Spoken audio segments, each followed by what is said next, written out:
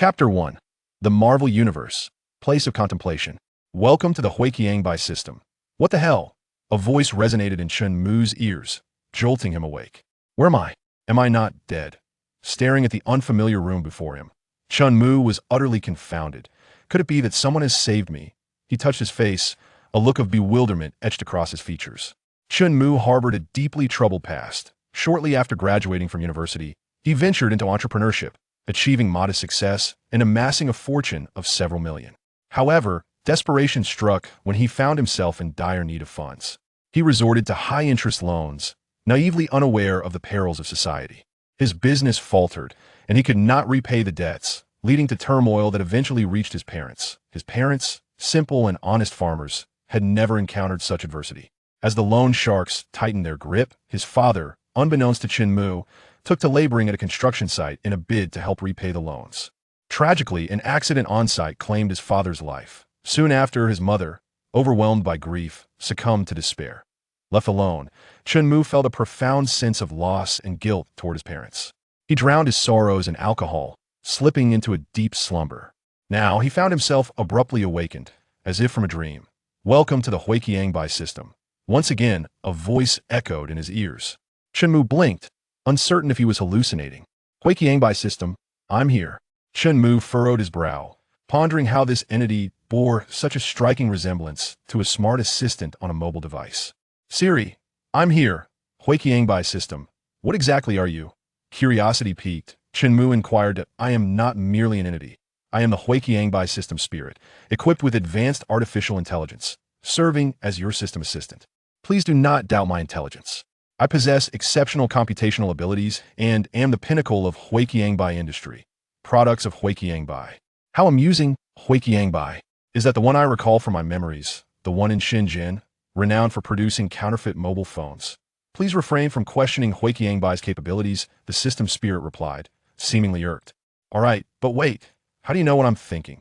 Chen Mu suddenly recalled that his grievances about Huiqiangbai were merely thoughts and had never been vocalized. How could this system spirit possibly know? Moreover, he had yet to see the system spirit manifest anywhere. To an outsider, Chen Mu would appear as if he were conversing with himself. The Huiqiangbai system reside within your exclusive space, allowing you to communicate with me directly through thought. The system spirit's voice continued. Our exchange transcends mere words. It occurs at a soul level. Additionally, your concerns are unwarranted. As long as you do not wish for me to comprehend your thoughts, I will remain oblivious. Ah, I see. Chen Mu let out a sigh of relief, yet curiosity consumed him. Where am I now? Also, wasn't I intoxicated? How did I end up here? Though astonished by the notion of a soul-level exchange with the system spirit, Chen Mu felt no fear. One who had faced death was unlikely to dread the potential pitfalls of this. System, this is Huaxia, but not the Huaxia of your previous world. The system spirit elucidated. You are now in the Marvel Cinematic Universe. You have not perished. Rather, your essence has merged with another version of yourself in this realm. The Marvel Cinematic Universe? At this revelation, Chen Mu could no longer contain his astonishment. Was this the world teeming with superheroes and aliens? But isn't this world fictional? Furthermore, what does merging with another version of myself entail? In this world, you also exist. However, due to a recent near-drowning incident, your soul fused with another version of you in a moment of peril. Another me. Chen Mu paused, regaining his composure as a flood of memories surged within him. Ah, this body belonged to Chen Mu as well, yet it was entirely different from the original. While their appearances and personalities mirrored one another, their backgrounds and life experiences diverged significantly. In this realm, Chen Mu was a scion of wealth. His parents were entrepreneurs rather than farmers. His family operated a factory producing electronic components, small appliances, and even electric toys. With the factory's success, the family enjoyed considerable affluence, and this version of Chen Mu had never faced hardship. Recently, while strolling along the beach, he witnessed someone drowning and selflessly jumped into the water to save them. Forgetting the most crucial detail, he could not swim. Fortunately, the person in distress was rescued, and though it caused some complications, Chen Mu was also saved. He had remained in a coma until now, at which point the essence of the other Chen Mu fused with his own. Rescuing someone while neglecting to remember he couldn't swim? How foolish could one be? So, the world I inhabit is suddenly a cinematic universe.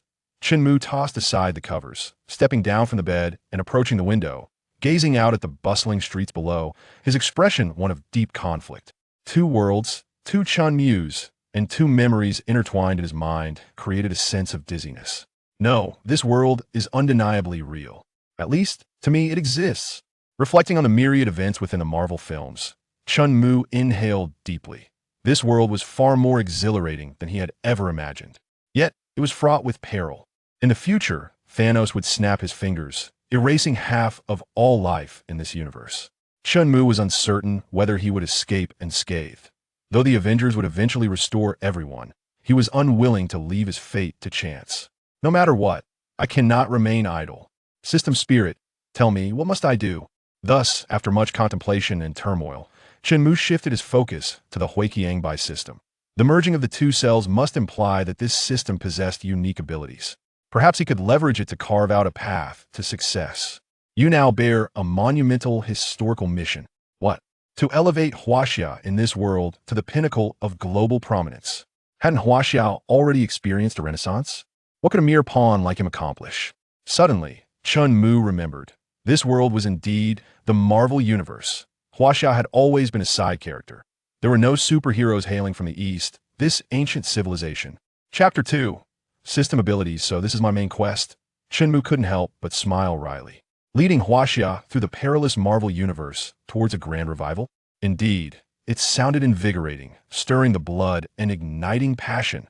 Yet the task at hand seemed insurmountable, daunting beyond belief. It was more challenging than simply becoming a superhero. Indeed, this is the singular purpose of the QilinArmor's system. The system sprite declared calmly that to elevate Huaxia from all worlds to the pinnacle of existence. By the way, is there any punishment for failing the task? Despite feeling a surge of enthusiasm from the sprite's words, Mu felt compelled to inquire. Would there be severe consequences if he were to fail? Rest assured, the system will not coerce the master into any action, nor does it possess the authority to impose any punishment. Well, that's a relief. So, even if he chose to forego the task, he could lead a tranquil life without repercussions. As long as you do not feel guilt, there are no issues.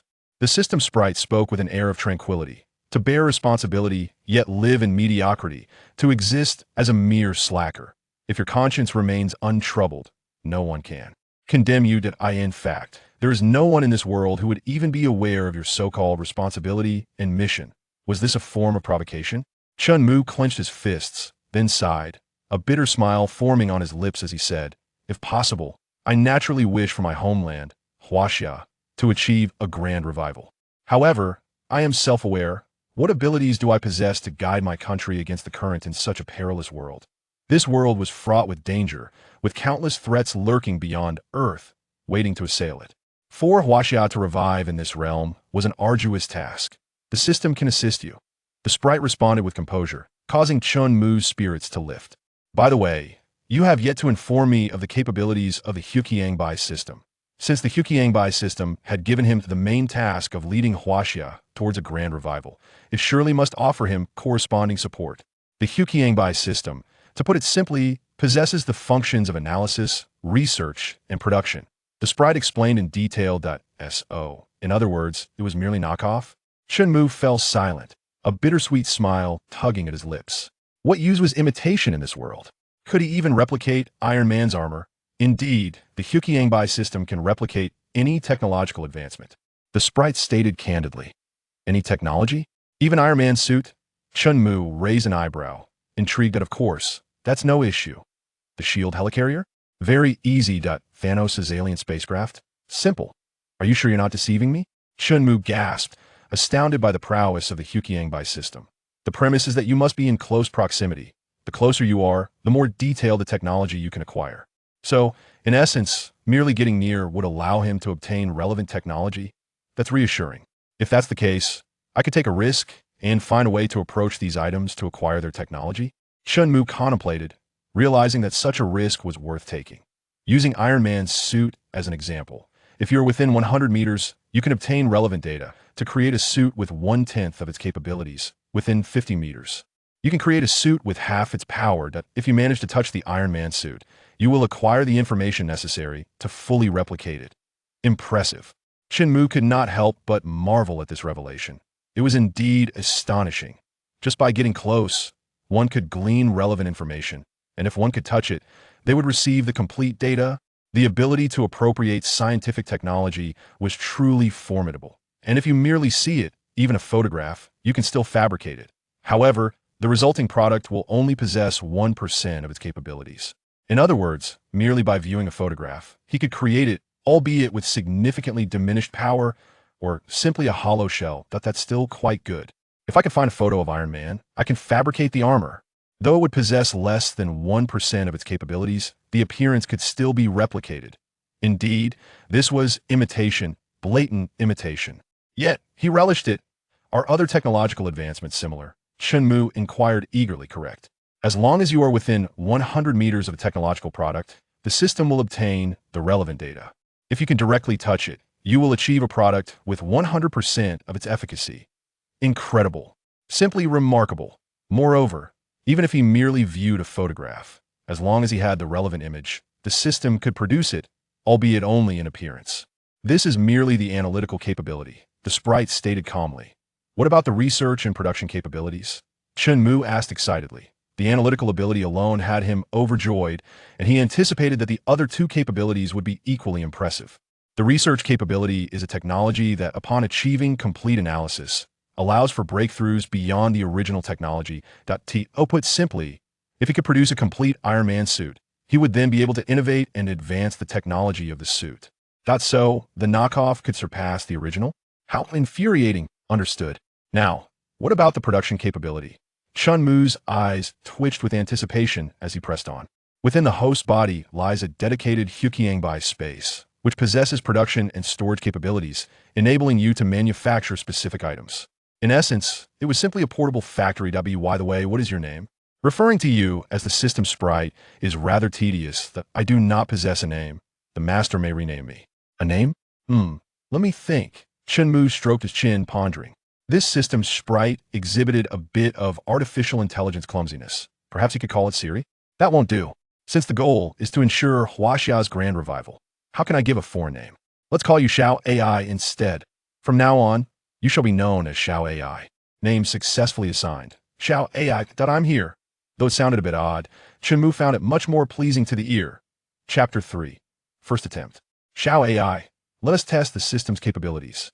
Dressed and ready, Chunmu surveyed his room, eager to experiment with the prowess of the QilinArmor's system. The phone should be fine, right? Initiating scan, acquiring technology. As he held the phone in his hand, a progress bar appeared before him, visible only to his eyes, rapidly charging. 1, 11, 21. Before long, it reached a remarkable 100%. After all, this smartphone was in the hands of Chunmu, which naturally meant it had been touched. The iPhone 11 Pro, the level of technological acquisition, was flawless. The comprehensive data regarding the iPhone 11 Pro has been fully analyzed and is ready for production at any moment, Xiao AI stated calmly, leaving Chunmu feeling somewhat incredulous. In less than a minute, this latest smartphone's technology had been entirely deciphered. It was truly astonishing. Production. Chunmu swallowed hard and commanded, proceed. Understood. Please select the manufacturing options. You may monitor the production progress at any time. Before Chunmu appeared a series of options related to the production of the smartphone, encompassing colors, materials, and a myriad of other choices that left him somewhat dazzled. Modifications. Proceed with the original version, he instructed, as his interest in the production of this iPhone was minimal. He merely wished to witness the manufacturing capacity of Huachongbei. As you wish, Xiao AI responded, falling silent thereafter. Typically, Xiao AI would not appear unless Chunmu called upon it or posed a question. Check progress. Upon uttering this command, another interface materialized before Chunmu, displaying the production progress of the smartphone. 1, 2. How swift! Chunmu exclaimed, astonished. At this rate, producing this smartphone might take less than a minute. Is QilinArmor's manufacturing capability truly this formidable? Chunmu mused, struggling to believe it. The speed of the system's production is directly related to the product. Simpler items are produced at a faster pace, Xiao AI elucidated. However, your production space can only manufacture one item at a time. Relying solely on this space will not suffice for the great rejuvenation of China. No matter how impressive the production space, it alone could not achieve such a monumental goal. Thus, I need to construct numerous production lines in the real world. Chenmu nodded thoughtfully, recognizing the truth in this. Production complete. Would you like to extract? As he conversed with Xiao AI, the progress bar had already filled to completion, bringing Chenmu back to reality. So fast. Chenmu marveled. Extract. With that command, a brand new iPhone 11 Pro materialized before him. In a mere 2 minutes, the QilinArmor's system had replicated the iPhone, and astonishingly, even as a knockoff, it was indistinguishable from the original. Moreover, beyond merely replicating a smartphone, Chenmu had also acquired all the technical data pertaining to this iPhone 11 Pro. Impressive, my QilinArmor. As he powered on the knockoff smartphone, Chenmu discovered that this new device was utterly indistinguishable from the genuine article. Equally smooth, equally user-friendly, and even the operating system was the authentic iOS. Relevant data can be exported for production by other factories, Xiao AI stated calmly. Yet Chenmu felt a pang of conflict. The capabilities of QilinArmor were nothing short of extraordinary. If patents were not a concern, he could drive any tech company in the world to bankruptcy. However, merely creating knockoffs is futile. It would bring a multitude of troubles without yielding any substantial success. Thus, should we conduct technological research on the iPhone? Xiao AI inquired. Of course. Chenmu nodded, possessing all the information on the most advanced smartphones available, yet recognizing that this alone was not a viable path to profits. Hence, pursuing technological breakthroughs was indeed imperative. Understood. Another progress bar appeared, indicating research in progress. However, this time, the speed was considerably slower, showing 1 and remaining unchanged for quite some time. Interesting, research, analysis, and production could occur simultaneously. Indeed, but each function can only operate on one task at a time. Very well, continue with the analysis. Nodding, Chenmu shifted his attention to other items in his room. The iMac, a laser television, an air conditioner, and even smart lights were all systematically analyzed by Chenmu.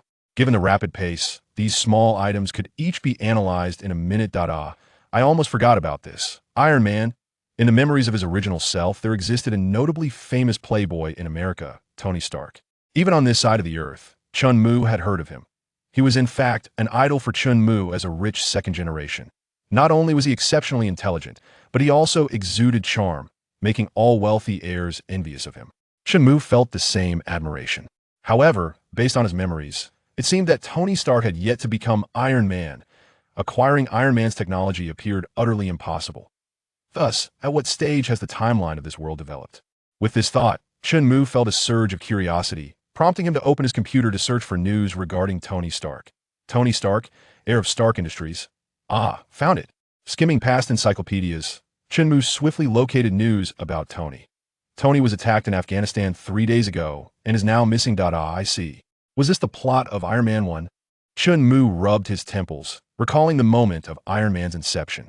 During a week of captivity, Tony underwent a transformation from a playboy to a superhero. This experience was undoubtedly essential. Forget it. What concern is it of mine? Since Iron Man has yet to emerge, there is no need for me to monitor him.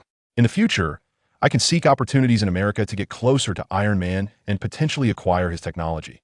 As for now, observing the research progress bar finally reached 2, Chenmu raised an eyebrow. For the time being, he needed to develop his own strength during this interval. Having a small factory at home could indeed be a resource he could utilize effectively.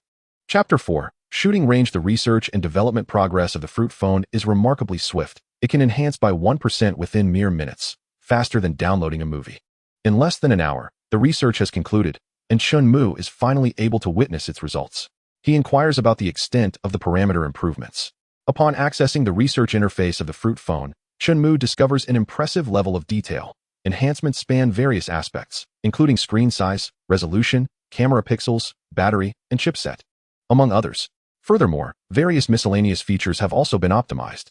Most importantly, modifications to its exterior design are now possible, effectively eliminating any potential complaints regarding imitation products. With a unique appearance and superior technology, how could anyone still dare to claim that others are imitating them? However, Chenmu is not inclined to produce smartphones or become a phone manufacturer.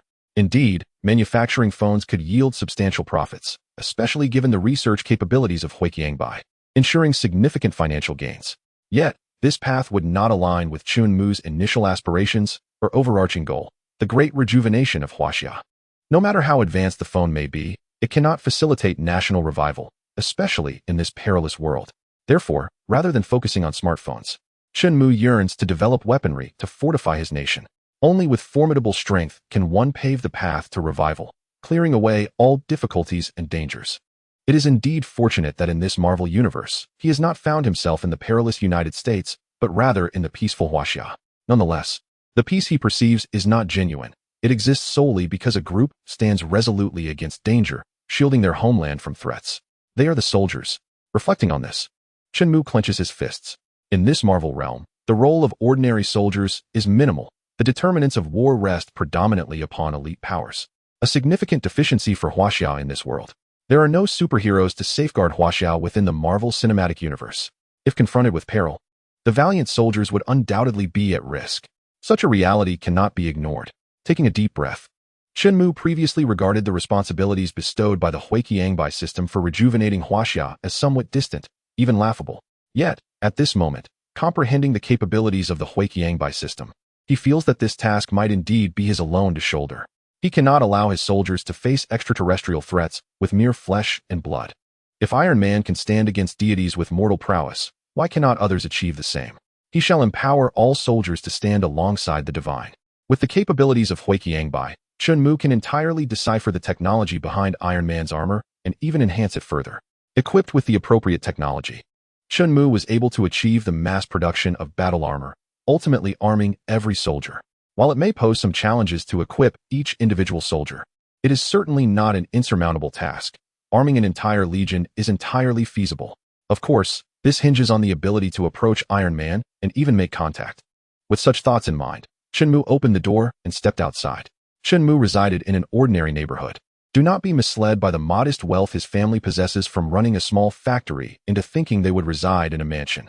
In truth, his parents were exceedingly frugal, and their home was merely a humble apartment in a simple community, characterized by its low profile. Upon entering his car, Chen Mu instinctively touched his nose and activated the capabilities of the QilinArmor's system, beginning to analyze the vehicle he was seated in. It was an ordinary sedan, yet it harbored a significant level of technological sophistication. Notably, its engine surpassed that of many domestic automotive manufacturers. I remember there is a shooting range in the suburbs. The shooting range was indeed his destination. In this world of Huaxia, firearms were similarly prohibited, and for Chen Mu, the only place to encounter real guns was here. His objective on this occasion was to obtain specific data on firearms, allowing him to implement improvements and technological breakthroughs. Of course, the allure of producing firearms was not particularly strong for Chen Mu. He had no desire to engage in smuggling. As a law-abiding citizen, his intent in acquiring firearms data was not for production but primarily for research purposes, aiming to enhance the functionalities of firearms, thus equipping soldiers with superior weaponry. Only with better armaments could the protection of innocent civilians be assured. In contrast to Tony's approach, who had willingly abandoned his arms business, Chen Mu aspired to become an arms dealer. In his view, only through the development of more advanced weaponry could he better safeguard his nation. Advanced firearms were merely the first step for Chen Mu. After a half-hour drive, he finally arrived at the shooting range in the suburbs, a rather secluded location due to the loud sounds of gunfire, ensuring that it wouldn't disturb other citizens. Many enthusiasts of firearms would come here to indulge in their passion. In Huaxia, only licensed shooting ranges offered the chance to experience the thrill of firing a weapon. Throughout the journey, Chen Mu had thoroughly analyzed the technology of his car, even deciphering the specifications of several vehicles traveling in the same direction. I've always wanted a Porsche, but my parents won't allow it. After parking, Chen Mu gazed at a sports car parked nearby, chuckling to himself. Fortuitously, this vehicle shared the same destination as Chen Mu. During their journey, Chen Mu had already conducted an analysis of the car, achieving an impressive comprehension level exceeding 90%, enabling him to commence production at any moment. However, 90% still constituted mere imitation. It was a counterfeit product, one that Chen Mu scorned. He merely required the final step, a mere touch, to acquire complete technical mastery, potentially even surpassing existing limitations to enhance the performance of the vehicles he could produce. Upon halting the vehicle, Chen Mu strolled past the Porsche in the parking lot, casually brushing his hand against it. To the casual observer, nothing transpired, yet within his perception, the analysis level surged from 99 to 100. This indicated that Chen Mu could now utilize the QilinArmor's system to fabricate an identical sports car with ease. Don't touch it. Can you afford the damages if you scratch it? At that moment, a woman descended from the Porsche, casting a fierce glare at Chen Mu, unleashing a torrent of vitriol. You, driving a beggar's car, dare to lay hands on mine. Chen Mu, unfazed, rolled his eyes at the woman, who appeared to be in her 40s but was dressed quite fashionably, yet her boisterous demeanor was unexpected. Fool, he muttered under his breath, intending to avoid further confrontation and turning to leave. Who are you calling foolish? The woman, possessing keen hearing, caught his mutter, her fury igniting as she strode toward him, her aggressive demeanor palpable. Repeat that. Such a request was indeed amusing to Chen Mu, who obliged her by repeating, foolish child. The woman, incensed to the point of rage, raised her hand, intending to slap Chen Mu. Are you seeking death? With a deft movement, Chen Mu evaded her strike and retaliated with a swift slap. Knocking her hat, ask you, you dare strike me? Clearly taken aback by the assault, the woman trembled as she pointed an accusatory finger at Chen Mu, exclaiming, my husband is the police chief. You have the audacity to hit me. Madwoman, Chen Mu scoffed, recognizing the chaos that often unfolded in the Marvel Universe. The loss of a few lives was hardly surprising. Fortunately, this woman thrived in the peaceful realm of China. Had she been in America, her brazen behavior would likely have resulted in dire consequences long ago. You. Watching Chen Mu depart, the woman's face contorted with resentment. Unable to swallow her humiliation after being struck, she retrieved her phone and began dialing. Meanwhile, Chen Mu paid her no further heed and entered the shooting range, finding the firearms there far more captivating than the antics of that foolish woman. It is utterly repulsive. One cannot fathom the amount of makeup plastered on one's face. As Chen Mu wiped the foundation off his hands with a tissue, he couldn't help but express his disgust. After completing the payment, he arrived at the shooting range, where a dedicated instructor was present to guide him through the use of firearms, primarily for safety reasons. In China, private ownership of firearms is prohibited, so those who visit shooting ranges generally do so merely for the thrill. However, it cannot be ruled out that some oblivious individuals might attempt to sneak away with a weapon. The instructor's main role was to impart knowledge on firearm usage. As most citizens struggle to even locate the safety on a gun, how could they possibly fire one? Thus, a burly man accompanied Chen Mu, serving as his coach. Young man, with so many firearms, once you exhaust your ammunition, your hands will likely be sore, the instructor, Mao Gang, remarked, observing the array of weapons lined up behind Chen Mu. On the table behind him lay a neat row of firearms, predominantly from Europe and America, M4S, M16S, AKs, as well as P92S and revolvers, over a dozen guns and hundreds of rounds of ammunition. Given the significant recoil of these weapons, it would be surprising if an ordinary person finished shooting without feeling discomfort. It's fine. It's just for the thrill, Chen Mu responded nonchalantly, his eyes gleaming with excitement as he beheld the various firearms. Do as you wish. Which gun would you like to try first? Mao Gang, recognizing that those who have paid are akin to gods, was indifferent, having already provided the necessary information. If any issues arose, they would not be his responsibility. I'll take that AK. It's commonly used in games, Chen Mu declared, pointing to the classic firearm at the end of the line. Very well, this is the bolt. Before firing, Chen Mu's primary objective in shooting was not merely for enjoyment, but to grasp the technical aspects of these firearms. Though he could analyze them from a distance, the final products would inevitably lack some power. Essentially, they would be inferior replicas. Although Chen Mu had acquired the QilinArmor's system, it did not imply he intended to pursue a counterfeit path. His aim had always been excellence. If production was to occur, it must yield superior results, surpassing the originals. Thus, his visit to the shooting range was to gain first-hand experience with these weapons. Once fully analyzed, he could embark on development to enhance their performance. As for the imposing figure beside him, Chen Mu paid him no mind, eagerly commencing his shooting session under Mao Gang's guidance. The analysis progressed swiftly, and the production phase was equally efficient. Hundreds of rounds were expended in a relatively short time, and Chen Mu successfully completed the analysis of all the firearms, even managing to take advantage of the system to produce 2 guns, which he stored in his warehouse. Speaking of which, the production space of the QilinArmor's system is indeed remarkably powerful. Not only does it allow for the creation of objects without consuming any materials, but its storage capacity is equally impressive, permitting the unlimited storage of self-manufactured items. While Chen Mu was engaged in shooting, he also activated the production line of QilinArmor. And now, a SCAR and an M4 lay quietly in his personal space. Concurrently, in the realm of research, Chen Mu was also conducting scientific upgrades on the M4. All right, let us take a good rest, said Mu Gang after finishing the ammunition. He was somewhat astonished to witness someone who truly seemed unafraid of hand pain. Your hands must be quite sore. It's best to take a break. There's a rest area over there. Go and have something to drink. Observing Chen Mu still shaking his hands, Mu Gang chuckled. I'll tidy up here. You can head over there directly. Thank you. Indeed. Chun Mu felt that his hands were somewhat weak, especially his right hand, which exhibited noticeable swelling. He nodded, acknowledging that in this condition, driving was ill-advised, and thus made his way toward the rest area. Ultimately, it came down to the fact that his physique was too frail. Too frail? By the way, Xiao AI, can the system produce Captain America's super soldier serum? Contemplating the issue of his physical condition, Chun Mu couldn't help but inquire out of curiosity. There is no technological item that Hui Qiangbai cannot produce. Xiao AI asserted confidently, her tone brimming with pride.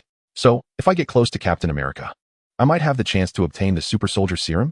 Upon hearing this, Chun Mu's eyes brightened at the thought of the Marvel figure known as Captain America. Chapter 6. The factory at home before using the serum. Captain America, also known as Steve Rogers, was quite frail. The existence of the super soldier serum brought about a transformative change in his physical prowess. If the Hui Qiangbai system could indeed produce the super soldier serum, then Chun Mu could enhance his own physique. Moreover, he could even create a legion akin to Captain America. Wait, in Huaxia, he shouldn't be called Captain America. He should be referred to as Captain Huaxia. According to Huaxia's naming conventions, a grand character should be included to emphasize its uniqueness. For instance, Guijing is known as Guidaxia, and Yanghua as Shundiao. The addition of De adds a sense of grandeur. Therefore, in Huaxia, Iron Man shouldn't just be Iron Man. He should be called Iron Daxia, and Captain Huaxia should rightfully be titled Captain Huaxia Dajuan. Setting aside these fanciful thoughts, Chun Mu quietly sipped tea, nursing the injury to his right hand while observing the progress bar of the Hui Qiangbai space. After an hour, the optimization of the M4 was finally completed. The exterior can be modified without compromising performance, and such alterations inherently eliminate the woes of imitation.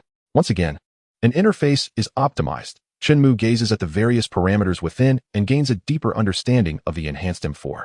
The range and rate of fire have significantly improved, along with substantial increases in stability. Even the specifications of the ammunition have undergone changes, coupled with modifications to its appearance, with a few more adjustments. This clearly transforms into an entirely new firearm. The detailed technical specifications of this weapon are entirely exportable, not limited to production solely by Chun Mu's Hui Qiangbai assembly line. Any military factory could produce this firearm upon request. The modified M4 possesses a formidable power, far surpassing that of its original counterpart. Clearly, testing the weapon here is not feasible. However, a secluded location would suffice. Surveying his surroundings, Chun Mu felt a tinge of regret. His warehouse already housed two firearms, an AK and a SCAR, alongside an upgraded M4 currently in production. Yet, it was evident that this place was unsuitable for him to test weapons. Not only are there cameras everywhere, but also, he would struggle to explain the origins of his firearms. Alas, the situation in America is markedly different. Possessing an additional firearm there seems to provoke little concern. Of course, this is merely a notion, for due to rampant gun violence, the United States has encountered numerous issues. And in terms of societal safety, they cannot compete with Huaxia. It is time to depart. Regrettably, there are no throwable weapons, such as grenades, at his disposal.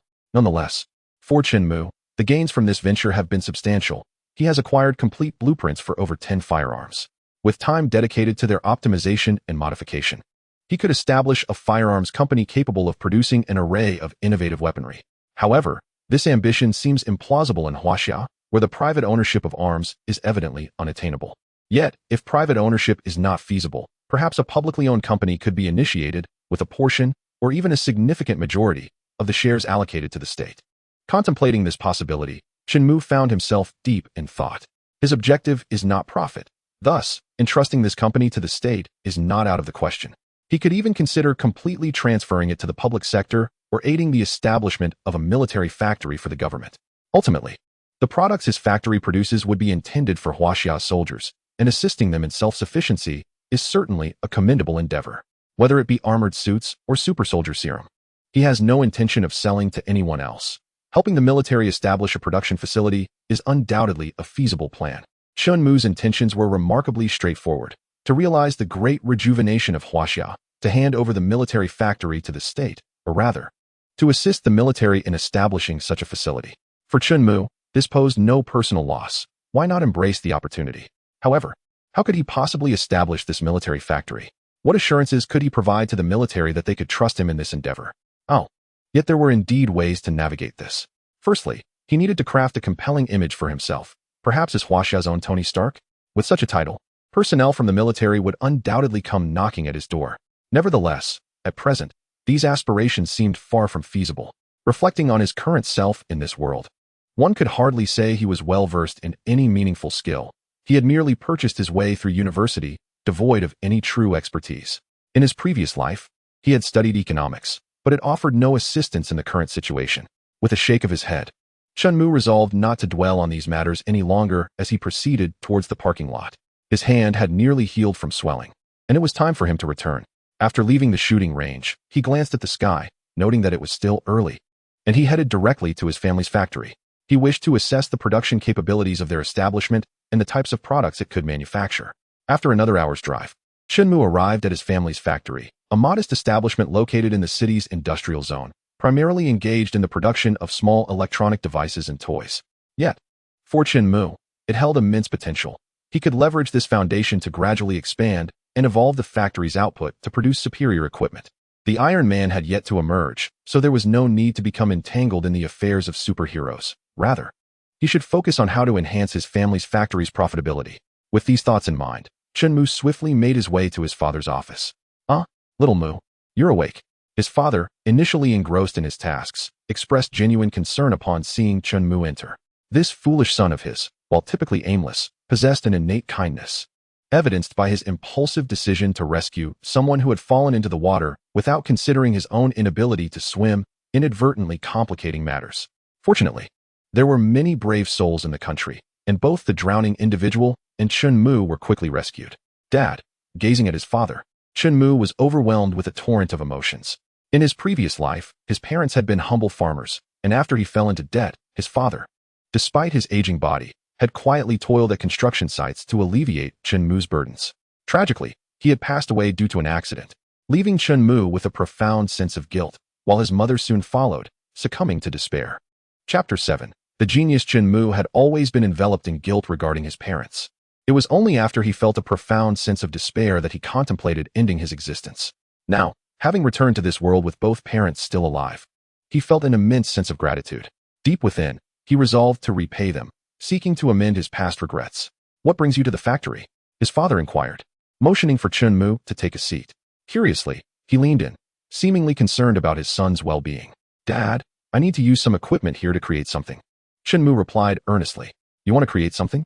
His father looked at him with a bemused expression, instinctively reaching to check his forehead, suspecting that his foolish son might be unwell.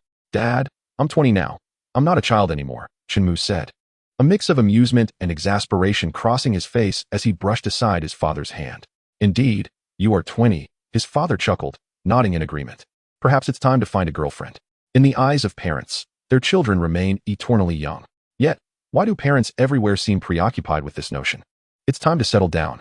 I've designed a blueprint and wish to bring it to fruition," Chunmu stated, his conscience momentarily wavering. You've designed a blueprint?" This time, it was his father's turn to be speechless. He was all too aware of his son's capabilities. From a young age, Chunmu had shown little promise and preferred leisure over diligence. Were it not for their relatively comfortable circumstances, he might have found himself lost in the streets long ago. And now, he claimed to have designed a blueprint? Perhaps it was merely a plan for a paper airplane. A toy gun, Chunmu decided to demonstrate his intentions. He produced a USB drive and placed it on his father's desk. The toy gun was, in fact, an enhanced version of the M4 rifle, reimagined through Chunmu's innovative research. The material had been transformed from metal alloy to plastic, with the ammunition also crafted from plastic, relying on a spring mechanism at the base of the bullet to generate kinetic energy for propulsion. Aside from these modifications, it bore a striking resemblance to actual firearms. Thus, the plastic weapon could indeed be classified as a toy. "Interesting," his father remarked with a smile, though he did not take it too seriously. However, curiosity piqued. He inserted the USB into the computer to review its contents. "Wow, this actually looks quite impressive," he exclaimed as he opened the files on the USB. Inside were a plethora of detailed design blueprints, meticulously outlining every component in great detail. His father was astonished. When had his son developed such patience? Merely creating a toy gun would require only a handful of simple parts. Yet here was Chunmu, presenting dozens, if not hundreds, of components. Was such complexity truly necessary? The father could not help but express his incredulity, though he remained secretly astonished. "This isn't a real firearm. You certainly do not require such an abundance of components. In fact, All you need are the barrel, stock, magazine, and firing mechanism. As for the ammunition, there is no necessity for specially crafted bullets. Standard plastic spheres would suffice.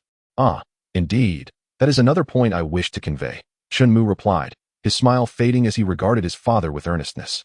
The latter, sensing a shift in the atmosphere, adopted a more solemn demeanor. Recently, I perused several volumes on firearm disassembly at the library, and, after some contemplation, I endeavored to create a design blueprint for a firearm. I believe I have nearly perfected it, and would like to construct a prototype to test my abilities. So, you are indeed crafting a real firearm? The father inhaled sharply, cautiously surveying their surroundings. Once assured of their privacy, he whispered, "Do you comprehend the implications of this? In Huaxia, such actions could lead to imprisonment. I am aware of the risks. However, this is merely a plastic toy gun, not intended for sale. I simply wish to utilize the factory's equipment to create one for personal assessment of my aptitude in this domain. Setting aside other considerations, the mere fact that you have produced such a meticulous design already demonstrates your talent. The factory's equipment could also process metal components, so even metallic parts would not pose a significant challenge." The father clenched his jaw, inhaled deeply, and stated, "You may use the equipment, but these components must be fabricated in no fewer than 10 separate batches to be assembled here in the end. The existence of this design blueprint must remain a secret.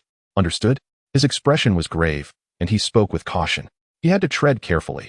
If this matter were to be exposed, it could land his foolish son behind bars. Yet, if it was his own son fervently seeking to validate himself, he felt compelled to offer support. Moreover, he found himself intrigued by Chunmu's firearm design. "Truly, this seems unnecessary." Chunmu chuckled lightly, gazing earnestly at his father. "The factory isn't evading taxes, is it? Our family is comprised of law-abiding citizens, correct? I have merely devised a design. I harbor no intentions of malevolence, so why the excessive caution? I am not selling the design, nor am I seeking profit or intending to manufacture firearms for sale. I am at ease. What is there to fear? Furthermore, if this creation proves useful, I could always donate it to the government in exchange for a commendation. At the very least, I would gain recognition as a designer of talent. To discern a viable firearm from merely a few books, does that not qualify as genius? And the title of genius is precisely what Chunmu desperately seeks. Only by being recognized as such can he engage in dialogue with the government and have the opportunity to connect with the illustrious Tony Stark. Only a genius has the right to assist the military in establishing an armory. Let us give this a try." Upon hearing Chunmu's words, the father found them quite reasonable. They had neither evaded taxes nor engaged in bribery. They conducted their business with honesty and integrity, having committed no morally questionable acts. What, then, was there to fear? Moreover, as Chunmu had asserted, if the firearms he designed proved satisfactory, it would indeed validate the fact that his son was a genius, a matter of great significance. Gaining recognition and commendation from the government, even if his university diploma was purchased, would still attest to his son's genuine talent and knowledge. Such accomplishments could not be learned within the confines of a university. Furthermore, if his son remained unfazed, why should he conceal it? At worst, they could submit it to the state, which would reflect positively on his son's reputation. As a father, his hope was not merely for Chunmu to amass wealth, but to achieve success. If his son could contribute to the nation, regardless of the magnitude of that contribution, he would take immense pride in it. Chapter 8. Crafting Firearms. All right. Your Uncle Zhang just happens to be visiting these days. I'll invite him to dinner tomorrow. If your creation proves useful, I can have him connect with the military. After pondering for a considerable time, the father remarked thus. The Uncle Zhang he referred to was a classmate of his, who had served in the military and was now doing quite well, holding a position as a senior officer within the military establishment. The father could not provide any direct assistance regarding military industry matters, but he could reach out to this old friend. We will produce the item now, and tomorrow, I will hand it over to your Uncle Zhang to take back to the military for testing. If the firearm is indeed functional, it could be officially submitted, thus clearing any potential entanglements. You, in turn, could finally receive a banner of commendation. At this point, the father chuckled, as he felt that other repercussions were not his concern. As long as they cooperated with the government's arrangements, there would be no issues. Their family had always adhered to the law, leaving them with little to worry about. Fine, all I desire is to be recognized as a genius. Chunmu nodded in agreement. It seemed he had been an underachiever for so long that he was eager to prove his worth. The father remained silent, meticulously disassembling the various design blueprints into distinct components, scrambling them into 10 parts, each stored within separate USB drives. Stay here for a while. I will arrange for the parts to be made. Don't cause any trouble, he said, rolling his eyes in exasperation. Yet, in his heart, he harbored significant doubts. Chen Mu's designs might not be feasible after all. However, the meticulous nature of the designs had genuinely surprised him, compelling him to entertain a degree of belief. No problem. I shall take my leave now. Additionally, when you hand over the items to Uncle Chen tomorrow, do not forget to inform him that the materials used in this factory result in firearms that are undoubtedly lacking in power. Only firearms crafted from specialized high-grade steel will exhibit superior performance. To put it plainly, there is a certain disdain for the factory's materials. While it is true that the production of firearms can be adequately accomplished using machines of average precision, the quality of the gun's material remains a significant issue. The ordinary materials available at the factory fall short of meeting the demands for enhancing the M4, inevitably leading to a decrease in firepower. However, considering that these firearms have been optimized in Huiqiangbei, their potency is still not significantly inferior to that of standard firearms. Take, for instance, the domestic Type 95 rifle. It cannot be claimed to surpass this one. Are you disparaging my factory? Upon hearing this, my father's face darkened with anger, his eyes blazing. In reality, the structure of firearms is not particularly complex. It is far simpler than that of electronic products such as mobile phones and computers. Except for certain high-tech weaponry, the construction of basic firearms is quite straightforward. With a stamping machine and some older firearm designs, one could easily fabricate such weapons. The AK series, for example, is renowned for its simple structure and ease of manufacture. Naturally, the prerequisite for creating these weapons is having comprehensive blueprints, with detailed schematics. The task is not arduous. Recently, I heard that blueprints for 3D printed plastic guns circulated online, allowing even some ordinary individuals to produce a firearm using a household 3D printer. Despite being made of plastic, it possesses all the necessary components of a firearm, and when loaded with live ammunition, its firepower is comparable to that of many conventional handguns, sparking considerable discussion abroad. Fortunately, due to the presence of content filters in domestic networks, these designs have been largely suppressed, with only a few enthusiasts managing to download them from overseas. Consequently, 3D printed firearms have not gained widespread traction within the country. This illustrates that the crafting of firearms is not overly challenging. Although my father's factory is not particularly large, it is well equipped with the necessary machinery to produce various firearm components. Thus, there are no significant obstacles to manufacturing. However, as Chunmu mentioned, there is a disparity in materials, which primarily affects the firearm's longevity, weight, and handling feel, but poses no other major concerns.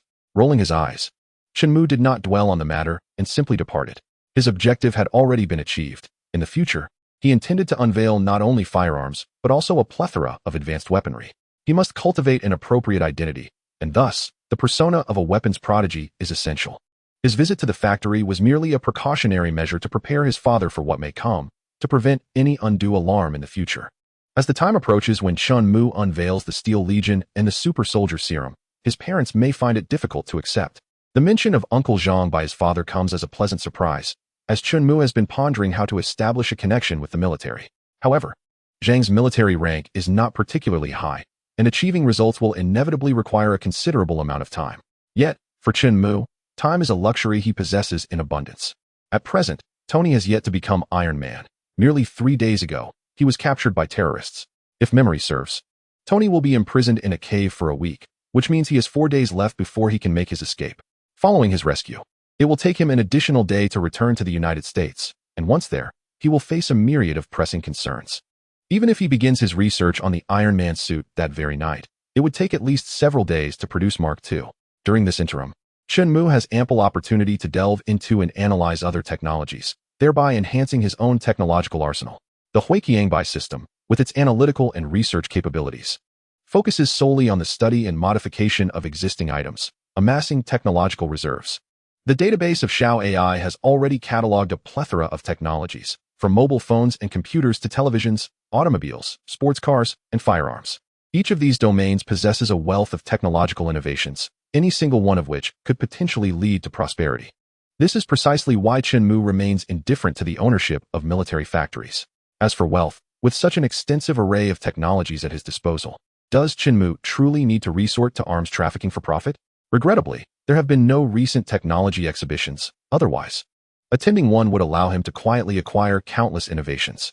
Chapter 9. The Ambush Xiao AI. Can the technologies in your database be applied elsewhere?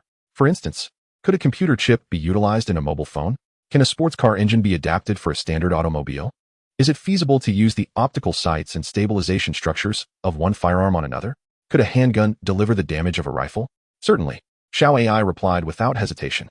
This is the foundational capability of QilinArmor's production, allowing different technologies to converge within a single product and distill their essence to create the most exceptional items.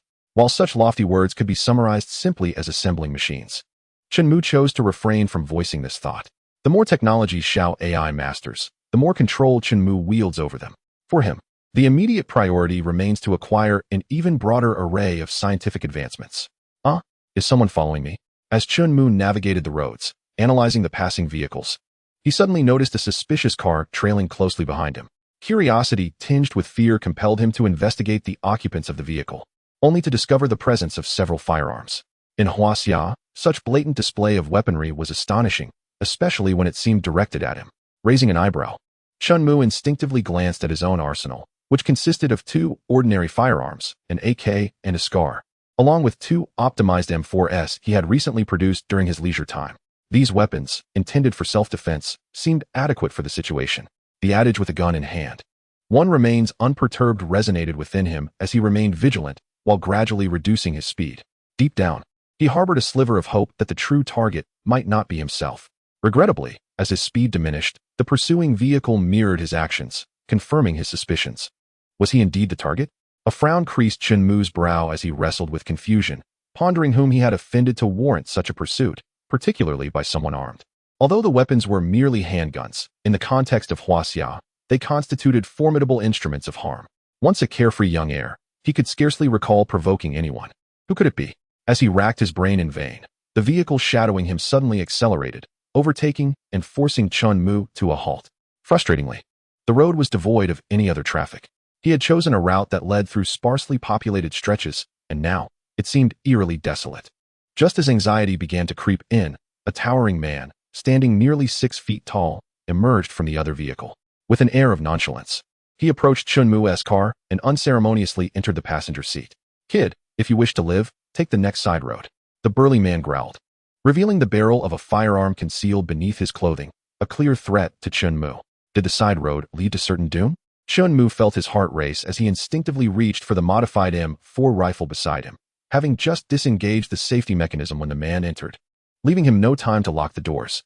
"Let us talk this through, big guy. Who are you?" Chen Mu attempted to stall, hoping to catch his adversary off guard for a chance to resist. Admittedly, aside from his previous experiences at the shooting range, he had never handled a firearm before, which explained his initial hesitation to draw his weapon. Yet now, faced with imminent danger, he found himself relying solely on the gun in his possession. "There is nothing to be concerned about. It is merely that someone is paid to teach you a lesson," the burly man chuckled, although his smile bore an unsettling quality. "Fear not, young man. As long as you cooperate to some extent, I shall not take your life." Indeed, in China, acquiring ammunition is no simple task, and he certainly would not waste bullets on Chen Mu. This was no lie. He was indeed merely seeking some extra income, intending only to give Chen Mu a lesson. Of course, even a lesson does not imply sparing his life. It necessitates breaking his hands and, while at it, robbing him, a task he had performed numerous times before. All right. Chen Mu appeared somewhat intimidated, trembling as he placed his hands on the steering wheel. Observing this, the burly man seemed to lower his guard, easing his weapon and casting a triumphant glance ahead, convinced that Chen Mu was merely meat on the chopping block, ripe for the slaughter. "Well then, you shall perish," Chen Mu inquired, noticing that the gun was no longer aimed at him. Taking a deep breath, he suddenly produced a firearm from his hand and fired directly at the burly man. The tremor in Chen Mu's hands prior was not born of fear, but rather the knowledge that he was about to take a life. He merely needed to seize the opportunity, utilizing the items from the warehouse at QilinArmor's, which could be readily accessed, allowing for a seamless counterattack. Indeed, when the moment arrived, Chen Mu wasted no time in firing his weapon. The rapid gunfire echoed through the air. Although the burly man attempted to react, it was far too late.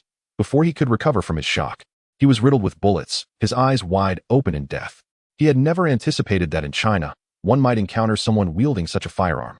This revelation left him more astonished than the sudden appearance of the gun in Chen Mu's hand. He truly died with his eyes open. There must be accomplices. Chen Mu dismissed the man's claims, refusing to believe that this was merely a lesson aimed at him. After eliminating this threat, he turned his gaze toward the vehicles ahead. The weapon in his hand was one he had hastily retrieved from the warehouse, distinct from the one he had previously set aside. Nevertheless, It too was an optimized and improved M4, powerful yet possessing minimal recoil. Gritting his teeth, Chun Mu reloaded, aimed at the car ahead, and unleashed a barrage of gunfire. The windows shattered, bullets perforating the vehicle, leaving behind a trail of pockmarked metal and shattered glass. Should any passers-by have been present, they would undoubtedly have been astonished by the unfolding chaos. A fierce gunfight occurring in a nation where firearms are prohibited. Surely they must be dead? After expending another magazine, Chun Mu finally opened the car door and cautiously stepped out, still approaching with vigilance. Chapter 10. Eradicating Evil. Bang. How infuriating. A gunshot rang out, startling Chun Mu, who fortunately felt the bullet was past him without inflicting harm. Instinctively, he crouched down and sought refuge behind a car. Damn it. Chun Mu's heart raced as he observed another man emerge from the driver's seat, brandishing a handgun, blood seeping from his wounds, a consequence of Chun Mu's earlier gunfire. It was precisely because the man had been hit that Chun Mu had narrowly escaped death. Die. Chun Mu's heart simmered with rage. He had nearly encountered the Grim Reaper, all while contemplating the grand mission of revitalizing Huaxia. He had come perilously close to failing before his endeavor even began. At this moment, his anger was palpable. That bastard. I never expected you to possess such heavy firepower. The descending man spoke with a fierce facade, one hand gripping the handgun while the other pressed against his abdomen, where a severe injury lay. Damn it. I didn't expect to encounter such resistance. You've run out of bullets. Haven to you? Come out. Bang.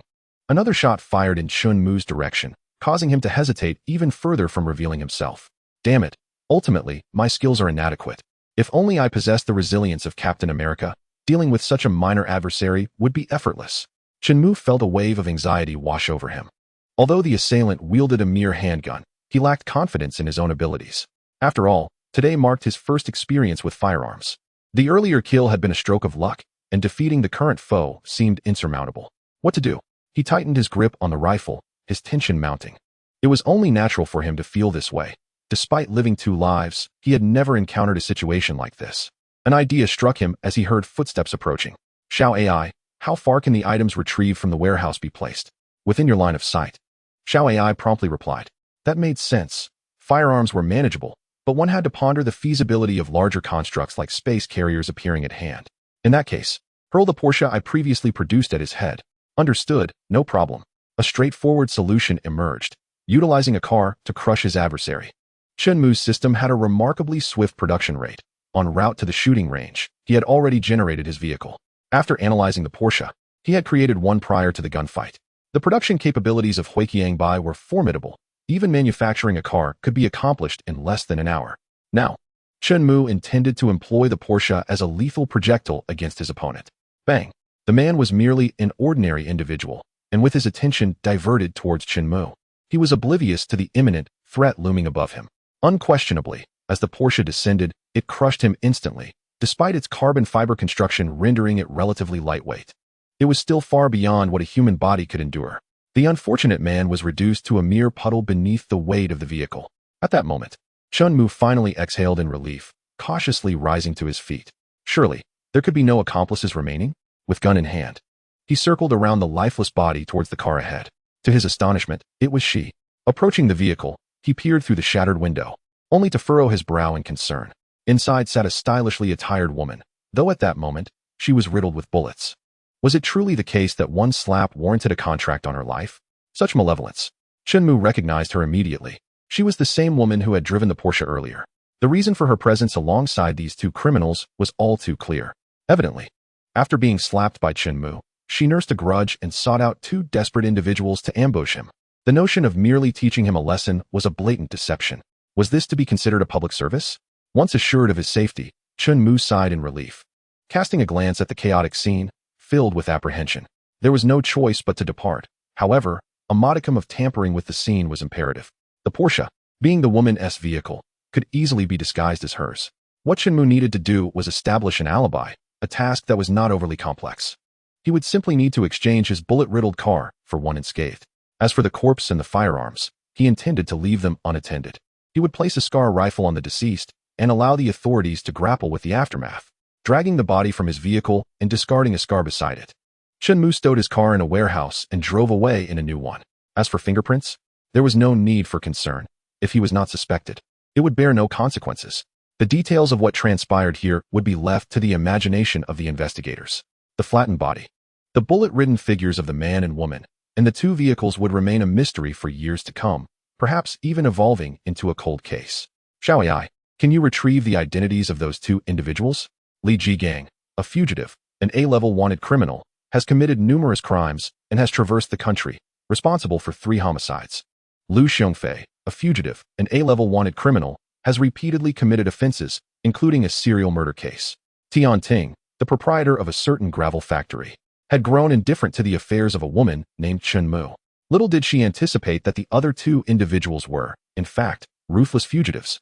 To be in the company of such notorious criminals, sharing the same vehicle, clearly indicated that this woman was not a virtuous character either. But alas, the matter had come to a close, and she chose to dismiss it from her mind. What occupied her thoughts now was how to discreetly dispose of the previous vehicle, which bore numerous bullet marks and bloodstains. Only by silently eliminating it could she extricate herself from suspicion. Moreover, the capabilities of the warehouse in Huiqiangbai revealed themselves to be an unexpected boon. Not to mention, the virtually limitless storage space proved to be exceedingly advantageous for Chen Mu, akin to having an immense repository at her disposal. The more she engaged with the Huiqiangbai system, the more astonished she became, wanting nothing more than to give a hearty thumbs up and exclaim, Huiqiangbai is remarkable. Chapter 11. The grandeur of Huiqiangbai. How might one gain access to advanced weaponry? Upon returning home, Chen Mu had already relegated her encounter with the wanted criminals to the recesses of her mind, becoming engrossed in this new dilemma. There were no forthcoming defense exhibitions or air shows, making the prospect of encountering high-end weaponry virtually impossible. In the domestic sphere, the only avenues to closely observe or interact with such cutting-edge armaments were through these events, but time was not on her side. Moreover, her ambition was not merely to replicate, but to study the Iron Man suit, rather than settle for conventional military hardware. Once Huiqiangbai successfully deciphered the Iron Man technology, Chen Mu was confident she could effortlessly forge an army of steel. Regrettably, the current timeline lingered in the year 2008, long before the birth of Iron Man, rendering the notion of a Steel Legion a distant dream. Furthermore, it was utterly humiliating to have been threatened by 2 ordinary individuals, thus reinforcing the necessity to enhance her physical capabilities. In her pursuit of bodily augmentation, she set her sights on Captain America's super soldier serum, which would elevate human physicality to its zenith. Naturally, the serum bore significant drawbacks. The adage of good men becoming better and bad men becoming worse resonated with her. Not considering herself a paragon of virtue, she found herself at a disadvantage compared to Captain America. Yet, one must not forget her possession of the Huiqiangbai system. Another formidable aspect of Huiqiangbai's capabilities lay in its scientific prowess, which enabled rapid optimization and improvement of various technologies. Any flaws or shortcomings would pose no challenge in her hands. However, if memory served correctly, Captain America remained entombed beneath the Arctic ice. Having first appeared during the timeline of the Avengers in 2012, that was still a full 4 years away. She could hardly wait that long. And what of the Hulk? The technology that enhances the human body brings to mind not only Captain America, but also another Avenger, the Hulk. The Hulk, originally known as Bruce Banner, underwent a transformation after being exposed to gamma rays during an experiment, granting him immense strength that escalates with his anger. Undoubtedly, this phenomenon can be classified as a form of biotechnology. Thus, dear AI, is it within the capabilities of Huiqiangbai to analyze and control the Hulk's abilities? There is no technology that can stump Huiqiangbai. Filled with confidence, AI asserted that while the Hulk is indeed challenging to manage, it is far from insurmountable for Huiqiangbai. This implies that upon encountering the Hulk, Huiqiangbai could decipher his technology and optimize it. Hearing this, Chen Mu was somewhat taken aback. Huiqiangbai truly possesses remarkable prowess, and the notion of controlling Hulk's technology seems almost unbelievable. Moreover, there are Spider-Man, Ant-Man, and Black Panther. In the Marvel Universe, the impoverished rely on mutations while the affluent depend on technology. Various mutations are, in fact, products of technological advancements. As long as Huiqiangbai engages with these individuals, it could flawlessly unravel their technologies. Spider-Man, Peter Parker, was transformed after being bitten by a radioactive spider, which is, incidentally, a creation of Osborn Industries. As for Ant-Man, his abilities stem from the PIM particles developed by Dr. Pym, which undoubtedly fall within the realm of technology that Huiqiangbai can effortlessly analyze. Furthermore, the effects of PIM particles extend beyond mere enlargement or reduction. They are crucial for time travel technology as well. Should Chen Mu acquire the technology behind PIM particles, the assistance it would provide would be beyond imagination. Regarding Black Panther, it seems that the entirety of Wakanda embodies advanced technology.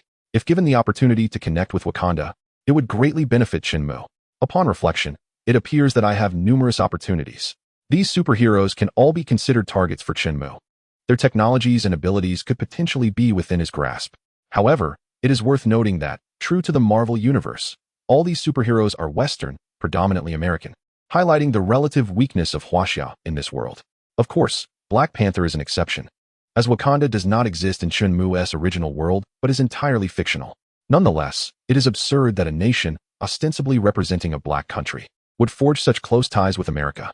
Let us not forget what was once the most popular commodity in America, African slaves. Even today, racial discrimination persists in America. Thus, the intimate collaboration between Wakanda and America is nothing short of ludicrous. At this moment, Shenmue felt an overwhelming sense of pressure and responsibility resting upon his shoulders. He finally comprehended that AI's mention of the mission to revive the great Chinese civilization was not unfounded. In this world, the great civilization of Huaxiao indeed requires a leader to guide it towards rejuvenation. Superheroes are predominantly American, and in a nation with merely 200 years of history. Why is it that my 5,000 years of Huaxiao lacks any superheroes? No, we may not have superheroes, but we certainly have our share of supervillains. This is nothing short of a slander against Huaxia. After a moment of contemplative silence, Shenmue suddenly opened his eyes. I shall lead Huaxia to the pinnacle of this world. The Americans take pride in Iron Man. Watch as I equip every soldier of Huaxiao with superior armored suits. They take honor in Captain America, the pinnacle of human enhancement. I will ensure that every soldier of Huaxiao possesses a physique that rivals that of Captain America. Moreover, Shenmue plans to empower all Huaxia citizens to stand tall and confidently declare that they are not inferior to these so-called superheroes. I aim to democratize the armored suits, making them as commonplace as automobiles and essential for every household in Huaxia. Do not doubt it. Our mighty Huiqiangbai possesses such capabilities. We shall analyze the technology, modify it, and reduce its costs to the utmost, transforming armored suits into affordable commodities. Furthermore, within our borders, weapon modules will not need to be installed, significantly lowering the expenses. The introduction of armored suits into countless homes should indeed avoid the installation of weapon modules, lest we encounter considerable complications. Of course, this is merely a temporary measure. If the need arises, they can be equipped at any time. When the time of war comes, these suits will be armed, truly achieving a state of total mobilization. When the alien forces invade, they shall be greeted by legions of Iron Men. I digress. Speaking of the Avengers, Shao AI. I am curious, can the Washinbai system analyze the magic utilized by Thor and Doctor Strange? In this world, magic and technology are fundamentally the same. Thus, it is indeed possible. This implies that Washinbai can replicate not only high-tech gadgets, but also magic itself. How impressive my Washinbai! Shenmue was at a loss for words. Once more awed by the capabilities of Washinbai. At this moment, all his thoughts coalesced into a single phrase. Washinbai is remarkable. Chapter 12. Hammer Industries is set to hold a defense exhibition in 2 days? Hammer Industries? Wait. ISNT that the arms manufacturer that can rival Stark Industries and Iron Man 2? Of course, Hammer Industries pales in comparison to Stark Industries. The disparity between their leaders is astronomical. Justin Hammer is significantly inferior to Tony Stark. Although he has developed some commendable equipment, it seems to render him a mere joke in the presence of Iron Man. It appears that the Iron Patriot, also known as War Machine, is primarily a modification from Hammer Industries, is it not?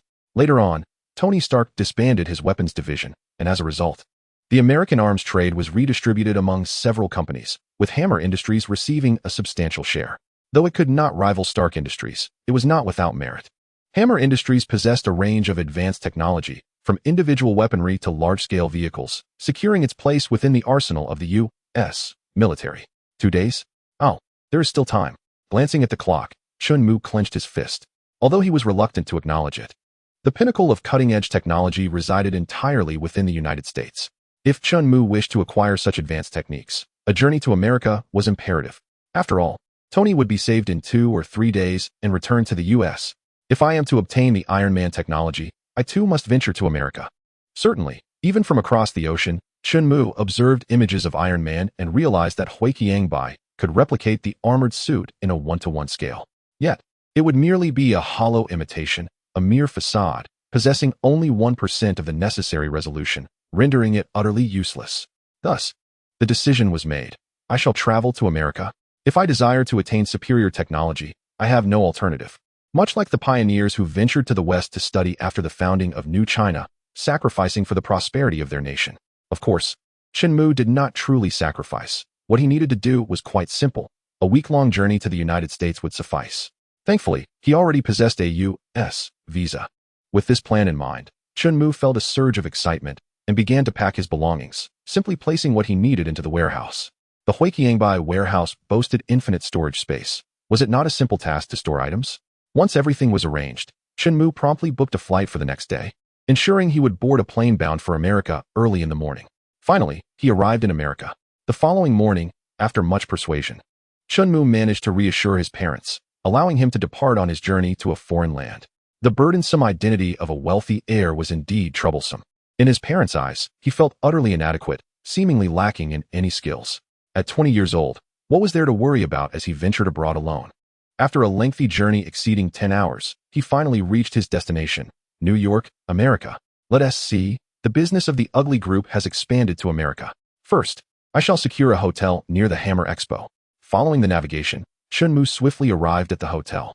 After reassuring his parents of his safety, he prepared to rest, eagerly anticipating the exhibition the following day. After such a long trek, Chen Mu was undoubtedly fatigued and naturally required rest. At this moment, Chen Mu's physical condition was that of an ordinary individual. How could he endure prolonged exhaustion? I must enhance my physical prowess as soon as possible. This realization also spurred Chen Mu's determination, igniting a fervent desire to strengthen himself. Captain America, when will you be unearthed?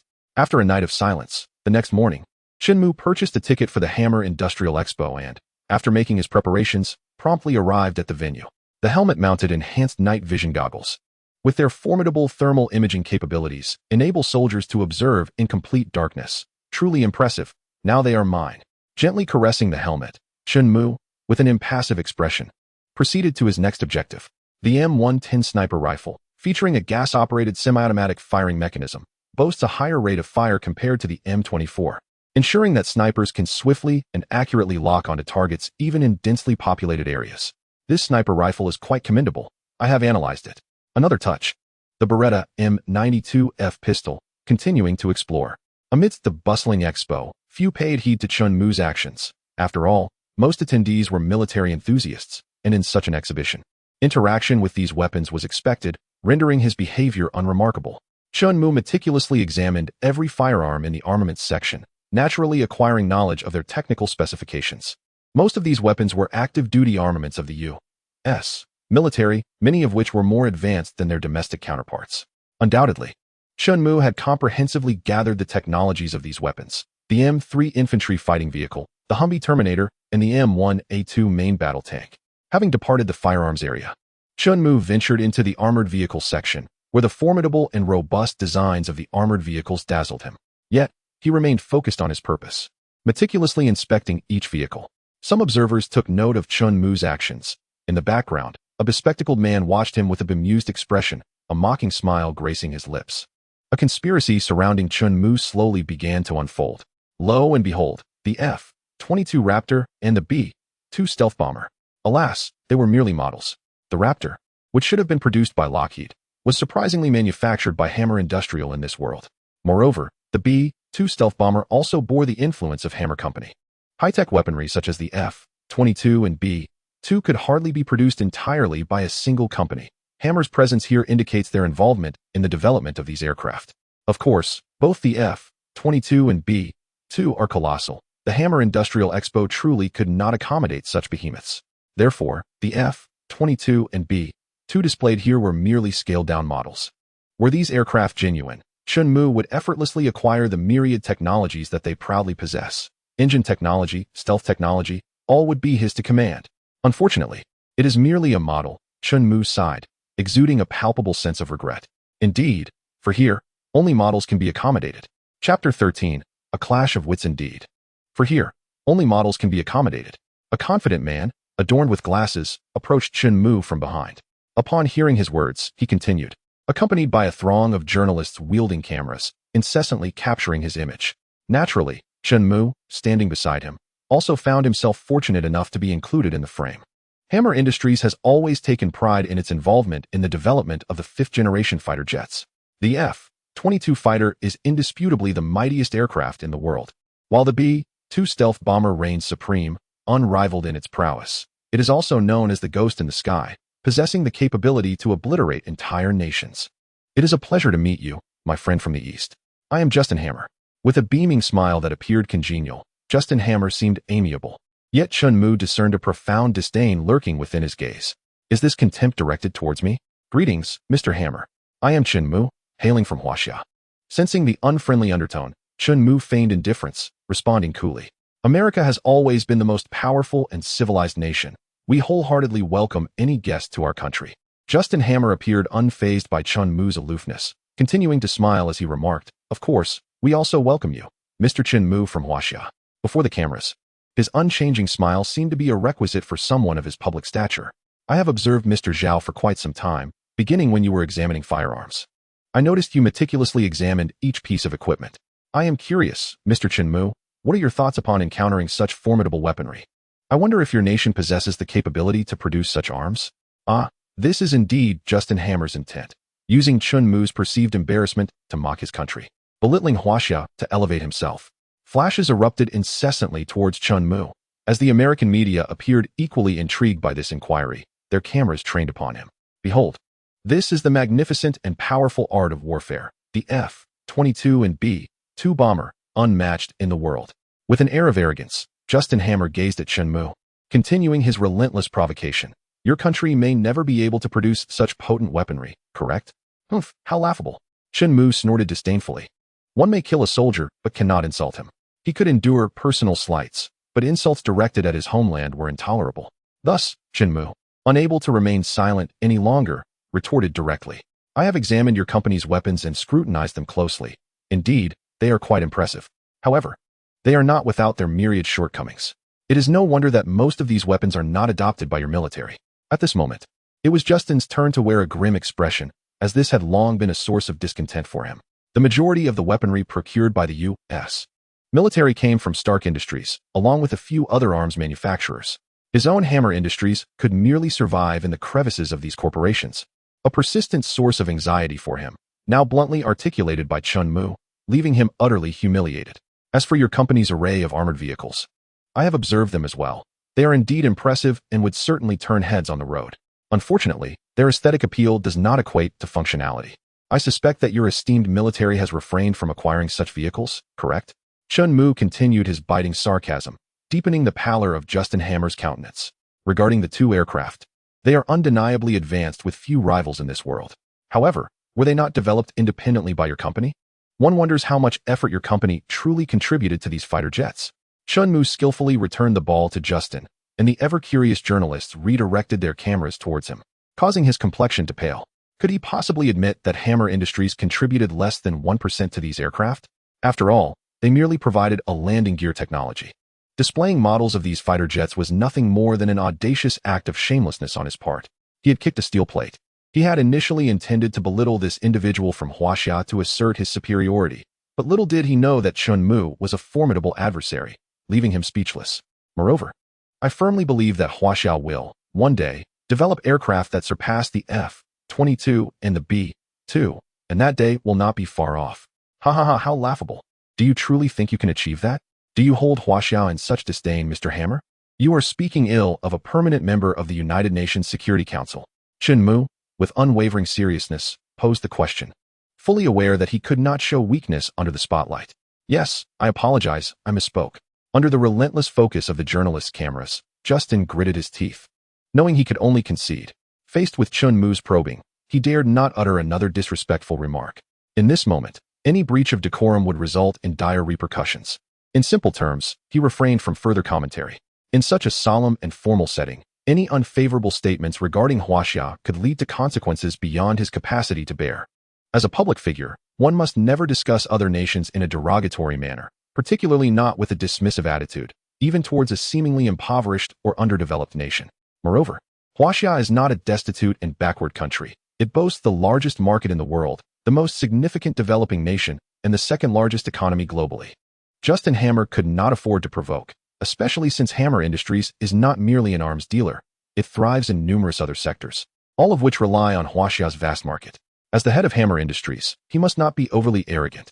The tides of fortune shift every 30 years. Remember, one day, China shall surely rise. Chen Mu declared with utmost seriousness. Bearing the great mission of revitalizing China, Chen Mu held no doubts. His impassioned words garnered applause from many present, particularly from those who hailed from China, who enthusiastically joined in the clapping. Regardless of the circumstances, any effort to uphold the honor of the motherland deserves recognition. Mr. Chen Mu, please continue your tour. Farewell, Justin Hammer said, finding himself unable to remain amidst the applause. Retreating in disgrace.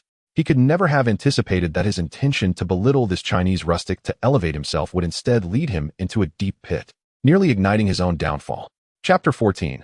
Not a fruitless visit. Initially assuming he was merely an ordinary Chinese traveler in America, coupled with his rustic demeanor, Justin Hammer sought to elevate himself by stepping on this individual.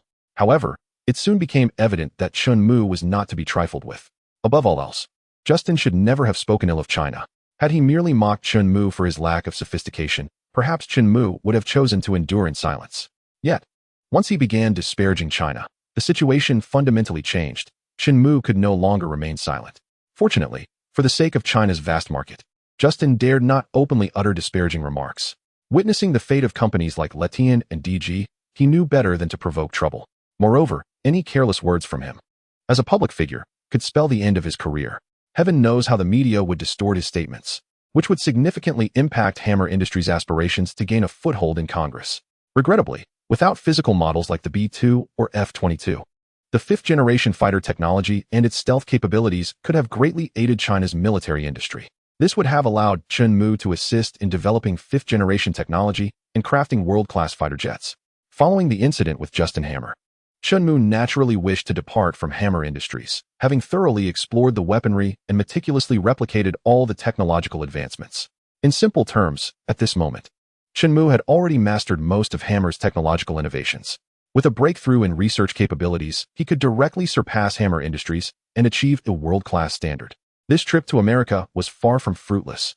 Learning that Xiao AI had also acquired all the technological knowledge, Chen Mu felt a surge of joy. Now, the next destination was Stark Industries. After navigating through the chaos, 2 days had passed, and if all went according to plan, Tony Stark would emerge from danger and return to America in the next couple of days. This signifies that it won't be long before Chen Mu's long-cherished dream of mastering Iron Man technology comes to fruition. Before that, I must arrange a visit to Stark Industries. Gaining access to Stark Industries is no simple feat. One must possess the requisite credentials and ample financial resources. Do you truly believe that touring such an industrial complex is complimentary? Moreover, Chen Mu is not a citizen of this country. Thus, securing a visit to Stark's facility requires considerable effort. Father, I need to visit Stark Industries. I must obtain the appropriate credentials. Could you assist me in contacting someone from Stark Industries? Of course, handle it as you see fit. After concluding the call and reassuring his father, Chen Mu ended the conversation. His approach was rather straightforward. He would present himself as a consultant representing a toy manufacturing company from China, seeking to engage in business with Stark Industries. Do not underestimate Stark Industries as merely an arms dealer. Their business operations span a vast spectrum, holding a significant market presence worldwide. Chen Mu's intention in this venture is to secure Stark's authorization to produce toy models of all their weaponry, including future innovations. This entails the Iron Man suits that may emerge in the times to come. Chen Mu understands, well, that nothing in this world can be achieved instantaneously. Establishing an Iron Man Legion is no exception. Moreover, relying solely on his QilinArmor's system is insufficient. He must depend on the strength of this world and the resources of China to establish a production line and manufacture these items himself. Revitalizing China is not solely his responsibility. It is a collective endeavor for all Chinese people. Although QilinArmor is indeed formidable, many matters cannot be resolved in a single stroke. Such endeavors require meticulous planning. While the value of model toys may not be substantial, the vast Chinese market compensates for it. Consider the production of toys. Whether firearms or vehicles, the costs of plastic manufacturing are relatively low. Selling them for hundreds, even thousands, yields considerable profits. If he can sell millions of units, that translates to billions in profit. Despite Stark Industries being a colossal enterprise, it cannot overlook such profits. Just as a towering edifice rises from the ground, wealth accumulates gradually. Stark Industries would surely take notice of billions in profit. Furthermore, this transaction is merely the beginning. In the future, there will be countless opportunities for collaboration. In summary, bringing several hundred million in potential partnerships to secure a chance to tour the industrial complex is hardly a daunting task. After all, from the perspective of Stark Industries, Shenmue cannot simply take those items away, can he? Speaking of which, the benefits that Hammer Industries has provided me are already quite astonishing. Aside from certain classified technologies, the entirety of Hammer Industries' advancements has been quietly acquired by Shenmue, rendering the entire entity essentially a possession of his. This single enterprise significantly aids Shenmue in his mission to rejuvenate Huaxia. In this world, Hammer Industries bears a weight and influence comparable to that of Lockheed Martin in the past, representing a crucial and advanced military-industrial enterprise in America. Shenmue's acquisition of nearly all its technologies is akin to Huaxia in a previous life, completely taking over Lockheed Martin. Such an impact holds the potential to transform the entire world. Xiao AI, how substantial is the assistance that my current technological mastery can provide for Huaxia's resurgence? Technology merely serves as a reservoir. Only through action can the revival of Huaxia be realized. Xiao AI candidly articulated the crux of the matter. Indeed, it appears I must expeditiously establish a large-scale cutting-edge production base. Although there is a small factory at home, it is utterly insufficient for the grand vision of revitalizing Huaxia. Once I establish connections with the military personnel, I shall leverage their influence to select a location for the establishment of an industrial zone. Let us name it Huiqiangbai. As for the site in Futian District, Shenzhen, Guangdong Province, remarkably, it remains a rural area. Futian District in Shenzhen, Guangdong Province, is precisely the location of the former Huiqiangbai. Upon consulting the map, Shenmue discovered that this place in this world is still a backward rural zone. Thus, he resolved to recreate the same Huiqiangbai in this identical location. Chapter 15. Stark Industrial Park. Is this Stark Industries? It certainly appears far more impressive than Hammer Industries. The following day, as scheduled, Shenmue arrived at the Stark Industrial Park located in the suburbs of New York. After submitting his appointment, he eagerly entered the park, marveling at the beautiful landscaping. This industrial park, compared to Hammer Industries, exudes an air of superiority. Indeed, how could a second-rate enterprise like Hammer Industries ever compare to us? While touring various facilities with a guide within the park, a hearty laugh erupted from behind Shenmue. "Mr. Stark, it is a pleasure to meet you." Turning around, he beheld a strikingly bald man adorned with a lush beard, the current head of Stark Industries, Obadiah Stane. This individual is also the antagonist from the Iron Man narrative, being Tony's uncle who cared for him after Howard's demise. Nevertheless, he is not a benevolent figure. For profit, he covertly supplies arms to terrorist organizations. And it was he who orchestrated Tony's recent kidnapping. Haha, I read about you in the papers. Your remarks yesterday were quite intriguing. Obadiah let out a hearty laugh, patting Shenmue on the shoulder with an expression of admiration. Young people are truly remarkable. You are indeed a prodigy. Not at all, Shenmue replied modestly. It is merely that Justin Hammer's remarks were rather inappropriate. Indeed, Obadiah concurred.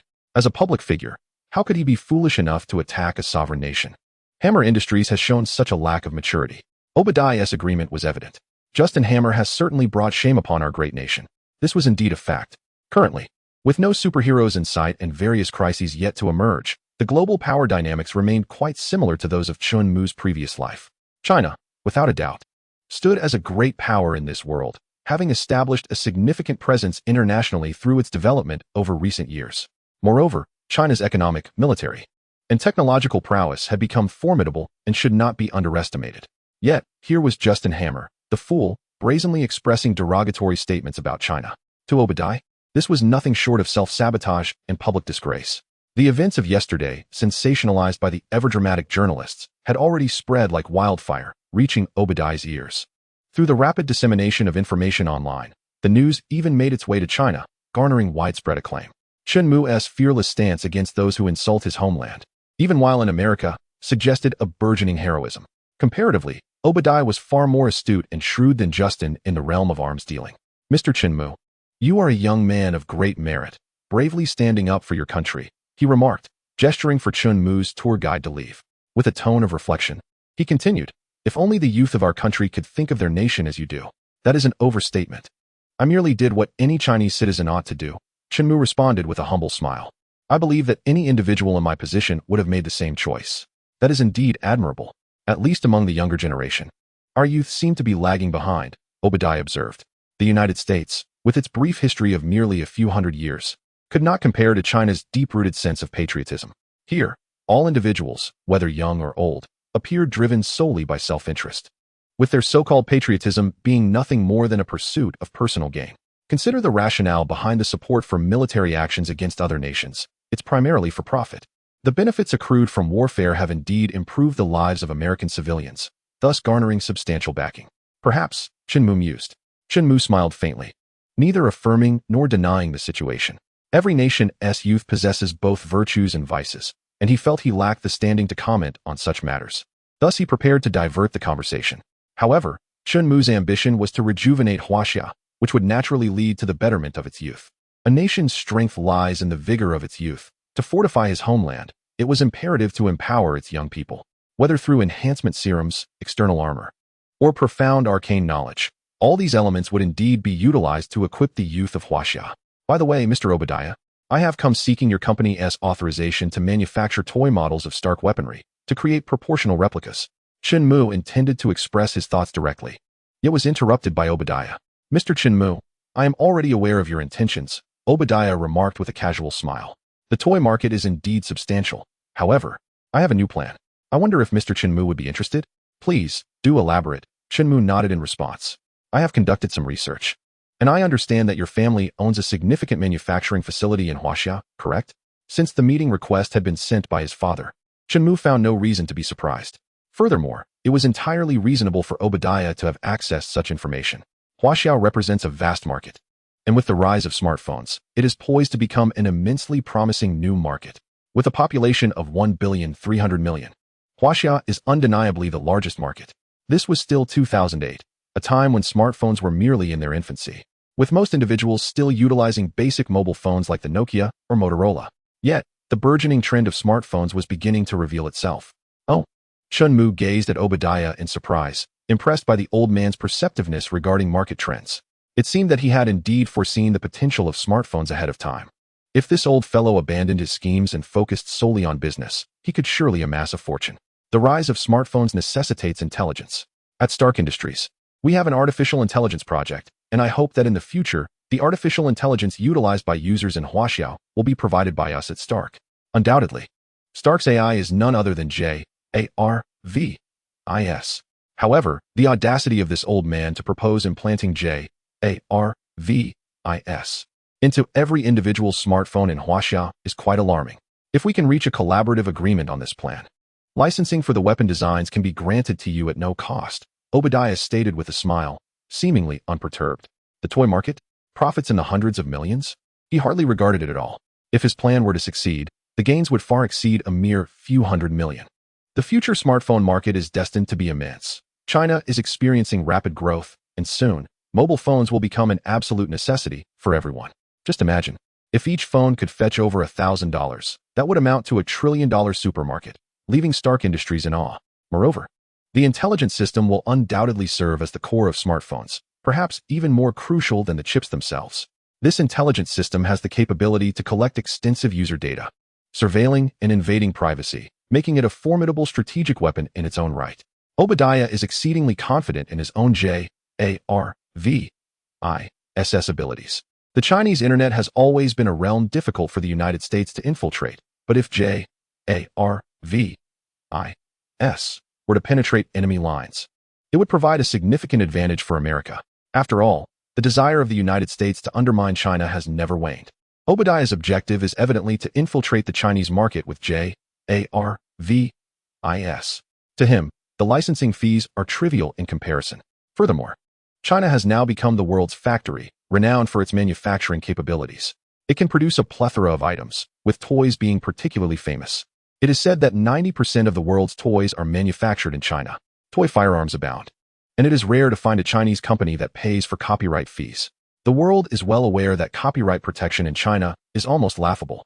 If others wish to produce, can your American companies truly stop them? Accusations of infringement? Who would heed your claims? Previously, when the Chun family's factory suggested purchasing a licensing fee, it sounded utterly absurd, almost making Obadiah doubt his own ears. However, upon confirming the news, Obadiah quickly devised another plan, aiming to exploit Chen Mu to achieve his insidious objective of infiltrating China.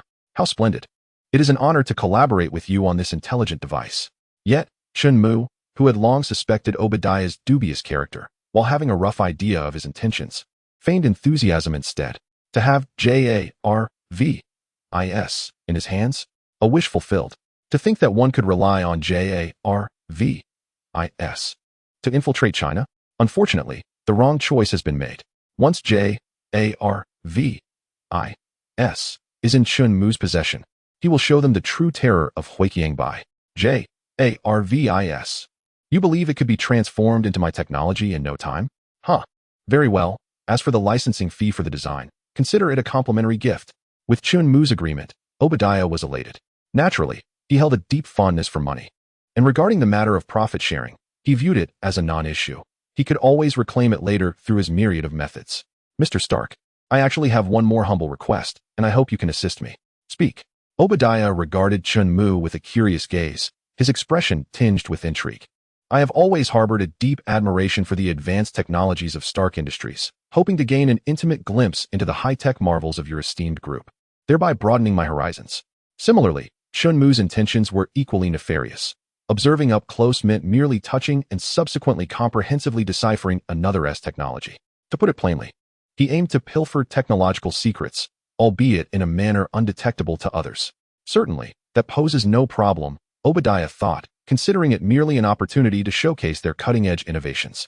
He relished the idea of impressing this young man from Huaxia with their technological prowess. How about this? Around noon, Tony will be returning, and I can take you to meet him. I believe you, being young men, will find plenty to discuss. You may also engage him in more detailed conversations regarding specific matters. In high spirits, Obadiah even contemplated personally escorting Chun Mu on a tour of Stark Industries' advanced technologies. Mr. Stark is back? Chun Mu blinked in surprise, realizing it was even sooner than he had anticipated. Had he miscalculated the time? However, it mattered little, as it had no bearing on him. Yet, the notion of both being young men amused him.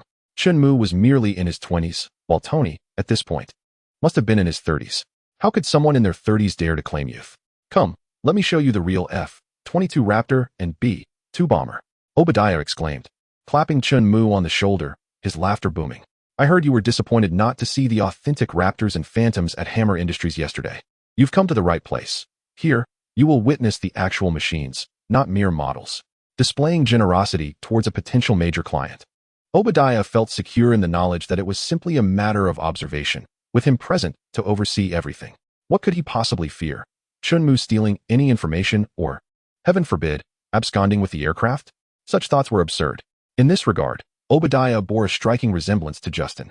Both were merely eager to flaunt their superiority before Chun Mu, to illustrate how backward Huaxia was by showcasing fifth-generation fighters that they could never hope to develop. However, unlike Justin, Obadiah possessed the wisdom not to vocalize such sentiments. That sounds splendid. Chun Mu initially paused, then his face lit up with genuine excitement. This meant that he would undoubtedly acquire comprehensive knowledge of fifth-generation fighter technology. Just the acquisition of this knowledge would significantly elevate Huaxia's military capabilities. Feeling quite pleased with himself, Obadiah led Chun Mu to a grand production line, where Chun Mu eagerly touched the F-22 and B-2. Subsequently, Obadiah took Chun Mu on a leisurely tour around the industrial park, allowing him to witness a plethora of other weaponry and equipment. From individual firearms to large combat aircraft, Chun Mu had the fortune to experience them all. Little did the unfortunate Obadiah realize that his display of pride was inadvertently allowing Chun Mu to acquire all the technological advancements of his own company. It was tragic for Stark Industries, which seemed to follow in the footsteps of Hammer Industries, as nearly all its technological innovations were quietly seized by Chun Mu. The true culprit behind this was none other than Obadiah himself. Yet, whether it be Obadiah or Justin Hammer, it is hard to imagine that anyone could foresee the emergence of Chun Mu, a veritable anomaly, who could effortlessly claim their prized technologies with just a touch or a glance. In that moment, Chun Mu's technical reserves from Huiqiangbai had, in fact, surpassed those of Stark Industries, encompassing the totality of both Stark and Hammer Industries. Chapter 17. Intentions of Collaboration. This is the arc-reactor, our crowning achievement at Stark Industries. After a morning of exploration, even with the aid of a transport vehicle, Obadiah began to feel fatigued and regretted personally undertaking such tasks. He could have simply delegated the responsibility to a subordinate, sparing himself the exhaustion. So, would you like to take a closer look? Through their time together, Obadiah had noted Chun Mu's peculiar obsession, his irresistible urge to touch anything that caught his eye. It was not always about examining it closely. He simply had to make contact, almost as if it were a compulsion. This left Obadiah feeling somewhat speechless, even slightly disheartened, wondering if he had unwittingly chosen a spokesperson with quirks. Had he known, he might have opted for someone else to promote Jarvis and Huaxia. Why, of all people, did he have to select Chen-Mu? The choice of Chen-Mu was largely coincidental. Just as Obadiah conceived this plan, Chen-Mu fortuitously approached him. Moreover, after Chen-Mu had confronted his rival, Justin Hammer, the day before, Obadiah was in high spirits, and Chen-Mu's notable background made him a suitable candidate for this task. Of course, gazing at the magnificent arc-reactor, Chen-Mu's eyes sparkled with excitement. This was truly an extraordinary creation. This apparatus belonged to the realm of nuclear reactors, akin to the one housed within Iron Man's chest, capable of generating immense energy and serving as the essential power source for armored suits. However, the reactor before him was a large-scale arc-reactor, far too substantial for use in an armored suit. It would require miniaturization to effectively power such technology.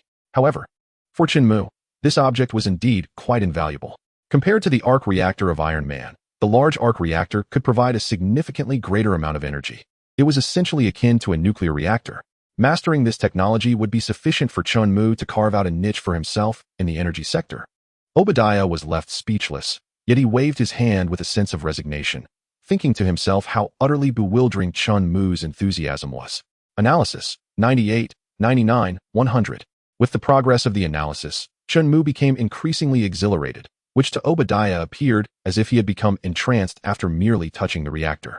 It was simply absurd. Was the technological advancement in Huaxia truly so lacking that upon witnessing high technology, one would exhibit such uncontrollable excitement? What a display of embarrassment. Of course, Obadiah was unaware that Chen-Mu's fervor was, in fact, due to his fortune, as this high-tech arc-reactor was now within Chen-Mu's grasp. Anyone from this world who encountered such advanced technology would undoubtedly display a similar, if not greater, reaction. Well, you've seen most of the projects. I just received word that Tony has returned to the United States. He just got off the plane and will soon be back at the industrial park. I need to go pick him up. Obadiah glanced at his watch and addressed Chen-Mu.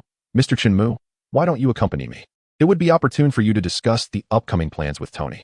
At that moment, Obadiah was oblivious to the fact that upon Tony's return, the first order of business was to shut down the weapons manufacturing division, which was Stark Industries' primary source of revenue. That would be wonderful. Chen-Mu nodded, snapping back to reality. After acquiring the complete technology of the arc-reactor, he found little interest in the physical reactor itself. Mr. Tony has always been my idol. He is quite a renowned figure in Huaxia. Is that so? Obadiah laughed heartily 3 times, yet a hint of displeasure flickered in his eyes. That rebellious Tony had caused him no small amount of trouble, and this time, his plan to have the 10 rings eliminate Tony had backfired, allowing him to escape instead. Those inept individuals had only added to his frustration. Hearing Chen-Mu praised Tony further aggravated his feelings. Let us go? For some reason, Tony mentioned he wants to hold a press conference on the way here. A throng of reporters, like sharks sensing blood, has already gathered at the entrance of the industrial park. As he spoke, Obadiah's irritation grew. It seemed that Tony, no matter where he was, always sought the limelight. After narrowly escaping death, shouldn't he just return to lick his wounds? What was the purpose of this press conference? Was he out of his mind? Perhaps Mr. Tony has something significant to announce. Chen-Mu shrugged and remarked. Certainly, he was acutely aware that Tony, upon discovering that the very weapons used by his captors were produced by his own company, felt an overwhelming sense of shame, prompting him to decide to shut down the weapons division. It was for this reason that he called a press conference. Perhaps. Obadiah, with a stoic expression, nodded slightly before departing in his mobility scooter, followed closely by Chen-Mu, who was eager to witness the world-renowned protagonist, Iron Man, Tony Stark. The mobility scooter moved at a brisk pace, and soon, Chen-Mu accompanied Obadiah to the entrance of Stark Industries, where a multitude of reporters had already gathered. Having received word of the event, as Obadiah appeared, a flurry of camera flashes erupted. Mr. Obadiah, can you confirm that Tony has been kidnapped during this time? Mr. Obadiah, how did Tony escape? Was it a military rescue or did Stark Industries negotiate his release? May I ask, Mr. Obadiah, who is the gentleman accompanying you?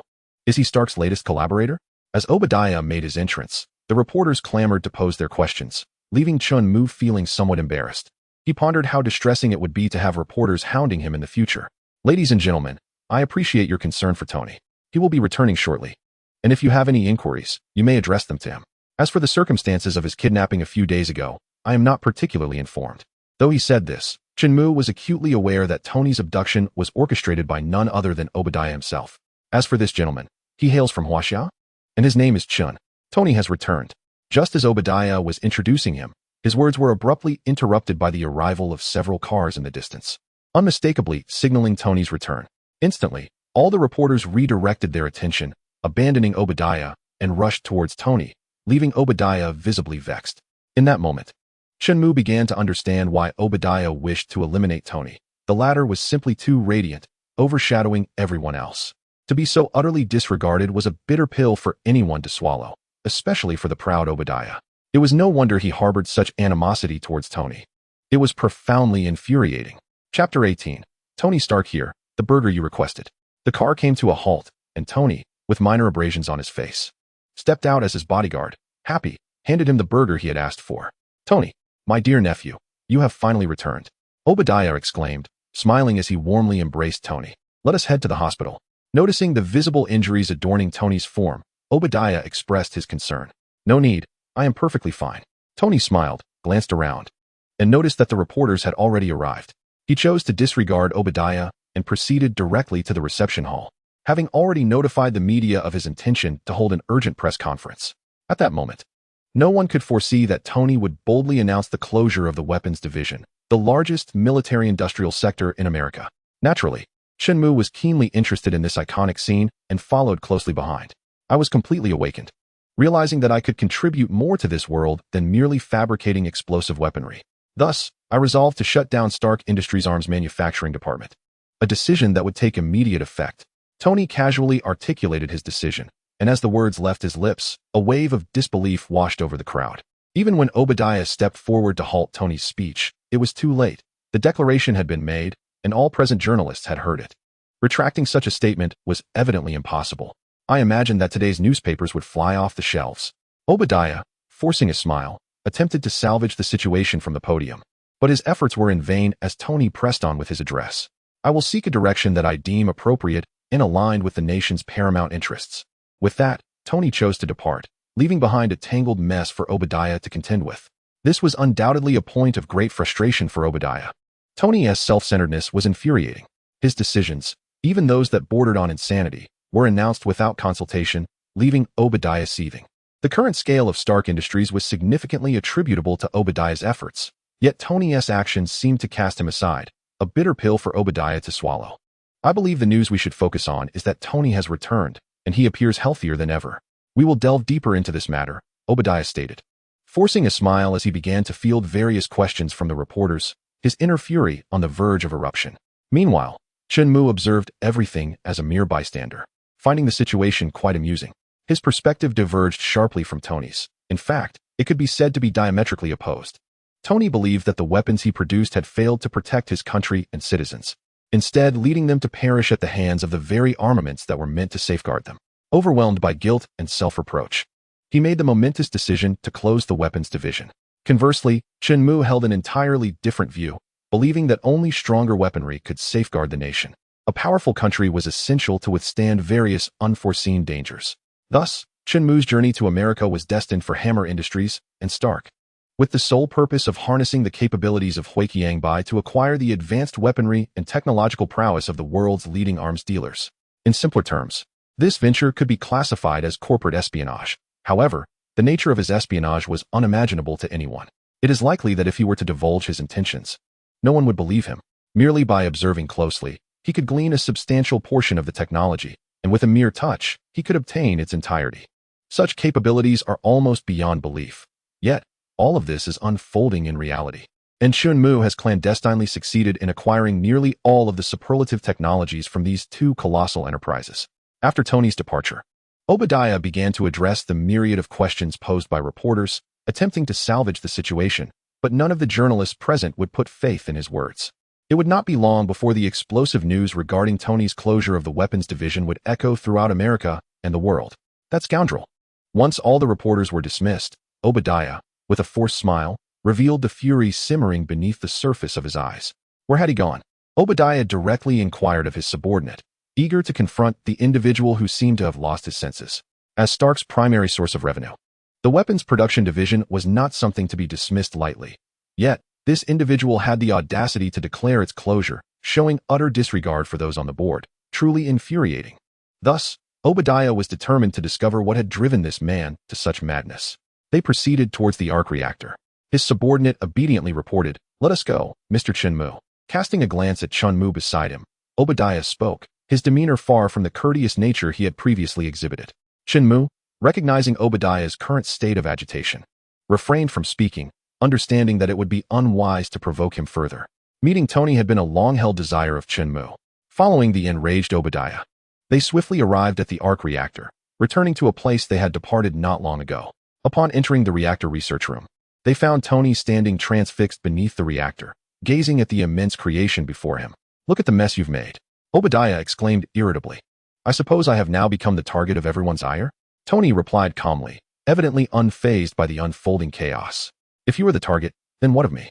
Obadiah, somewhat irate, stepped closer to Tony, sighing as he continued, "I can already foresee that Stark's stock market will plummet before long.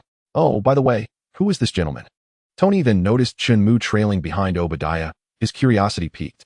"Oh, this is Mr. Chenmu. We previously reached a consensus regarding the smartphone industry and are now preparing to discuss it in greater detail," Obadiah calmly remarked, showing little interest in introducing Chenmu. Smartphones? Indeed, a commendable new objective. Perhaps Stark could venture into mobile phones. Tony shrugged, realizing in that moment the promising prospects of smartphones. This could serve as a new domain for Stark Enterprises, certainly more desirable than producing baby bottles. Wouldn't you agree? Chapter 19. Arrogance. The smartphone sector is indeed a promising direction. Tony nodded thoughtfully, having just shuttered the weapons division and yet to identify a new target. He found a fresh avenue before him. The Chinese market?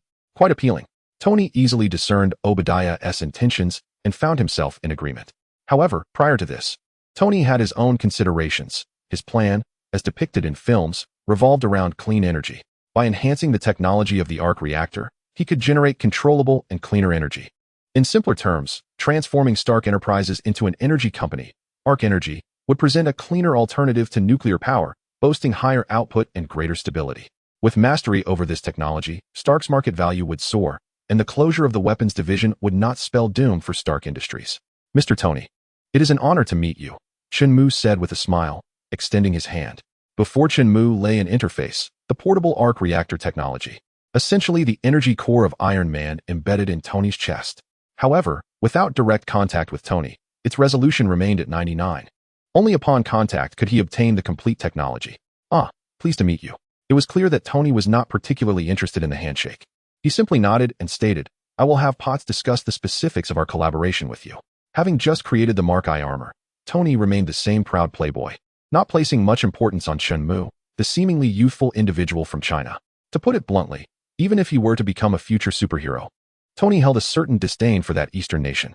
Prejudice against China had long existed in America. Not to mention, at that moment, Tony was still not Iron Man. "All right then," Chenmu awkwardly smiled, retracting his hand.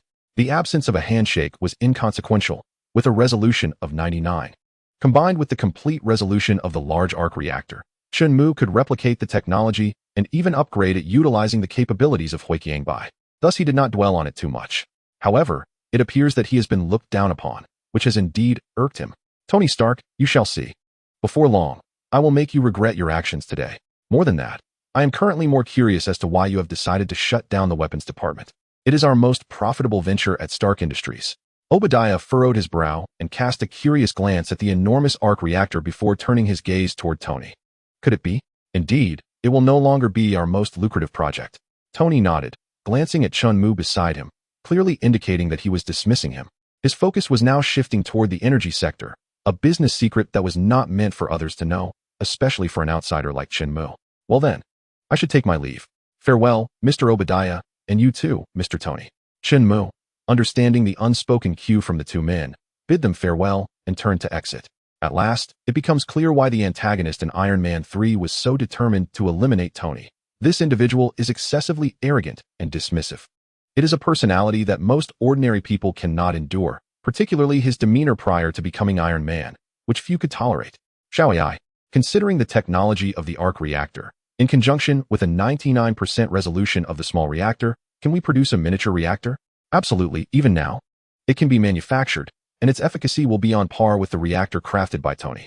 Presently, Tony's reactor is merely a first-generation model, created under rudimentary conditions within a cave. It is rather crude, and barring any unforeseen circumstances, Tony will soon fabricate another reactor. However, the technology between the two remains consistent and unaltered. How long will it take for a technological breakthrough? It requires only a day. Shall we proceed with the breakthrough? Commence. Shall AI? After departing the reactor laboratory, Chunmu was guided by a Stark employee toward the administrative office, where he intended to find Pepper Potts, who handles all matters, big and small, for Stark. Whether it concerns toy licensing or smartphone projects, discussions must be held with her. Overall, in the Marvel Universe, Chunmu did not overly concern himself with business matters. After conceding substantial benefits, he successfully obtained what he desired, the licensing for all weapon designs produced by Stark Industries, granted free of charge to avoid future disputes over the products he would manufacture. Furthermore, regarding the smartphone project, Chunmu did not place much significance on it, thus allowing Stark to reap the majority of the benefits, much to Pepper Potts' satisfaction. After all, this project has yet to commence, and the matters will ultimately fall to his father's shoulders to manage. In summary, during this visit to Stark Industries, Chunmu has successfully acquired everything he desired. Following Hammer Industries, the unfortunate Stark Industries has seen all its technology fall into Chunmu's possession, including the recently developed miniature arc-reactor by Tony Stark. Upon reflection, one cannot overlook the formidable arms manufacturers in America, such as Osborn Industries. It seems that the mutated spider that granted Spider-Man his powers was indeed researched there. However, the young Spider-Man has yet to be born, rendering any visit futile at this juncture. Although Spider-Man's abilities are undeniably alluring, at this moment, Peter Parker remains merely a child. By the time Spider-Man makes his debut, it will coincide with the events of Captain America, the Winter Soldier, which is still quite distant, at least 5 to 6 years away. The young Spider is likely only around 10 years old and has not yet become Spider-Man. Thus, a trip to Osborn Industries would be in vain. Therefore, it is best to wait, for it will not be long before Tony constructs the true Iron Man armor. This is Chunmu's ultimate objective, to directly analyze Iron Man's technology and seize the opportunity during the conflict between Obadiah and Tony. As the first antagonist in the Marvel Universe, Obadiah has irreconcilable differences with Tony, and he will undoubtedly continue to target him. Moreover, the fact that Tony's kidnapping was orchestrated by Obadiah will eventually come to light, and when it does, Tony will not spare Obadiah. Thus, another confrontation is inevitable, presenting Chunmu with an opportunity to acquire Iron Man's technology. Once he obtains this technology, he will bring it back to Huaxia, and, after making slight modifications, it will belong to Huaxia. The capabilities of QilinArmor's extend beyond mere imitation. They excel at advancing research based on existing technologies. Although Chunmu may only secure the Mark III armor technology this time, possessing a foundation allows him, leveraging QilinArmor's prowess, to develop the Mark IV, Mark V, and all subsequent armors. Moreover, let us not forget Chunmu's mission, the rejuvenation of Huaxia. The technology he masters will, with justifiable reasoning, be returned to his homeland. While the mission of revitalizing Huaxia is indeed entrusted to Chunmu by QilinArmor, it is fundamentally a mission shared by all Huaxia people. Even if Chunmu equips Huaxia with various advanced technologies, is that truly a revival? Only by enabling Huaxia to be self-reliant, leveraging its own capabilities to ascend to the pinnacle of the world, can true rejuvenation be achieved. Therefore, even in the absence of QilinArmor, as long as Chunmu transfers this technology to Huaxia, allowing it to conduct its own research, it is certain that this technology will progress. Huaxia is a great nation. Even within the Marvel Universe, it does not prominently display its prowess, having only made a handful of appearances. However, one should not underestimate the capabilities of Huaxia, for its scientific research strength is by no means inferior to that of the United States. What Tony Stark is capable of achieving, why should others be unable to do so? While Tony Stark is undoubtedly a genuine genius, can it truly be said that in the vast expanse of Huaxia, there are no talents capable of standing against him? Even if no one can rival this extraordinary figure, the rightful protagonist, we are not entirely overshadowed by him. The advancement of science has never been the endeavor of a solitary individual. It is a collective human endeavor. Though there may not be a second person who can accomplish what Tony has, it is entirely feasible to find two individuals who can collaborate to achieve the same objectives. With the largest population base in the world, Huaxia is confident in its ability to assemble a multitude of researchers, and through their combined efforts, surpassing Tony Stark is certainly within reach. Regardless of Tony's exceptional capabilities, if Huaxia dedicates its national resources to scientific research, it can undoubtedly triumph over him. Of course, in a vast forest, one encounters all kinds of birds. There may indeed be individuals who, having knelt for too long, believe that all of Huaxia pales in comparison to a single Tony Stark. In such a case, Chunmu would have nothing to say. In any event, Chunmu has resolved that upon returning to Huaxia, he will seek collaboration with the public sector, selflessly contributing his technology. This is merely the first step. and it is crucial to proceed gradually.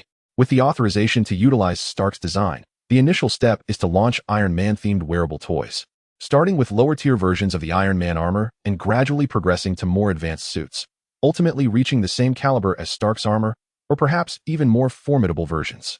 Naturally, some alterations to the design will be necessary, incorporating elements unique to Huaxia without compromising performance. Eventually, these armors will become exclusive to Huaxia, a distinctive brand of armored suits. Having made these decisions, Chunmu returned to his hotel and informed his father of the collaboration plan with Stark Industries. Engaging in business with Stark? That is splendid. His father appeared quite elated upon hearing Chunmu's words, as he viewed this connection with Stark as a significant opportunity, akin to boarding a grand ship that would soon lead to prosperity. Nonetheless, is there truly potential in smartphones? After all, it is still 2008, and most people are using basic feature phones, with smartphones merely in their infancy, leading his father to harbor some concerns. Do not worry. There is certainly a fortune to be made in mobile phones, Chunmu reassured him, possessing a keen insight into the future that rendered him entirely unperturbed. From his future perspective, it is quite easy for him to accelerate the development of his own mobile devices. Stark Industries will capture the majority of the profits, yet they will also provide us with the necessary technological support. Overall, it is still a worthwhile endeavor. At this moment, Chunmu is rather indifferent to wealth and profit, not placing much importance on them. By the way, father, how did your conversation with Uncle Zhang go? Did you give him the guns you produced? Another matter that Chunmu is slightly concerned about is this. Submitting advanced weaponry to the military is merely a means to secure an opportunity for collaboration with them. Yes, I handed them over, and conveniently, I also passed along the blueprints you provided me to him, so he can present them to his superiors. His father nodded and continued. But it has been 2 days, and there has yet to be any news. I will contact you as soon as I receive any updates. That is good to hear. Chunmu nodded and then remarked, additionally, father, please expand the factory at home. When we officially collaborate with Stark, the current equipment will undoubtedly be insufficient. And having only one factory is inadequate. It would be best to establish several more. Do you think these things come without cost? His father replied bluntly. It is certainly feasible to expand the existing factory, but opening several more is simply not financially viable. In that case, we must strengthen our ties with the military and wait. In some time, I should have access to advanced technology that might allow us to secure some loans. In truth, given the technological reserves in Chunmu's possession, he could effortlessly sell them, even at a low price to the military, to acquire ample funding. However, he simply does not wish to do so. Where did you acquire this technology? Zhao's father was filled with skepticism regarding Chunmu's words. Leave that aside, ultimately. You need not worry about the funding. Very well, I shall await your good news. I will also urge Uncle Zhang on my end to see when we might receive news from the military. Now, we simply need to wait. After ending the communication, Chunmu peacefully fell asleep, eagerly anticipating the moment he could return home with the technology of Iron Man. Chapter 21. Return home. A week had swiftly passed since leaving the Stark Industrial Park. Chunmu, who had hoped to return home within a week, felt somewhat disheartened. As Iron Man, Tony Stark had not engaged in battle with Obadiah throughout this time. Indeed, developing a complete Iron Man suit requires time. In the film, only a few minutes pass, but in reality, who knows how many days it takes. Although Chunmu had noticed a streak of light in the sky last night, likely Tony testing the suit, there remains a considerable distance between initial trials and a confrontation with Ironmonger. Now, Chunmu is confronted with a new issue. News has finally arrived from the military back home, and his father has urged him to return as swiftly as possible. This left Chunmu in a state of inner turmoil. On one hand, there lay a long-awaited opportunity for collaboration, and on the other, a desire for the coveted steel armor. The dilemma was indeed perplexing. How should he choose? Chunmu found himself quite distressed over this predicament. Ultimately, he decided to return. He couldn't keep the military personnel waiting for too long. After all, Iron Man was still there, and there would be ample opportunities in the future. Moreover, the initial generation of armor was not particularly advanced. It might be wiser to plan further ahead. Knowing that Tony was indeed Iron Man, he felt a sense of reassurance. Time was on his side, and he had already acquired most of what he needed. With the technologies for analysis and upgrades at his disposal, he was fully capable of creating armor akin to the Iron Man Mark series. Furthermore, in the context of Huagua, he anticipated encountering minimal issues. The armor he intended to manufacture only required the main body to be produced, which was entirely sufficient for his needs. Upon returning home by plane, Chunmu noticed the serious demeanor of his father, indicating that something significant had transpired. Come, we must meet someone, his father said, appearing somewhat anxious. When we meet this individual, answer honestly to any inquiries. Do not conceal anything. Meeting someone, Chen Mu felt a twinge of confusion. Yet recalling the weapon design blueprints he had given his father, he dismissed any further thoughts. His father had served in the military for several years before retiring to establish the current factory. Although it primarily produced small toys, it could manufacture specific components when necessary. I have given your design blueprints to Uncle Zhang, his father continued. He has not yet retired and mentioned that he submitted the designs to his superiors. There happens to be a leader in the vicinity, and he has come along. Taking a deep breath, Chen Mu's father drove them toward their destination. Throughout the journey, he offered numerous admonitions, but Chen Mu paid little heed. As he gazed out at the bustling cityscape, curiosity grew within him about the person he was about to meet. Director Zhang Zhong. Upon arriving at a secluded, tranquil restaurant, Chen Mu was taken aback by the sight of an unexpected individual. He recognized this person well. He frequently encountered him on media platforms in his previous life. This was none other than the director of the Strategic Distraction Bureau, Director Zhang Zhong. It was astonishing to see someone who bore such a striking resemblance to him in an alternate world. Chapter 22. General Zhang. The adage that seeing is believing held true. Indeed, heroes emerge in youth. General Zhang Zhong appeared contemplative, clearly astonished by Chen Mu's youth. Although he had seen photographs, witnessing the real person left him in awe. This individual was remarkably young. Greetings, Director. Chen Mu stammered, correcting himself. No, General. At this moment, Chen Mu was taken aback. The rank of general is indeed one of the highest military titles in Huaxia. To his astonishment, such a prominent figure would come to meet him. General Zhang Zhaozhong smiled, seemingly puzzled but not overly concerned. He looked at Chen Mu and said directly, "Please, have a seat. After such a lengthy flight, I imagine you must be quite hungry. Let us dine while we converse." Within the private room, the dishes had long been prepared, yet General Zhang Zhaozhong had evidently not touched them. "Thank you." Chen Mu replied without reservation. He was indeed famished. Once seated, he eagerly began to serve himself. "May I call you Xiaomo?" Observing Chen Mu devouring his meal with gusto, Zhang Zhaozhong did not chastise him for his apparent rudeness, but instead gazed at him with curiosity and inquired. "Let me be direct.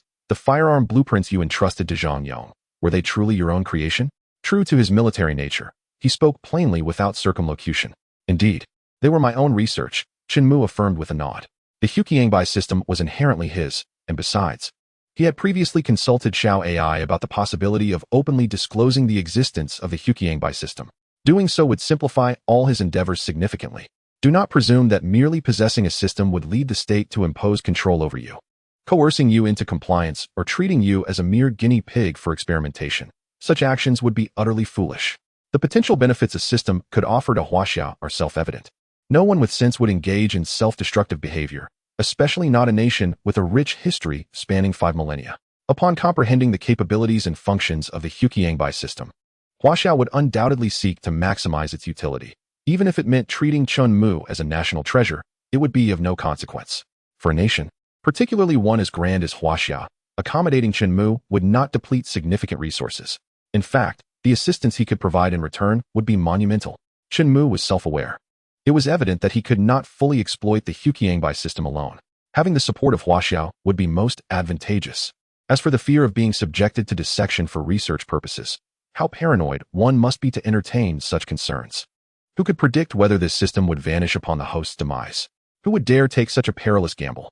By openly declaring the existence of the QilinArmor's system, Huaxia could harness its capabilities to perfection, rapidly advancing towards the revitalization of the nation. Achieving such a vision would be but a matter of moments. Regrettably, Xiao AI's response doused Chen Mu with a cold splash of reality. He was informed that if the existence of the QilinArmor's system were to be disclosed to others, it would dissipate instantly. This revelation startled him, instilling a sense of apprehension that deterred him from taking the easy route, compelling him to shoulder this responsibility with earnestness. Truly, he is a promising young man. General Zhang Zhaozhong nodded in agreement and, with a smile, inquired, "If that is the case, Xiao Mu, would you be interested in joining the military?" Upon hearing this, Chen Mu's father, standing nearby, brightened with anticipation, gazing at his son with hope. In all honesty, one person enlisting in the army brings honor to the entire family. Naturally, the father wished for Chen Mu to enter the military system, as it would secure a prosperous future for him. "No, I refuse." In pursuit of his own plans, and to facilitate his endeavors, Chen Mu unhesitatingly declined. Should he embark on such a path, it would only complicate matters for him. Many of his plans would become unfeasible. Even if he were aware of the future developments of this world, it would be of little consequence. within the confines of a strict military environment. His actions would be tightly regulated, a reality he wished to avoid. Why? General Zhang Xiaozhong inquired, curiosity piqued, unperturbed by Chun Mu's refusal. Xiao Mu, such opportunities are rare. Uncle Zhang, unable to restrain himself, joined in the persuasion, emphasizing that this was a special recruitment by a general, potentially for a role in military research, an avenue with considerable prospects. It's too taxing, and I prefer not to be overseen. Chun Mu scratched his head, revealing yet another reason for his refusal. Everyone has their own aspirations. I shall not press you. I would like to know what you intend to pursue next. Do you have any dreams? General Zhang Xiaozhong, devoid of reproach, asked with genuine curiosity, akin to a caring elder inquiring about a younger relative's future. Director Zhang, as you have observed, I possess a keen interest in research. Therefore, I plan to establish a large-scale technology company in the future akin to Stark Industries in America, and aim to surpass it. That is an admirable ambition. Director Zhang nodded, unfazed by Chun Mu's informal address, continuing, however, do you not find this aspiration a tad daunting? Stark Industries began its development during World War II to reach its current stature. Is it not overly ambitious to aspire to surpass them? Nothing is insurmountable for those with determination. I firmly believe I will succeed, Chun Mu declared with unwavering confidence. At this moment, the technologies at his disposal were indeed sufficient for this endeavor. He not only possessed all the high-tech innovations from Hammer Industries, but also the majority of Stark's technologies. Moreover, the QilinArmor's system could further modify and upgrade these technologies, making the ambition to surpass them quite attainable. Young individuals should ideally refrain from aspiring too high. In my humble opinion, I would recommend that you consider joining a prestigious research institution. Once you have accumulated sufficient achievements, you may establish your own technology company. This approach not only facilitates the development of connections, but also garners greater investment opportunities, thereby making the realization of your dreams more attainable. Zhang frowned, yet continued to advise Chun Mu against being overly ambitious. I possess ample confidence, Chun Mu replied with a mysterious smile, gazing earnestly at Zhang. Surely, I do not presume that a mere firearm blueprint could surpass them. But what if I possess other remarkable assets? Chapter 23, 5th Generation Aircraft Technology. What if I have additional exceptional resources? Chun Mu smiled enigmatically, savoring a piece of meat with delight. Oh, Zhang, intrigued, looked at Chun Mu with curiosity. What do you mean? Before we proceed, Zhang, you must understand that my intentions are not merely driven by financial gain. Chun Mu spoke truthfully. Upon arriving in this world and realizing it was a cinematic universe from the past, his desire for wealth diminished significantly. Not for money. Then what motivates you? Zhang, having grown accustomed to Chun Mu's address, inquired with genuine interest. In the early modern period, our great nation, with a history spanning 5 millennia, endured numerous hardships, particularly following the war, when it faced unprecedented devastation and the looming threat of extinction. Fortunately, since that time, our nation has begun to awaken in progress, achieving prosperity after generations of arduous struggle. Nevertheless, this level of advancement remains inadequate and far from sufficient. Chun Mu gazed intently at Zhang, resolutely asserting, what has been mentioned regarding our nation has indeed not met expectations.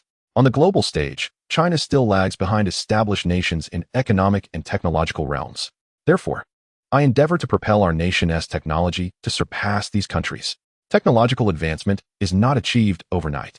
Chinese researchers are diligently contributing to the prosperity and development of our nation. In light of these remarks, Zhang fell silent. He recognized that since the end of World War II, our homeland has only been established for 60 years, making rapid advancement a formidable challenge. However, this is not a statement of discouragement. The researchers of China have not been daunted by difficulties. Rather, they have intensified their efforts, which has contributed to the remarkable achievements of our nation today. This is still insufficient, Chun Mu proclaimed emphatically. What I desire is the genuine rejuvenation of our country. Historically, which dynasty of China was not at the forefront of economic and technological advancement, far ahead of other nations? It is only in modern times that our nation has weakened and fallen behind the West. It brings me great satisfaction to see you harboring such affection for this nation. Mr. Zhang praised Chun Mu, his eyes brimming with admiration. If all the youth of our great nation could embody such spirit as yours, how could we ever despair of our resurgence?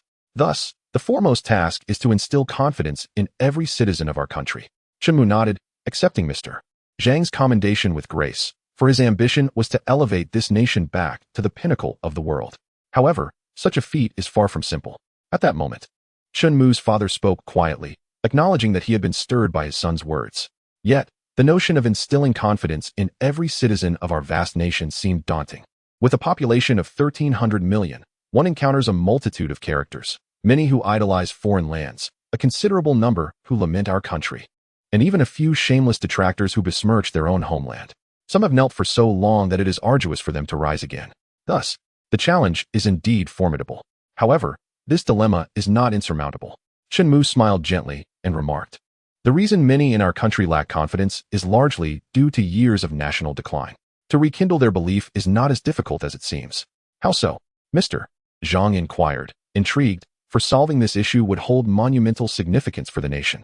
"Quite simply, through a grand National Day parade," Chen Mu replied calmly, articulating each word with intention.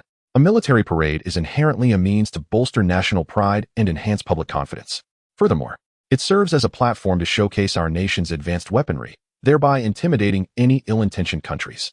In this era of peace, such displays have become a vital method of international engagement. "Do you propose a parade?" Mr. Zhang furrowed his brow, skeptical. While the idea of boosting national confidence through a parade is well known, the current state of our military strength, especially in relation to other nations, particularly the United States, raises concerns. The Marvel Universe, it could be argued, revolves entirely around America. Aside from the fictional Wakanda, there is little recognition of other nations. In this world, our country's standing, even when compared to Chen Mu's previous life, is lacking. Our once mighty Eastern Express is now technologically behind, and our military capabilities remain alarmingly weak. With National Day fast approaching, a grand display capable of instilling fear in other nations could indeed restore confidence among our citizens. That said, our present military prowess is insufficient to inspire such confidence through a parade, Mr. Zhang lamented with a bitter smile. This is indeed a considerable challenge. "I can offer you a technology, but under the condition that you provide my company with some assistance," Chen Mu said with a smile, producing a hard drive and placing it on the table. Within this discourse lies the complete technology of fifth-generation fighter jets, encompassing stealth technology, engine technology, aerodynamic structures, and various other innovations. Fifth-generation fighter technology. Director Zhang was taken aback, rising abruptly from his seat, only to quickly realize that his reaction was overly dramatic. And he settled back down, gesturing to Uncle Zhang, who solemnly collected the materials.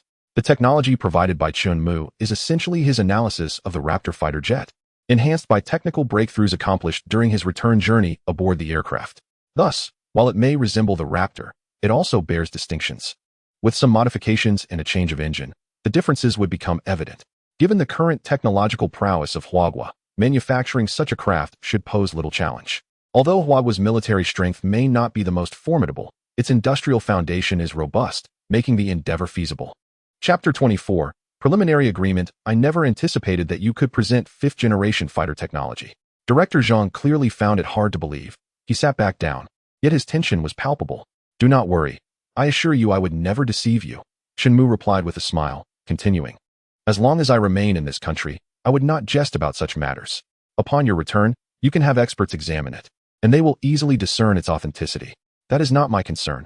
I am merely curious about the origins of your technology," Director Zhang inquired, gazing at Chen Mu with intrigue. "As far as I know, your university is merely an ordinary second-tier institution. You should not have had access to such advanced technology. Furthermore, your performance during your studies has seemed quite unremarkable. In truth, if the military desired to investigate Chen Mu's background, they could effortlessly uncover every detail. Indeed, I attended a rather commonplace university," Chen Mu acknowledged. "As for how I acquired this knowledge, the general may consider it as my own whimsical exploration." Whimsical exploration could yield fifth-generation fighter technology. The attendees exchanged resigned glances, unable to voice their skepticism, enveloped in silence. Particularly, his father appeared distinctly embarrassed, thinking, "Does this boy not even draft a script for his exaggerations?" "Very well, please elaborate on your plans," Director Zhang requested, looking intently at Chen Mu. "If you seek our support for your company, do you intend to establish a new enterprise?" "Indeed, I have even chosen a name, Xiaomu Technology," Chen Mu replied. "The logo is already designed, featuring a simple phonetic representation. Mu. Is this not a bit too casual? From firearms to fifth-generation fighters, regardless of their authenticity, both belong to the realm of weaponry. Is your company aspiring to engage in weapon development akin to Stark Industries?" After a moment of silence, Director Zhang furrowed his brow and gazed at Chen Mu, saying, "You are not foolish. You should be aware of the domestic situation. Manufacturing weapons is prohibited in our country, and private arms dealers are out of the question. who claims that Xiaomu Technology is a weapons research enterprise. My intention is to start with mobile phones, while simultaneously pursuing other technological research to encompass a broader range of industries. Chunmu looked at Director Zhang and continued, thus, I require your military's assistance even more. However, if you possess the talent for weapon research, wouldn't it be better to engage in that field? If you wish, I can facilitate your entry into such research institutions. If the military has any needs from me, I shall, of course, respond without hesitation. Chunmu smiled and regarded Director Zhang, adding, however, I certainly would not be inclined to enter those systems. Very well, propose a condition, and I shall see if I can assist you. Director Zhang nodded, looking at Chunmu, and continued, nevertheless, it is utterly impossible for a private enterprise to produce arms. Let us not reach that conclusion too hastily. Perhaps in the future, you may find yourselves seeking my orders, Chunmu replied with a mysterious smile, yet he continued, rest assured, Director Zhang, I would never engage in illegal activities. That is reassuring. Additionally, I hope to establish a technology special zone, which requires a piece of land. In reality, within the Marvel Universe, conventional military power proves ineffective against alien forces, whether it be the American Raptors or the yet-to-be manufactured J-20, they hold no value in the face of interstellar warfare. Chunmu's transfer of fighter jet technology to Huahua serves merely as a means to spark further interest. For him, the paramount task remains the creation of his own Iron Man suit. After all, this is a universe of superheroes, where their powers reign supreme. The conversation extended for quite some time, ultimately yielding the desired outcome for Chunmu. He would establish a company named Xiaomu Technology, and all technological advancements derived from the QilinArmor's system would become products of this enterprise. Notably, the inaugural product of Xiaomu Technology is set to be a smartphone. This arrangement had been preliminarily discussed with Obadiah of Stark Industries, who would provide technological and financial support for establishing the company in China. While Obadiah aimed to penetrate the vast Chinese market through Xiaomu's smartphones, Chunmu viewed this as an opportunity to leverage their resources and technology, even aspiring to acquire the Jarvis technology. Such advantageous offerings are too good to pass up.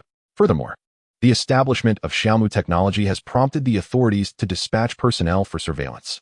This is primarily due to the firearm developed by Chunmu and the so-called fifth-generation fighter technology, which raises concerns among officials. They are apprehensive about the possibility of Chunmu engaging in illicit activities that could lead to unnecessary complications. Thus, appointing an observer is a precautionary measure. As for Chunmu's aspirations to establish the QilinArmor's Industrial Park, there is little that can be done at present, as Xiaomu Technology has yet to reveal its true potential, making it unlikely for the authorities to pay him undue attention or heed his words. This matter remains tentative, set aside for the time being. Nevertheless, Director Zhang has agreed that if Chunmu can resolve his funding issues independently, he could assist him in acquiring land in certain domestic locations. Thus, we bid farewell here. Expressing pleasure at meeting you, Comrade Chunmu. After an extensive discussion, Chunmu and his companions departed from the restaurant. Director Zhang, seated in the car, bid farewell to Chunmu and his son outside, observing Chunmu with a significant expression, stating, I hope incidents similar to those on Yulin Road do not recur. I trust you will abide by the law.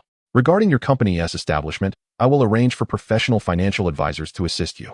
Yulin Road refers to the street where Chunmu had previously eliminated 2 wanted criminals. Hearing this, Chunmu was taken aback, realizing that the other party had been aware of the incident all along. Of course, Director Zhang, the company matters will commence preparations in the coming days. I await your financial advisor's visit at any time, Chunmu quickly replied with a smile.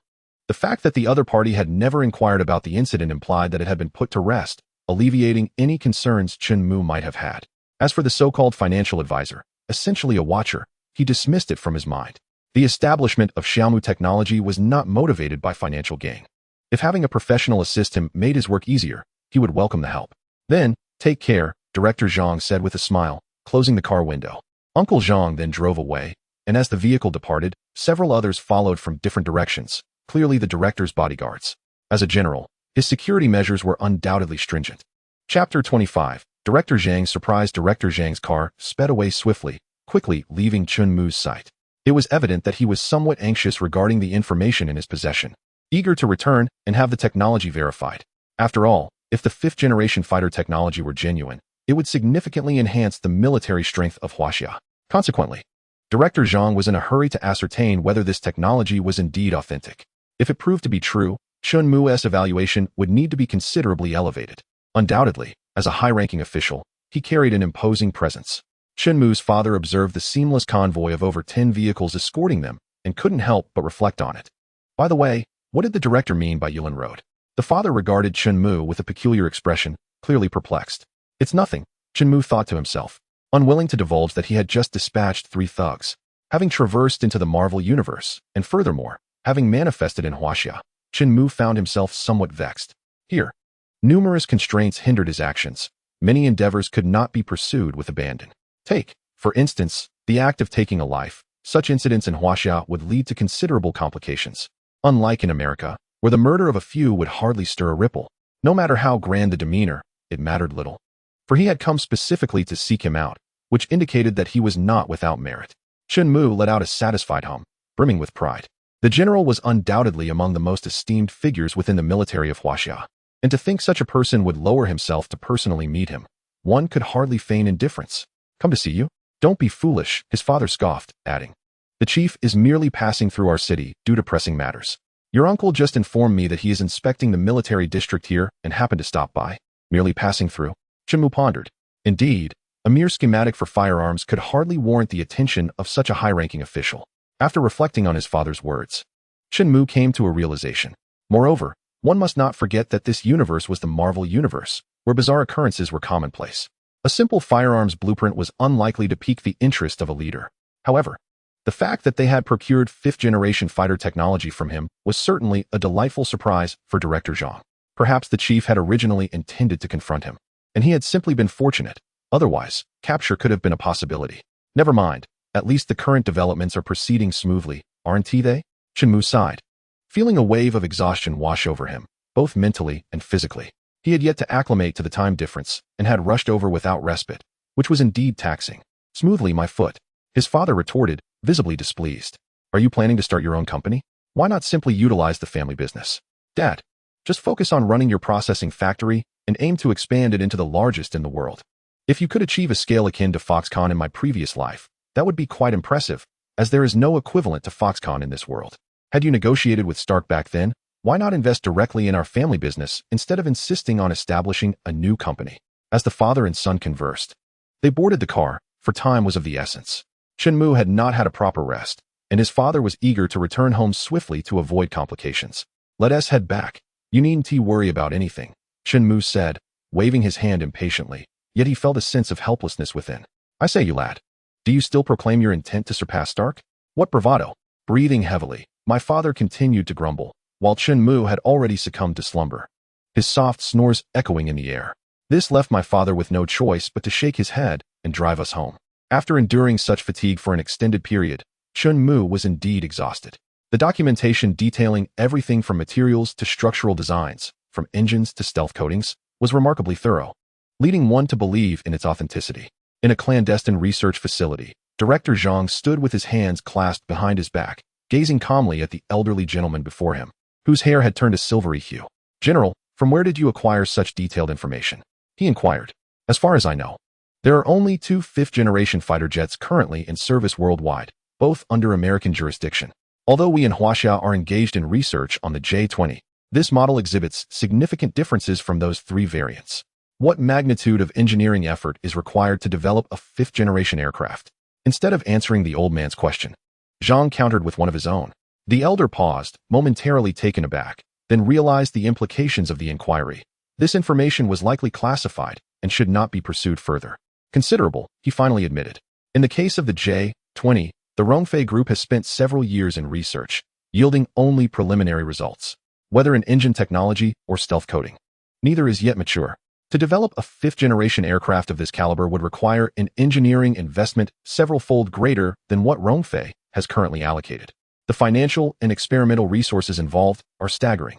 Thus, when Shenmu claimed to have conceived this design independently, who would believe him? Is it conceivable that a solitary individual could accomplish such a feat? Zhang inquired, curiosity piqued. Impossible, the elder dismissed firmly. The engineering demands of such a fighter jet cannot be met by a single person. Even for a 3rd-generation aircraft, the range of disciplines involved, aerodynamics, engine technology, material science, and so forth, is vast. A single individual would find it exceedingly challenging to master so much knowledge over a lifetime. Intriguing, Zhang mused. So, Elder Zhao, how significant do you perceive the differences between this model and the Raptor? Currently, The only operational fifth-generation heavy fighter seemed to be the Raptor, with the J-20 still in the research phase, lacking even a physical prototype. While this new model bore the hallmarks of the Raptor, it appeared to be even more advanced. If produced, I am confident that its specifications might even surpass those of the Raptor, Zhao asserted with conviction. More advanced than the Raptor? This conclusion startled Director Zhang. For the Raptor was regarded as the pinnacle of modern aviation technology. To claim that a fighter jet could be superior to it was indeed a daunting prospect. It appears that Chun Mu, this little fellow, harbors some secrets. Echoing the sentiments of old Zhao, it is hard to believe that Director Zhang would accept the notion that Chun Mu single-handedly accomplished the research on the fifth-generation fighter. Given that he has just returned from the United States, there are suspicions that this information may have been appropriated from there. However, how could the invaluable data concerning the Raptor be stolen? Such a notion defies logic. In any case, Director Zhang's curiosity about Chun Mu has intensified. Perhaps it is best to let each individual maintain their own secrets. As long as Chun Mu's contributions are beneficial to the nation, that suffices. A certain intuition tells Director Zhang that Chun Mu may yet deliver more surprises. Chapter 26. The arc-reactor. Meanwhile, on another front, Chun Mu returned home and succumbed to a deep slumber that lasted until the following noon. The technology for the arc-reactor has finally reached a breakthrough. Upon awakening, Chun Mu received gratifying news. The advancements made prior to his rest concerning the arc-reactor technology had finally come to fruition. While he had not perfected the complete design of a small reactor, he had fully mastered the technology for a large industrial reactor. This milestone in technological advancement was truly significant. The large arc-reactor technology was initially conceived by Howard, yet the industrial capabilities of the time had rendered its construction impossible. It was only later, with Stark Industries, that it was fabricated primarily for exhibition purposes, without any practical application. The breakthrough that allowed for its energy utilization would not occur until several years later, coinciding with the inception of the Avengers, when Tony Stark perfected it, marking the dawn of practical usage for arc energy. Chun Mu's technological advancement mirrors this, enabling the direct application of its energy.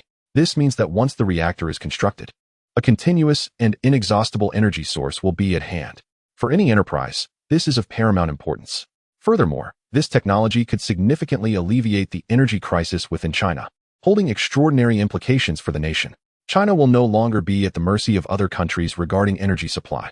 Regrettably, the breakthrough did not extend to the use of new elements. The application of new elements would have rendered the reactor more stable and would have addressed Tony's palladium poisoning, an essential factor in his condition. This time, however, Chun Mu did not acquire this particular technology. The role of new elements is primarily to mitigate Tony's poisoning. Acquiring it would likely necessitate a breakthrough in the small reactor technology. Unfortunately, a breakthrough in the same technology can occur only once. Otherwise, Chun Mu could focus solely on the reactor technology, continuously advancing it to extraordinary heights. Alternatively, he could wait for Tony to achieve his breakthrough before analyzing his technology. Indeed, this is one approach, yet it demands patience, and what Chun Mu currently lacks most is time. A mere 4 years remain until 2012, the year when the events of the Avengers unfold, marking the first invasion of Earth by an extraterrestrial force. This occurrence is profoundly shocking for all nations on the planet and signifies the moment when America, bolstered by the Avengers, indisputably ascends to the role of the world's leader. This is precisely what Chun Mu dreads. Under American dominance, other countries are relegated to second-tier status, rendering Earth a mere echo chamber for the United States. In pursuit of the rejuvenation of Huaxia, Chun Mu is determined to showcase his nation's formidable strength in this impending crisis. For might is indeed the essence of power. Only through such displays can Huaxia maintain its stature amongst global powers. Tony Stark's Iron Man suit, essentially an exoskeleton, is within the realm of my current technological capabilities to replicate. Moreover, possessing core energy sources makes the creation of a counterfeit Iron Man feasible. With the weaponry technologies of Hammer Industries and Stark Industries at his disposal, fabricating a new suit should pose little challenge. Regrettably, the absence of an intelligence system is a significant drawback. It remains uncertain when he might acquire J-A-R-V-I-S. Chun Mu's fervent desire to obtain J-A-R-V-I-S stems from the belief that if the arc-reactor serves as Iron Man's heart, then J-A-R-V-I-S embodies its soul. A suit devoid of a soul would undoubtedly suffer a considerable reduction in capability. Given my current technological reserves, the suit I could produce might resemble Obadiah's Ironmonger, better left uncreated to avoid embarrassment. Lacking Tony's pivotal advanced technologies, Fashioning a suit that fits snugly is an unrealistic aspiration. Essentially an unattainable feat, even should Chen-Mu attempt it himself. The result would likely be a cumbersome suit akin to Obadiah's, devoid of intelligent programming, complicating its operation. The plan for a technological army of iron must thus be temporarily shelved. Hence, the focus should shift to the development of Xiaomu technology. However, Chen-Mu finds himself without the necessary funding and thus awaits investment from Stark Industries. He does not place significant weight on the profits from the mobile phone industry. His sole aim is to see Xiaomu technology flourish swiftly. Previously, Obadiah brazenly sought to acquire 80% of Xiaomu's phone shares, revealing Stark Industries' insatiable greed. Chen-Mu's acquiescence to this arrangement, fully aware that his counterpart aimed to infiltrate Huaxia through the mobile device, borders on treachery. Especially as he concedes the majority of shares under such circumstances, truly a shameless act. Let us then observe who ultimately faces misfortune in this endeavor. Chen-Mu is not merely an ordinary master. The arrival of Jarvis is a golden opportunity that should not be overlooked. With a visionary perspective of the future, complemented by the formidable support of the Huiqiangbai system, Chen-Mu feels no trepidation. In due course, it will be evident who will lament their fate. When it comes to mobile phones, Chen-Mu plans to develop his own Xiaomu phones in accordance with the trajectory of Apple's evolution in his previous life. The initial step involves launching a brand new smartphone that can surpass current giants like Nokia. As for the design, he intends to adhere to the historical progression of development, unveiling innovations gradually. Even the company logo has been meticulously crafted, a lowercase mu in white against a pastel background, encased in a rounded rectangular shape to avoid the exorbitant costs of redesigning a square base in the future. The logo on the phone will be elegantly simple, laser-etched with the mu insignia. In any realm, the essence of a smartphone revolves around user experience, hardware performance, and, most crucially, aesthetics. By mastering these key elements, one can swiftly seize the competitive edge. Furthermore, drawing inspiration from the evolution of smartphones in his previous life, Chen-Mu can effortlessly set trends through subtle design adaptations. All the requisite conditions for producing the first generation of smartphones are already in place. The components can be readily procured, and with Google having developed the Android system, a few modifications will suffice to launch the initial smart device. Moreover, any technological challenges can be addressed through the Huiqiangbai system, making the production of smartphones remarkably straightforward. Therefore, for Chen-Mu, everything is primed and ready, merely awaiting the influx of Stark's funding to commence the rollout of the first generation of smartphones, heralding a new era in the mobile market. Chapter 27. The birth of Iron Man. With the plan fully devised, Chen-Mu assumed a hands-off approach, delegating the disorganized matters to his father, who would liaise with Stark's associates. Chen-Mu retreated to his room, locking himself away to delve into the research of the items stored in his warehouse. Within Huiqiangbai, there exists a wealth of technology that requires Chen-Mu's meticulous organization. Has the compact reaction furnace been manufactured? Earlier, Chen-Mu had already utilized the production line in Huiqiangbai to fabricate it, and he also instructed Xiao AI to integrate existing technologies to create an armor suit. However, this newly crafted suit bears a striking resemblance to Obadiah's Ironmonger, nearly identical in design. Lacking Jarvis's intelligent assistance system, operating this armor relies entirely on manual control, which proves somewhat cumbersome. Consequently, he refrained from showcasing it, as it was not particularly convenient. Nevertheless, for Chen-Mu, the existence of this armor provides a guarantee of his safety. In the current world, few individuals pose a significant threat to the Iron Tyrant. Even if they cannot defeat it, they can simply flee. Regrettably, the opportunity to showcase it has not yet arisen. Otherwise, it would be delightful to unleash the Iron Tyrant for some amusement. Moreover, the Iron Tyrant has become rather antiquated, aside from its novelty. Chen-Mu harbors little interest in it. What he truly desires is Tony's Iron Man armor. For now, he must bide his time. Holding a small arc-reactor emanating a blue glow, a smile playing upon his lips. At this moment, Chen-Mu finds that his responsibilities have largely been fulfilled, and all that remains is to wait. I am Iron Man. Half a month later, far away in Huaxia, Chen-Mu chuckles to himself as he peruses online news. At last, Iron Man has come to life. As in the original narrative, Tony dons his armored suit and ventures to the Middle East to dismantle Stark's armaments. He instructs Pepper Potts to access Obadiah's computer to extract data regarding all arms transactions, only to unexpectedly discover that his previous kidnapping was orchestrated by Obadiah himself, who intended to collude with terrorists to eliminate Tony. Once Obadiah realized that the scheme had been exposed, he preemptively seized the reactor from Tony and utilized it for his own Iron Tyrant. Ultimately, a confrontation ensued between Tony and Obadiah, resulting in considerable upheaval. In the aftermath, Tony boldly declares, "I am Iron Man." This moment marks the official unveiling of the Marvel Universe. It is time to return to America. At this juncture, Chun-Mu is eager, for the birth of Iron Man signifies the culmination of the technology behind the Iron Man armor. This is something Chun-Mu has long coveted, and he is now impatient to travel to America to acquire this technology. Coincidentally, with his father's assistance, his own company, Xiaomu Technology, has been established, and utilizing the production line in Huiqiangbai, he has created the inaugural Xiaomu smartphone, the first Android-based intelligent device, operating on the MOS system, ready to present to Stark for its official launch. Additionally, he aims to decipher the technology of JARVIS. Pushing open the door, Chun-Mu departs his chamber and strides into the hallway. "Mr. Chun, do you have matters to attend to?" Upon opening the door, he encounters a poised and capable young woman, Su Jia, standing with a stack of documents in hand. She has been dispatched as a financial expert by the Bureau.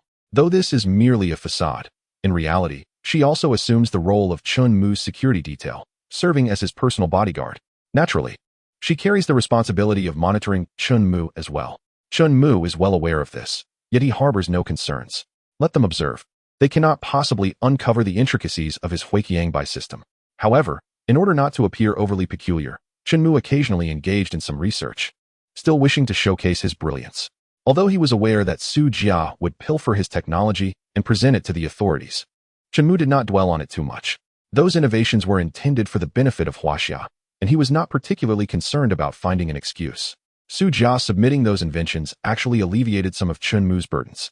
To America, Chun-Mu stated directly, feeling no need for concealment.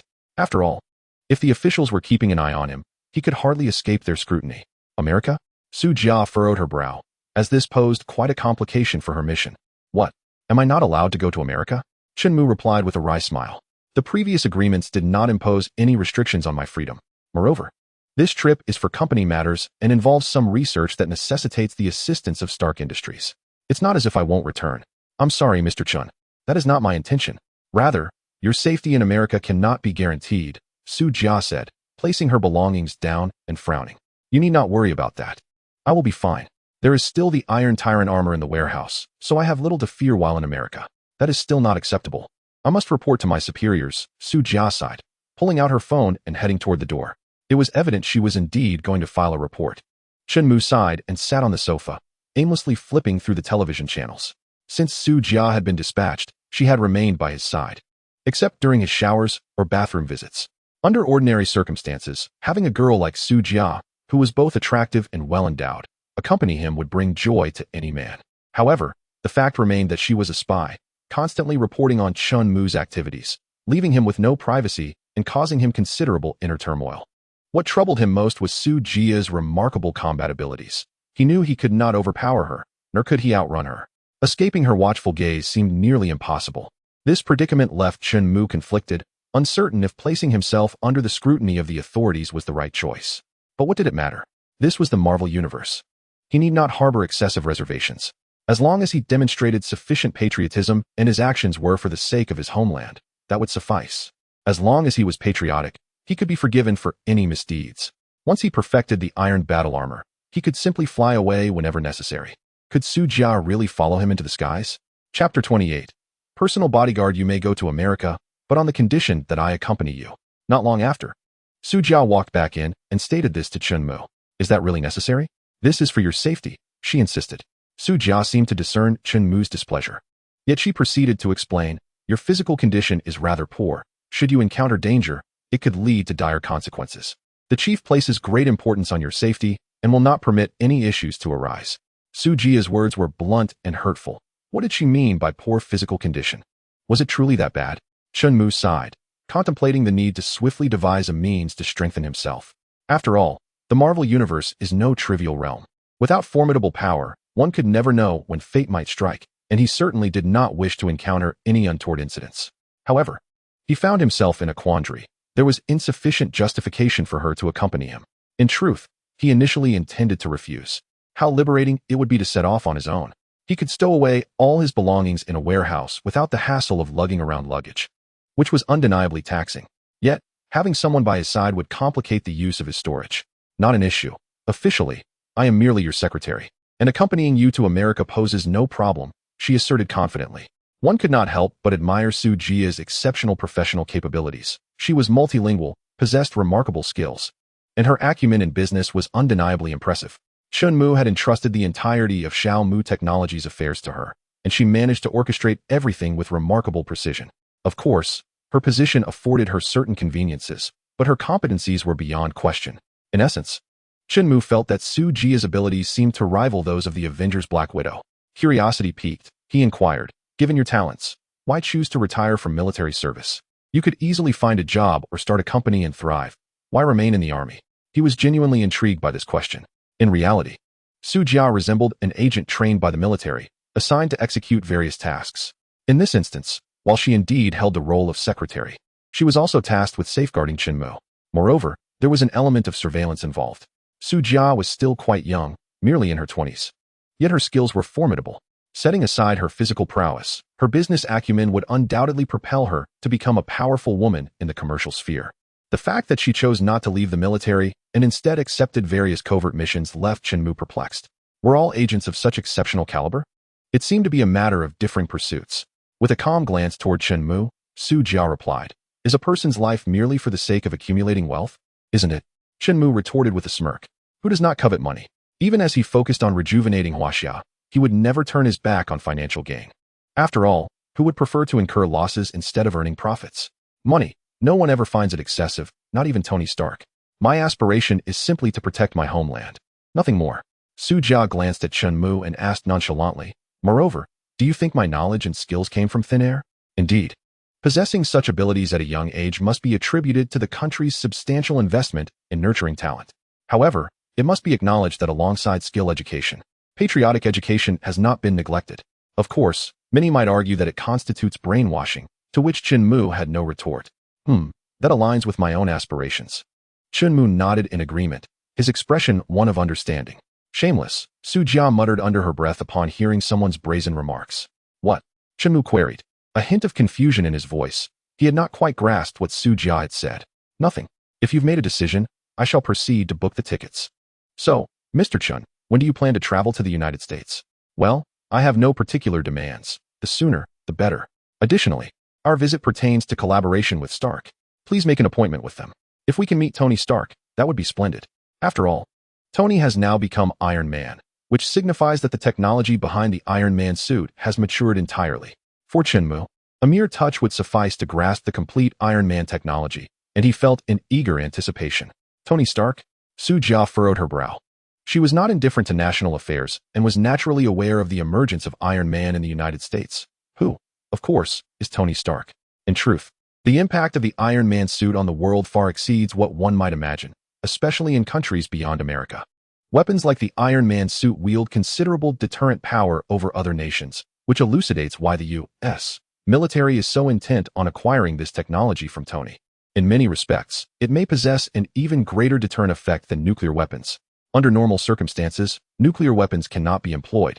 But Tony's suit falls within the category of conventional weaponry, meaning it can be utilized in regular warfare.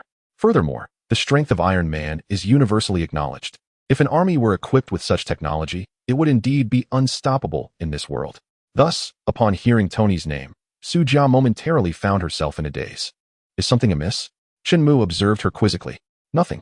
Considering their existing business collaboration, Su Jia regained her composure. Hey, you're not thinking of trying to steal someone else's technology, are you? Chun Mu asked, regarding her with a peculiar expression and a teasing tone. Su Jia rolled her eyes, choosing to ignore Chun Mu. While it is true that one may possess the desire, the requisite capability often eludes them. Tony Stark, for instance, undoubtedly safeguards his technological marvels with utmost vigilance. Were it possible to pilfer them, the world would surely descend into chaos. Fortunately, upon witnessing the devastation wrought by his own weaponry, Tony experienced a genuine moral awakening, resolutely deciding against selling any further arms, particularly his own Iron Man suit, which he would never relinquish to the military. Enough of this banter. I shall book my flight. I can depart as early as tomorrow. Chun, you might as well prepare yourself, Su Jia declared before turning on her heel and departing. Chapter 29. Return to Stark. Very well. My intention for this journey is indeed to appropriate Tony's technology. As Su Jia exited, Chun Mu muttered to himself, contemplating a brief respite before preparing for his journey to the United States. Am I perhaps exhibiting excessive kindness? Observe, everyone is aware they are being monitored. Yet the watchers remain audaciously bold. Su Jia seems to forget her position entirely, pursuing me even in my own home rather than merely conducting her office duties. Does she truly consider herself my personal secretary, attending to every whim? At present, Chunmu lacked the strength to rid himself of this persistent shadow.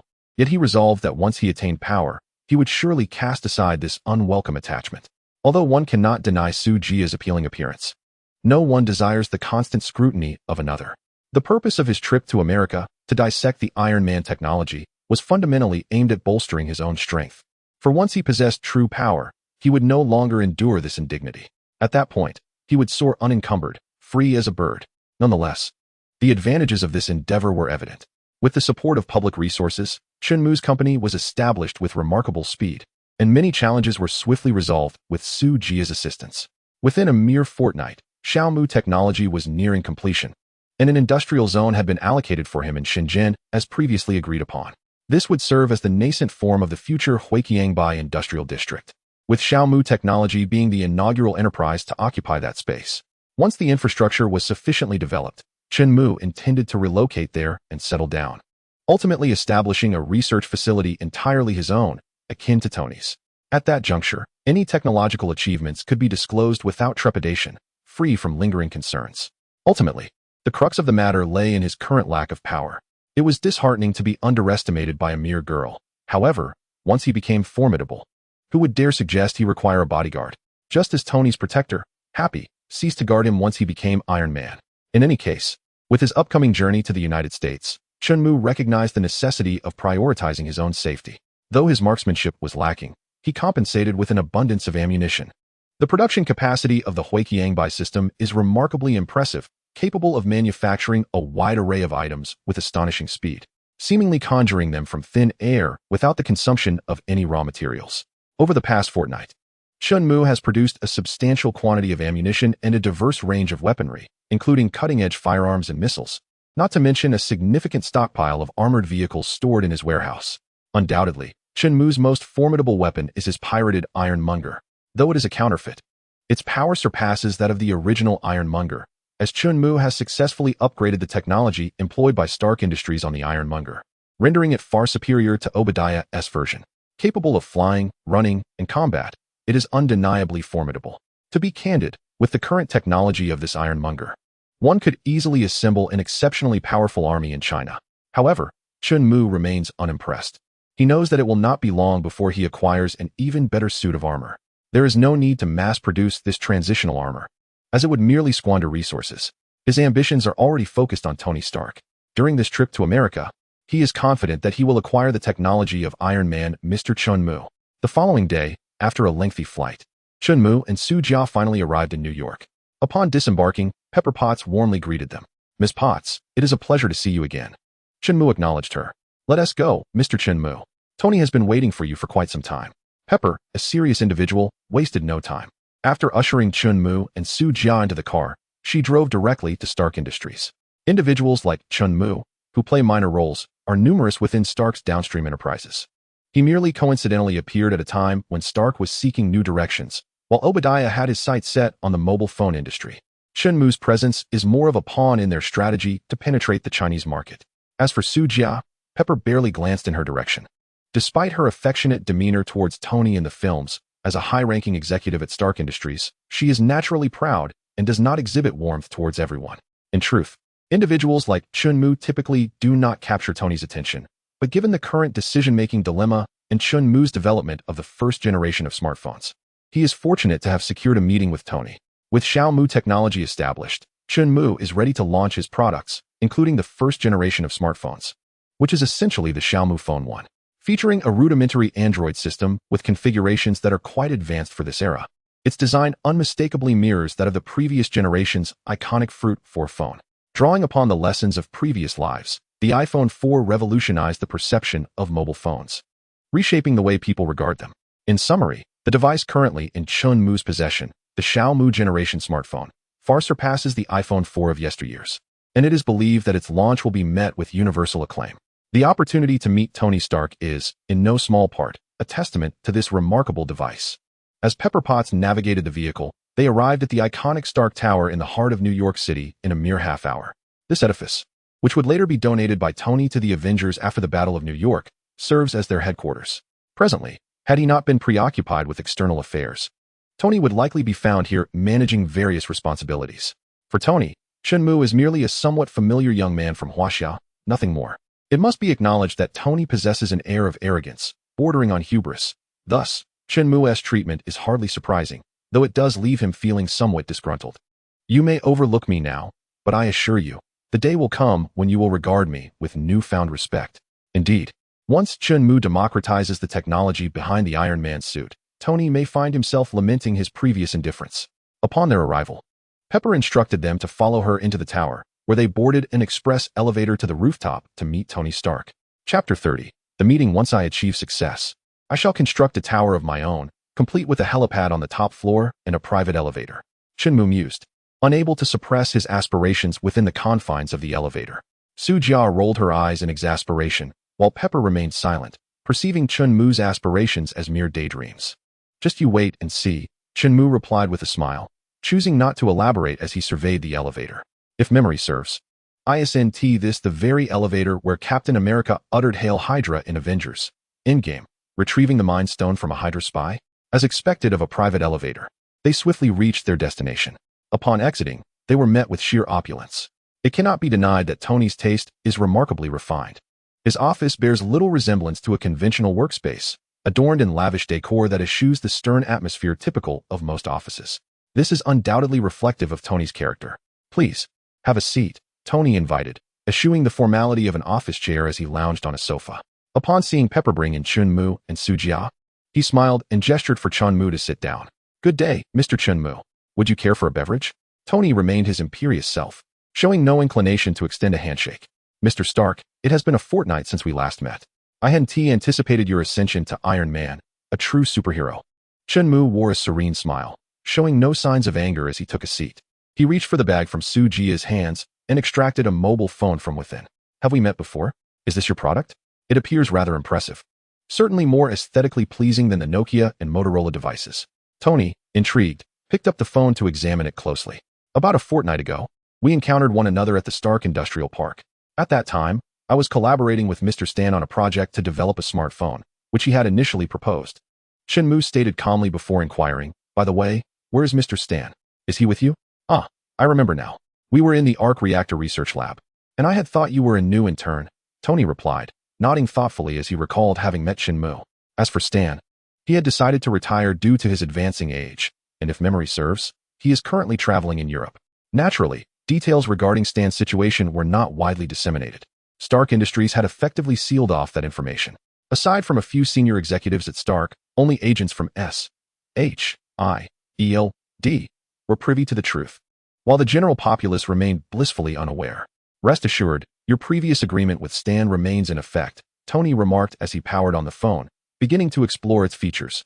It's quite commendable. Its functionality surpasses that of many current smartphones, and the operating system is indeed superior to what is commonly available. However, compared to the device Tony himself utilized, it fell somewhat short. After all, Stark Industries is a high-tech enterprise, while it had not ventured into the mobile phone sector.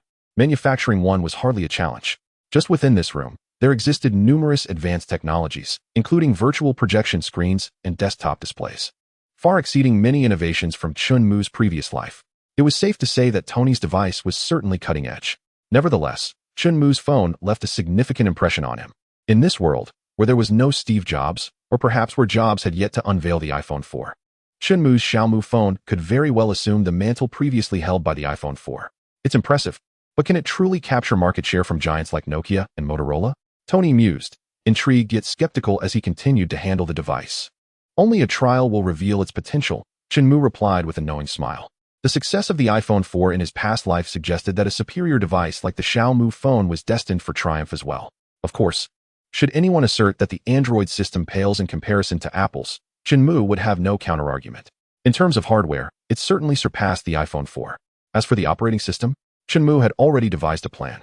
Indeed, the phone was merely a step away from perfection. Its system required final refinement. At this juncture, the Android system, to be frank, is rather subpar.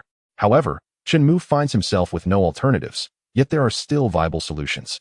According to my agreement with Mr. Stark, for the substantial shares he has acquired, he is also obligated to provide technical support for the mobile device. The term smartphone implies a certain level of intelligence, which necessitates the assistance of Stark Industries for further refinement. An intelligent system? Tony squinted, contemplating that the incorporation of an intelligent program would undoubtedly enhance the device's operability. He was acutely aware that, given Jarvis's capabilities, elevating the user experience of the smartphone would be a remarkably straightforward endeavor. The system's development will be entrusted to Stark Industries. We shall directly engineer a brand new system specifically tailored for mobile operations, Tony asserted confidently, nodding. Trust me, creating a seamless system with Stark technology is exceedingly simple. And I will also integrate a bespoke intelligent program within it. That would be splendid, Chunmu replied, his spirits lifting.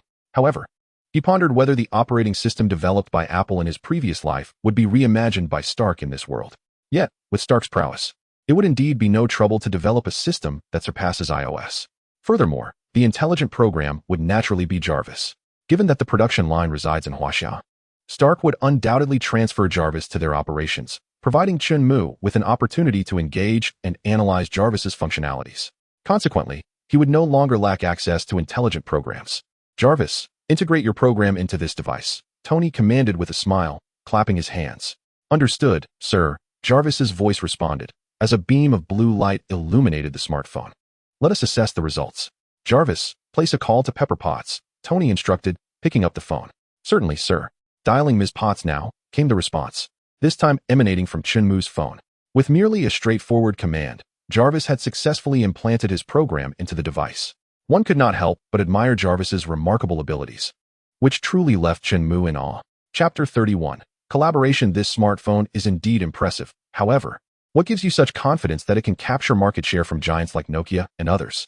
While Chunmu's phone is certainly striking, it remains quite nascent and, at best, a dark horse, incapable of competing with established mobile enterprises.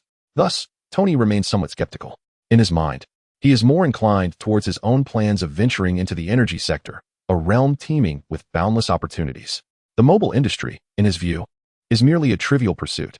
Tony was quite clear on this point and continued. Moreover, not everyone can afford such a phone. Currently, the most expensive models from Nokia can sell for as high as $8,000 or $9,000. This seemingly advanced phone must also be priced similarly, wouldn't you agree? In this world, how many people can actually afford such a price? This is the primary advantage of the Xiaomi phone. Chunmu smiled, looked at Tony, and inquired. Do you know what the greatest advantage of Chinese manufacturing is? Let me think. Perhaps it's the inexpensive labor and low production costs? Tony pondered briefly, easily recalling the advantages of being the world's factory. Indeed, it is the cost. The actual production cost of the Xiaomi phone is approximately 500 RMB. Note that it is in Chinese currency. Converted to USD, it amounts to less than $100.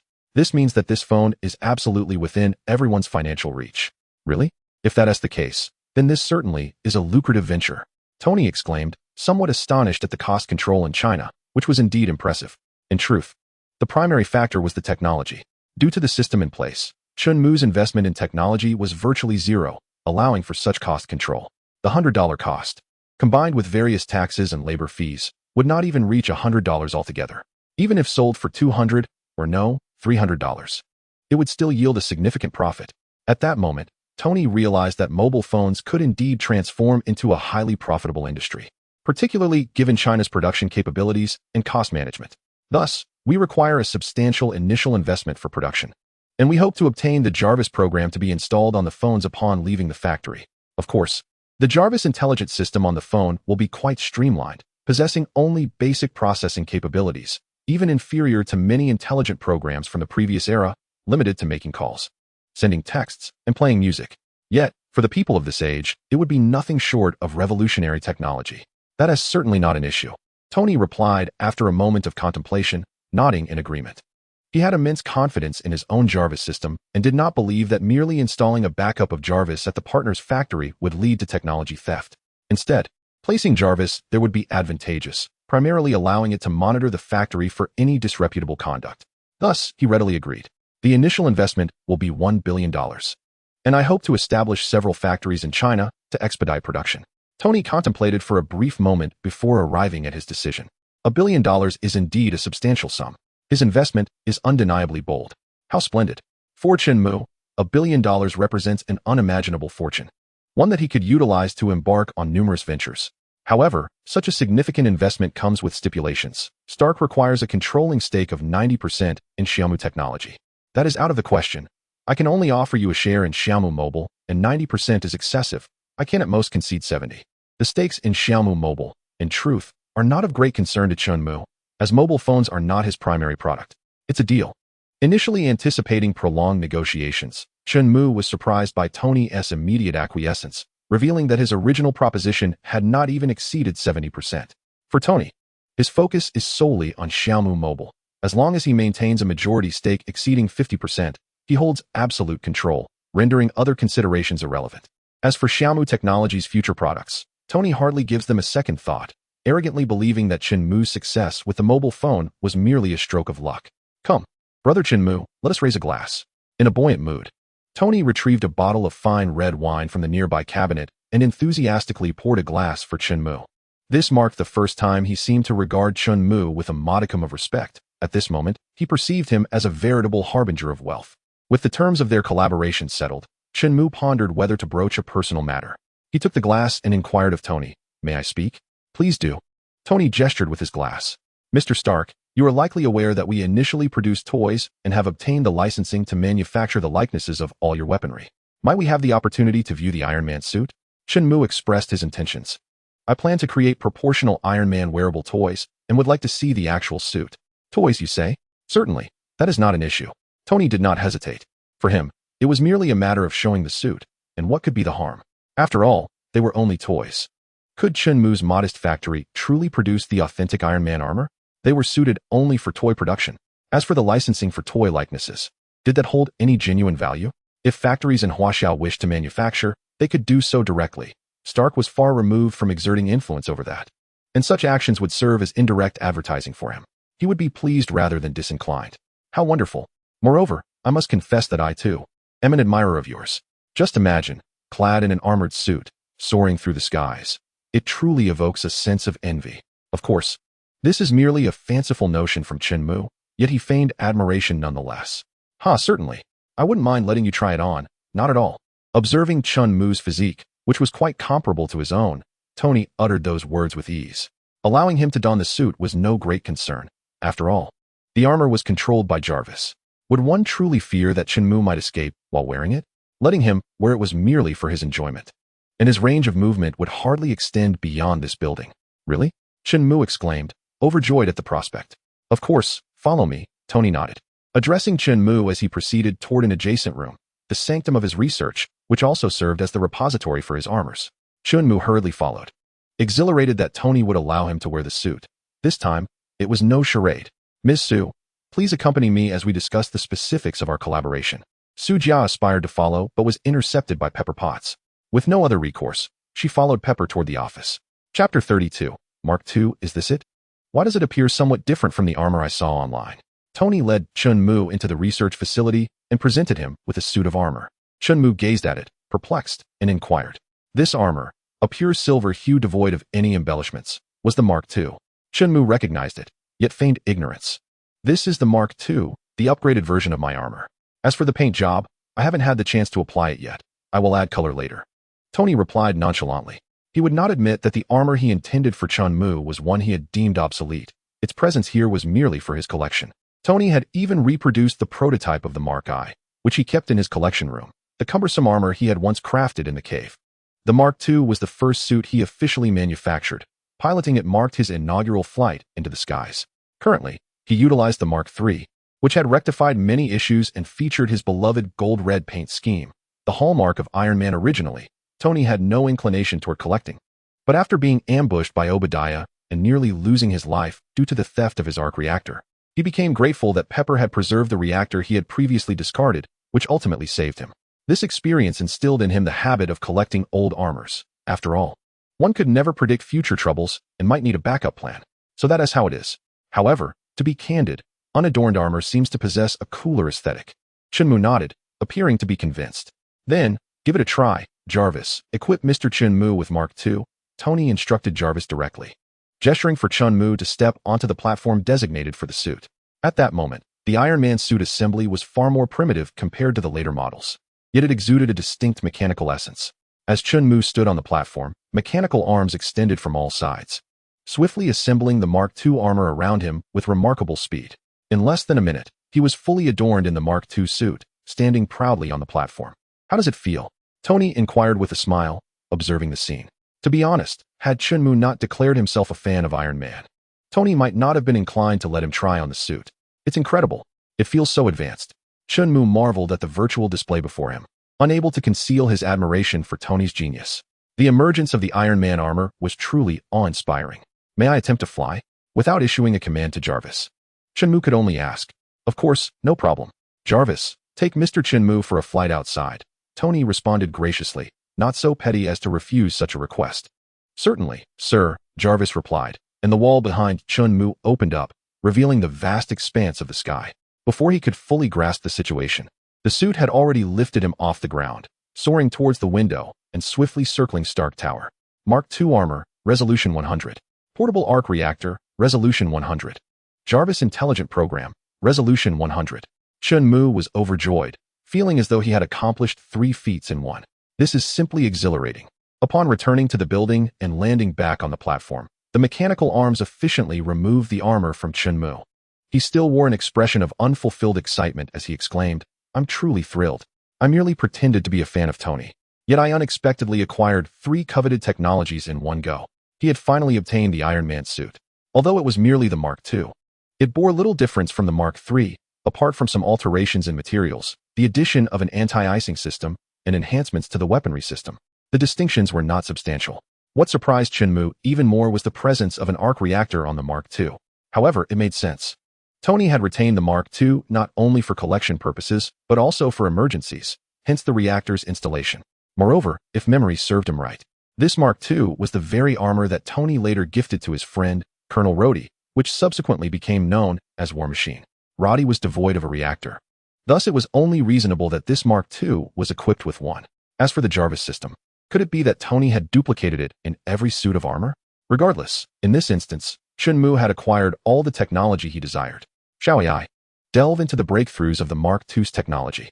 With the knowledge secured, Chunmu eagerly instructed Xiao AI to pursue advancements, enabling him to create an armor even more sophisticated than Tony's Mark III. If you like it, that's good enough. Tony nodded and said, come. Let me show you the charm of New York. Moreover, this evening I will host a gathering, inviting various media outlets to promote our new smartphone. By the way, when the time comes, the Jarvis Intelligent Program certainly cannot retain the name Jarvis. Do you have any suggestions for a fitting name? What shall we call it? Let me think. How about Siri? Siri? That sounds rather pleasant. Tony nodded in agreement with the name. Had it been a more traditionally Chinese name, he would likely have rejected it outright, but with Siri, he found no reason to object. Thus, Tony warmly draped his arm around Chunmu's shoulder as they made their way to the elevator. The necessary tasks had been completed, and the pleasures indulged. Now it was time to attend to more serious matters. Despite Tony's apparent disinterest in wealth, as a financial prodigy, he certainly had an affinity for money. The initial plan to shutter the weapons division had swiftly led him to explore new ventures. However, with Chunmu's presence, Obadiah, that old schemer, sought to infiltrate the Chinese market through smartphones. Amidst this confluence of circumstances, Tony glimpsed the promising future of the mobile industry and decided to make his foray into that realm. Chunmu had also presented a commendable product, which earned Tony's respect and slight acknowledgement of this young collaborator. Yet, if Tony were to discover that Chunmu had merely donned his Mark II and pilfered several of his technologies, would he not be furious to the point of hemorrhaging? Truly, it is an unpredictable world. Chapter 33. Preparing for research such extravagance. Truly, it is a testament to the excesses of the nefarious capitalist society, where wealth can procure anything. The following morning, Chunmu awoke to find a slumbering blonde beauty beside him and could not help but sigh. Last night at the banquet, he had indulged in drink and ended up with a stunning blonde for a night of passion. Such is the power of influence, especially in a nation that venerates capitalism, where money reigns supreme.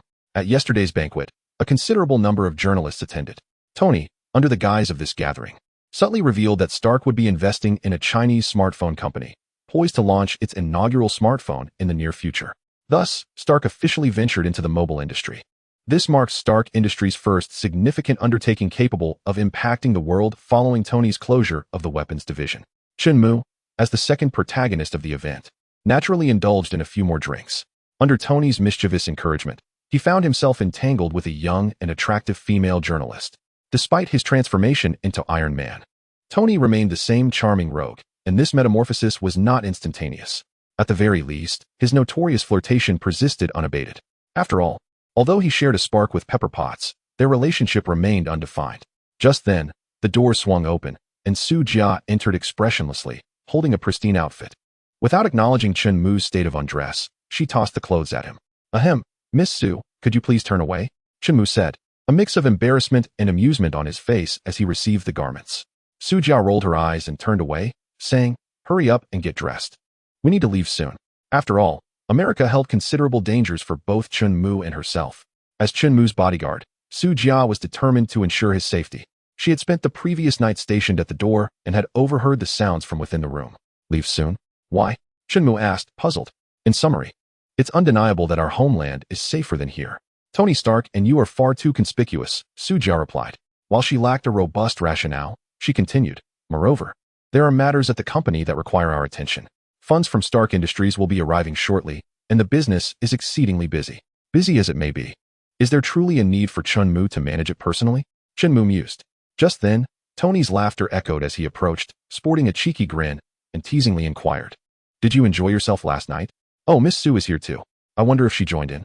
He winked at Chun Mu, making an expression that only men would understand. Chun Mu scratched his head, casting a sidelong glance at the expressionless Su Jia, unsure of how to respond. Su Jia shot a disapproving glare at the two conspiratorial men, internally lamenting, is this what American superheroes are like? Not so impressive after all. Returning to the matter at hand, she added, Tony, it's about time we head back. You know we need to expedite the launch of the Mu smartphone. Things will likely be quite hectic back home. Although he felt a lingering attachment, Chun Mu ultimately decided to heed Su Jia's advice, not wishing to place her in a difficult position. Primarily, he had already acquired the technology he desired, and thus, he was prepared to return home to bring these innovations to fruition. He was increasingly eager to return and craft his own suit of armor. Are you in such a hurry to leave? Tony inquired, gazing at Chun Mu with astonishment. Why not delegate the tasks at hand to others? Why not linger in America for a few more days? I could introduce you to a few cover models from fashion magazines. Perhaps another time, Chun Mu replied, suppressing his interest with a light cough and a resolute expression. What a pity. I hear this month's magazine features twins, Tony remarked, prompting Chun Mu to roll his eyes at the absurdity of this capitalist society. Having tried your armor yesterday, I found it quite fascinating, and I intend to return and delve deeper into my own research. Chun Mu hinted at his aspirations for the future of his armor. You're planning to return and conduct your own research? Tony questioned, his expression one of incredulity, a sentiment mirrored by Su Jia, who appeared equally incredulous and disdainful. Who, besides Tony, could possibly create such armor? Even if someone attempted to replicate it, it would only result in a pale imitation, utterly incomparable to Tony's creations. Thus, Chun Mu's candid expression of his desire to study armor in front of Tony seemed akin to a fool's errand, provoking laughter. Furthermore, from Tony's perspective, Chun Mu's ambitions appeared entirely misguided and worthy of derision. Ha. Tony's laughter was laced with sarcasm. What's this? You don't believe me? Chun Mu raised an eyebrow, retorting. Ask your companion, the lovely Miss Su Jia. Tell me, do you believe your boss could manufacture such armor? Tony chuckled, glancing at the silent Su Jia, and remarked, I must say, Su Jia is indeed quite beautiful, particularly in the eyes of a Westerner like myself, possessing a unique Eastern grace. Of course, a man of Tony's experience would not harbor any romantic notions towards Su Jia. He merely appreciated her beauty. With his wealth, he could have any woman he desired. Su Jia remained silent, dutifully fulfilling her role as a bodyguard, yet her eyes betrayed her disbelief. Don't doubt me. I assure you, within 6 months, no, 1 month, I will create my own armor, Chun Mu declared, seemingly incensed by the disparagement of the two. Haha. Very well, Tony responded. If Mr. Chun Mu manages to develop an iron suit within a month, I shall grant you its usage rights. Tony laughed heartily, encouragingly patting Chun Mu on the shoulder, assuring him, that's great. I hope you remember your words. Chun Mu touched his nose and looked intently at Tony, saying, this guy Tony is truly insufferably arrogant. I mentioned creating a suit of armor, not specifically an Iron Man suit. Does he believe that anyone who develops armor is merely imitating him? Must we obtain his permission to utilize our own creations? Indeed, his arrogance was beyond description at that moment. Chapter 34. Arrogance and vanity. According to the mindset of certain powerful nations, being the first to create something means it belongs solely to them. If others produce a similar item, it is regarded as plagiarism. This notion was vividly embodied in Tony. If Chun-Mu were to actually develop an armor, it would be considered a copy of his Iron Man suit. Otherwise, he would not jokingly say that if Chun-Mu succeeded, he would grant him the usage rights. From the outset, Tony harbored little faith in Chun-Mu, believing him incapable of producing the Iron Man suit. At best, he might create a mere shell. Without energy, without an intelligent program, it would be akin to lacking a heart and soul, merely a toy. Energy was essential, requiring an arc-reactor, which, given Huaxia's current technology, was unattainable, let alone for an individual like Chun-Mu. Tony would never believe that Chun-Mu could produce such a device. Without energy, the armor would not even move. Furthermore, without an intelligent program, even if the armor could be made to move, what purpose would it serve? To be a target? What a joke. Such a toy posed no threat whatsoever. However, Chun-Mu's audacity did irk Tony somewhat. Accustomed to being the one who impresses, he found it intolerable that someone would dare to show off in his presence. Instantly, Tony's perception of Chun-Mu soured. Of course, Chun-Mu had never anticipated maintaining an amicable relationship with Tony. His ambition to establish an Iron Legion would inevitably lead to a deterioration of their relationship, perhaps even hostility. And this was merely the initial indication of that. Well then, Mr. Tony, it is time for me to take my leave, Chun-Mu said with a smile. Observing Tony's displeasure, I must return to my research on the Iron Man suit. Flying has always been my dream. Indeed, I await that day, Tony nodded, replying. Flying alone at high altitudes can be quite solitary. If someone could soar alongside me, it might not be so bad. Clearly, this remark was a jab at Chun-Mu, as Tony did not believe he could ever produce the armor. Consequently, his regard for Chun-Mu was no longer as favorable as before, and he showed no intention of detaining him any longer. Sujia, please assist me in booking the flight tickets. We are returning home immediately. There's no need for such trouble. Siri, kindly reserve tickets for two.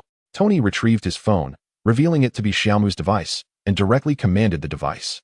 Following his simple upgrades, this engineering marvel boasted exceptionally robust hardware, and the Siri assistant was, in fact, a sophisticated incarnation of the Jarvis program, endowed with highly refined functionalities. Understood, sir. The tickets to Huaxia's Rongyong City have been successfully booked and will depart in half an hour. Jarvis's voice resonated. Having efficiently secured the tickets for Chun-Mu and his companion, Jarvis's capabilities were indeed impressive. Upon returning, I must acquire one for myself. It's simply too convenient. Chun-Mu mused with profound admiration. Are you also going to get one? Tony chuckled, too weary to offer any further mockery or sarcasm, remaining silent. Beside them, Sujia couldn't help but roll her eyes once more. Whenever you see something desirable, you wish to possess it. Are you serious? It's one thing to discuss it privately, but to boast in front of others? If you fail to achieve it in the future, won't that be a slap in your own face? The two individuals present held no faith in Chun-Mu's ambitions, regarding him as merely boastful. Since you possess the talent to design phones, you should diligently focus on creating one. What are you dreaming about with battle armor and intelligent programs?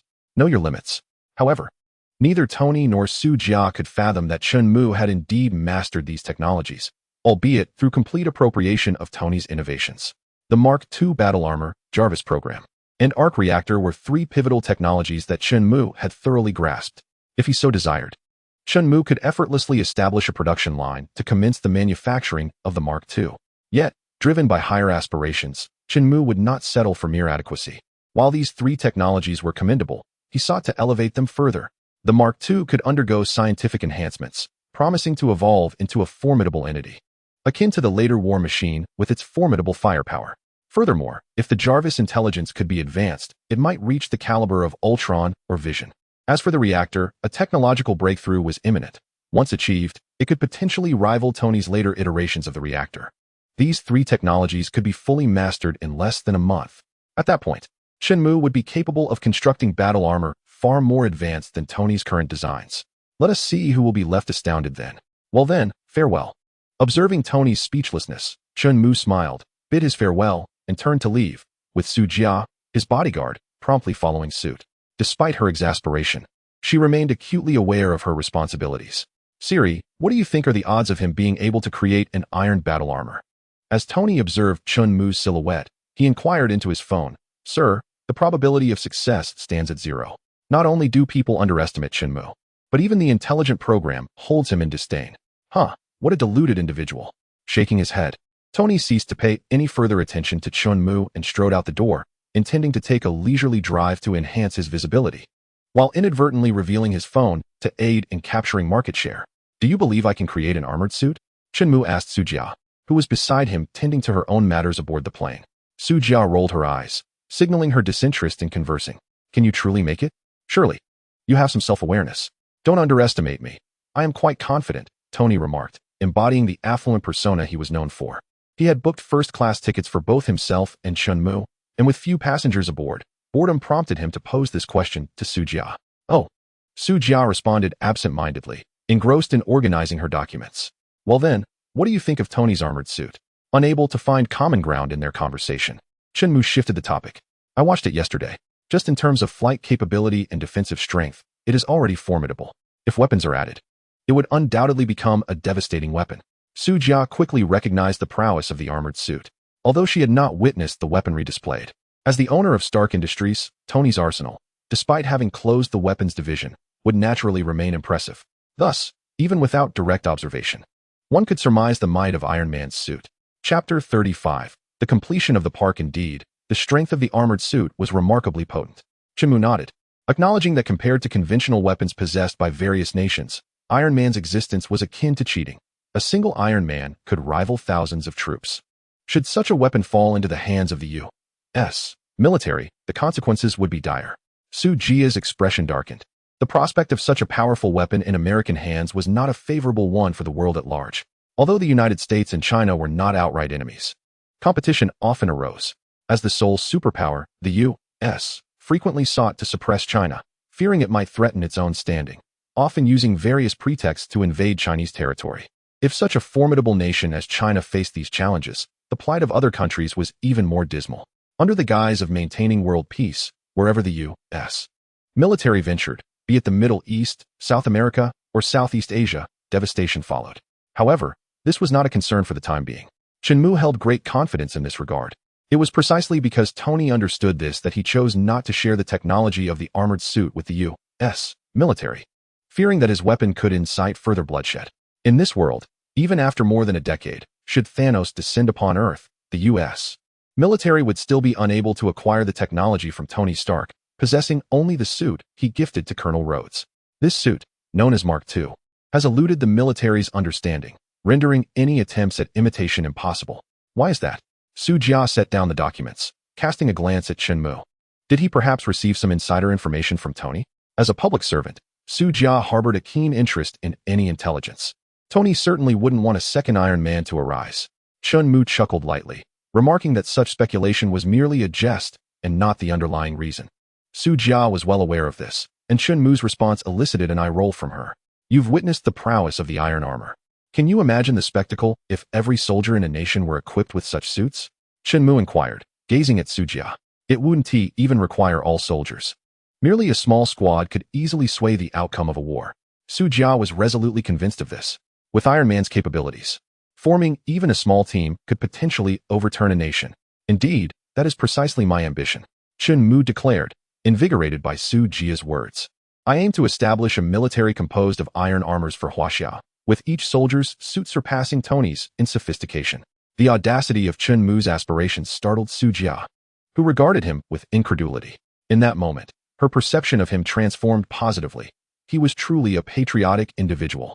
While this notion may seem somewhat fantastical, it did not diminish Su Jia's fondness for him. Go for it, she encouraged, refraining from casting doubt on Chunmu's vision. Do you still not believe that I can create iron armor? Chunmu replied, exasperated. Su Jia merely smiled, her expression conveying unspoken reassurance. Very well, in 1 month. I shall personally present you with a suit of iron armor. Chunmu sighed, pondering whether he might need to admit that he had indeed pilfered Tony's technology and could fabricate the suits at will. Such a confession was clearly out of the question. Therefore, he resolved to return to Huaxia and let his actions speak for themselves, aiming to produce several suits first. Naturally, replicating the Mark II exactly would be unfeasible. Glancing at the research progress of the QilinArmor's system, he noted that the development of the Jarvis system had reached 50%. He believed that by the time the plane landed, he would be able to upgrade Jarvis and create his own version. His factory indeed required a robust intelligence system for effective management. Haha, splendid. The Huiqiangbai Industrial Park has been established. Time flies, and due to his collaboration with the government, Chunmu's industrial zone has been rapidly completed, with numerous pieces of equipment now fully operational. By the time he learned this news from Su Jia, more than half a month had already passed, and he appeared exceedingly exhilarated. The location of Huiqiangbai Industrial Park remains unchanged from his previous life, situated in Shenzhen. Let us go. I can hardly contain my eagerness to create my own battle armor. Chunmu remarked to Su Jia beside him as he entered the car. Just days prior, he had arrived in Shenzhen, ready to settle into Huiqiangbai and commence the manufacturing of his very own iron suit. After receiving funds from Tony, his first step was to secure a plot of land in Shenzhen, precisely where Huiqiangbai stood in his former life. In this world, it was merely an uninhabited wasteland. But with connections to the authorities, he swiftly acquired the land and began constructing his own industrial park. Initially, the Huiqiangbai Industrial Park was quite small, encompassing only a few hectares. However, despite its modest size, it was well equipped, having procured numerous cutting-edge devices from both domestic and international sources. While it may not rival Tony Stark Industries, it certainly held its own against Hammer Industries. The technological capabilities of this park ensured that the production of iron suits would pose no challenge. Importantly, the Mark II had already achieved a technological breakthrough many days prior. The current Mark II exhibited superior performance across various metrics compared to its predecessor, capable of accommodating more powerful weaponry. Notably, advancements in the reactor and intelligent programming technologies had significantly enhanced the suit's capabilities. In summary, the technology at Chunmu's disposal surpassed the Iron Man technology currently possessed by Tony. This is the remarkable strength of Huiqiangbai. Although I am emulating you, I am still able to create something more advanced. The upgraded arc-reactor is on par with Tony's later enhancements, employing a new element that increases its power while effortlessly addressing Tony's palladium poisoning issue, provided, of course, that Chunmu is willing to share this technology with Tony. Moreover, the JARVIS system has also undergone evolution, with its intelligence advancing further, rivaling even the future Ultron. However, since it is an upgrade from the Huiqiangbai system and lacks the influence of the Mind Stone, JARVIS currently does not possess independent consciousness, ensuring its safety. Chapter 36, Huiqiangbai Industrial Park. Since it has progressed further under my control, the name JARVIS no longer seems fitting. Thus, I shall rename it Hongmeng. In Chinese mythology, Hongmeng represents the world before the creation of heaven and earth, the beginning of all things, and now it serves as the name of my intelligent system. Thus, Chunmu decided to name his intelligent program as such. In truth, there was no profound significance behind it. He simply wished to call it that. The renaming was completed, sir. The distinction between Hongmeng and Jarvis is minimal at present. It merely functions as a smart steward, lacking considerable differences from Jarvis in other aspects. Chunmu arrived at his industrial park, which, although not fully renovated, had all the essential hardware installed. Consequently, he proceeded to install the system onto the central control computer. Su Jia was tasked by Chunmu to verify that all machines were accounted for while he ventured into his personal laboratory. Chunmu's Huiqiangbai Industrial Park is not particularly expansive, and due to certain agreements with the commanding officer, there are military forces stationed outside, ensuring stringent protection. After all, the accord with the commanding officer holds significant importance. A month prior, Chunmu had reached out to the officer, asserting that he had developed Tony's Iron Man armor and required a secret base for production to supply the military. Initially skeptical, the officer's disbelief evaporated upon Chunmu's demonstration of a complete suit, leading to his immediate agreement. This explains why, in merely half a month's time, Chunmu's industrial park had risen remarkably. Mr. Chun, the production line is ready. After inspecting the industrial equipment, Su Jia quickly arrived at Chunmu's laboratory, her face alight with excitement. A month ago, when she first heard Chunmu mention developing armor, she had dismissed it as a jest. To her astonishment, the very next day, he utilized his family's factory to create the armor. While it may not possess the formidable offensive capability of the iron armor, Chunmu's creation is commendable in its own right. Has the titanium alloy arrived? Chunmu inquired directly. The titanium alloy, the material for Mark III, is considerably sturdier than standard alloys and is used for manufacturing spacecraft. Fortunately, China possesses the technology to produce such alloys. When Chunmu proposed supplying the military with iron armor, the government readily allocated any necessary materials. Su Jia's excitement stemmed from a simple reason. Not only would this endeavor significantly enhance military strength, but Chunmu had previously promised to create a custom suit of armor for her as well. Very well, let us commence the machinery. Chunmu had already input all parameters for the advanced Mark II into the Hongmeng system, enabling immediate production upon completion of the equipment installation. This time, Chen Mu had secured 50 tons of gold titanium alloy from the commanding officer, sufficient to manufacture 100 suits of armor. 100 suits, 100 Mark IIs. Or rather, war machines. Such a force would be formidable indeed. With the production capacity of this industrial park, it can manufacture 10 sets of battle suits in a single day. And within less than 10 days, the materials will be exhausted. Of course, Chen Mu is solely responsible for the creation of the battle suits. The enhancement of weaponry will be entrusted to the Chinese military. As Chen Mu activated the machinery, the factory, entirely controlled by the artificial intelligence Hongmeng, commenced its rapid operations, producing components of the battle suits with remarkable efficiency on the assembly line. The battle armor being produced this time is essentially an evolution of the Mark II, resembling the later war machines. Naturally, in China, it has been designated with a new name, QilinArmor. Admittedly, Chen Mu's naming capability leaves much to be desired, as the names are often conceived in a rather haphazard manner, devoid of any significant meaning. To better align the armor with its name, Chen Mu made some modifications to its design and paintwork, rendering it more representative of Chinese aesthetics. The components of the Qilin battle suits are being manufactured one after another. Such extravagant production is only feasible in China. The expensive titanium alloy and large industrial equipment pose no challenges for the nation. A complete suit can be produced in just 2 hours, provided sufficient materials are available, which would easily equip a legion. The cost of titanium alloy is relatively high, with each Qilin battle suit estimated to exceed 5 million RMB. Remarkably, 5 million RMB is considered quite economical, as some luxury vehicles surpass this price. Alternative materials could be utilized, but the combat effectiveness would likely suffer significantly. Nevertheless, even battle suits forged from ordinary titanium alloy possess formidable power. In Chen Mu's view, the finest material would undoubtedly be vibranium from Wakanda. If possible, utilizing vibranium to craft the Qilin battle suits would greatly enhance their capabilities. Unfortunately, Wakanda remains isolated, and its existence is unknown to the outside world. Thus, Chen Mu cannot procure vibranium.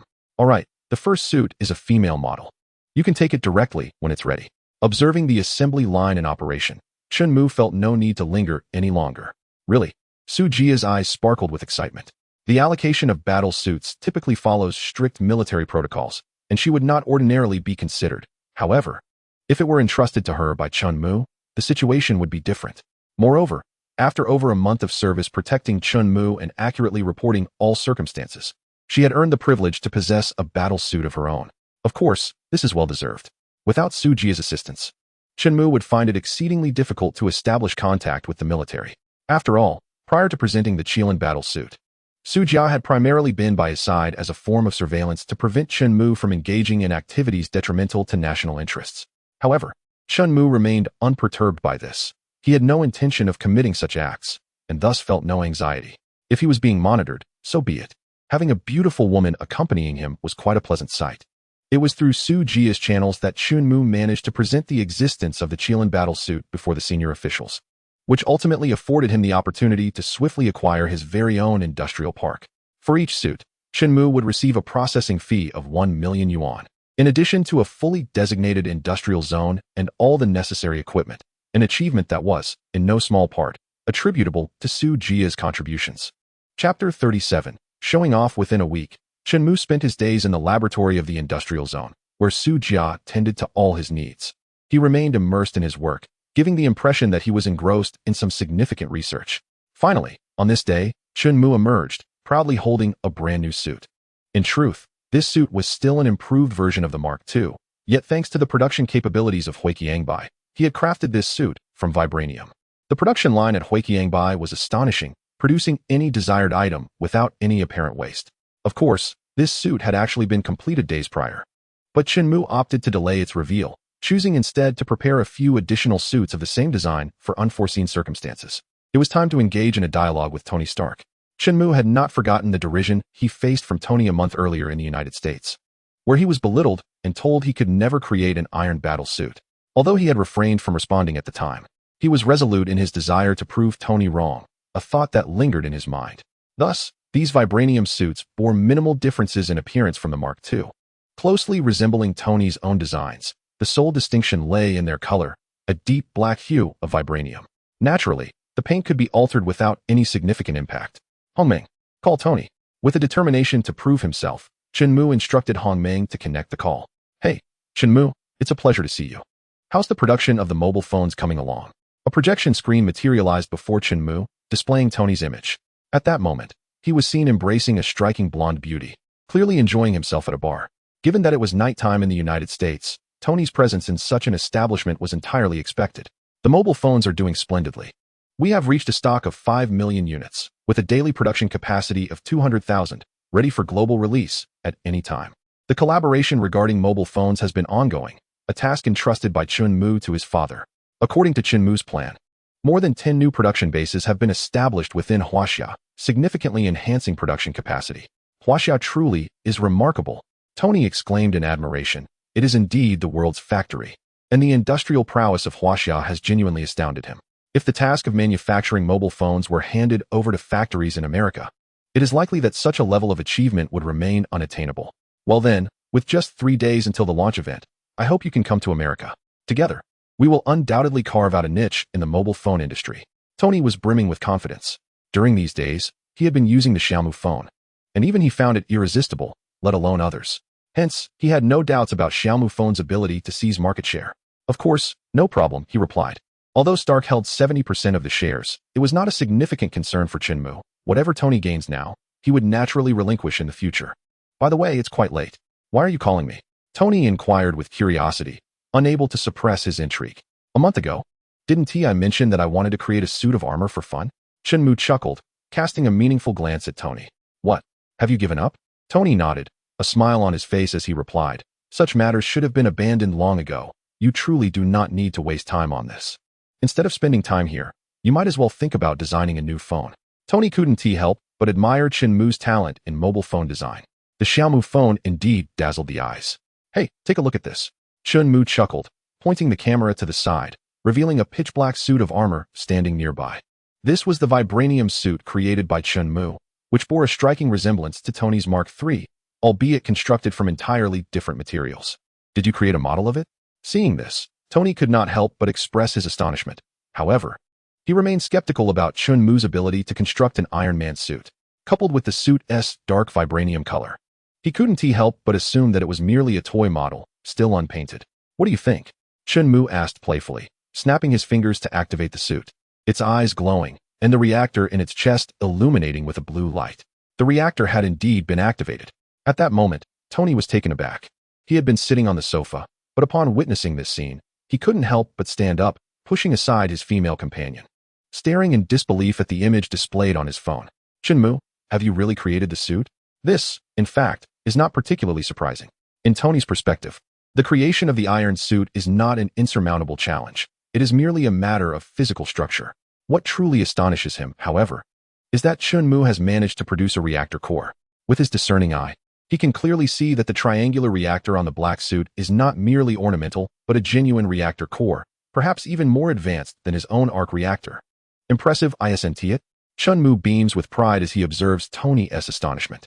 How is this even possible? Tony stammers, unable to contain his disbelief. How could you possibly manufacture an arc-reactor? The arc-reactor is a highly classified technology within Stark Industries, and he struggles to fathom how someone else could create a reactor, especially someone he regards with skepticism, a person from Huaxia. This is not an arc-reactor. Chunmu scoffs, casting a disdainful glance at Tony. Internally, he finds it absurd that Tony would so brazenly claim the reactor as his own. Although it is true that this technology originated from Stark Industries, Tony possesses no evidence to substantiate his claim. This contraption wasted a considerable amount of my time. I consulted Wikipedia, intending to experiment with creating an arc reactor, but I failed repeatedly. Thus, I endeavored to develop a new element, and unexpectedly, it succeeded. According to the information on Wikipedia, it was impossible to create a reactor. Yet, he merely attempted to develop a new element and achieved success. At this moment, Tony is rendered speechless, left in silence, unsure of how to respond. Could he accuse Chunmu of plagiarizing his technology? Yet, it is evident that Chunmu's work surpasses his own in sophistication. Such shameless accusations are beyond Tony's capacity to voice. Currently, he is grappling with the dilemma of palladium poisoning, seeking a new element to replace palladium, only to have Chunmu emerge, claiming he aspired to study the arc reactor, failed to do so, and instead created a new element that led to the construction of an even more powerful arc reactor. Gazing at the suit displayed on his phone screen, with its chest illuminated by a ghostly blue triangular glow, Tony falls into a profound silence. Chapter 38. More advanced than you. Little did Tony anticipate that Chun Mu's technology was indeed pilfered from him. During a previous encounter in front of Obadiah, when he touched the reactor core, Chun Mu had already acquired the technology of the arc-reactor. Subsequently, under the guise of being an ardent Iron Man fan, he persuaded Tony to lend him the Mark II, which allowed him to access and assimilate the technology of the Iron Suit entirely. This also included the miniature reactor on the Mark II and the connected Jarvis intelligent program, all of which Chun Mu discreetly took with him. A month has passed, and Chun Mu has seamlessly integrated the old technologies, even enhancing them. He has transformed the Mark II into the QilinArmor, which has been directly delivered to the military. In this era, many superheroes have yet to emerge, with only Tony Stark, as Iron Man, remaining notably active. Given his identity, many around the globe have witnessed the prowess of the armored suit. Upon receiving the QilinArmor, the military leader was naturally overjoyed, granting Chun Mu additional conveniences without hesitation and allocating funds, leading to the rapid development of the Huiqiangbai Industrial Park. Moreover, due to the significance of the QilinArmor, the military has deployed additional troops to establish defenses around the Huiqiangbai industrial area, prioritizing the protection of vital information. Of course, these troops also serve to monitor Huiqiangbai, preventing any treasonous actions. Chun Mu is indifferent to this, as the QilinArmor was initially designed for the military. He understands profoundly that only when the nation possesses formidable strength can he walk with confidence in the world. After all, Chun Mu has no desire to play the role of a superhero. Although he can create powerful suits, he certainly does not intend to charge into battle like Tony Stark clad in armor. The realization of the great rejuvenation of the Chinese nation is not mere rhetoric.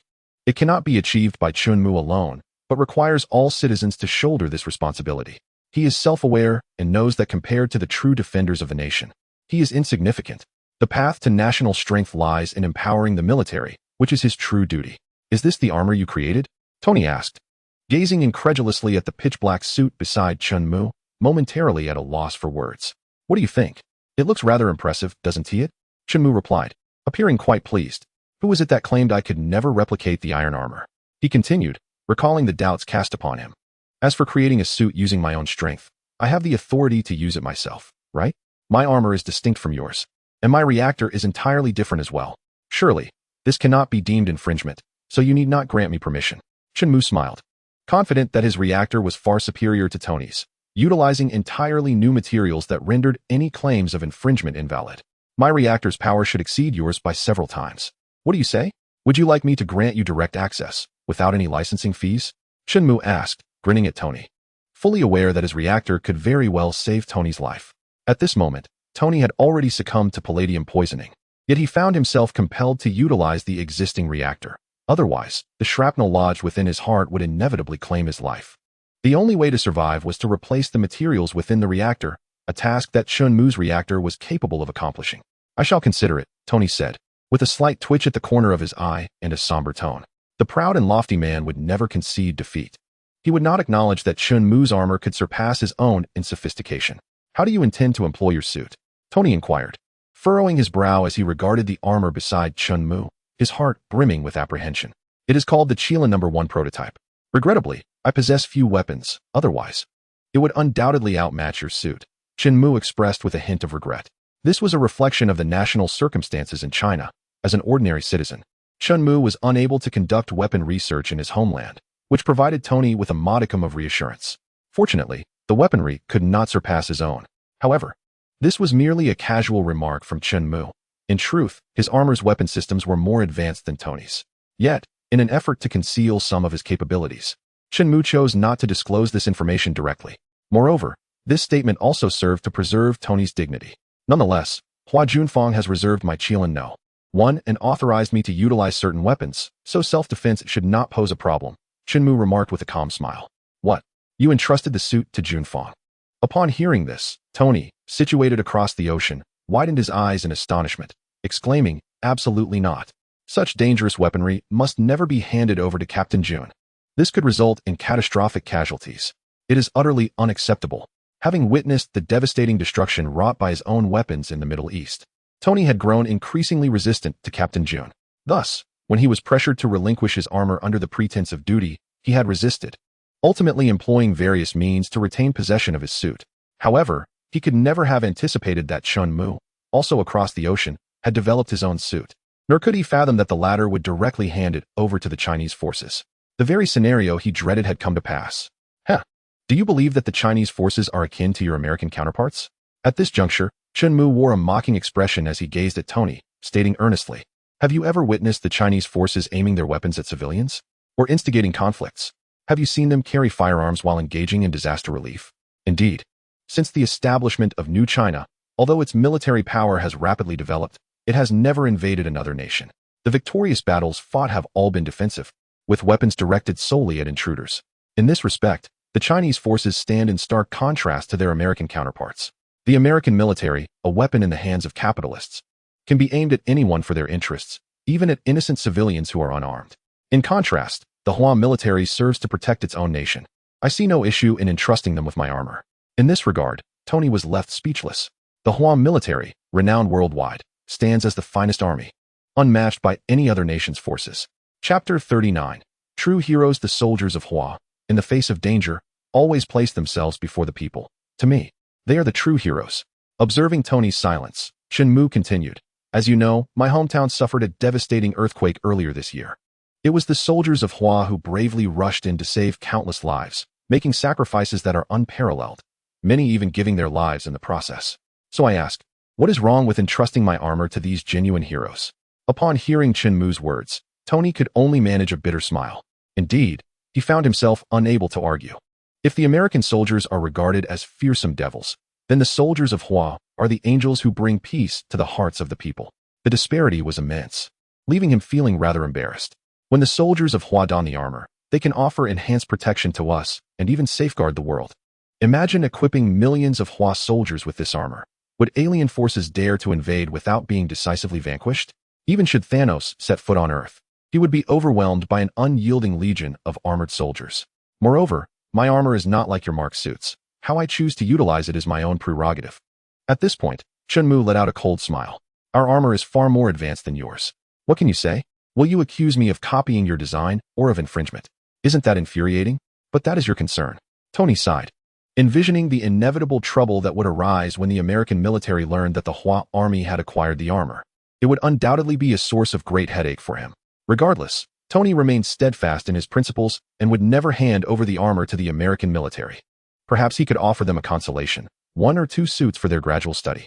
The delay would be as long as possible. However, this armor is not for just anyone. It should only be entrusted to familiar friends. The decision was immediate, Colonel Rhodes. "Now let us discuss the upcoming matters, shall we?" Tony said with a sigh, choosing to shift the conversation away from the armor and onto other topics. "We have successfully developed the operating system, and the launch event is prepared. When will you come to the United States so we can finalize the release date together?" The Xiaomu phone is essentially a product of Chunmu's imitation of Apple's design, with a system developed by Stark that is likely no less impressive than the Apple of the previous world. The moment this phone hits the market, it is bound to instigate a revolution in the mobile industry. This venture is a lucrative one, and Tony has no desire to delay it. After all, even superheroes need to earn a living, do they not? These are trivial matters. I shall fly over tomorrow, and we can discuss the armor together. Beneath his prideful demeanor, Tony is not entirely disagreeable. Moreover, merely boasting over the phone leaves Chunmu feeling unsatisfied at this moment. He can hardly wait to don his armor in front of Tony and showcase it. His armor, crafted entirely from vibranium produced in Huiqiangbai, boasts a strength that undoubtedly surpasses that of Tony's creations. Tony, with a furrowed brow, nodded in acknowledgement. At this juncture, he has yet to fully comprehend the substantial profits that the mobile industry will yield. Besides, Tony is also eager to witness Chunmu's armor, as it could greatly enhance his own innovations. "Very well, I shall come to find you tomorrow. However, I need your advice. How should we color this prototype?" As he spoke, Chunmu cast a satisfied glance at the armor beside him. Jet black, with sharp angles, it is already quite striking. He is content with its dark hue. Yet he asks to flaunt it further. "See you tomorrow." Tony, being astute, understood Chunmu's intent and rolled his eyes, realizing it was merely another opportunity for showboating. Without further ado, he ended the call. He needed to upgrade his own armor.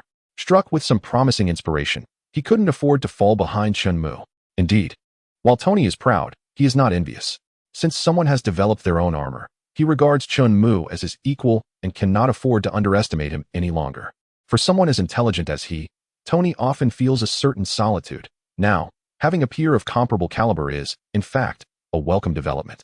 At the very least, It alleviates the loneliness he experiences in his scientific pursuits.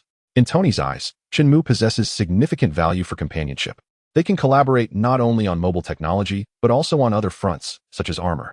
To Tony, there isn't a profound sense of patriotism, after all. How long has the United States been established? A nation without a rich history naturally lacks fervent national pride, especially within a capitalist society. Where the nation is governed by capitalists, what is the purpose of patriotism? In this country, the prevailing ethos is one of self-interest, as long as one provides sufficient benefits. They are considered patriotic. As the head of Stark Industries, Tony Stark happens to be one of the few influential figures in the nation. This is precisely why the U.S. military desires the armored suit, yet finds themselves unable to compel him into compliance. Want the suit? Perhaps they should consult the capitalists. Today, it is Tony's technology. Tomorrow, if the government seeks something else, they may resort to coercion. What, then, is the purpose of the existence of capitalists? Consequently, in this matter, the capitalists align with Tony, leaving the military seething with frustration, yet feeling utterly powerless. Indeed, they are not to be trifled with. Tony's inclination to transfer the Mark II suit to Rhodey stems from two motivations. Firstly, to appease the military with a semblance of accountability, and secondly, he senses that he is succumbing to palladium poisoning and harbors a desire for his Iron Man creation to endure. Thus, he entrusts the suit to Rhodey, hoping that he might carry on the legacy of Iron Man, preventing it from becoming a fleeting phenomenon. Now, due to Shenmue's influence, Tony may expedite the delivery of the Mark II to the military, allowing them to tinker with it and hasten the deployment of the war machine. Chapter 40. Standard Configuration. Shenmue is indifferent to the premature emergence of the war machine. After concluding his call with Tony, he exited his research facility, intending to explore the Huiqiangbai industrial zone.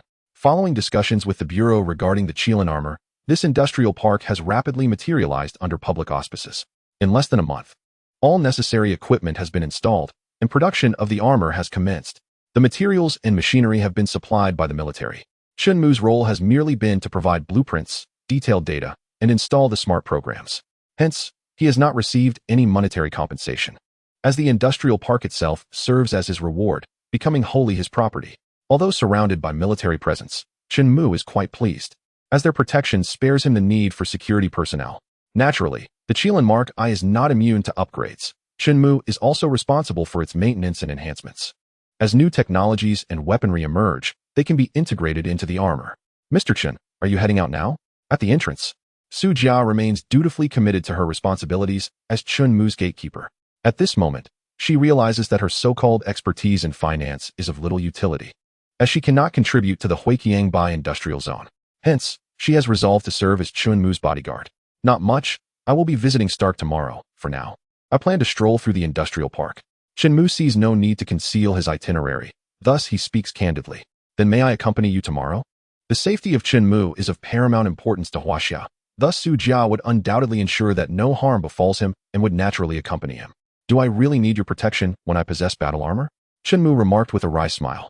Su Jia, akin to a persistent gum, would only depart when she claimed to be engrossed in her research. At all other times, even during sleep or bathroom breaks, she would vigilantly wait at the door, much to Shenmue's chagrin.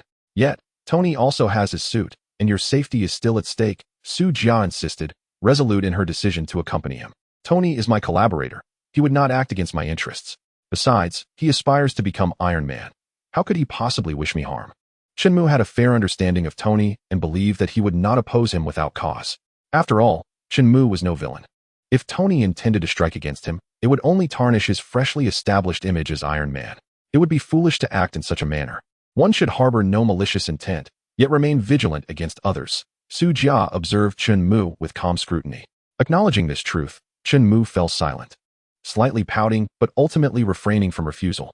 I will fly directly over tomorrow. If you can keep up, then do so. It's fine. I also have a suit and will surely be able to keep pace. Su Jia nodded affirmatively.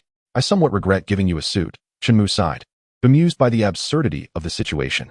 Without further ado, he turned toward the production line, keenly aware of the current state of the Qilin battle armor production. The supply of titanium gold alloy was limited, allowing for the manufacture of only 100 suits. Our production capacity stands at 10 suits per day, and we have already completed 30. In a week, the materials will be depleted. Su Jia shared his frustration. Titanium gold alloy is no trivial commodity. Being a material used in aerospace manufacturing, renowned for its hardness and durability, and thus quite exorbitant in price. Securing 50 tons in one shipment was a significant achievement. Nonetheless, producing 100 suits had already satisfied the military. The performance of these Qilin No. 1 suits even surpassed that of Tony's Mark III, which left the military leadership quite pleased with the acquisition of 100 suits. The 30 suits completed thus far had been allocated to the Army, Navy, and Air Force for final testing. The presence of these suits across every branch would greatly enhance our military prowess. The 30 suits, adorned with the distinctive colors of each military division, were dispatched accordingly. Regarding the battle armor provided by Chun Mu, Su Jia felt an immense joy from the depths of her heart. The existence of the Qilin battle armor signified that China finally had its own superheroes. From having nothing, suddenly possessing 100 iron men held profound significance for the nation, as superheroes would no longer be exclusive to America. With a history spanning 5,000 years, China now had its own champions of justice. My aspiration is for every soldier to possess a suit of their own. I wish to make the Qilin armor the standard for Chinese military personnel. Upon hearing Su Jia's words, Chun Mu thought that merely 100 suits was entirely insufficient. Everyone, Su Jia found Chun Mu's statement utterly incredulous, and simultaneously, she felt a flicker of admiration for him. This admiration was genuine. Unlike the respect she previously held due to his contributions, where even her protection of him was merely a duty. However, things had changed. Su Jia now sensed that Chun Mu was indeed someone worthy of her protection, a person who genuinely wished to contribute to the nation. A notion arose within her that she would even sacrifice herself to safeguard Chun Mu. Ahem, if Chun Mu were to discover Su Jia's current thoughts, he would undoubtedly feel embarrassed. Despite carrying a system, and though currently weak, he did not require anyone's protection, especially not from a woman. Moreover, even if Chun Mu's physical condition was indeed poor, he had the Qilin battle armor, forged from vibranium, which was undeniably powerful. There was currently no one on Earth who could threaten his existence. However, accomplishing this task was no simple feat. Su Jia chuckled wryly and said, "The challenge lies primarily in the materials. Titanium alloy is not so easily obtainable, it is quite rare. To craft battle suits for all soldiers is nothing short of a pipe dream." Nevertheless, Su Jia couldn't help but admire Chun Mu's vision. Chapter 41. The Material Dilemma. While I too desire that each suit be constructed from the finest materials, the issue of sourcing these materials is indeed significant. Chun Mu smiled softly as he observed the parts being produced on the assembly line and turned his gaze towards Su Jia. However, battle suits need not exclusively utilize titanium alloy. Alternative materials can certainly serve as substitutes. For instance, the Mark II was not made from titanium alloy. Merely steel with a higher strength would suffice. In fact, with a slight alteration in materials, it is feasible to create them from high-quality steel, albeit with somewhat reduced strength. Nevertheless, even a steel suit would far surpass all conventional weapons in the world today in terms of power. Steel is indeed a viable option. Su Jia was taken aback. While the approach may be relatively inferior, it significantly reduced costs, and there would be no constraints regarding materials. Whatever quantity desired could be produced. Of course, steel was merely a stopgap measure, a temporary solution. Chun Mu glanced back at the production line and murmured. For him, producing subpar products was somewhat disconcerting. He believed that the items he manufactured should be of exceptional quality. He held little regard for a suit of armor crafted from mere steel. In his view, the battle gear designed for the Huaxia military should utilize the finest materials, akin to his vibranium armor, which employed vibranium. Naturally, utilizing vibranium would be ideal. If that were not feasible, it could not be forced. Ultimately, he did not wish for Huiqiangbai to become synonymous with low-end, counterfeit products in this world. He aspired for Huiqiangbai to be the epitome of advanced, high-end manufacturing. Surpassing Stark was merely Chun Mu's first step. This step, in fact, was not arduous. It merely required making his Qilin armor, created for the military, known to the outside world. This single product was sufficient to eclipse Stark Industries' previous weaponry, establishing itself as the most formidable armament globally. Indeed, this encapsulated Chun Mu's definition of the iron suit. It was weaponry. Naturally, it was most fitting for the military's use. Individual strength is inherently limited. Solitary endeavors were certainly not Chun Mu's style. Since steel would suffice, our production line need not cease. Let us continue manufacturing with steel. Su Jia was particularly exhilarated by this. The ability to forge with steel was perhaps the best news for her and the military. Indeed, by simply adjusting a few parameters, production could persist. In due course, I shall leave the parameters within the Hongmeng system, and it will merely require the flip of a switch. I will report this information. Since ordinary materials can be utilized, we must expand our production scale and enlarge the industrial zone. Su Jia was already swiftly contemplating how to accelerate development. Personally, I do not favor using ordinary metals. If possible, I still wish to employ the finest materials. Chen Mu sighed. While ordinary metals offered the best cost-performance ratio, he genuinely hoped that the Huiqiangbai he had established would not engage in the production of substandard products. However, superior materials invariably imply greater difficulty in acquisition. Moreover, our military is the largest in the world. Equipping everyone to the fullest would be a formidable challenge. Su Jiai smiled wryly. Did she not wish for all soldiers to carry the best gear? No matter. The earth is vast, and one day, there will be ample materials to arm our military. Are there many soldiers in Huaxia? Indeed, the scale of 8 million is quite substantial, and it is indeed an inconceivable number on Earth. However, in the grand scheme of cosmic interstellar warfare, such a figure pales in comparison. Take Thanos, for example. His legions were capable of conquering planet after planet, annihilating half of their populations. To achieve such feats, one would require armies numbering in the tens or even hundreds of billions. In the realm of cosmic conflict, a mere few hundred million troops would be wholly inadequate. Without sufficient forces, one cannot even establish a battlefield, let alone engage in warfare. Despite the portrayal in Avengers, Infinity War and Avengers Endgame, where Thanos' army appeared limited and was vanquished by Earth's coalition of heroes, it seems an absurd exaggeration. Could it be that Thanos' capacity to seize planets was solely reliant on such a small contingent, which evidently could not match Earth's defenders? Such notions are laughable to Chen Mu. He has never been one to accept cinematic narratives at face value, especially not the idea that Thanos commanded only a paltry force. Moreover, Chen Mu is convinced that in the future, China will inevitably venture into the cosmos. Given the vastness of the universe, the current military strength is insufficient to stake a claim in space. Thus, an army of 8 million is simply inadequate. Furthermore, the active personnel in the Chinese military do not even reach that number. However, Chen Mu recognizes that the abundance of vibranium could easily support the development of advanced battle suits for the Chinese military. In Wakanda, there exists an entire mountain of vibranium. The Wakandans have even used it to construct a city. To Chen Mu, this seems a sheer waste. Even if Earth's resources are limited, one can gaze farther afield, into the cosmos. Compared to the boundless expanse of the universe, Earth is merely a trivial drop in the ocean. While resources on Earth may be finite, the universe undoubtedly offers an inexhaustible supply. When that time comes, will there still be a need to settle for ordinary steel? Absolutely not. However, Su Jia wore a skeptical expression. The Shenzhou 7 had yet to launch, and here Chen Mu spoke of acquiring resources from outer space. What a fanciful notion. Not only China, but no nation on Earth possesses the capability to mine resources in outer space. Chen Mu's aspirations for cosmic resource acquisition are not visionary, but rather reflect a lack of awareness. By the time China is able to extract resources from the universe, it may be a distant future, and to rely on those resources for the creation of advanced battle suits seems ludicrous. For now, it appears prudent to utilize conventional steel.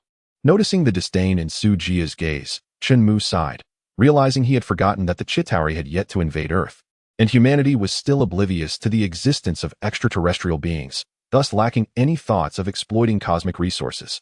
Therefore, speaking of mining resources from the universe at this juncture indeed borders on the absurd.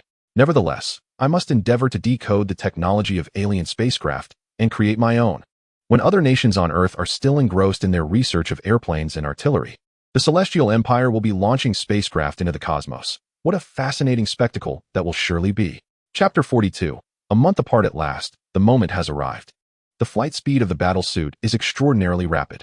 By the break of dawn the following day, Chen Mu and Su Jia set forth, arriving at their destination in a mere 2 hours, guided by their navigation system. In contrast, a conventional aircraft would require over 10 hours for the same journey, highlighting the stark difference in speed. Moreover, thanks to its stealth coating and minimal reflective surface, they effortlessly evaded detection by the American military's air defense systems.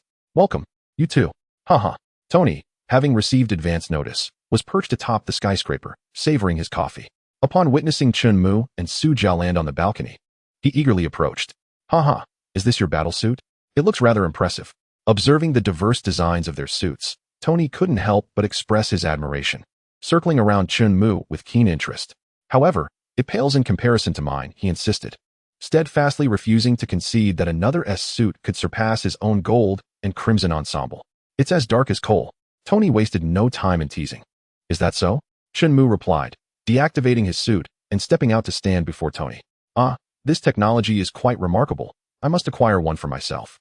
Tony's eyes lit up at the sight of Chun-Mu's method of suit removal, inspiring him to consider implementing a similar feature in his own future designs. Don't forget to pay for the patent rights. Haha. Chun-Mu couldn't resist a playful jab. Tony's expression soured at the mention of patent fees, which he had previously been obliged to collect from Chun-Mu, but the tables had now turned. Haha, I'm merely jesting, take it lightly. Observing Chun-Mu's amused demeanor, he chuckled heartily and clapped him on the shoulder. I'm not such a miser. Feel free to ask for any patented technology you desire. I won't charge you a dime. To both men, the notion of patents seemed almost ludicrous. Could one truly claim exclusive rights to a technology that others could not explore? At this moment, Tony's Iron Man suit was still in its nascent stages, lacking many of the advanced features that would later be developed. Upon seeing the convenience of Chun-Mu's suit, both in donning and doffing, he found himself greatly inspired. I shall create even more convenient functionalities, Tony declared, determination etched on his face. Chun-Mu had no doubt about that. Setting aside the future nanosuit, even the suitcase-style Iron Man suit was already exceedingly practical, surpassing his current technology. Haha, I eagerly await your attempt to surpass me. Chun-Mu smiled, delighted to witness such progress. With Tony developing increasingly advanced technology, the benefits for him were undoubtedly greater. Let us go. The armor can stay here, he said, gesturing toward Tony as Su Jia emerged from the suit. To facilitate the convenient entry and exit of his Iron Man suit, Tony had already made modifications to Stark Tower, incorporating a helipad directly in his living room, ensuring the suit's safety from any ill-intentioned individuals who might attempt to steal it. Moreover, the armor equipped with the Hongmeng operating system would be impossible for others to commandeer. Come on, Su Jia, Chun-Mu said with a hint of amusement as he noticed her unease.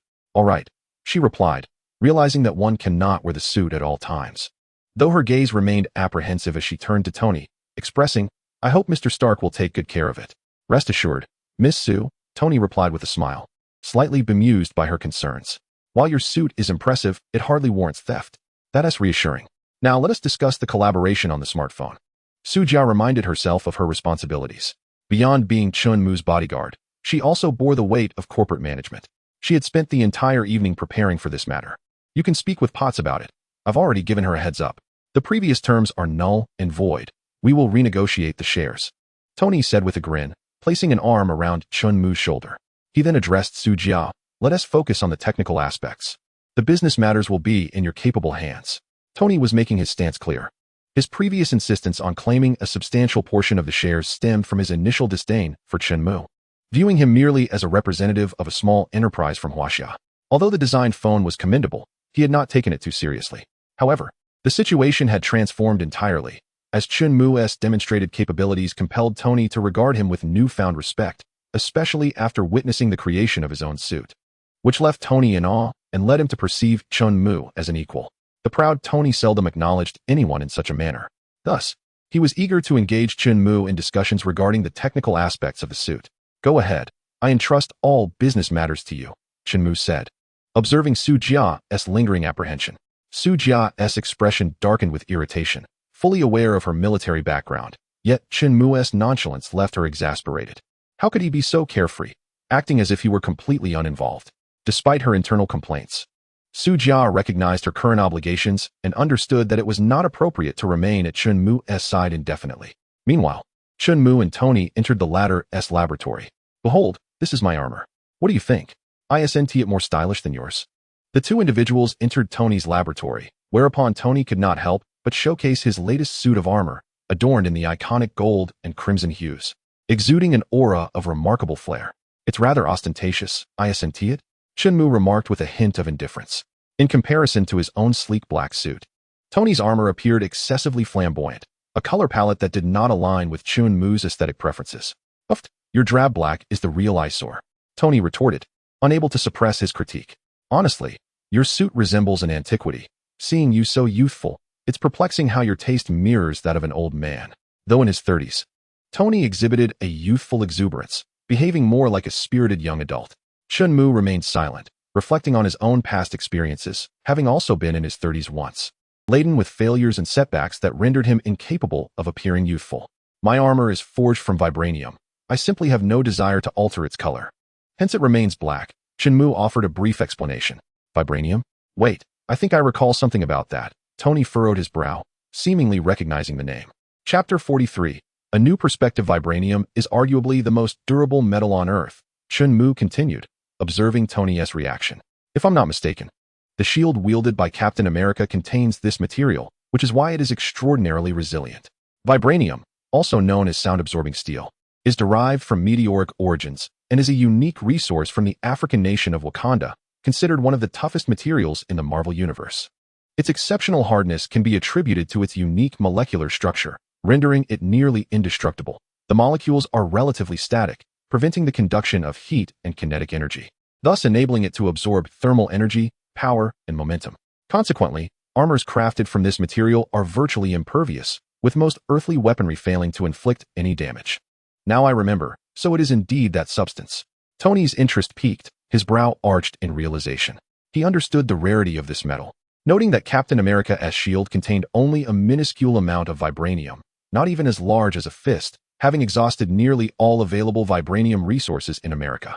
He was astounded that Chun Mu had managed to fabricate an entire suit from it. While vibranium was not entirely absent from circulation, Tony was aware of its presence in the black market, albeit at exorbitant prices and in scant quantities. However, Tony was not overly concerned. Had it merely been a matter of cost, he could have easily procured several tons, for money held no allure for him. The true rarity of vibranium posed a significant barrier. Even if one were to gather all the vibranium available on the market, it would suffice to forge perhaps another shield, rendering it utterly useless for constructing an armored suit. I never anticipated that you would manage to gather a complete set of vibranium armor. I must say, I am truly impressed, Tony exclaimed in disbelief, marveling at the depth of China's 5,000 years of history, which is indeed unfathomable. At this moment, Tony was convinced that Chun Mu's vibranium must have been assembled with the assistance of China. After all, he was aware that Chun Mu had already been supplying battle suits to the Chinese military. As the first Iron Man, Tony understood better than anyone the immense power of his own armor.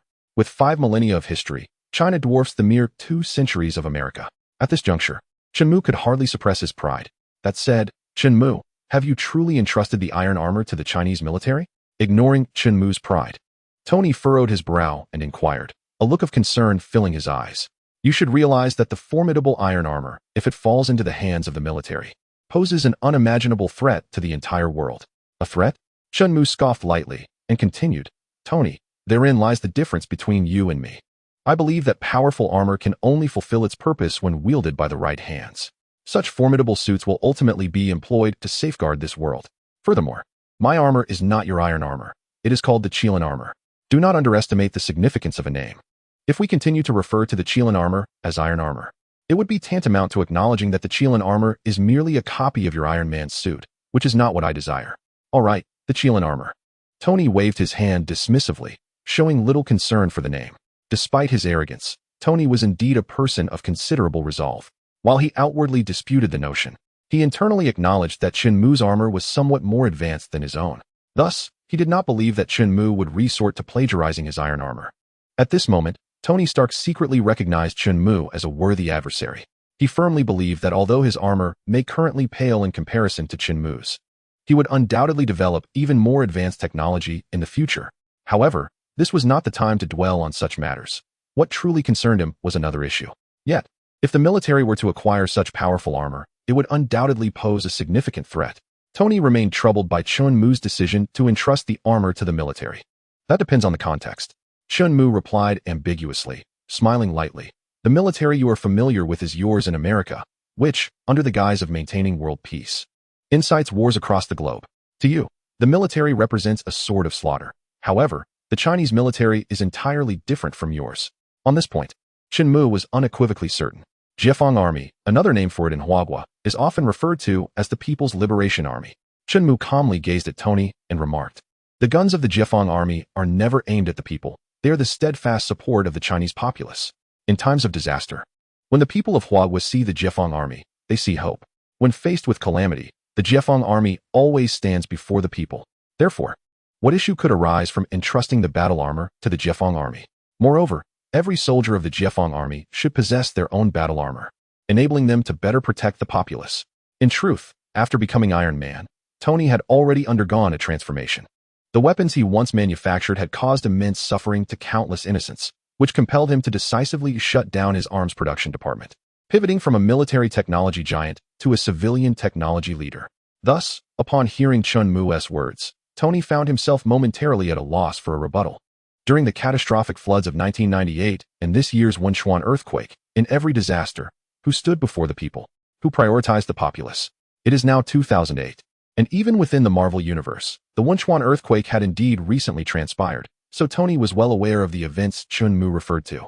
Consequently, he had no justification to challenge Chun Mu's assertion that the Jiefeng army protects the people. An interesting detail emerged.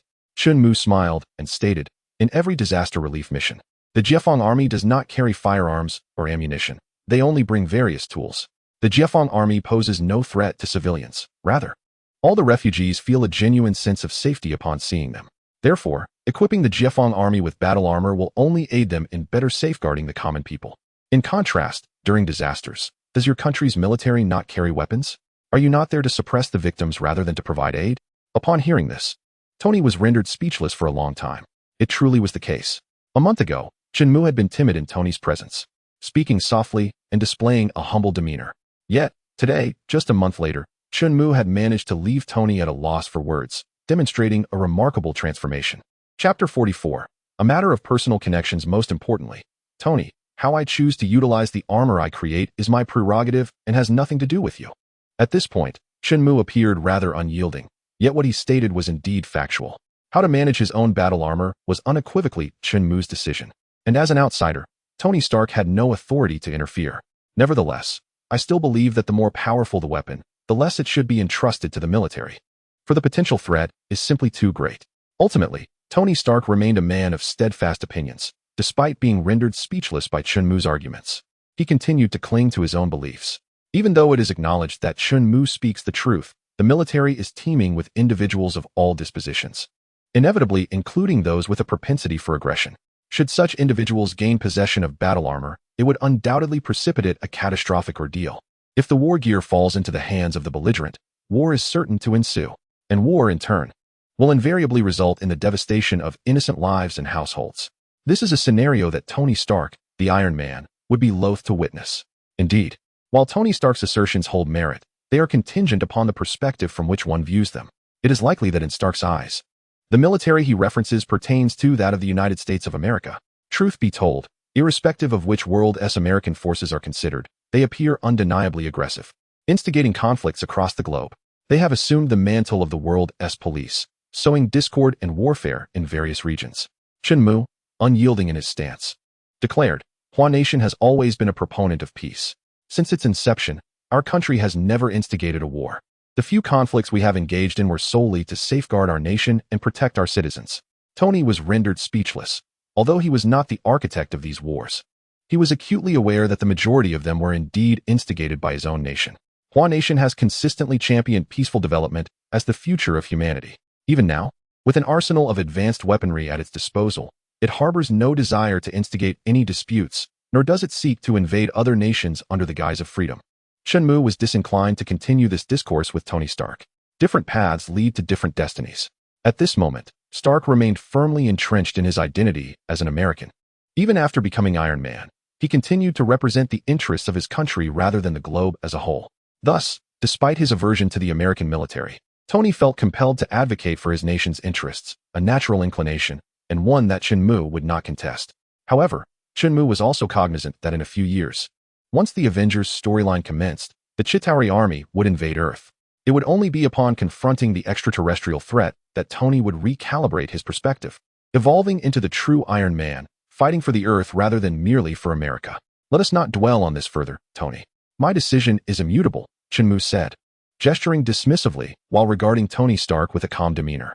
He continued, if I am not mistaken, your arc-reactor appears to utilize a type of heavy metal as its reaction material, which is highly detrimental to human health. Prolonged use of your armor will undoubtedly jeopardize your well-being. In this world, there are few individuals who command my respect, and you are one of them. I have no desire to lose you as a rival. After all, my current ambition is to surpass Stark Industries. Should you meet an untimely demise, I fear I would lose much of my enjoyment. Chun Mu's words may not be pleasing to the ear, yet they serve as a provocation to Tony, a simple yet effective means of incitement. Long accustomed to his own arrogance, how could Tony endure such taunts? He felt a surge of determination, especially now that his armor lagged behind Chun Mu's. he was resolute in developing a more advanced suit. There was no way he could be outdone by this younger man. This was precisely Chun Mu's intention. He hoped Tony would create more suits and innovate further in technology. For Chun Mu, this would yield future advantages, allowing him to acquire these advancements and elevate his own standing. In Chun Mu's eyes, Tony Stark was merely a tool to be utilized. Hongmeng, transmit the data on the new element to Jarvis. Chun Mu paid no heed to Tony's expression and directly issued commands to his smartphone. The device operated on the Hongmeng system, an operating system far superior to Jarvis, with a powerful intelligent program capable of effortlessly controlling Jarvis. Data has been sent, announced the distinctive youthful voice of Hongmeng, having successfully transmitted the new element's information to Jarvis. Whether Tony would utilize it was of no concern to Chun Mu. Chun Mu's visit to Tony Stark was not solely to discuss company plans. It was also an attempt to provoke Tony and deliver the new element into his hands. After all, Chun Mu understood that even if he did not intervene, Tony would eventually obtain the information left to him by Howard Stark through S.H.I.E.L.D. Why not simply do him a favor and facilitate the process? By handing over the new element, Chun Mu could also secure a debt of gratitude from Tony. Is that your aim? To make me owe you a favor? Tony, astute as ever, quickly discerned Chun Mu's intentions but did not intend to refuse. A mere favor was nothing he could not afford. At that moment, Tony Stark was struggling under the torment of palladium poisoning. The materials Chun Mu provided could alleviate his immediate crisis and enhance his armor's capabilities, leaving him with no reason to decline. Indeed, what? Is the illustrious Tony Stark afraid of owing a favor to someone as inconspicuous as myself? Chun Mu smiled nonchalantly, shrugging his shoulders. Regardless, Tony would eventually develop the new element. Chun Mu was merely facilitating the process. Furthermore, by accepting Chun Mu's assistance, it would imply that Tony acknowledged the new element as Chun Mu's creation. Although neither of them placed much importance on ownership, the truth remained.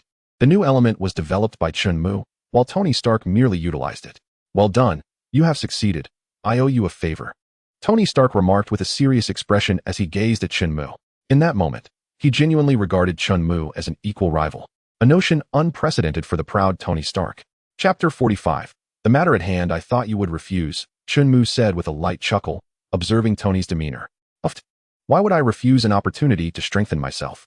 Tony retorted, his pride intact, yet he was not foolish enough to dismiss the high technology invented by others. In the movies as well, if someone else's high-tech inventions proved useful to him, Tony would not hesitate to employ them. Well then, if there are no further matters, I shall take you to experience the culture and charm of America, Tony declared, dismissing the chaotic thoughts from his mind with a wave of his hand. With a mischievous glint in his eye, he exchanged an understanding look with Chun Mu and casually mentioned, I have a date tonight. Last month's cover girl is a twin. But I missed our appointment due to other commitments, so we rescheduled for tonight. Shall we each take one? Upon finishing, he wore a cheeky expression. Ahem, I am a gentleman, Chun Mu replied with a light cough, his face adopting a serious demeanor as he inquired, do you have any photos? Jarvis. Display last month's fashion magazine cover, Tony commanded, raising an eyebrow. Of course, sir. A holographic image materialized before them, revealing a pair of stunning sisters. Even through Chun Mu's Eastern perspective, the sisters were undeniably attractive, boasting enviable figures with all the right curves. It's already 5 p.m. When are we heading to the appointment? Chun Mu inquired, recognizing the importance of keeping one's commitments. We can leave right now. Do not worry about your little secretary. Potts will look after her, Tony reassured, patting Chun Mu on the shoulder. He then approached his armor stationed on the platform and continued. Let us race to see who is faster. I have already sent you the location of the date. Clearly, Tony Stark remained unconvinced. Although the materials did not match Chun Mu's quality and the energy core was not as powerful as his, Tony still yearned to reclaim a victory in speed. No, you are the fastest. I can maintain speed for 2 hours, Chun Mu replied with a smirk, adding, Tony Stark, do you not realize that your words can easily be misconstrued? Tony's expression darkened, yet he chose to disregard Chun Mu's quip, quietly beginning to don his armor, resolutely determined to compete with Chun Mu in flight speed. Observing this, Chun Mu said nothing further and walked directly toward his own suit, effortlessly equipping himself. Is the destination Los Angeles? Though the destination is not close to New York, for Tony and Chun Mu, adorned in their battle suits, this distance is trivial. Once attired, they exchanged a glance and soared into the sky simultaneously. Accompanied by a thunderous sonic boom, their velocities effortlessly breached the sound barrier as they sped towards their destination. Haha, dear Chun Mu, I hope that when you return next time, your armor will soar faster than my Iron Man suit. The following day, Upon returning to Stark Tower in New York, Chunmu was preparing to leave America and return to China, while Tony bid him farewell from his skyscraper. Their competition in speed the previous day had been quite even, although Chunmu's suit was crafted from superior materials and boasted abundant energy. It was limited by propulsion systems located only in the soles of his feet and palms. Consequently, he did not maintain a significant speed advantage. Conversely, Tony Stark's Mark III featured independent thrusters at nearly every joint, allowing it to achieve a speed that surpassed Chunmu's, disregarding energy consumption. After all, the journey from New York to Los Angeles was rather brief, and with his suit's energy fully dedicated to propulsion, Tony had no concerns about depleting his resources. He maintained full speed, astonishingly outpacing Chunmu's armor. Thus, in their contest of velocity, Tony Stark had finally gained the upper hand. Feeling rather pleased with himself, Tony reveled in his victory in speed. Puffed, what is there to gloat about? Chunmu scoffed, disdain written across his face. He was not inclined to compete with Tony over who was swifter. Since the agreement has been finalized, we shan't linger here any longer. From now on, the international promotion of the Xiaomu phone will be entirely in your hands. Chunmu's mission had been accomplished, and he had little interest in remaining in America. He prepared to depart with Su Jia, heading back to his homeland. That poses no issue. After all, Stark Industries holds a 50% stake in the Xiaomu phone. Tony replied nonchalantly. In fact, the prelude to the new phone's release had quietly commenced a month prior. As a prominent figure, Tony Stark's choice of phone had caught the attention of journalists, and during several casual interviews, he had publicly shared details of its performance. The public had long begun to anticipate this device, speculating on the nature of the phone used by Iron Man and how this so-called smartphone differed from traditional ones. The international promotion is yours to handle. As for the domestic market in China, you need not trouble yourself. Currently, the inventory of Xiaomu phones was ample enough to withstand the initial launch. The Xiaomu phone was available in two versions, one tailored for the Chinese market and the other for international consumers. The latter's marketing would rely heavily on Stark Industries, while Chunmu entrusted the domestic market entirely to Su Jia. In simpler terms, within the domestic market, Chunmu has readily surrendered control to the authorities. Navigating the perilous realm of Marvel, Chunmu has surprisingly become indifferent to material wealth. In this world, the utility of money pales in comparison to the significance of power. Only by becoming formidable can Chunmu attain a sense of security. Absolutely. I look forward to our next encounter, Tony remarked with a smile, his eyes brimming with confidence. He had regained a measure of assurance by reclaiming speed, convinced that with the acquisition of new elements, his Iron Man suit would undergo a transformative enhancement. Next time, my Mark series armor will undoubtedly surpass your Qilin series in strength. Tony held this belief with unwavering conviction. Perhaps, Chunmu responded with a mere smile. Glancing at the displeased Su Jia, once both donned their respective armors, they ascended into the skies, heading towards their homeland. Watching Chunmu depart, Tony's smile faded, replaced by a solemn expression. He has indeed left me with a significant dilemma. He was acutely aware that the People's Liberation Army's acquisition of the Qilin armor would not go unnoticed by the U.S. military. He could only imagine the considerable troubles that lay ahead. Given the military's nature, it was inevitable that upon witnessing a rival equipped with superior weaponry, they would seek to procure similar arms. Clearly, his Iron Man suit would become a target. Chapter 46. Tony's Vigilance. Tony, why should we concede? Why not have both parties hold 50 of Xiaomu's shares? Upon seeing Chunmu and Su Jia depart, Pepper Potts looked at Tony Stark with a furrowed brow, visibly displeased. As a senior executive at Stark Industries, she naturally wished for her company to secure a larger share of the profits. Previously, Obadiah had negotiated with Chunmu for Stark to hold 80 of the shares, so why had it diminished to 70 and now plummeted to 50 under Tony's watch? This left Pepper utterly perplexed. Pepper, in this world, it is not solely about monetary gain, Tony Stark replied with a nonchalant smile. It is rare to encounter someone I find agreeable. There is no need to jeopardize our rapport over a trivial matter of profit. This indeed reflected Tony Stark's character. He was disinterested in wealth, often finding his wallet devoid of cash. The only time he cared about money was during his childhood when his father, Howard Stark, would give him a modest allowance of $1.08. The present-day Tony Stark was genuinely uninterested in petty finances. Pepper fell silent, contemplating her thoughts, before finally sighing and asking, "Did Chunmu truly develop his Iron Man suit by himself? Did you not offer him any assistance?" After a moment's reflection, she cast her gaze towards the Iron Man suit displayed against the wall of the living room and continued her inquiry. In her view, Chunmu's ability to create the steel battle armor must certainly stem from Tony's assistance. Although she was unaware of Tony's motivations, Pepper Potts felt that this was the only plausible explanation. Frankly speaking, She too found it difficult to believe that a mere Huaxiao individual could, through sheer intellect, craft the Iron Man suit. The arrogance of America is not confined to Tony alone. It is deeply rooted in the hearts of most of the nation's populace, exemplified by Pepper herself. What reason do I have to assist him? Tony Stark mused with a wry smile, shaking his head. After a moment's reflection, he continued. That is not the Iron Man's suit. His armor is called Qilin, a name seemingly derived from a legendary creature in Huaxiao folklore, though it may be difficult to admit. The technological sophistication of Chun Mu's Qilin armor surpasses that of my Mark III. Despite his arrogance, Tony was not a man who shied away from acknowledging his defeats.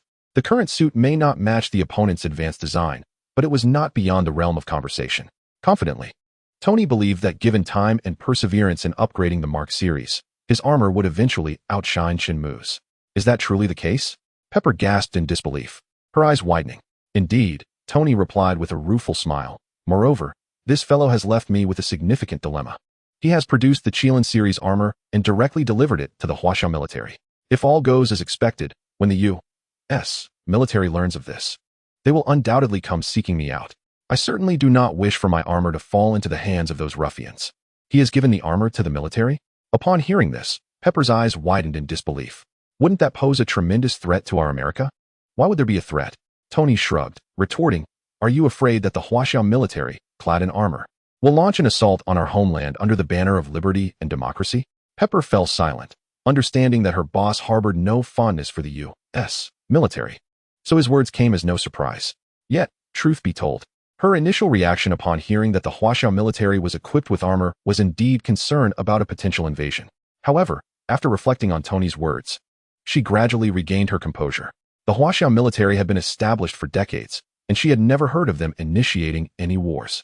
The few conflicts that did occur were primarily skirmishes with the U.S. military on the Korean and Vietnamese battlefields. The Huaxiao forces had left the American troops struggling to hold their heads high, a fact that many Americans remembered vividly. The Huaxiao military will not engage in war without cause, Tony Stark stated with calm assurance. This is what Shenmue said, and I shall choose to believe it for the time being. Moreover, even if they were to instigate a war, I would not remain idle. I firmly believe that my Mark series armor must surpass Chun Mu's Qilin series armor in strength. This is Tony Stark. This is Iron Man.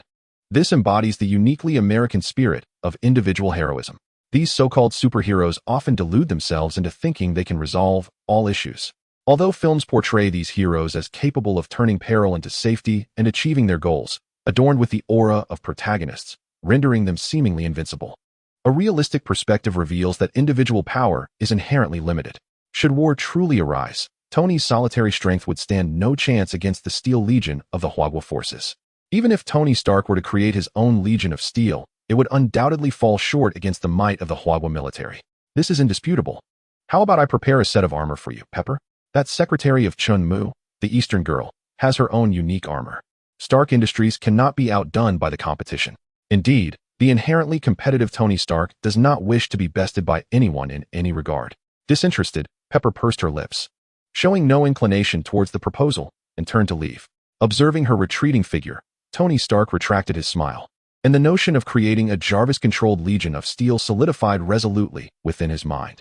As he had expressed, Tony did not entirely trust Shenmue's words. Even if the Huaguo forces were not inclined to engage in external conflict, employing the Qilin armor for warfare, Tony Stark must possess his own means of assurance. Like Nick Fury, the director of S.H.I.E.L.D., with his paranoia, Tony would never entrust his safety to others. To maintain world peace, he believed it unnecessary to rely on the military forces of other nations, or even the American army.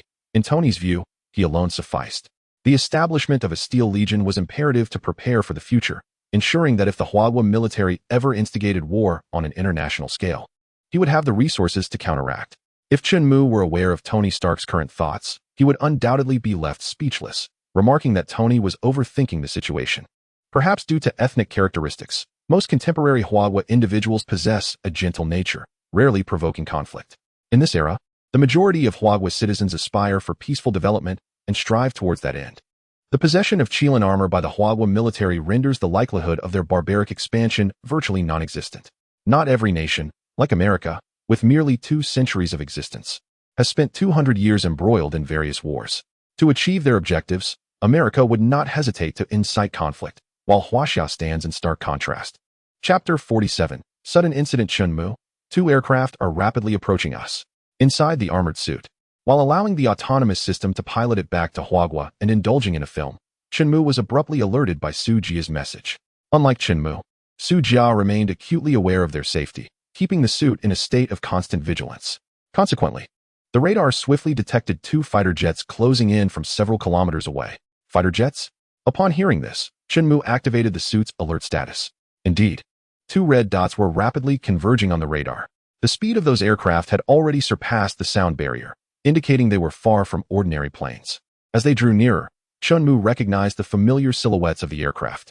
The F-22, a supersonic heavy fighter jet, represented the pinnacle of American aviation technology. It was the epitome of fifth-generation fighters. His familiarity stemmed from the fact that he possessed several F-22s in his warehouse. Are they targeting us? Chunmu queried, perplexed. Observing their flight path and trajectory, it was evident they were in pursuit of the two of them. Su Jia's voice bore a heavy tone. The current situation was unequivocal. Those two F-22s were clearly focused on them. Is it Tony Stark trying to deal with us? Su Jia inquired. That is unlikely. He wouldn't resort to such measures, Chunmu replied calmly. Moreover, we only just departed from their tower, and it is implausible that they would send fighter jets after us so quickly. Additionally, while Stark Industries was involved in the development of the F-22 and possesses the capability to manufacture them, they undoubtedly lack the authority to operate such aircraft in American airspace. The only entities permitted to fly military aircraft in the United States, apart from the military, would be S.H.I.E.L.D. or perhaps HYDRA. Ah yes, they haven't changed their name yet. What was it? The Department of Homeland Defense or something? Perhaps they're just passing by? Chunmu speculated uncertainly, though he merely voiced this as a formality, for he did not truly believe it to be mere coincidence. It was abundantly clear that the two F-22s were indeed targeting him and Su Jia, or rather, the armored suits they wore. Warning, two unauthorized aircraft. You have entered our airspace. Please comply with our control and proceed to the nearest base for investigation. Over. The urgent transmission echoed through the radio, causing Su Jia's heart to sink. There was no longer any room for doubt. They were indeed being pursued, or more precisely, their armored suits were. The idea of heading to a nearby base alongside the F-22s was nothing short of a joke. What guarantee was there that they would emerge from such an encounter? Su Jia, firmly believing otherwise, silently activated the combat mode of her suit. Unlike Chunmu, his battle armor does not visibly bear any weaponry. The sole means of offense lies within the energy propulsion device situated in the palm, akin to the repulsor technology utilized by Tony Stark. The potency of this device is contingent upon the intensity of energy released, albeit it possesses a limited range of merely several dozen meters. Thus, relying solely on Chunmu's armor to obliterate the two fighter jets proves to be a formidable challenge. Nevertheless, due to its material composition, the armor crafted entirely from vibranium can indeed be deemed virtually indestructible, rendering the armaments on the F-22s incapable of posing a significant threat to Chunmu. In contrast, Su Jia's Qilin armor is markedly different. Having possessed her armor for several days, it was entrusted to the scientists of Junfeng for modifications. However, these modifications primarily involve the enhancement of various weaponry.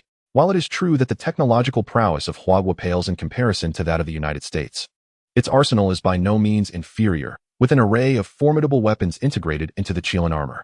Therefore, it is not overly daunting for Su Jia to confront the two American F-22s with her suit, as long as she maneuvers cautiously and avoids excessive hits. Downing these two F-22s should not pose a significant issue. Of course, the dilemma facing the two individuals transcends this.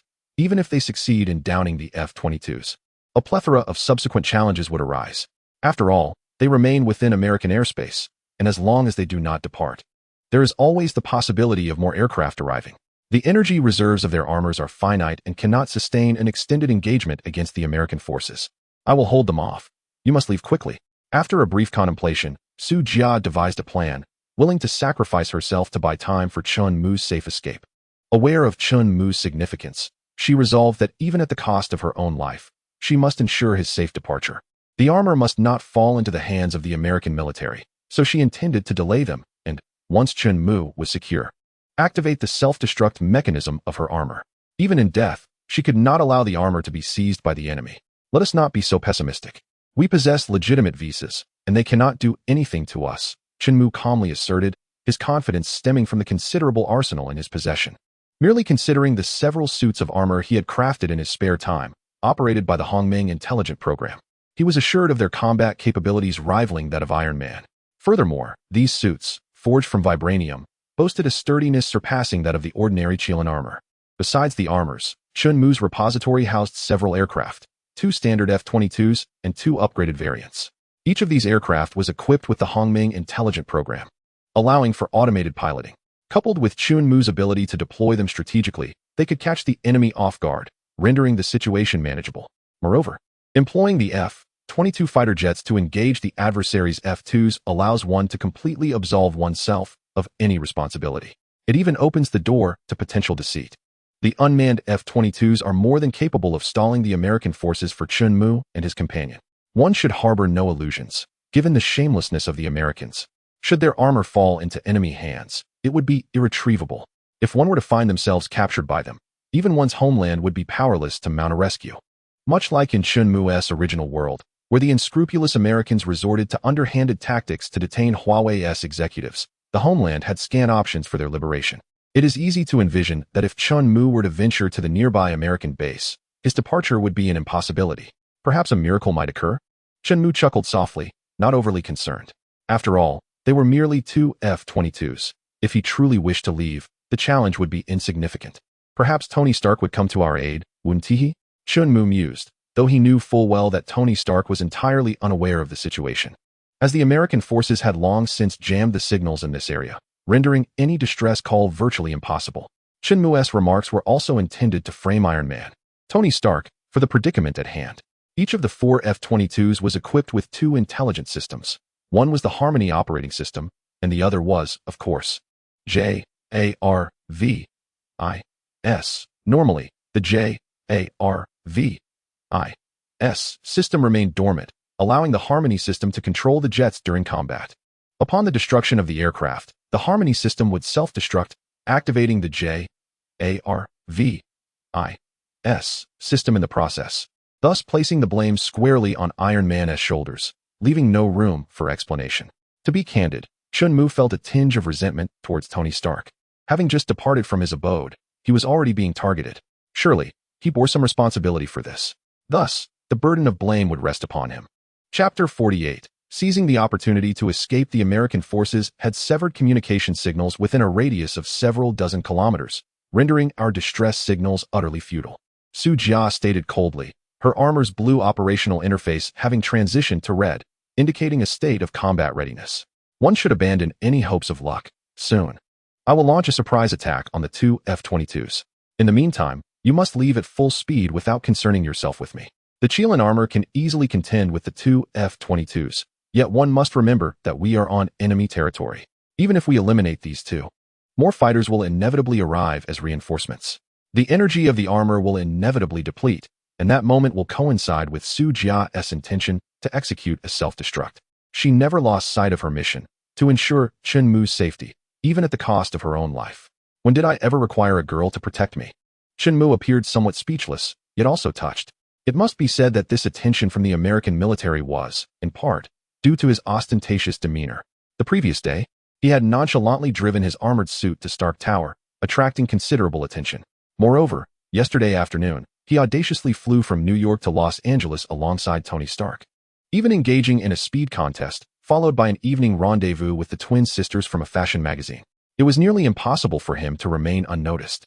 In America, the FBI and CIA intelligence agencies are ubiquitous, meaning that Chunmu's every move had long been under their scrutiny.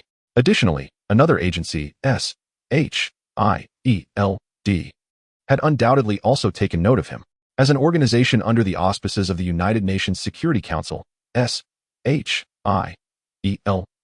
had, through the machinations of its successive directors, quietly evolved into a subordinate entity of the United States. Although it retained its nominal status as a UN body and enjoyed resources from the Security Council, along with salaries funded by the United Nations, it effectively served American interests. This situation left Chunmu feeling particularly disgruntled. As one of the permanent members of the United Nations Security Council, China also participated in its functions, which implied that SHIELD ought to be equally accountable to China. Why should they receive funding without fulfilling their obligations? Moreover, considering his significant standing in China, It was evident that SHIELD was aware of the American military's actions yet chose to turn a blind eye, which further aggravated Chen Mu. Thus, SHIELD had now become yet another target for his ire, and in Chen Mu's estimation, there was little justification for its continued existence. Your armor lacks any weapon systems. Simply depart at full speed. Once you leave American territory, you will be safe and return to your homeland, he advised. However, Su Jia paid no heed to Chen Mu's words and continued to relay instructions while monitoring the approaching F-22 fighter jets. She was resolute in her decision. Although she seemed exasperated, her actions stirred a sense of gratitude in Chen Mu. This young woman was indeed willing to sacrifice herself to protect him, exemplifying the spirit of a Chinese soldier who places collective duty above personal safety. A warning echoed as 4 more aircraft took to the skies, closing in rapidly.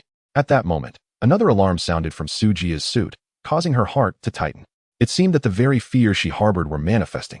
On American soil, her greatest concern was the relentless emergence of adversaries. With 2 F-22s still unaccounted for, the appearance of 4 additional jets was indeed grim news. You must leave immediately. Do not delay any longer. Accelerate. Su Jia urged Chen Mu with palpable anxiety. It appeared that the incoming aircraft were not hostile. Chen Mu gradually reduced his speed, eventually hovering in midair. Su Jia, feeling helpless, had no choice but to stop alongside him. As he listened to Chen Mu's words, he was somewhat perplexed but remained in a state of heightened vigilance. The 4 fighter jets in front were, in fact, deployed by Chen Mu, so he harbored no concerns. Utilizing F-22s against F-22s would effortlessly absolve them of any suspicion. In reality, a few kilometers were but a fleeting moment for ultra-high-speed aircraft. The 4 jets, under the control of the Hongmeng system, took off and, with a slight acceleration, swiftly approached. After passing by Chen Mu and Su Jia, they launched missiles at the 2 pursuing F-22s behind them. Boom! One F-22 was caught off guard and was struck, resulting in a violent explosion. The other F-22, witnessing this, executed a roll to evade the attack, frantically sending out distress signals and radio inquiries to the 4 F-22s. The pilot was baffled. Why were fellow F-22s attacking him inexplicably on his own country's territory? However, the aircraft controlled by the Hongmeng system would not respond to his radio calls and continued their relentless pursuit. At this moment, the pilot had cast aside his mission. Survival was paramount, and he quickly turned to flee. Yet, Chen Mu had no intention of allowing him to escape easily, letting the 4 jets follow closely. Instead of immediately shooting down the adversary, he engaged in a tactical maneuver, providing ample time for the pilot to send distress signals and convey the current situation. It was the F-22s that brought them down, not Chen Mu's forces. Seeing this, Su Jia was left in a state of bewilderment, utterly unable to comprehend the unfolding scenario. Why were the F-22s turning on each other? Never mind that. Let us take this opportunity to leave. Chen Mu urged Su Jia decisively. Understanding that this was not the time for hesitation, Su Jia promptly joined Chen Mu, swiftly heading in a single direction. For them, escaping from the United States was of utmost importance. Have you identified which base the F-22 that shot down our aircraft originated from? Meanwhile, at a nearby U.S. military base, a general was vociferously berating his subordinates. General Ross, known for his relentless pursuit of the Hulk, was a quintessential hawk within the U.S. military, firmly believing in the supremacy of force. He had long coveted Tony Stark's Iron Man suit, but had been unable to act due to Stark's identity. However, recent intel revealed that 2 individuals from China were donning suits remarkably similar to Iron Man's. This revelation ignited General Ross's ambition, by any means necessary. He was determined to seize the rival's armor for himself. In General Ross's estimation, the battle armor worn by Chen Mu and his companion was undoubtedly provided by Tony Stark. Given this, he felt it was his duty to reclaim the armor that rightfully belonged to America and to condemn Stark's treasonous actions. From Ross's perspective, the technologically backward nation of Huaxia could not possibly manufacture such ironclad suits. The only plausible explanation was that Stark had betrayed his country by sharing his technology with Huaxia. Such an act was intolerable to the United States military. Consequently, upon learning that Chen Mu and his companion had departed from Stark Tower, General Ross promptly dispatched 2 fighter jets to pursue them, intending to seize the armor by force. However, the current situation perplexed him. The 2 F-22 jets came under attack, but the assailants were not Chen Mu and his ally. Rather, they were several F-22s themselves. This bewildered General Ross, who would dare issue orders for F-22s to engage their own aircraft on American soil. Deploy 10 more jets to support our units, and capture those two individuals. He commanded decisively, observing the satellite imagery of Chun Mu and Su Jia making their escape amidst the chaos. Chapter 49. Learning brings joy. Who could it be? General Ross slammed his fist onto the desk in front of him, his expression darkening. Previously, the 4 unidentified F-22s had engaged in a fierce dogfight with the subsequent 10 jets that came to their aid. After incurring significant losses, they finally managed to shoot down the enemy, but a staggering loss ratio of 21-1 left Ross deeply troubled. The F-22s represented the pinnacle of the U.S. military's technology and were among the most expensive aircraft in existence. Losing 8 in one encounter was a painful blow. Report, General. The enemy aircraft exploded after being shot down. We suspect they activated self-destruct mechanisms, and it remains uncertain whether there were pilots aboard. Those vile lunatics. General Ross pounded the desk again, fury etched across his face. He struggled to comprehend the origin of these suddenly appearing F-22s and the identities of their pilots. How could they exhibit such audacity? Were they perhaps members of a kamikaze unit? General, the enemy has not responded to our radio signals. I suspect there may not be any pilots in those aircraft. An officer beside Ross saluted and spoke uncertainly. No pilots? Unmanned. Artificial intelligence. Find the wreckage of those aircraft. I refuse to believe that if it was an intelligent program, there wouldn't be traces. Ross gritted his teeth and continued issuing orders. General, it appears that 2 of the enemy's jets may outperform our F-22s. If they are indeed unmanned, those aircraft's capabilities would likely far exceed those of our F-22s. The officer beside him spoke again. If we could locate the wreckage of the aircraft, it would greatly enhance the performance of the F-22. Then let us search for it. We must find those planes. General Ross grunted dismissively and turned to leave. He had just received word that a lead on the Hulk had been discovered. In comparison to the 2 Chinese nationals, his interest in the Hulk was evidently far greater. However, the ability to operate fighter jets with such precision through artificial intelligence seemed limited to just those 2 organizations known to General Ross. The S.H.I.E.L.D. or Stark Industries were the only entities with such profound expertise in the realm of artificial intelligence. Meanwhile, Chun Mu and Su Jia had already donned their armor and surged beyond the American coastline, swiftly entering international waters, signifying their complete escape from peril. Among the 4 F-22s left behind, Chun Mu had set contingencies in place. Shortly after their destruction, the Hongming system would uninstall itself, leaving no trace, while simultaneously activating the Jarvis intelligence program. Should any electronic device remain intact, it would be relatively easy to glean hints from the wreckage, directing suspicion towards Stark Industries. Once they had exited American territory, the QilinArmor's flight speed would ensure they returned to their homeland in just a few hours. Only upon reaching the embrace of their motherland did Su Jia finally relax. Chun, now that we are back in our homeland, you should head to the industrial zone. I need to report the details of this incident to General Zhang first. Upon returning to China, Su Jia was eager to return to the military district to brief the higher-ups on the peculiar circumstances surrounding the 4 F-22s that had saved their lives. All right, I will go to the industrial zone. After your report, return to the company. The upcoming launch of Xiao Mu's phone still requires your assistance. Chen Mu nodded nonchalantly. In this world, he had little else to occupy his time. He would rather return to his studio to delve into various cutting-edge technologies. The QilinArmor's system was intrinsically linked to Chen Mu. The technologies acquired by the system were equally accessible to him. Naturally, the depth of his understanding of these innovations depended on his own efforts. Though Chen Mu did not have a background in technology, he found himself rapidly absorbing this knowledge. In his previous life, Iron Man was merely a film, but now, immersed in the Marvel Universe, Chen Mu had the opportunity to engage with authentic Iron Man suits. To say he was not exhilarated would be a falsehood. During this period, he had been diligently catching up, learning about these advanced technologies with the system's assistance. Currently, all the technology of Mark II and Mark III has been thoroughly mastered by Chen Mu. Even if he were to detach from the system, he could meticulously reproduce it in its entirety. The principles of the reactor, the design of the armor, and even the manufacturing of various weapon systems have all been fully learned by Chen Mu. With the assistance of the system, he finds the absorption of this knowledge remarkably effortless. As he continues to learn, it is clear that in the future, Chen Mu, relying solely on his own expertise, could stand toe-to-toe with Tony Stark. Thus, upon returning to China, aside from immersing himself in the industrial district for study, he has little else to occupy his time. The company is now largely in the hands of the military, and he merely awaits his share of the profits. In the perilous Marvel Universe, Chen Mu has grown increasingly indifferent to trivial monetary gains. What he seeks is power, the strength to ensure his own safety and to elevate his homeland. striving for its rejuvenation. Is it common for a boss to possess such grand ambitions? Having just escaped danger, does he not harbor any concerns? He appears utterly unfazed by his brush with mortality. After reporting on his work, I shall return to the research facility. Su Jia nodded and changed direction, flying off towards another area. After casting a glance at Su Jia's retreating figure, Chen Mu also soared towards the facility. The armor being produced there is soon to be delivered to the military. Of course, he has little interest in these matters. He primarily intends to seclude himself and continue his studies. He aims to arm his mind with knowledge and, utilizing that knowledge, forge formidable weapons to fortify his own body. Learning brings him joy. Chen Mu has developed a profound love for education. From his past life to the present, he has never cherished learning as he does now. As he accumulates more knowledge, he increasingly comprehends Tony Stark. No wonder Stark is so proud.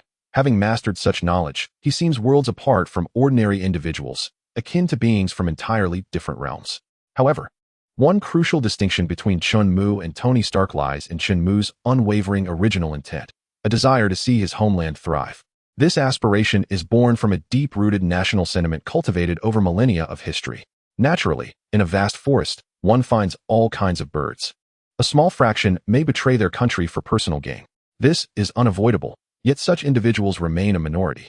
In contrast, nations like America, with only a little over 200 years of history, cannot possibly instill a sense of patriotism in their populace. In times of national calamity, many citizens would abandon their homeland. Or rather, as a nation of immigrants, the concept of homeland for many Americans does not even encompass America itself. Chapter 50. Who exactly is S.H.I.E.L.D.? Far away in America, within a clandestine base, Nick Fury scrutinized the report in his hands, narrowing his eyes. As the director of S.H.I.E.L.D., or rather, the Department of Homeland Strategic Defense, Attack, and Logistics, a rather convoluted title, Fury possessed formidable intelligence capabilities. He was aware from the outset of General Ross's intentions to intercept Chen Mu. Originally, S.H.I.E.L.D. was an affiliate of the International Security Council, and as a permanent member of that council, Huagua, China, should have had S.H.I.E.L.D. intervene to prevent the American military from attempting to apprehend an important figure like Chen Mu. However, the current S.H.I.E.L.D., despite being funded by the council, primarily operated in service to the United States. In simple terms, it had effectively transformed into an American organization. Thus, even with knowledge of the military's plans to arrest Chen Mu, S.H.I.E.L.D. chose to deliberately ignore the information, turning a blind eye and opting not to intervene. Simultaneously, S.H.I.E.L.D. harbored considerable interest in Chen Mu's armor. Should General Ross acquire it, it would be advantageous for S.H.I.E.L.D. as well, enabling them to obtain valuable data from him. This scenario would represent a mutually beneficial outcome for both the American military and S.H.I.E.L.D. Nick Fury had long coveted Tony Stark's Iron Man suit, wishing to possess it, yet opportunities were fleeting. As long as Tony Stark was unwilling to share his armor with anyone else, S.H.I.E.L.D. had no prospect of acquiring it. Therefore, Fury naturally shifted his attention to Chen Mu, who appeared far more vulnerable compared to the formidable Stark Industries. Consequently, the American military could silently intercept Chen Mu and sever all surrounding signals, a situation that S.H.I.E.L.D. intentionally allowed to unfold without warning either Huagua or Chen Mu. In fact, they covertly assisted the military in establishing a signal isolation zone. However, Fury was caught off guard by the sudden appearance of 4 F-22 fighter jets, which disrupted all plans.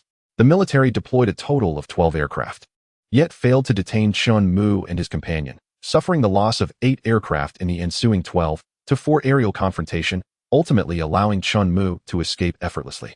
It seemed that Chen Mu's armor was superior to that of Tony Stark. Fury, with his keen insight, easily discerned the differences between Mark III and Chen Mu's Qilin armor.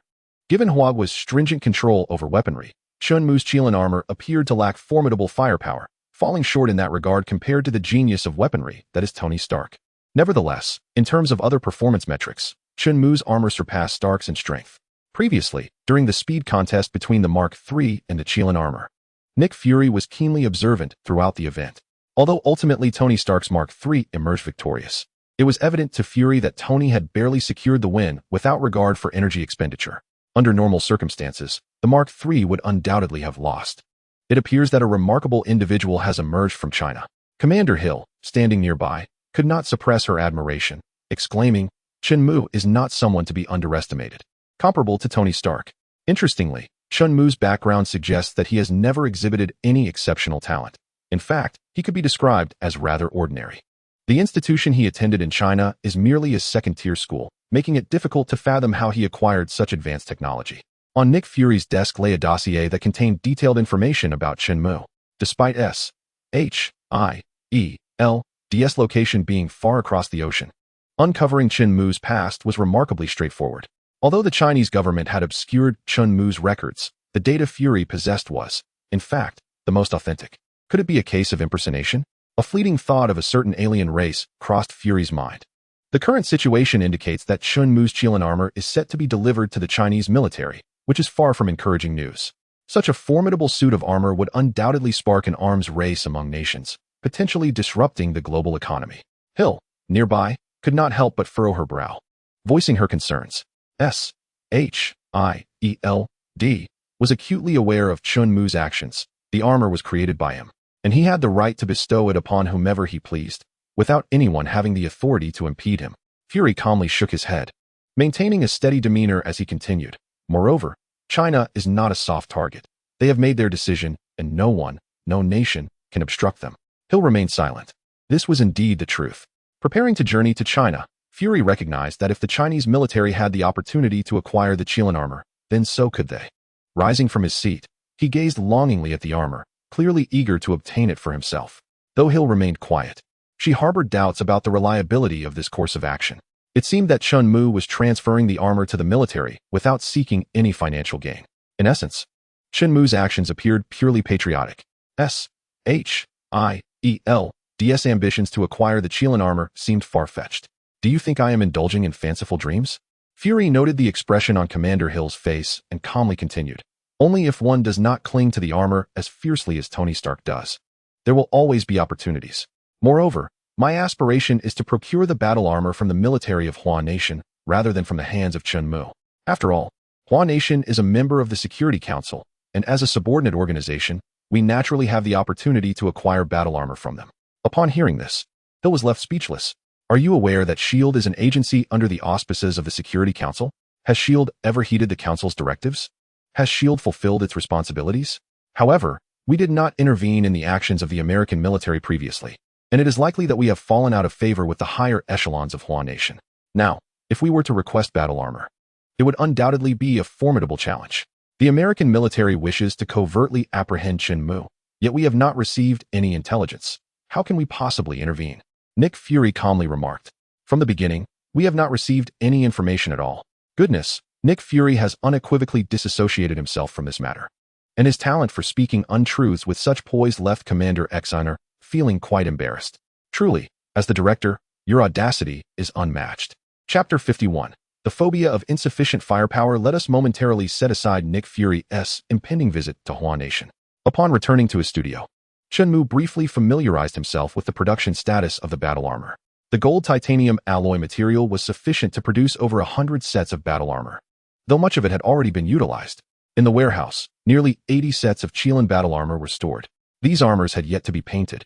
Due to the nature of the gold titanium alloy, they exhibited a brilliant golden hue, their inherent color being a lavish gold. The high-strength aerospace materials rendered these armors unparalleled in durability, rivaling even Tony Stark's Mark III in robustness. Since the industrial park lacked the permit to manufacture weapons, these armors consisted solely of the power systems and exteriors, while provisions for weaponry had been deliberately reserved. When the production of these Qilin battle armors commenced, Chen Mu submitted the requisite weapon specifications to the military command, ensuring that, concurrently with the armor's fabrication, Hua Nation's military factories were diligently producing corresponding weapon systems. Moreover, due to the vastness of Hua Nation's industrial framework, these weapons had long been produced in ample quantities and were already dispatched to the industrial park. Thus, once the armors were finished, designated personnel would be ready to install the weapons. Consequently, at this moment, these nearly 80 sets of battle armor were all equipped with formidable firepower, truly embodying the essence of Qilin battle armor. It should not be long before this batch of armors is fully produced. Chen Mu seized a moment to visit the production workshop and upon gazing at these powerful armors, a sense of pride welled up within him. The first batch of 100 sets of armor will be allocated to the 4 military branches, 30 sets each for the Army, Navy, and Air Force, and 10 sets for the Rocket Force. The weaponry of these armors has also been adapted for their respective combat environments, allowing them to maximize their advantages in suitable conditions. Beside him stood a youthful staff member, elucidating matters to Chun Mu. This individual, a remarkably young scientist hailing from Huagua, was named Zheng Xian. At not yet 30, he had already attained the status of a doctoral student at a prestigious domestic university, specializing in weaponry development. Consequently, he had the opportunity to be assigned to the QilinArmor's Industrial Park, where he engaged in the production assembly of the Qilin battle armor while also absorbing knowledge regarding its technology and principles. The personnel within Chun Mu's industrial park were predominantly arranged by the bureau chief, and naturally, many, like Zheng Xian, were affiliated with the Huagua government or military. Chun Mu, however, did not withhold his technological advancements. All the technologies related to the Qilin battle armor, including the miniaturized arc-reactor technology, were openly accessible to those possessing the requisite qualifications. Notably, this industrial park had been equipped with a complete large-scale arc-reactor, a technology provided by Chun Mu, serving as the heart of the entire facility and delivering a continuous supply of clean energy. This achievement, which in the original timeline of the Avengers series was realized by Tony Stark, had been preemptively accomplished by Chun Mu 4 years ahead of schedule, and it was directly promoted within Huagua. The advent of arc energy, an almost limitless source of clean energy, was thus brought forth to genuinely benefit humanity. Due to its remarkable utility, Huagua had dispatched numerous scientists to observe and learn from it, and installations and adjustments of arc reactors were systematically conducted across various provinces, ensuring that the citizens of Huagua could swiftly reap the benefits of technological advancement. Once every province had installed such reactors, energy scarcity would cease to be a constraint for Huagua, and its populace would become the first on Earth to enjoy free energy. This epitomizes the distinction between Huagua and the United States. Rather than prioritizing military applications of the advanced technology, Huagua focused on transforming it for civilian use to benefit the common people. In the original Marvel timeline, although Tony Stark successfully converted arc-reactor energy for civilian purposes, thus obtaining boundless energy, it was never made accessible to the general populace. Instead, Stark Industries became a titan in the international energy sector. In simple terms, Stark Industries shifted its focus to selling energy, with arc energy becoming a tool for profit. Despite being heralded as an inexhaustible source of clean energy, it merely served as a means for Stark Industries to amass wealth, and there was no significant promotion of its benefits in America. Energy prices remained unchanged. Of course, Chun Mu had no grounds to criticize others. After all, Stark Industries had expended immense financial and material resources to upgrade the reactor to a point where energy extraction was feasible, necessitating the recovery of research costs. Unlike Chun Mu, who, through a mere touch and the aid of a system, acquired and upgraded this black technology with relative simplicity. In the realm of Chun Mu, there exists no semblance of cost, which elucidates why he can so nonchalantly bestow various technologies upon the military, with no expense incurred. It is akin to casually picking up something and gifting it to others. What is there to hesitate? Consequently, the present scenario reveals that Chun Mu has directly transferred the technology of the arc-reactor to the Chinese authorities. Here, the intention is not to exploit this inexpensive energy for international gain. Rather, it is quietly being implemented to benefit the common populace of China.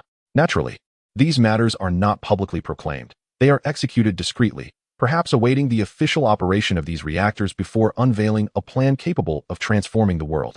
As it stands, this monumental project is advancing with remarkable subtlety. Truly, one cannot deny the prowess of infrastructure development. The battle armors of the various military branches will don their distinctive paint schemes. Zheng Xian, brimming with excitement, elaborates. The classic white, green, and blue color palette represents the Navy, Army, and Air Force respectively, while the rocket forces will be clad in deep black.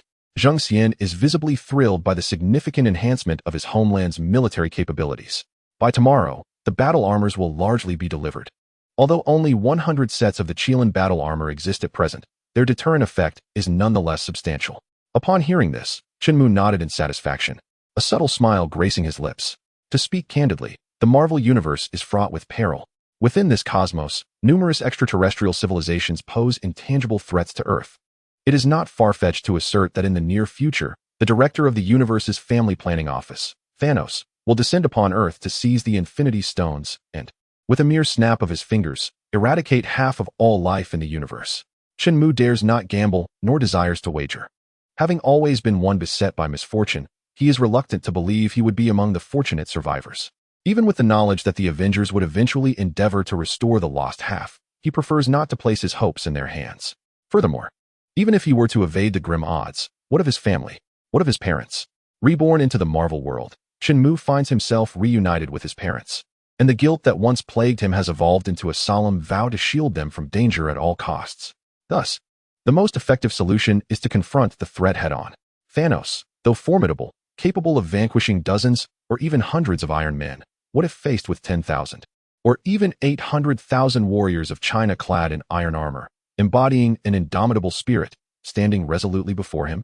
Ultimately, all fears stem from a deficiency in firepower, and the remedy for such fears is, undoubtedly, to grow ever stronger. This encapsulates a hereditary ailment among the Chinese, a phobia of insufficient firepower. Chapter 52. Nick Fury. After observing the production of the QilinArmor with Zheng Xian, Chen Mu intended to return to his studio. However, at that moment, Su Jia returned and brought news for Chen Mu. The director wants to see me? Chen Mu looked at Su Jia with a hint of perplexity.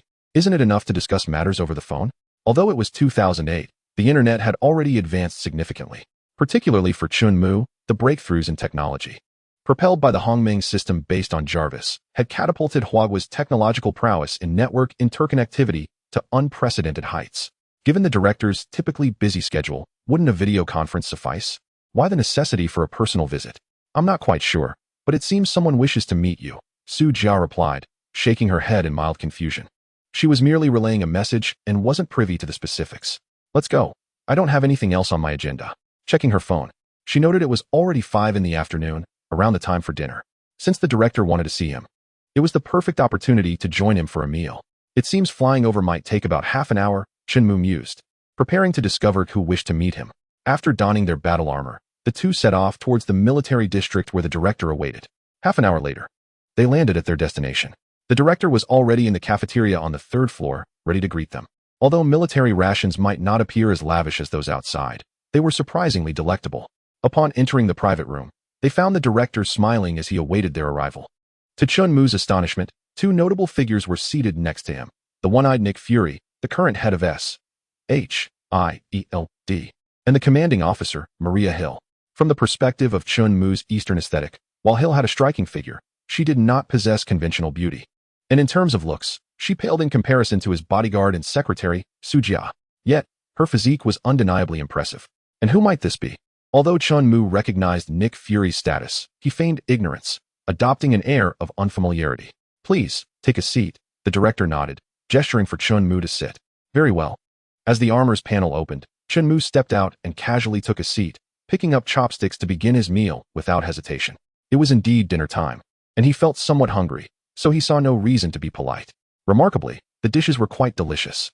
These two are high-ranking officials from the United Nations Security Council and the Department of Homeland Defense. This is Director Nick Fury, and this is Commander Hill. The bureau chief observed Chen Mu's casual demeanor and smiled, proceeding to introduce him.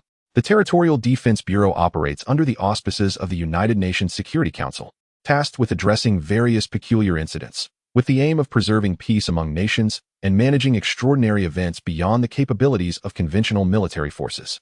In the Marvel Universe, unlike Chen Mu's original world, tranquility is a rare commodity. Supernatural occurrences sporadically manifest, necessitating the presence of corresponding organizations to address such phenomena. The S.H.I.E.L.D. organization, likewise under the United Nations Security Council, is specifically designated for handling these matters. Maintaining world peace? Chen Mu's lips curled into a slight smile, nearly believing it. An organization under the United Nations?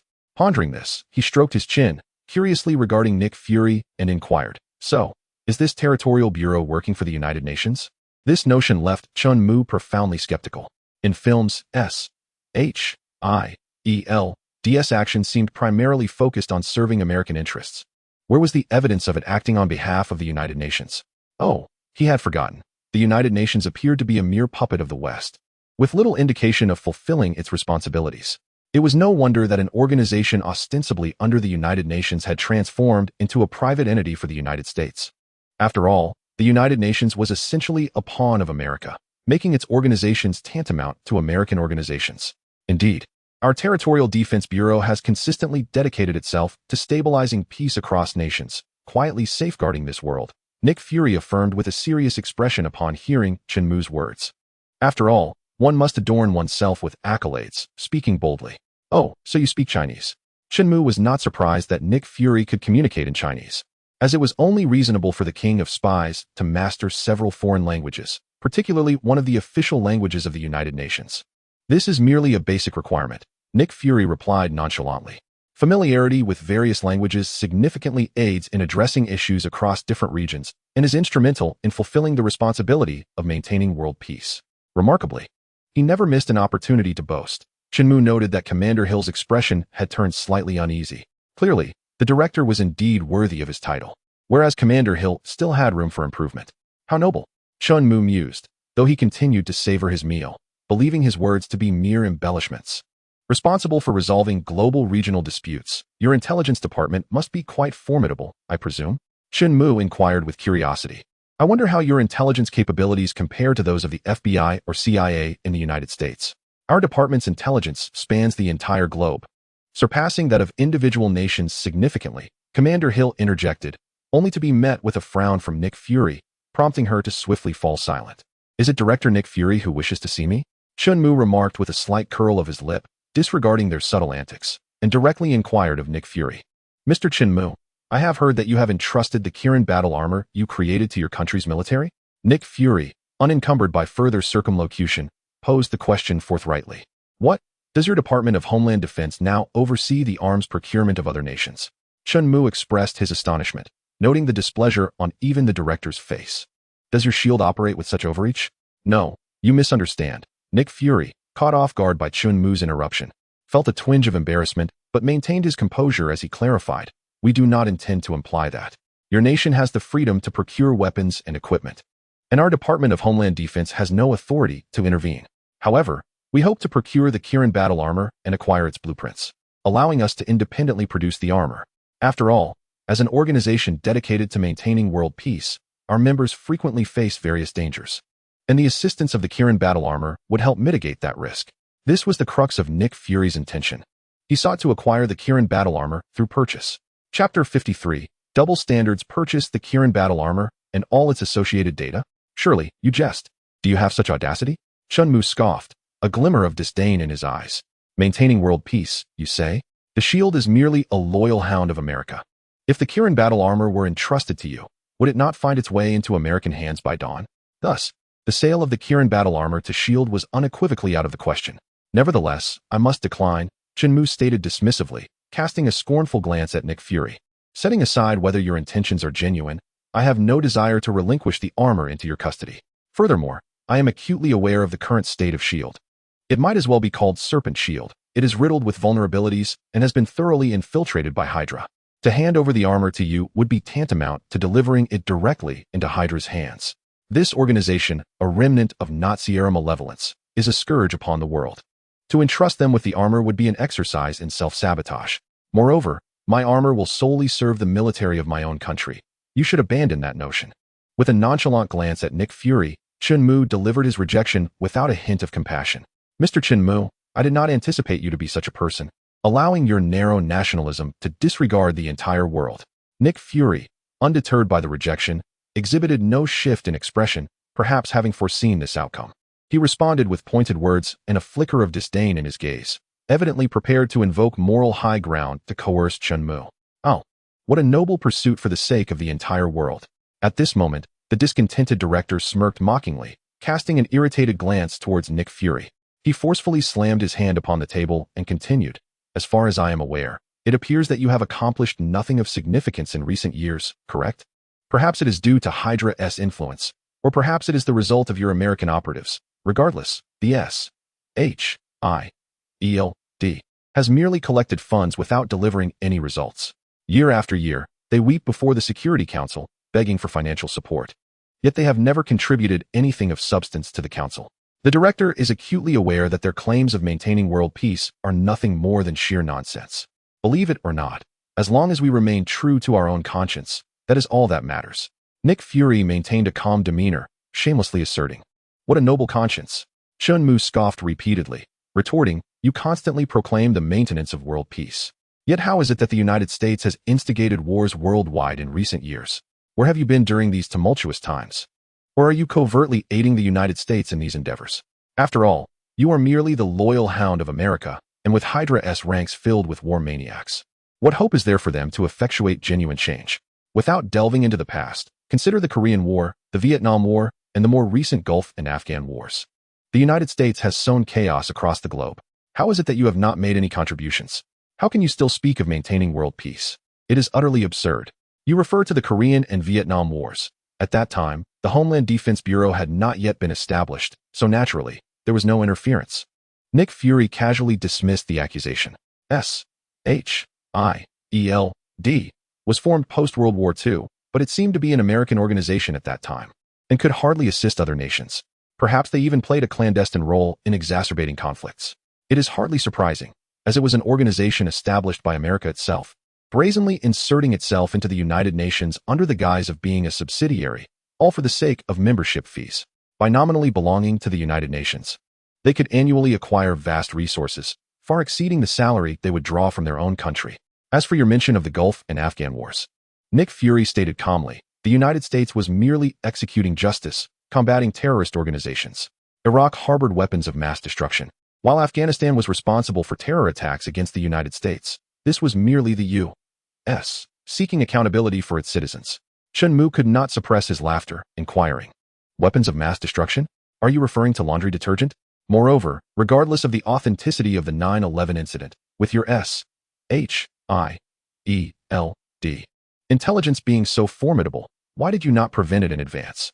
Speaking of which, doesn't this war implicate you as well? Nick Fury's convoluted explanation elicited a barely suppressed laugh from Chun Mu. The American invasion was, at its core, driven by a desire for resources, cloaked in a facade of righteousness, yet it had wrought untold devastation upon numerous nations. How many acts of civilian slaughter could the U.S. military be held accountable for? When discussing terrorist organizations, one must ponder, who truly embodies terror? I have recorded every word you just uttered. In the future, we shall revisit this and witness the absurdity of your current demeanor. Chun Mu tossed Xiao Mu's phone onto the table, regarding Nick Fury with disdain and curiosity, inquiring, by the way, was it not your compatriot Tony Stark who first crafted the Iron Man suit? Why not seek him for the armor instead of traveling thousands of miles to China? Do you presume me to be an easy target? Private property is inviolable. Stark's armor is his personal asset, and if he chooses not to relinquish it, we possess no authority to compel him. Nick Fury calmly retorted, America is a nation that respects personal property and upholds freedom, hence we would not coerce Tony Stark. Then you come to me? Chun Mu scoffed, incredulously asking, so, my private property is fair game for your infringement? Or does your notion of freedom and protection of private property apply solely to your citizens, while those from other nations are disregarded? Is this not a double standard? When you authorize the armor to the government, it ceased to be your private property. If it can be granted to the Chinese government, why not extend authorization to other organizations? Nick Fury continued his dubious reasoning, stating, Mr. Chun Mu, for the sake of world peace and humanity, I implore you to consider the greater good and surrender the armor to us. I refuse. Chun Mu laughed derisively, his disdain for Nick Fury palpable. Let me be clear, your so-called Homeland Security shall not obtain a single suit of armor from me. Attempting to morally blackmail me is futile. I shall treat you as you deserve. Surprised by Chun Mu's forthrightness, Nick Fury regarded him thoughtfully before rising to depart. Go ahead and preach your ideals of world peace to Tony Stark, Chun Mu coldly remarked, remaining seated. Farewell, and do take care. Unfazed, Nick Fury's expression remained unchanged as he turned to leave. Chapter 54, The Divine Spear Bureau Director. What is the military's true intention? After Nick Fury and Hill had departed, Chun Mu could not restrain his curiosity and turned to the director, furrowing his brow. The organization is not as monolithic as one might think. With a sigh, the chief gestured for Su Jia to take a seat and remarked, the United Nations seeks to exert pressure upon us through the matter of the battle armor. Due to the influence of Iron Man, Tony Stark, the world has witnessed the formidable power of such armor. Naturally, complications arose when it became known that our military would be equipped with this weaponry. Ultimately, this world remains dominated by the West, and it is indeed challenging for our nation to thrive amidst such constraints. In light of the recent events, although European and American countries are uncertain whether our nation will actually equip the Qilin battle armor and how it compares to Iron Man's technology, they prefer to err on the side of caution thus launching an outcry against us on the international stage, attempting to compel us to abandon this initiative. Bang! Upon finishing his statement, the chief slammed his hand on the table, expressing his resentment. The West harbors relentless intentions against us. How could we acquiesce to their wishes?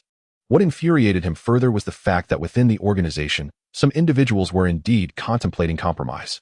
Under pressure, a minority of officials even suggested that the military should reject the Qilin battle armor for the sake of peaceful development. This was utterly absurd.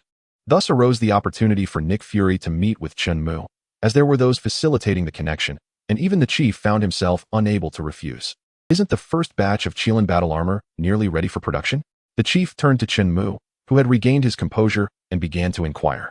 Within a day, all the battle armor will be completed. Chen Mu nodded, having gained sufficient understanding of the situation, which made him quite certain of this fact. That's good to hear. The chief let out a sigh of relief, his mood improving as he continued. Our military's position is this. The battle armor need not be delivered to us immediately. Why is that? Chen Mu furrowed his brow, somewhat perplexed. We intend to establish a new military organization, independent of the military. The chief gestured for Chen Mu to remain calm and explained, we have long harbored discontent towards the Department of Homeland Security under the Security Council. Despite the annual allocation of tens of billions, results have never materialized. Therefore, we plan to reallocate these funds to create a similar organization. We shall name it the Spear Bureau, independent of the military, with purposes aligned with Nick Fury's Department of Homeland Security, but solely addressing matters pertinent to our nation. The Spear Bureau? In direct opposition to the Shield Bureau? Chen Mu mused.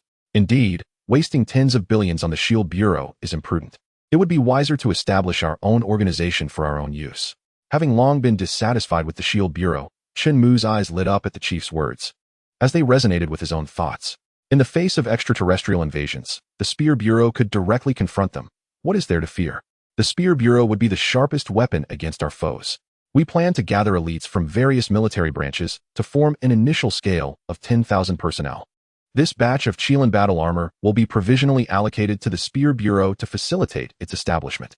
With a smile on his face, the chief remarked that this was an unavoidable decision. The internal issues within Huagua remained unresolved, rendering the widespread promotion of battle armor a distant prospect. Rather than lingering in uncertainty, it would be more prudent to establish a new military organization akin to SHIELD. This way, the development of the Spear Bureau would face no obstruction. Candidates for the Spear Bureau must undergo rigorous selection, and those with any ideological flaws would be entirely disregarded. Indeed, to gain entry into the Spear Bureau, one must first pass a political review. Individuals burdened by conflicting thoughts would simply be excluded. In other words, those admitted to the Spear Bureau would embody pure nationalism, willing to make sacrifices for the rejuvenation of Huagua. Such individuals are plentiful within the military, making it quite feasible to gather a force of 10,000. Thus, the initial step would be to arm the selected soldiers of the Spear Bureau, gradually expanding to the entire military when opportunities arise. Simply put, the Spear Bureau serves as a pilot organization for new equipment. Once the populace witnesses the might of the Spear Bureau and regains sufficient confidence, the promotion of battle armor throughout the military will be a mere formality. Ultimately, the primary objective at this juncture is to restore the confidence of Huagua as a whole, ensuring that certain elements within the organization cease to compromise externally. Just wait until Huagua is equipped with formidable weapons, then they will come to obstruct us. Yet, did we ever see the Defense Bureau intervene when America was arming itself with high-tech weaponry? Su Jia, having removed her battle armor and seated herself at the table, could not help but utter a curse, prompting a glance from Chen Mu. Truly, she was a rose among the military, effortlessly expressive with her language. What are you staring at?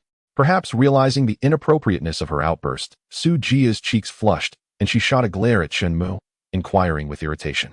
Having been on guard duty, she had kept her battle armor on, and her presence in the Qilin battle armor had exerted pressure on Nick Fury and his companion, ensuring she could swiftly subdue them if they posed a threat to Chen Mu or the chief. Nothing. I was just pondering how the Spear Bureau will develop after its establishment, Chen Mu explained, scratching his nose. That is precisely why I wish to meet with you. The chief turned to Chen Mu, stating earnestly, the Spear Bureau officially intends to recruit you as a technical advisor, to provide technical support, including for the Qilin battle armor and its subsequent improved models. Does this mean I will be a civil servant? Chen Mu asked, curiously stroking his chin. If you say so, then it must be true, the chief replied. After a moment of contemplation, he continued, you should have met Zheng Xian. He will serve as the first director of the Spear Bureau. Zheng Xian? Oh, now I remember. Chenmu nodded, recalling the researcher he had encountered at the park not long ago. He was astonished to learn that Zhang Xian had been selected as the chief's chosen inaugural director. Do not underestimate him. Zhang Xian possesses remarkable talent in the realm of scientific research, and he is equally exceptional in the field of diplomacy. Although he is merely 30 years old, he has cultivated unique insights in diplomacy, holds 5 doctoral degrees, and speaks over 10 languages, truly making him a prodigy. The director explained with a smile that Zhang Xian was originally slated to become a spokesperson for the Ministry of Foreign Affairs, poised for a promising future in diplomacy. However, it was unexpected that your Qilin battle armor technology captivated him, prompting him to apply for permission to study in the research park. Now, with the establishment of the Spear Bureau, this talent is required to assume significant responsibilities. Most importantly, the inaugural director must possess an unblemished background. Free from ties to the current political system of Huagua, he must embody an independent and liberated identity, and Zhang Xian fits this description perfectly. Chapter 55. A new agenda. The establishment of the Spear Bureau has been placed on the agenda. After engaging in a brief discussion with the director, Chenmu and Su Jia returned to the research park. Upon their return, Chenmu did not encounter Zhang Xian again, since he has been entrusted with an even more critical responsibility. It is only natural that he would not remain in the park to pursue his personal interests in researching battle armor technology. A considerable number of researchers and military personnel are departing the research park, evidently having undergone rigorous selection from the outset. This departure likely signifies their direct transition into membership within the Spear Bureau. It seems that the Spear Bureau had been in the planning stages long before. Nick Fury's visit merely served as an opportunity. Clearly, the military, represented by the director and others, has long harbored dissatisfaction with the Shield Bureau. Even without Chenmu's emergence, it is likely that the Spear Bureau would have been established, albeit at a slower pace. Will you consider joining the Spear Bureau? Chenmu inquired curiously as he returned to his office, glancing at Su Jia. My role is that of the general manager of Xiaomu Technology. Until such a time as Xiaomu Technology no longer requires me, Su Jia replied matter-of-factly. Moreover, you will serve as a significant presence within the Spear Bureau, and a technical advisor requires protection. Without any directives from higher-ups, I shall remain your bodyguard. What do you mean by until I am no longer needed? Chenmu asked, intrigued yet not dwelling on the matter. By the way, do we pay Nick Fury's department tens of billions of dollars each year? Chenmu was somewhat curious about this aspect. Humph, those shameless individuals claim to be an organization under the United Nations, but in reality, they have never contributed to the UN's efforts. Even the United States has not paid its dues for several consecutive years. Yet this group continues to operate solely in service of America. It is evident that the Shield Bureau is fundamentally an American organization, masquerading as a subsidiary of the Security Council merely for appearances. The United Nations, as an entity, has long since altered its very nature, quietly transforming into a puppet of the United States. The impartiality of the UN has diminished over time, as evidenced by the recent wars instigated by America.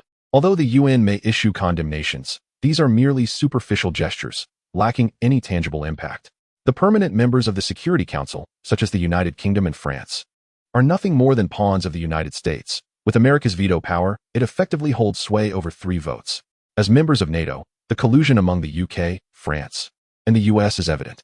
Their existence as permanent members serves solely to facilitate American interests, allowing them to cast votes when the US finds it inconvenient to do so.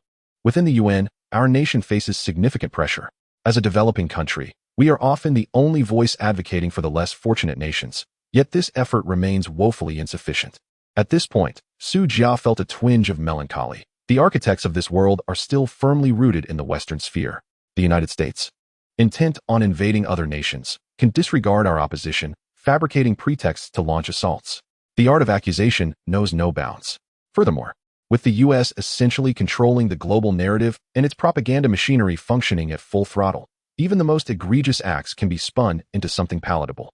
Under such propaganda, the nations of the Middle East have been branded as hotbeds of terrorism, with ordinary citizens unjustly labeled as terrorists. The atrocities committed by the American military against innocent civilians are systematically concealed, leaving no trace online. Perhaps this is the handiwork of the intelligence agencies, which possess the capability to entirely obscure such events. This illustrates the formidable power of public opinion. Fortunately, our nation wisely established the Green Dam long ago. Otherwise, under the relentless onslaught of their propaganda, our youth could have been led astray in unimaginable ways. Consider the youth of the islands in the world of Chunmu. They have been thoroughly indoctrinated, often expressing absurd viewpoints reminiscent of frogs in a well. This highlights the impact of public discourse on the young from an early age. They are inundated with lies, growing up alongside these fabrications and becoming unwavering believers in them. What is patently false is accepted as truth. It is difficult to fathom what our youth would have become had we not established the network green dam. They might well resemble the youth of those islands. Yet, all of this is destined to change. After a moment of silence, Chunmu spoke with unwavering determination. In his eyes, a spark of hope flickered. Having arrived in this world, how could one leave without affecting change? Let us expedite the production of battle armor. I hope to complete the remaining units today so that when Zheng Xian arrives tomorrow, we can ensure the delivery of all the battle armor to him. Chunmu waved his hand, choosing not to dwell on the matter any further. At this moment, he was immersing himself in various technologies, preparing to thoroughly integrate all the skills acquired from the system. This approach would enable him to independently develop new technologies rather than relying solely on the system. While the system was indeed formidable, Chunmu understood that to achieve true progress, he could not depend entirely on it. The system was merely a tool. To foster national development, one must transcend the limitations of such tools. Moreover, the QilinArmor's system harbored a critical flaw. It could only achieve a breakthrough in any given technology once. To ensure that the Qilin battle armor remained on par with, or even surpassed, Tony Stark's Iron Man suit, Chunmu needed to undertake the upgrades himself. Relying solely on the system would confine him to continuously borrowing the strengths of others to enhance the armor. Fortunately, the nation boasted countless researchers who would assist Chunmu in refining new technologies. He, too, could grasp the knowledge provided by the system. But this required time and personal dedication to study these innovations. Once the titanium alloy was exhausted, production would continue with ordinary steel. In truth, the production of battle armor had always been a significant challenge, but the most pressing issue lay in energy generation. Mass-producing portable arc reactors was unrealistic with Chunmu South Industrial Park alone. Unless they resorted to creating a rudimentary version akin to the one Tony Stark forged in a cave, to widely deploy the Qilin battle armor, it would not suffice to produce merely a few dozen suits. The requirement was for thousands, if not millions, of portable arc reactors. Thus, it became imperative for Chunmu to develop a scaled-down version of the reactor, to realize the goal of equipping the entire nation with battle suits. The only viable solution was to mobilize national resources, allowing domestic scientists to thoroughly comprehend this technology. Only then could the arc-reactor be integrated into the nation's production lines. Of course, that was a discussion for another time. For now, Chunmu's immediate task was to utilize his industrial park to arm the Absolute, or rather, to prioritize the arming of the Divine Spear Bureau. Chapter 56. Cost control. The 100 sets of Qilin battle armor produced from titanium alloy were entirely fabricated within Chunmu's QilinArmor's industrial zone. From the armor's exterior to its arc reactors, they utilized the finest materials available in Huagua.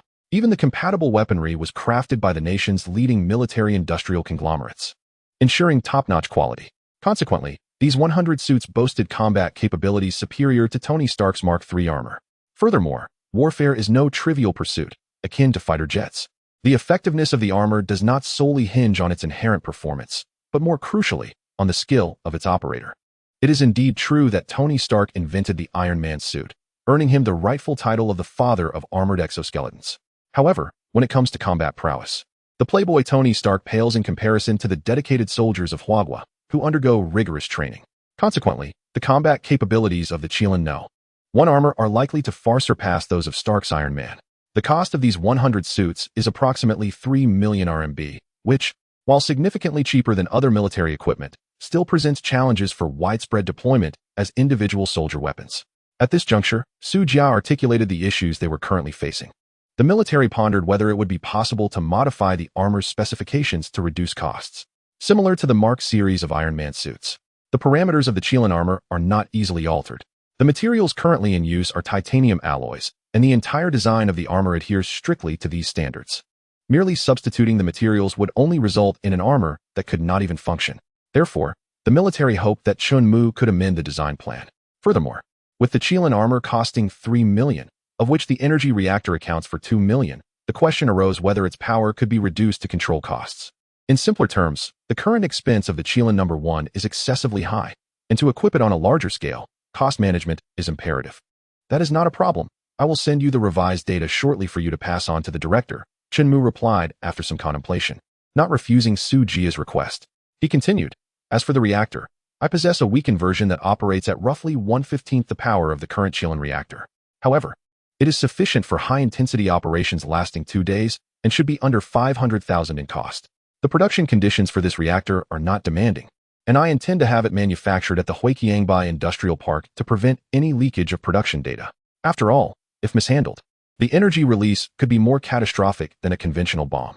The weakened version of the reactor in Chunmu's possession resembles the kind Tony initially forged in the cave, and its production is relatively straightforward. Presently, most factories in Huagua, including his father's toy processing plant, could manufacture it given the appropriate materials. Thus, for safety reasons, Chunmu planned to produce this component entirely within the industrial park. Manufacturing this single part is exceedingly simple for the current industrial complex. As the director has stated, the higher echelons of Huagua are not a monolith, and it is prudent to avoid any indiscriminate dissemination of such sensitive information. The industrial park is also firmly protected by the military, or more specifically, the Divine Spear Bureau, making it seemingly the safest location available. That is splendid.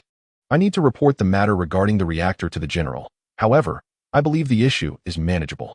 Upon hearing that Chunmu could provide a scaled-down version of the Qilin battle armor, Su Jia could not help but smile. The reactor's cost is under 500,000, and with the battle armor utilizing ordinary special alloys, the total expense might not even reach 600,000. This is an extraordinarily low cost. Consider that Tony's Mark III was produced at a staggering cost of nearly $300 million, an unattainable sum. One cannot help but admire the prowess of Huiqiangbei, where a cost of 300 million is reduced to a mere 600,000. Of course, the exorbitant price of Tony's armor primarily stems from research and development expenses, whereas Chunmu, possessing a systematic approach, can effortlessly eliminate this cost, rendering it far more affordable. Thus, a set of Qilin battle armor priced at 600,000 could be effectively promoted as an individual weapon. After all, even if the cost-performance ratio of Chinese weaponry is the highest, a Type 99 main battle tank still demands at least $2 million, approximately 12 million renminbi, enough to produce 20 sets of the scaled-down Qilin armor. These 20 sets would undoubtedly surpass the Type 99 tank in both mobility and firepower. Not to mention, the Type 99 cannot fly, whereas the Qilin armor can soar at supersonic speeds. The comparison is self-evident. Come by tomorrow morning to collect the materials. I will have the armor designed by tonight. Observing the fading light, Chunmu addressed Su Jia directly. By the way, this batch of 100 sets of Qilin armor is designated as the Type 1. Named Qilin Type 1. What shall we call the scaled-down version? Qilin Type 1 say, or perhaps Qilin 1 Mini? Su Jia felt utterly powerless to critique Chunmu's naming abilities. After a moment of silence, she retreated to her office. Now that Chunmu possesses his own battle armor, he generally does not require Su Jia, his bodyguard, to be in constant attendance. However, one must not forget that Su Jia also holds another identity as the manager of Chunmu's technology company, responsible for commercial affairs. In this capacity, she is akin to Pepper Potts of Stark Industries, and thus, Su Jia is typically quite occupied. After bidding Su Jia farewell, Chunmu returned to his studio.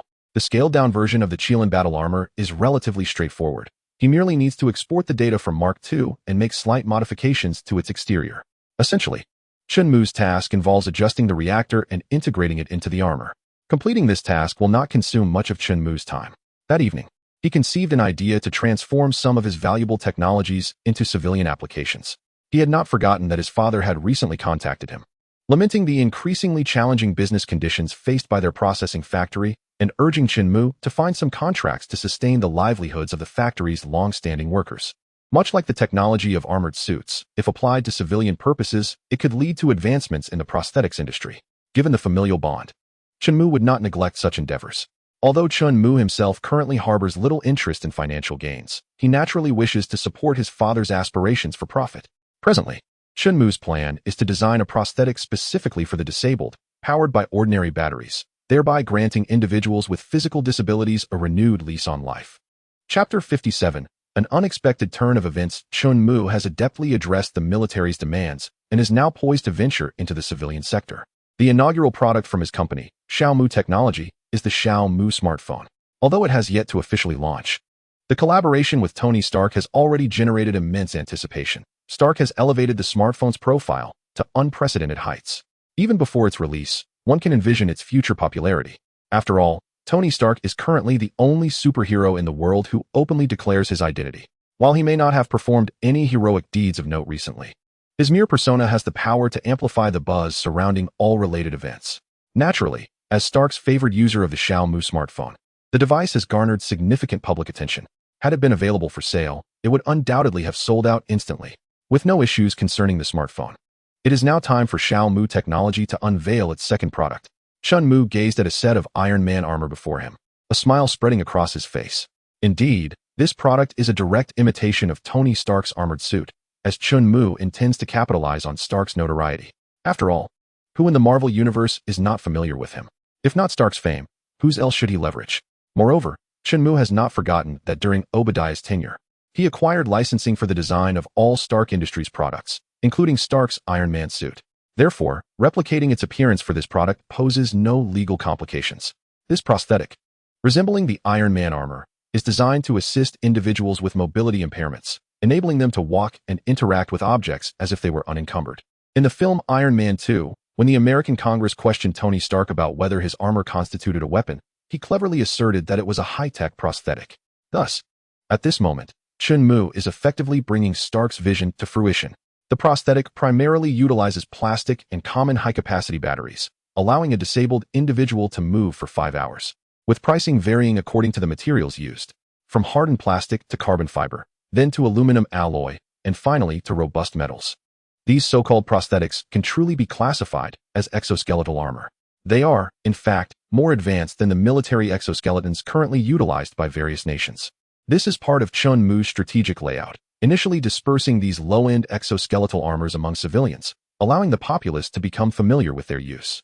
When the time comes to truly deploy these exoskeletal armors, it will simply require a switch of the energy source, replacement of components, or even the addition of external weaponry, enabling every citizen to transform into a warrior. Of course, this does not come without its risks. Should anyone intend to misuse this exoskeletal armor for nefarious purposes, such occurrences are unfortunately unavoidable. Malefactors exist everywhere, even within the borders of Huagua. Nevertheless, let us not forget that Chunmu has the support of Hongmeng, whose computational capabilities surpass those of Jarvis. Coupled with the formidable processing power of supercomputers, Hongmeng can meticulously monitor every suit of exoskeletal armor, even if all 1 billion people in the nation don their battle gear. Hongmeng would effortlessly oversee them. Should anyone attempt to exploit this armor for malevolence, Hongmeng can swiftly identify the suit and forcibly disable it, leaving wrongdoers with no avenue for escape. Even now, Chunmu has ensured that all produced Qilin battle armors are equipped with the Hongmeng system. Firstly, without Hongmeng's assistance, it would be nearly impossible for an individual to wield the half-ton battle armor. Secondly, the myriad of advanced weaponry on the armor necessitates intelligent programming for control and aiming assistance, making Hongmeng indispensable. In this world, the only intelligent program capable of controlling battle armor, aside from Chunmu's Hongmeng, is Tony Stark's Jarvis. If not utilizing Hongmeng, would one resort to Jarvis instead?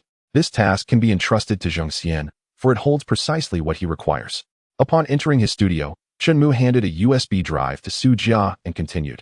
The Qilin No. 1 SE battle armor, forged from high-strength steel, can be produced by most domestic arms factories. However, the reactor can currently only be manufactured at our Huiqiangbai Industrial Park. Once the Divine Spear Bureau establishes its own production base, we can hand over this responsibility to them. Chunmu has confidence in the Divine Spear Bureau established by Zhu Zhu. Its members have undergone rigorous selection and possess profound sentiments toward Huagua and their nation. Thus, entrusting this endeavor to them is reassuring. Wonderful. This means equipping the entire army with Qilin battle armor is no longer a distant dream. At 600,000 per unit, even with the weapon system, the total should not exceed 700,000. In contrast, a Type 99 main battle tank costs a minimum of 12 million. One Type 99 could effectively replace 20 suits of armor. What is not to love? Indeed, Chunmu, just now General Zhang mentioned that he has something to discuss with you. Please initiate a video conference with him shortly. Understood. Although somewhat perplexed, Chunmu nodded and returned to his office to open the video conference. Chunmu, a sudden situation has arisen. The United Nations is exerting pressure on our nation to abandon the plan to equip the Qilin battle armor. Even our longtime ally, the Russians, have sided with the West this time. The expression of the bureau chief was grave, and he did not mince words, directly outlining the current predicament. Our illustrious nation has always maintained its independence from the Western world, and their desire to see us fail has never waned. Chunmu remained silent and continued. What is the nation's strategy moving forward? Our current plan is to equip the Spear Bureau first. The military can wait until the Spear Bureau has made progress before equipping them, the bureau chief replied calmly. As for arming the military, that is of little concern. However, Western nations are threatening us with various sanctions, demanding that we surrender the technology of the battle armor. This is utterly laughable. The U.S. military has not equipped itself with any advanced technology, yet the United Nations intervenes to prevent us from arming ourselves and demands we hand over our technology? It is the height of shamelessness. It is clear that the United Nations has become a mere backyard for the United States. Such developments would undoubtedly be aided by the Department of Homeland Defense. Nick Fury privately contacted me, suggesting that if we could provide them with a set of Qilin battle armor for research, they would assist us in resolving this issue. It is evident that Nick Fury understands that it is impossible for our nation to surrender our technology. Thus, as a compromise, they merely wish to obtain a set of Qilin battle armor for study. The high conditions set previously were simply a means for negotiation. Chapter 58. The military parade plan. Our stance is to temporarily set this matter aside. With National Day approaching, our military is preparing for a grand parade on that day to showcase our various weapons and demonstrate our strength. Noticing Chun Mu's less than favorable expression, the bureau chief calmly remarked, with less than 2 months until National Day, Chun Mu has already provided a considerable amount of advanced weaponry. For instance, he has supplied the enhanced F-22 to the military, which significantly aids in the improvement of our J-20. After all, there are still 2 months to go, and with our homeland's robust production capabilities, we can effortlessly produce the enhanced version of the F-22. Of course, to avoid complications, we will likely make some alterations to the F-22's appearance. Alternatively, we might directly incorporate some of the F-22's technologies into the J-20. Originally, the most significant challenges faced by our self-developed J-20 were its engine and stealth coating, both of which Chun Mu has provided comprehensive solutions for. Thus, the advantages for the J-20 are self-evident. With 2 months remaining until the National Day, are there any issues? Regarding this world and the military strength of our motherland, Chun Mu was somewhat uninformed, which prompted his curious inquiry. There are absolutely no problems. Various weapons can be directly transported from the military district. At this moment, the chief finally revealed a smile and continued, the 2 technologies you provided will significantly bolster our military capabilities.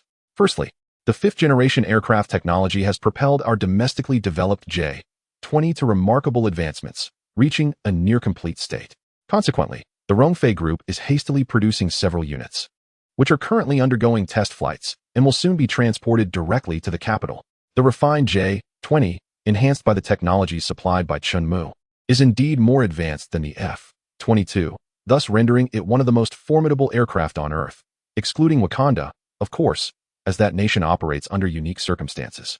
Moreover, our piece de resistance is the Qilin battle armor that you have developed. The chief's delight was unmistakable as he continued. The Divine Spear Bureau will participate in the grand military parade as the 5th Army, donned in the Qilin battle armor. I can already envision the astonishment that the Divine Spear Bureau will evoke in the world. It is worth considering that Tony Stark is currently exceedingly ostentatious, having long since demonstrated the might of his Iron Man suits. Now, our nation has truly equipped an entire legion. In today's world, who would dare to challenge us?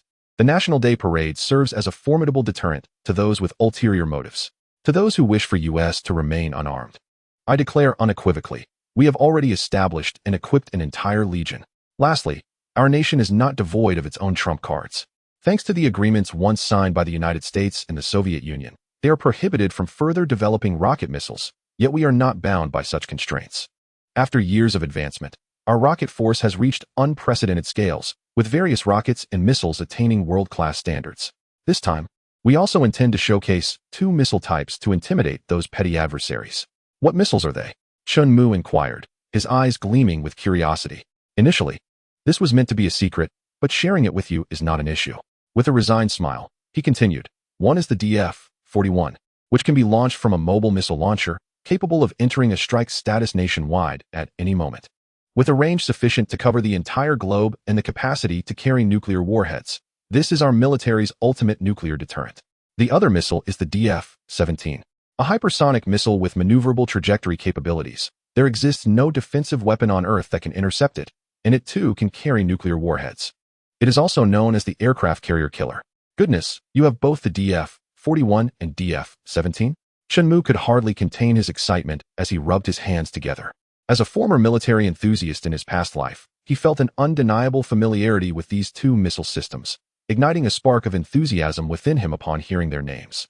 The DF-41 possesses the capability for global nuclear strike, serving as China's ultimate nuclear deterrent.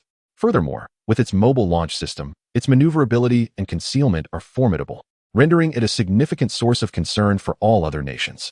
As for the DF-17, although its range may not be as daunting, it is, without doubt, the only hypersonic missile in the world today capable of bypassing all existing missile defense systems, making it an unparalleled tool for national defense.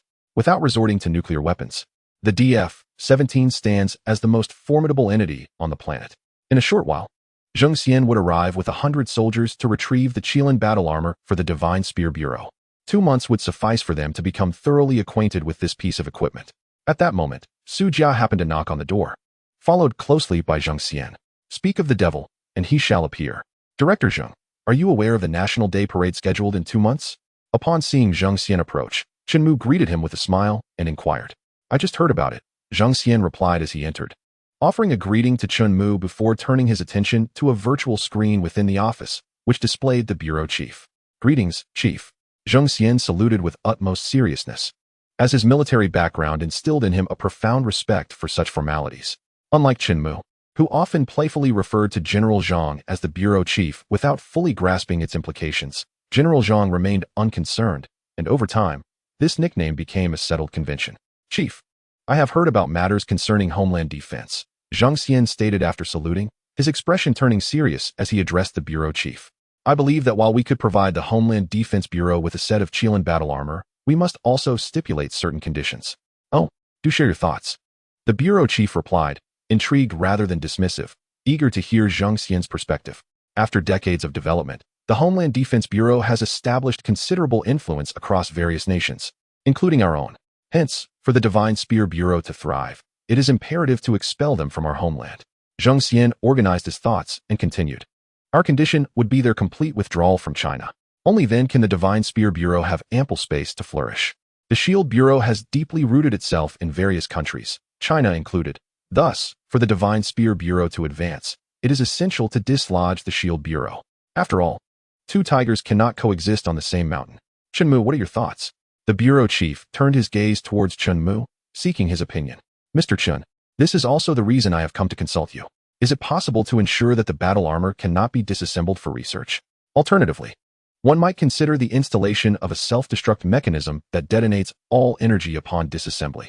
Zheng Xian turned to Chen Mu, presenting his query. "This is, in fact, not particularly challenging." Chen Mu stroked his chin and replied, "Adding a self-destruction system is quite simple. The Hongmeng system merely needs to detect any attempts to dismantle the armor and trigger an explosion accordingly. It poses no significant issue. Additionally, the technological prowess of S.H.I.E.L.D. in computer science should not be underestimated, thus an extra layer of security can be employed. If the Hongmeng system detects an intrusion, it can also opt for self-destruction. Therefore, providing a set to S.H.I.E.L.D. offers no substantial benefit beyond granting them usage rights. In that case, there seems to be no problem." Upon hearing this, the bureau chief decisively struck the gavel, ruling that all future maintenance of the battle armor would be entrusted to the Spear Bureau. The United States has a penchant for such tactics, so we shall return the favor in kind. Chapter 59. The vision of universal battle armor at the dawn of our nation's establishment, amidst a plethora of challenges. Nearly all high-tech products had to be imported from abroad. During that era, China was constrained by foreign dependencies, requiring even the simplest components to be sourced internationally, often without any technical support. Even basic parts came at exorbitant prices, causing considerable distress for our nation. However, times have changed. The Qilin battle armor can now only be procured from China, and any desire for it must align with the arrangements made by the Spear Bureau. Should any explosions or similar incidents arise from improper handling or attempts at disassembly, the Spear Bureau shall bear no responsibility. In truth, Chen Mu was not overly concerned about S.H.I.E.L.D.'s ability to crack the technology of the Qilin battle armor. Much like the war machine, which has remained in the hands of the U.S. military, neither the military nor S.H.I.E.L.D.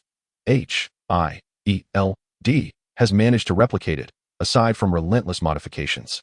It seems they may have been thwarted by Tony's installation of such backdoors. If destroyed, it would indeed be a case of losing far more than one gains. The Qilin battle armor operates similarly. It is not merely a matter of providing a sample for replication. Of course, while such sentiments are expressed, vigilance is still warranted. However, these matters do not require Chun Mu's attention, as Zheng Xian excels in diplomacy, and the pursuit of benefits is better suited to his expertise. In any case, after entrusting all battle armor in the warehouse to the Spear Bureau, Chun Mu ceased to inquire further about the issue. With the imminent release of the Xiaomu phone, excitement has fully ignited, and many users eagerly await the arrival of this so-called new era smartphone. The overseas launch event is set for today. Tony had initially invited Chun Mu to the United States for the unveiling, but without hesitation, Chun Mu declined.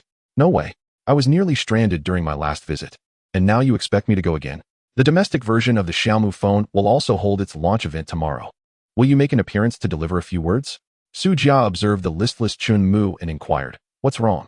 How dull?" "I won't go," Chun Mu retorted, curling his lip in discontent. "Isn't it just the first-generation smartphone? I fail to comprehend why the masses are so exhilarated."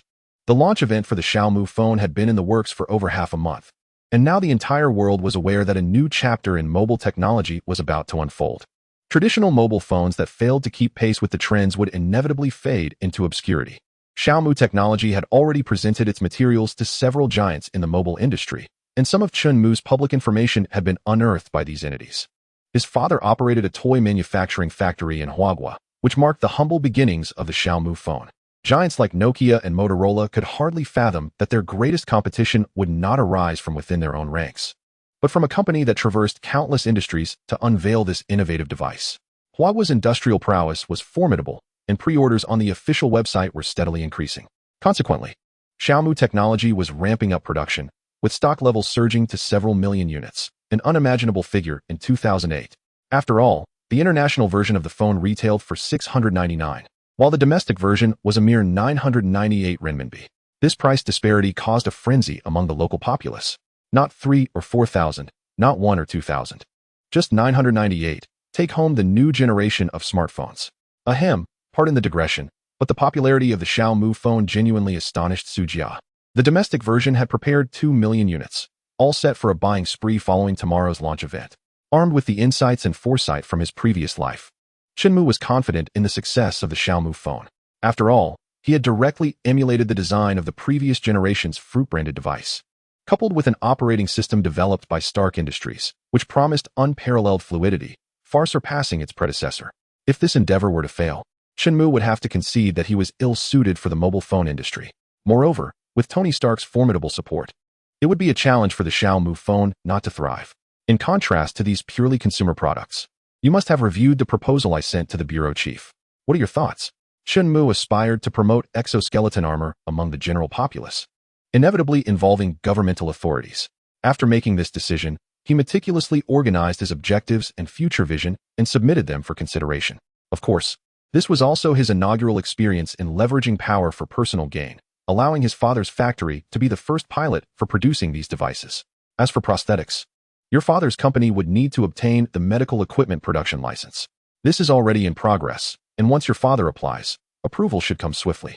However, regarding the wearable steel toy equipment you mentioned, there are no issues whatsoever. Production can commence at any time, as it is classified as a toy.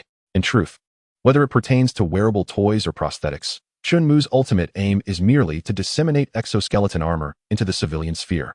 This is merely the inception. In the future, the so-called wearable toys will gradually be supplanted by metal instead of the current plastic, and reactors will replace the existing batteries. The era of a nation of iron men in Huagua is not beyond the realm of possibility. However, I find myself curious about whether anyone would purchase our wearable toys given their exorbitant pricing. Su Jia expressed her skepticism. A set of Iron Man wearable toys that can barely be powered and move at a sluggish pace, primarily constructed from plastic, is astonishingly priced at a minimum of 100,000. Who in their right mind would buy such an item? For what purpose? As a collector's item or for cosplay? Do not underestimate the purchasing power of otaku.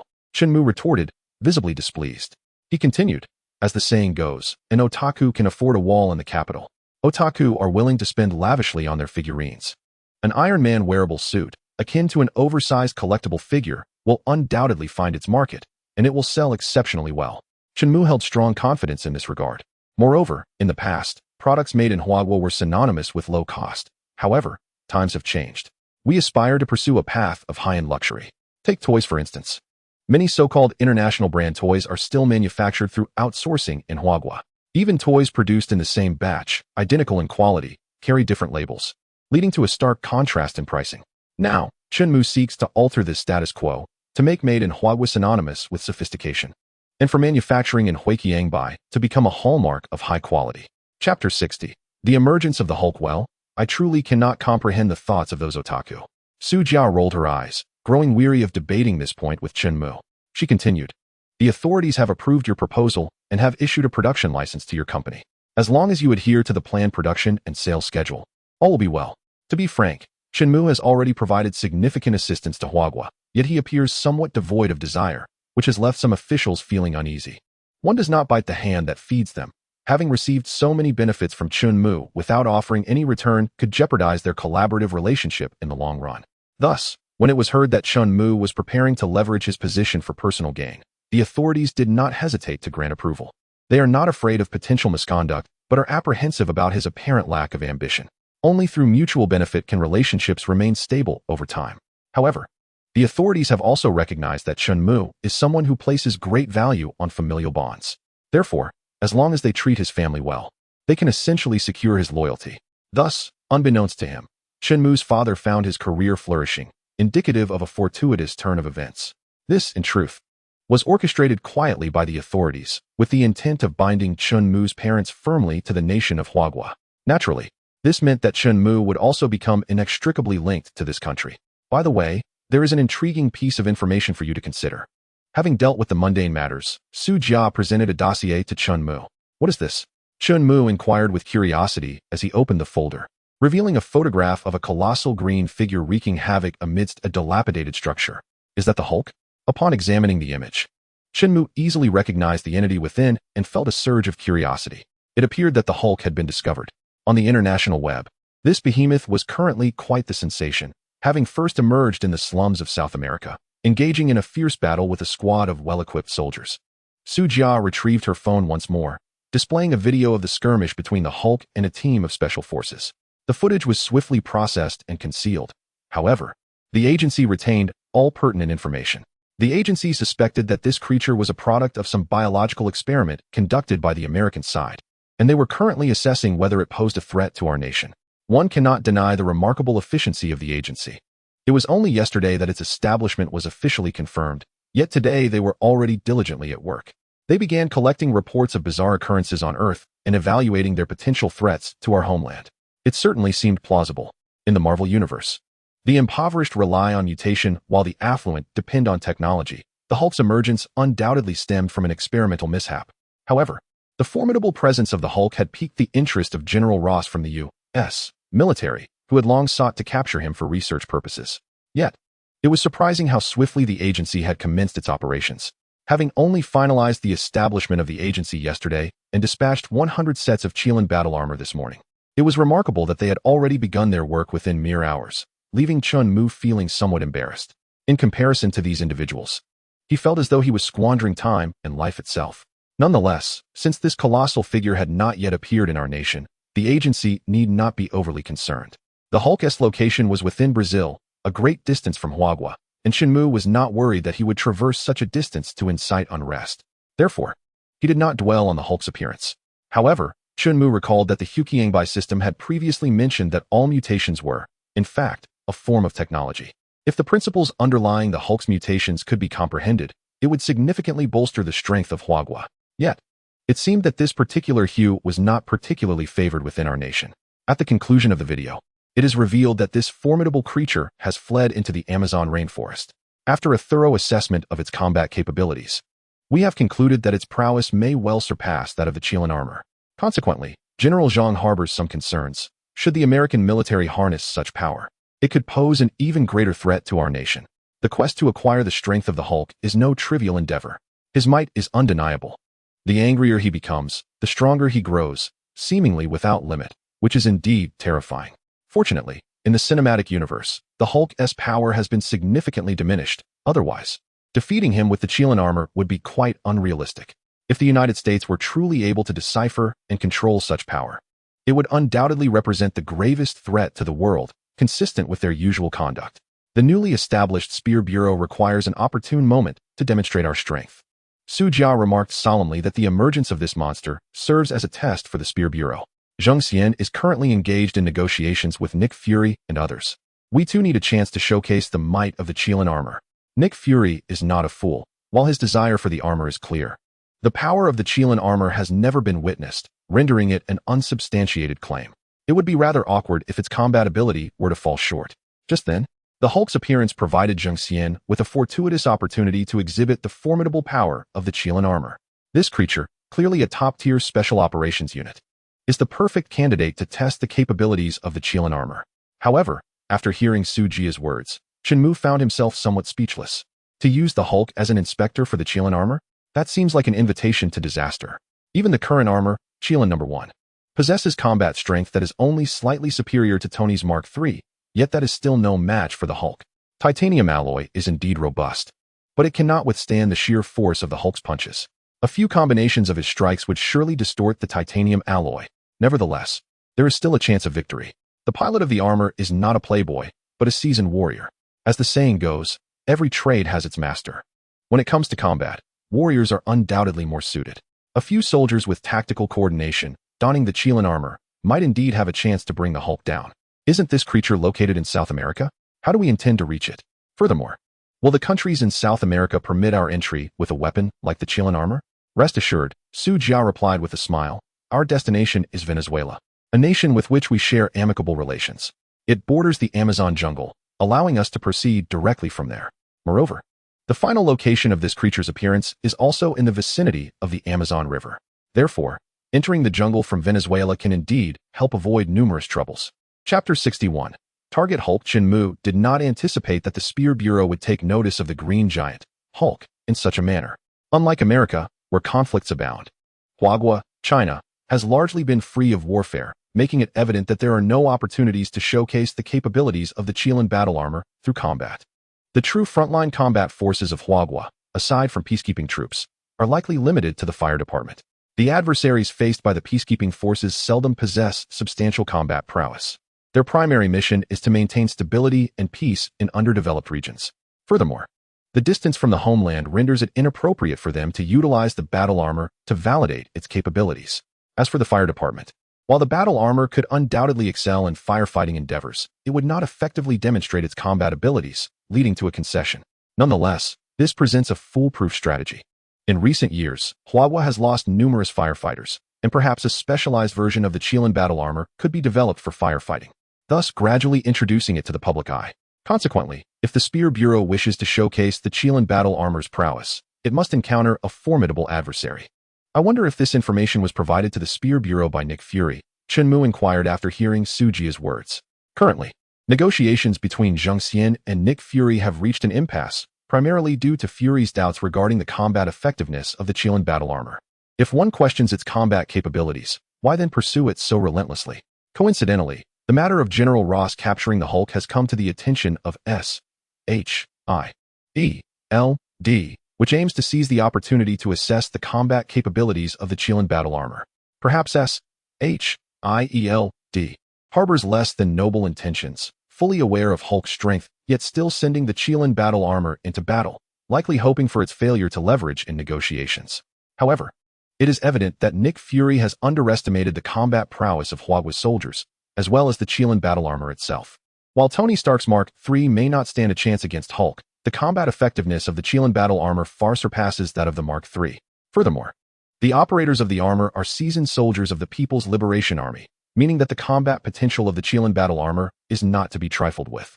Perhaps a single soldier in the Qilin battle armor may not defeat Hulk, but a tactical squad coordinating their efforts could prevail. At the very least, with the armor's high-speed flight capabilities, it would remain in a position of advantage. Hulk may indeed leap, but no matter how high or fast he jumps, can he achieve supersonic speeds? This upcoming mission to capture Hulk serves, in large part, to demonstrate the strength of the Qilin battle armor. Su Jia nodded and remarked, another reason is that the Spear Bureau does not wish for this colossal entity to fall back into the hands of America. Implicitly, this means that capturing the Hulk and bringing him back to our nation would be ideal. However, if that proves impossible, erasing him is preferable to allowing the American military to seize him. Curiously, Shenmue inquired about the number of individuals they planned to take along. A 10-member operational team was prepared to board the 20 and fly directly to Venezuela under the pretext of delivering a consignment of aid. With a hint of frustration, Su Jia stated, currently, Venezuela's economy is under American sanctions and the nation is engulfed in turmoil. Amidst this chaos, prices have skyrocketed, leaving most common citizens unable to afford even a meal. For their own interests, America stirs up trouble worldwide. According to my recollections from a past life, Venezuela has remained economically depressed for years, with the populace suffering immensely. Thus, it is clear that America is far from benevolent. Chen sighed, aware that such statements would surely provoke dissent, yet he felt compelled to voice his thoughts. Naturally, the S.H.I.E.L.D., as America's lapdog, would not receive any favorable sentiments from him. While some among the Avengers may genuinely fight for humanity, S.H.I.E.L.D. merely acts in service of their own interests and those of their nation. The personnel are already prepared. I will accompany you shortly. The Y-20, tasked with transporting supplies, has already been loaded with aid materials. This time, our party of 12 will board this aircraft to journey to South America. Originally, the aid to Venezuela was scheduled for delivery in the next couple of days. But the incident involving the Hulk has created an unexpected situation that allows us to travel together with the transport plane. Are we really going to? Chen blinked in curiosity. He wasn't particularly worried about his own safety. After all, the Hulk couldn't fly, and as long as he soared high enough, the creature would pose no threat. In the Marvel Cinematic Universe, the Hulk had shown himself to be rather underwhelming, having been bested by Thanos in a display of martial prowess that left him reluctant to emerge. Although the Hulk's reluctance to fight for humanity is evident, it is also apparent that in this world, he may not be as formidable as one might believe. As the provider of the weaponry, our arms have yet to undergo any testing. Su Jia rolled his eyes at Chun and continued. This will be the first true combat deployment of the Qilin battle armor, and naturally, we must be present. That said, what is with that eager expression on your face? Although the Qilin battle armor has undergone numerous successful tests within the military and received unanimous praise, an actual combat scenario has yet to occur. Moreover, it should be noted that Xiaomu technology currently lacks a weapons production license. Chen could not help but express his sarcasm, continuing, moreover, our company only manufactures the shell. Isn't it sufficient to test the maneuverability, flexibility, sturdiness, and energy intensity? Conducting practical combat tests on weapons is beyond our purview. But let us set that aside for now. Don't you wish to witness the spectacle of the Qilin battle armor clashing with the green monster? It was evident that Su Jia's true intentions lay here, or perhaps she was eager to plunge into the fray herself. Such a captivating performance was surely not something Chen wished to miss. Furthermore, if they could truly subdue the Hulk, Chen desired to extract the gamma mutation technology from him, optimizing it for the enhancement of the nation's soldiers. Naturally, the transformation into the green giant would require the soldiers' voluntary consent. After all, a touch of green might be necessary for a better life, wouldn't it? All right, let us go. We are just waiting for the two of us. Clearly, Su Jia was unwilling to miss the battle with the Hulk, pulling Chen along as they made their way outside. Wait, I need to retrieve the battle armor first. I don't want to be accidentally crushed, he exclaimed. Hurry up. Chapter 62. Encountering the Hulk after several hours of flight, Chen and Su Jia, along with a dozen others clad in their respective battle armors, sat poised in the cabin of the Y-20 transport aircraft, nearing their destination in Venezuela. From the initial excitement of boarding the massive Y-20 to the gradual fatigue that had set in, Chen found himself at a loss for words. Obediently seated in his place, listlessly connecting to the network through his battle armor to watch a movie. Naturally, Chen had a keen interest in the specifications of the Y-20, having already analyzed and archived its technical data in his personal database, alongside achieving technological breakthroughs that enhanced its carrying capacity, endurance, and flight speed. We're almost there. Shortly, we will head straight to the Amazon rainforest. The locations have already been marked for everyone. We must locate the target swiftly. In truth, the approximate location of the Hulk had already been deduced by S.H.I.E.L.D. and relayed to the Spear Bureau, resulting in a rather condensed range of coordinates now in Su Jia's possession. With diligent searching, they would surely find the target quickly. We are 10 combat units. You two can observe from high above. The safety of Chen and his companion was of utmost importance to these 10 warriors. Should any situation arise that endangered Chen, they would unhesitatingly abandon their mission to prioritize his protection. I can help too. Upon hearing this, Su Jia was displeased. Wasn't he her purpose in coming here to personally experience the battlefield? To exclude herself from the action seemed unreasonable. I am also a warrior. I can fight. Su Jia retorted, clearly frustrated, eager to don the Qilin battle armor and engage in a spirited battle. Colonel Su, do not forget your primary mission, to prioritize the protection of Mr. Chun Mu. The leader among the 10 warriors, evidently disinclined to heed Su Jiao's words, earnestly addressed Su Jiao. Chun Mu, on the other hand, wore a bemused expression, contemplating silently that his battle armor was far superior to theirs. He truly did not require their protection. After all, Chun Mu's armor was crafted entirely from vibranium, its resilience beyond imagination, equipped with a plethora of weaponry, rendering its combat capabilities formidable, significantly surpassing that of standard models. Though he internally scoffed at their underestimation, he refrained from vocalizing his thoughts. In the eyes of the military personnel, it appeared that their own armors lacked weaponry. Perhaps they had surmised as much but chose to feign ignorance, thus naturally concluding that Chun Mu possessed no combat prowess. Well, that was acceptable. Although Su Jiao felt somewhat disheartened, she understood the gravity of the situation. Her mission indeed prioritized ensuring Chun Mu's safety. After the transport aircraft landed, Chun Mu and his entourage of 12 discreetly departed the airport, heading towards the Amazon rainforest. All donned in Qilin battle armor, they flew at remarkable speeds, effortlessly breaking the sound barrier. In less than an hour, they arrived at their destination, an enclosed area of jungle. Colonel Su, you are to protect Chun Mu and ascend to a high altitude to relay combat footage back home, meticulously recording data from this engagement for assessment purposes. Upon reaching the designated location, the squad leader began to assign tasks, directing Chun Mu and another individual to ascend into the sky for their safety. Meanwhile, the remaining warriors dispersed in various directions to commence their search for the target. As this marked the inaugural combat deployment of the Qilin battle armor, it naturally attracted significant attention from multiple parties. First, from the Huagua side, who promptly mobilized satellites to closely monitor the area, ensuring that each warrior could report their status and the evolving situation in real time. Secondly, the Divine Spear Bureau, overseeing the Qilin warriors as their direct command, was keenly interested in the soldiers' performance. Much like the military, they too could access immediate updates on the unfolding battle. Thirdly, the Shield Bureau was present alongside the Divine Spear Bureau, capable of viewing the combat situation live through the large screens within the Divine Spear Bureau's facilities. However, they could not obtain specific information regarding the battle armor, resorting instead to speculation and assessment. Simultaneously, the Shield Bureau informed the American side about the impending engagement between the Qilin armor and the Hulk. Consequently, several satellites from the American side were also vigilantly monitoring this region. I've located him. You all hurry over here. I'll hold him off for now. A warrior's voice resonated through the channel, having already detected the presence of the Hulk.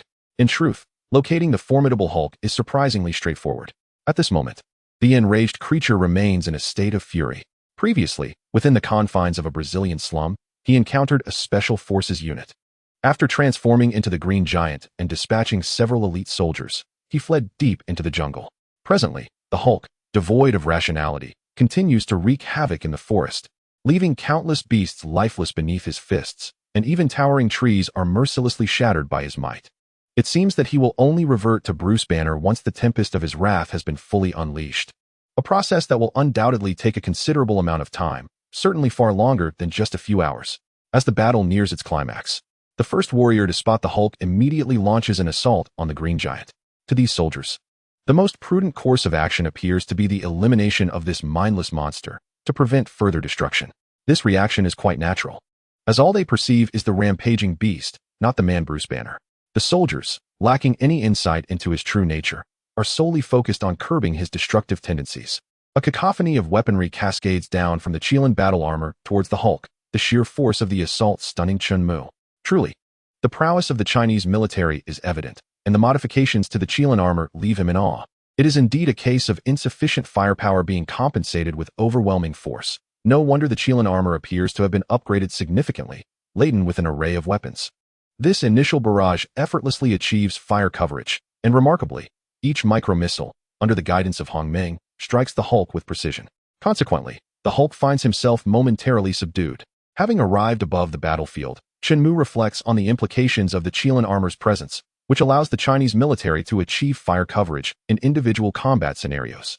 Previously, the military's firepower was predominantly delivered through rocket artillery in a concerted group effort. Now, the advent of the Qilin armor has effectively addressed the critical shortcoming of individual fire coverage in combat. Chapter 63. Intense combat. Chun Mu is astounded to witness that a single soldier is capable of restraining the Hulk. This is largely attributable to the fact that the Hulk's fury has nearly been depleted.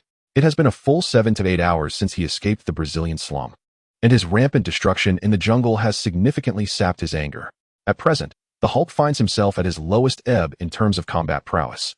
However, he embodies the archetype of a warrior who grows stronger with each battle. Although his rage had slowly dissipated, the relentless bombardment from the Qirin armor ignited a fierce fury within him. As the initial wave of explosions subsided, the Hulk's formidable figure re-emerged. In this moment, he bore few visible wounds, his emerald eyes ablaze with wrath, fixated on the Qirin armor hovering above. It seemed as though his size had increased significantly. The Hulk was determined to crush his adversary. With a thunderous roar, he propelled himself forward with tremendous force, akin to a missile, charging towards the Qirin armor in the sky. Yet, the seasoned warrior piloting the armor was no novice. Upon sensing the Hulk's movement, he adeptly maneuvered the suit to evade the attack, easily sidestepping the Hulk's onslaught. Consequently, the Hulk, suspended in midair and lacking a point of leverage, became an easy target. The creature's defensive capabilities were indeed formidable. Beside him, Su Jiao watched the unfolding battle with a mix of astonishment and uncertainty. She was genuinely surprised that the Hulk could withstand a barrage of missiles with his bare flesh. While these missiles were of a miniature variety, their sheer numbers were overwhelming. The previous wave of projectiles likely included dozens of missiles, yet they failed to breach his defenses. The notion that a concentrated assault could not compromise his resilience was difficult for Su Jiao to fathom. In her understanding, achieving such a feat with mere flesh and blood seemed utterly impossible. It was not that his defenses were impenetrable. Rather, he possessed an extraordinary regenerative ability. Chun Mu articulated his thoughts, suggesting that perhaps these miniature missiles had not inflicted significant damage upon the Hulk. Nevertheless, they must have caused some injury, which the Hulk's remarkable healing capacity quickly remedied, creating the illusion that he remained unscathed. Indeed, the Hulk's defense was powerful, but it was not invulnerable to physical attacks. The absence of substantial harm was merely a reflection of insufficient firepower. In Chun Mu's view, regardless of any other considerations, a carbon-based organism, when confronted with a torrent of steel and overwhelming firepower, would undoubtedly be annihilated. Even a being as formidable as the Hulk could be defeated if the onslaught was fierce and concentrated enough. However, Chun Mu's objective was not to eliminate the Hulk. Even the primary goal of the warriors was to subdue this behemoth. Only as a last resort would they contemplate outright destruction. Chun Mu had come to this place with no desire to witness the Hulk's demise, as he yearned to analyze the mutation abilities inherent in the Green Giant. If one could master such power, it would undoubtedly be an inconceivable boon for the entire nation of Huagua. The Green Giant Hulk, a product of gamma radiation mutation technology, is gradually being analyzed. As I draw closer to the Green Giant Hulk, the system emits a series of notifications. The Green Giant Hulk, originally known as Bruce Banner, is an American physicist who, due to a laboratory accident, was exposed to gamma rays, resulting in a transformation that birthed a creature known as Hulk within him. Hulk's strength is unparalleled and grows increasingly potent with his rage, seemingly without limit. Of course, as a member of the Avengers, Hulk eventually ascended to the status of a superhero. In terms of sheer strength, he is universally acknowledged as the most formidable among the Avengers. However, it is undeniable that before becoming an Avenger, he took the lives of many, primarily those in pursuit of him from the military, but also including some innocent bystanders. Upon joining the Avengers, Hulk garnered affection from the public, and as for his past transgressions, people chose to forgive him. Chun Mu merely chuckled at such reasoning. Whether one chooses to forgive or not is of little concern to him, especially since the deceased were not his compatriots. Hulk, the Green Giant Hulk roared, yet found himself powerless against the airborne warriors. In a fit of rage, he hurled a massive stone into the sky. However, for the agile warriors, evading such an attack was a trivial task. The creature's strength is indeed terrifying. Objects weighing tons are as light as a ball in his grasp. Witnessing the Green Giant effortlessly lift and launch a boulder larger than himself, Su Jia couldn't help but gasp in astonishment. Who could have possibly created such a being? How could it be so formidable? His strength is initially estimated to be in the dozens of tons, and have you noticed? His power continues to amplify, and even his physique appears to be gradually enlarging. With each surge of anger, Hulk's combat prowess intensifies. Yet, despite his growing strength, as long as he cannot fly, he remains firmly restrained by the agile warriors. Clad in Qilin battle armor, the warrior resembles a long-range ADC, while Hulk, a slow-moving tank, cannot even graze the hem of the airborne Qilin warrior's attire. Though Hulk possesses formidable defenses, he is not truly invincible. Human strength has its limits, and so does Hulk's. Not to mention the times he was bested by Thanos or the moments during the Avengers encounters when Chitauri soldiers suppressed him with their firepower. Once Hulk exhausts his energy, he can indeed be defeated. On the other hand, upon discovering that the miniature missiles inflicted only limited damage upon the Hulk, the warriors altered their strategy, opting to employ energy weapons such as palm cannons and laser emitters to launch their assaults. Although the efficacy of these attacks remained questionable, they were at least free from concerns regarding ammunition depletion. With the power supplied by the arc-reactor, sustaining a day-long onslaught was certainly feasible. Moreover, each warrior was equipped with a backup energy source, carrying an additional reactor in their possession. Once the energy of one was exhausted, they could simply switch to another, ensuring continuous combat capability without apprehension. The limited supply of miniature missiles would be reserved for later use, as the current situation warranted an offensive with the palm cannons, which would suffice to wear down the Hulk. It was akin to battling a formidable boss, slowly and steadily depleting its strength. Chapter 64. Defeating the Hulk. Observing a solitary warrior managing to keep the Hulk at bay, Shenmue could not help but feel an immense sense of pride. A profound sense of security enveloped him. This is what it means to be a soldier of Huagua. Such a feeling is truly comforting. There are millions of such warriors in Huagua. The wave of reassurance washed over Shenmue, affirming that his decisions were indeed sound. In the face of extraterrestrial threats to Earth, possessing such an army would surely lead to invincibility. Confronted with 8 million of these warriors, even Thanos would be compelled to flee. However, subduing the Hulk with just a single warrior appeared to be a daunting task. Despite witnessing the Green Giant being thoroughly suppressed, Su Jia remained somewhat anxious, feeling that a single warrior might not suffice to bring him down. No worries, we have never fought alone. Let us not forget our comrades. Shenmue nodded at Su Jia, urging her to remain calm.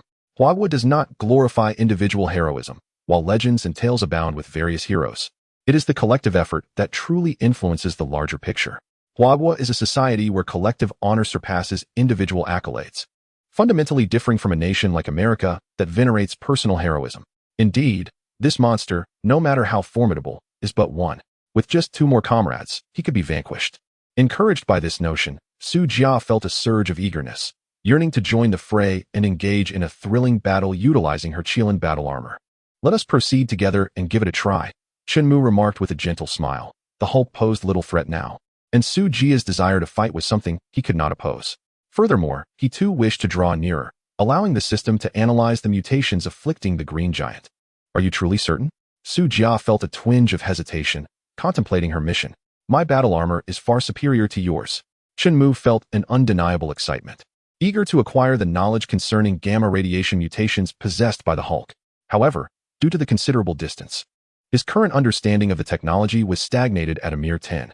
This was far from satisfactory for Shenmue, prompting him to prepare for a direct confrontation with the Hulk, determined to elevate his analytical progress to a full 100. The Hulk, while formidable, had yet to reach a strength capable of overcoming the vibranium that enveloped Shenmue, who felt no apprehension in facing him. Very well, I shall take the lead. Upon hearing this, Su Jia's eyes sparkled with enthusiasm as he charged towards the Hulk. In a manner reminiscent of a previous warrior, he initiated the encounter with a barrage of miniature missiles before commencing a relentless assault with his palm cannon, circling the Hulk at great speed and delivering potent strikes intermittently. This fellow certainly exhibits a proclivity for violence. Shenmue shivered involuntarily but nonetheless approached the Hulk, launching his own energy blasts in a concerted attack. During the system's analysis of the technology, proximity was not a requisite. Merely touching the opponent at the critical moment of 99 would suffice to fully comprehend their techniques. Thus, Shenmue gradually delved into the intricacies of the Green Giant's abilities. Perhaps due to the Hulk's overwhelming strength, the rate of analysis was not particularly rapid. Yet Shenmue found it acceptable. At this pace, he would likely complete his analysis just as he triumphed over the Hulk. The Hulk's power was indeed formidable. Yet he found himself helpless against the shameless harassment from Shenmue and his companions, forced to flee in one direction, uprooting nearby trees and hurling them towards the airborne trio. However, their agility allowed them to evade these assaults effortlessly, leaving the Hulk utterly bewildered. Grounded and unable to take flight, the Hulk became an easy target. As the battle raged on, more warriors joined the fray, bolstering their efforts. This brute is truly resilient. Everyone, follow my lead. Let us unleash a concentrated assault. Prepare the barrage. After several minutes of entanglement, the Hulk began to show signs of fatigue, prompting the squad leader to issue a decisive command. 3, 2, 1, attack. Alongside Su Jia, 11 warriors clad in Kirin battle armor simultaneously activated their missile launchers, unleashing hundreds of miniature missiles in a torrential onslaught against the Hulk. Faced with such overwhelming firepower, the Hulk could only roar in frustration. Stop! When the barrage finally ceased, the squad leader commanded a halt to their offensive. As the smoke cleared, the Hulk's whereabouts were rendered uncertain, revealing instead a disheveled figure lying in a crater, seemingly unconscious. Bruce Banner. Chun-Mu wiped the cold sweat from his brow, feeling a surge of relief at the near calamity that had almost befallen Bruce Banner. Fortunately, he was not eliminated outright. Agent 5 decided to investigate the situation. The squad leader remained on high alert, issuing commands to a nearby soldier. Agent 5 said little, cautiously flying to Bruce Banner's side to assess his condition. "Captain, he is unconscious," Agent 5 reported after a brief examination. "Is this the same colossal figure from before?" Su Jia was somewhat astonished, but temporarily sheathed her weapon, approaching Bruce Banner to further examine his state. It seemed necessary to find a way to rouse him and inquire about the circumstances. The squad leader furrowed his brow, sensing that this mission was decidedly irregular. Their primary objective was to capture the green behemoth if possible, or eliminate it if not. However, the task did not specify that this green entity could transform into a human. Regardless, they could not direct their weapons at an unarmed civilian. In truth, SHIELD had concealed much information from the Spear Bureau, failing to mention that the Hulk was a transformed human. "Let us bind him for now. We can interrogate him in detail once he regains consciousness," the squad leader suggested. A considerable number of helicopters were approaching, Su Jia remarked, noting within the combat suit's detection range that several large helicopters were swiftly nearing, evidently military in nature. "They must be the U.S. military, those relentless specters," Su Jia commented with irritation. After a swift assessment by the Hongmeng system, the identities of the incoming personnel were confirmed. "What should we do with this individual? Shall we take him with us?" A soldier inquired, clearly aware that contemporary China was reluctant to engage in direct confrontation with the U.S. military, even though their current strength could easily overpower them. However, what would follow such an act could lead to insurmountable troubles. Chapter 65. Bruce Banner let us remove this person from the area, the squad leader stated, wishing to avoid any entanglement with the U.S. forces. Number 2. Place him inside your battlesuit. Number 3. You will leave with him shortly. The optimized Qilin battlesuit was notably simple to operate, allowing the pilot to enter or exit through a panel at the front. Number 2 emerged from the Qilin battlesuit. He was a robust man in his 30s, exuding determination with a military buzz cut that lent him an energetic appearance. "Understood, Captain," he affirmed. The other soldiers promptly obeyed his commands, lifting the unconscious Bruce Banner and placing him inside Number 2's Qilin battlesuit. The Qilin battle armor, capable of autonomous operation, allowed for the inclusion of Bruce Banner within its confines without a pilot present. "Mr. Chun-Mu, you and Colonel Su Jia should proceed with Team 2. After a moment of contemplation, the captain addressed Chun-Mu and Su Jia. "I shall remain here with 5 soldiers to buy us some time." Upon learning that American forces were en route, the captain swiftly devised a strategy and made arrangements. He instructed Team 2 to remove the Qilin battle armor, placing the unconscious Bruce Banner inside, while the other team members escorted Team 2 to fly away, avoiding any confrontation with the opposing forces. Team 6 through 10 will stay with me to delay their advance. In reality, this squad possessed the strength to easily eliminate the adversaries. However, given that the relationship between China and the United States was not one of outright hostility, despite mutual disdain, an immediate attack was unwise. Moreover, striking first would provide grounds for diplomatic repercussions, placing the motherland in a precarious position, a scenario that the soldiers were keen to avoid. "Very well, that is acceptable." Initially intending to retrieve another set of battle armor for Team 2 to wear during the escape, the thought of revealing the location of his own supplies deterred him, leading him to heed the squad leader's advice and prepare to depart with the advance team, carrying Bruce Banner. If my assumptions hold true, the relentless pursuit of the Hulk is surely instigated by none other than his father-in-law, General Ross. Indeed, fate weaves curious connections, as Bruce Banner's girlfriend is the daughter of General Ross. With the plan established, the squad immediately set to work. Within the advance unit, Soldier 3 kept the unarmored Team 2 close, accompanied by Su Jia and Chun-Mu, as they swiftly departed in 7 Qilin battle armors. They headed towards the transport aircraft Y-20, bound for their homeland. After spending merely an hour at the airport in Venezuela, the squad leader and his 6 companions returned safely. Yet their expressions conveyed considerable displeasure. The arrogance of the American forces was infuriating. At that moment, Su Jia approached, visibly upset. The United States had lodged a protest against our nation, claiming that we had apprehended their foremost scientist, Dr. Bruce Banner, who was conducting research on gamma-ray energy. Su Jia grimaced as he continued, stating that the Americans demanded the return of the allegedly kidnapped Dr. Banner. Clearly, the American military was agitated at the sight of China triumphing over the Hulk and capturing him outright. However, lacking the ability to confront China directly, they resorted to protesting on the international stage. Had they possessed the means to engage with the soldiers clad in Qilin armor, they might have attempted a forceful retrieval of their scientist. Do not doubt that, were it America, they would indeed resort to such actions. Once upon a time, it was only other nations that protested against the United States. It was unprecedented to witness the U.S. itself issuing protests. While this brought a sense of satisfaction to Su Jia, he was particularly displeased with the demands being made by the other party. They urged us to assault that green giant, claiming that life and death were of no concern. Now that they see we have captured him, they hurriedly emerge to declare that we have kidnapped their scientist and demand his return. Who do they think they are looking down upon? Do they truly believe that the green giant could vanquish our entire team? Such notions are utterly preposterous. Dr. Bruce Banner does not seem to be a villain. There may be some hidden conspiracy at play. Su Jia, with an expression of displeasure, remarked, perhaps Dr. Banner has been wronged by the U.S. military. If they want him back, let them have him. Chun Mu chuckled lightly, harboring no significant thoughts on the matter. Not to mention anything else. He had already acquired information from Dr. Banner regarding the technology behind the Hulk's transformation and had extracted a considerable amount of blood. Once the system breaks through this capability, controllable Hulk transformation will become a reality. Therefore, at this moment, Dr. Banner holds no value for him. Mr. Chun Mu, Dr. Bruce Banner has regained consciousness and wishes to see you.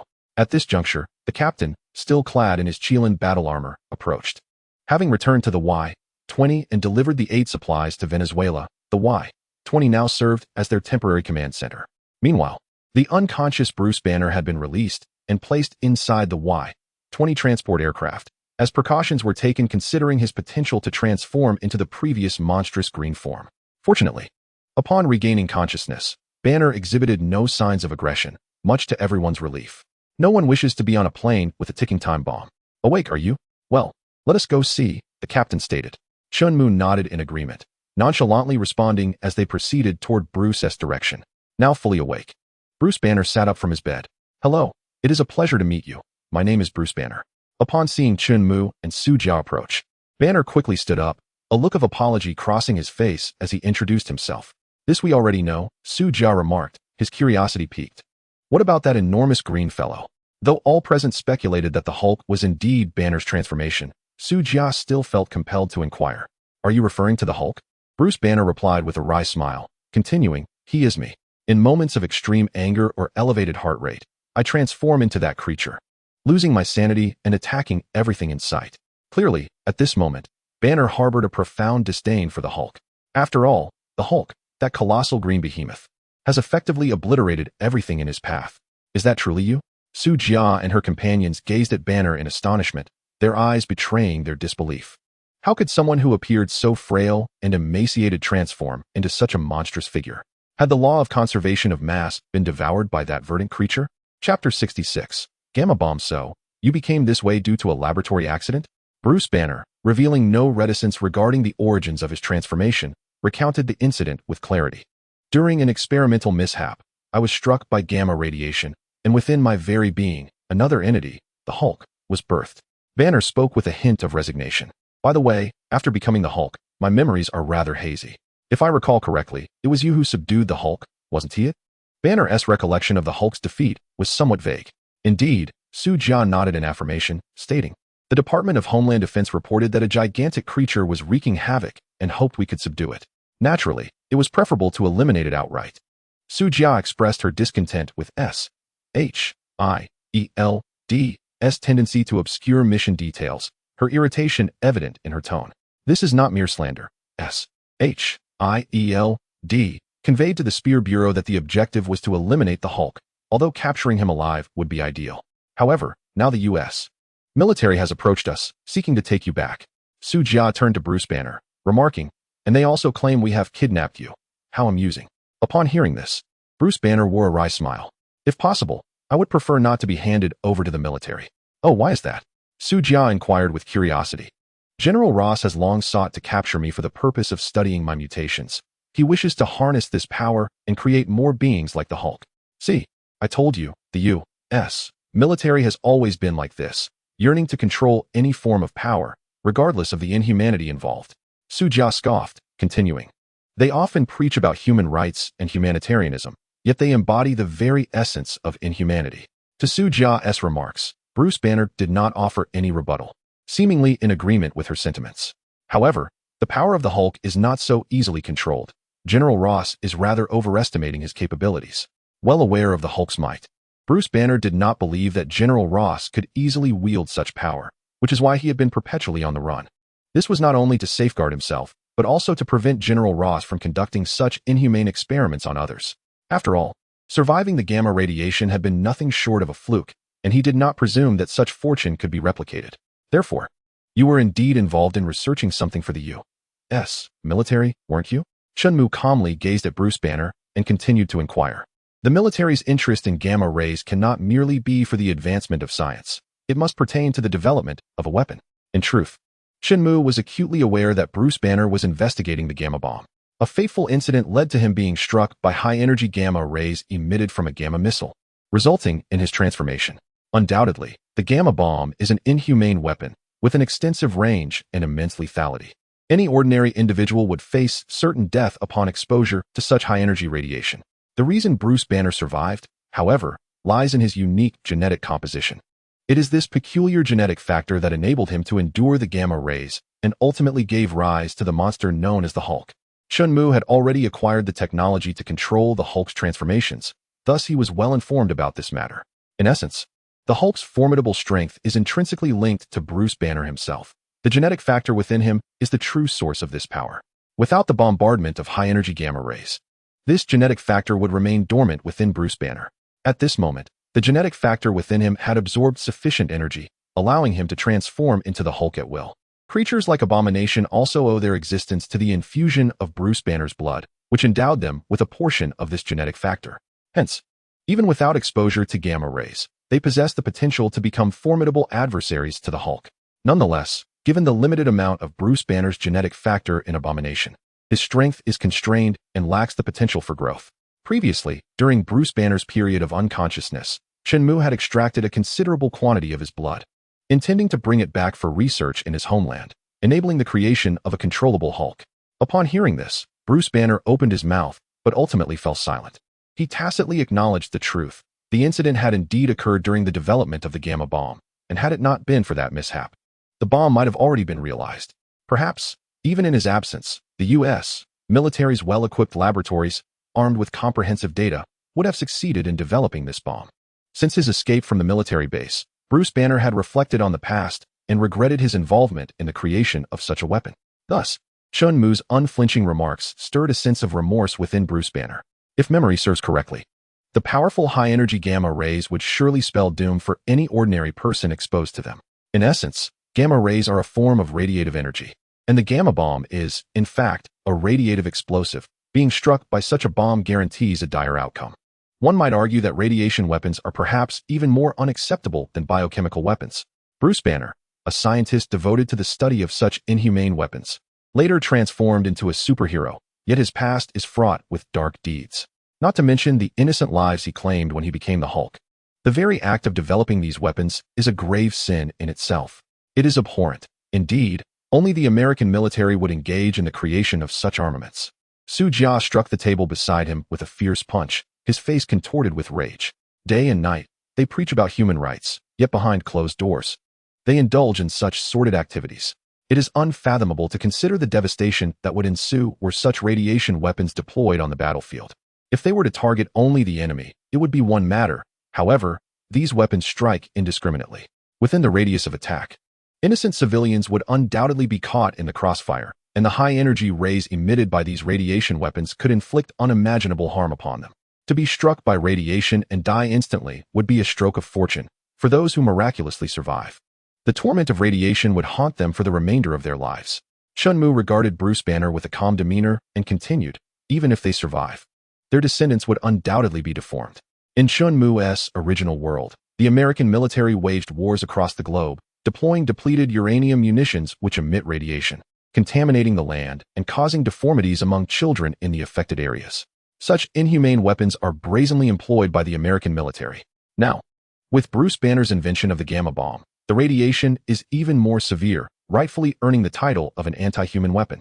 In that instant, Su Jia and the others regarded Banner with palpable disdain. Chapter 67.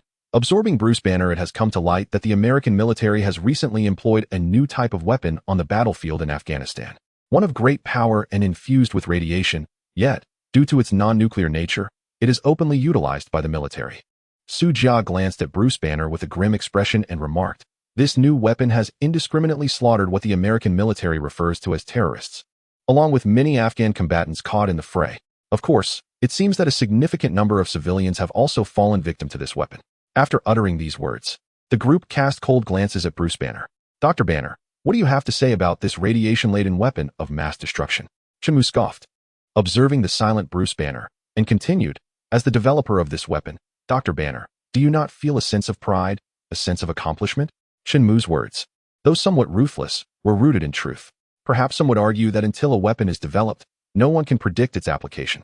Just as Einstein's failure to discover the equation of mass energy equivalence would have precluded the birth of the atomic bomb, the emergence of nuclear weaponry, despite its capacity for destruction, has undeniably accelerated the advancement of human civilization through the harnessing of nuclear energy. The inception of any technology, while often accompanied by negative consequences, invariably possesses its merits.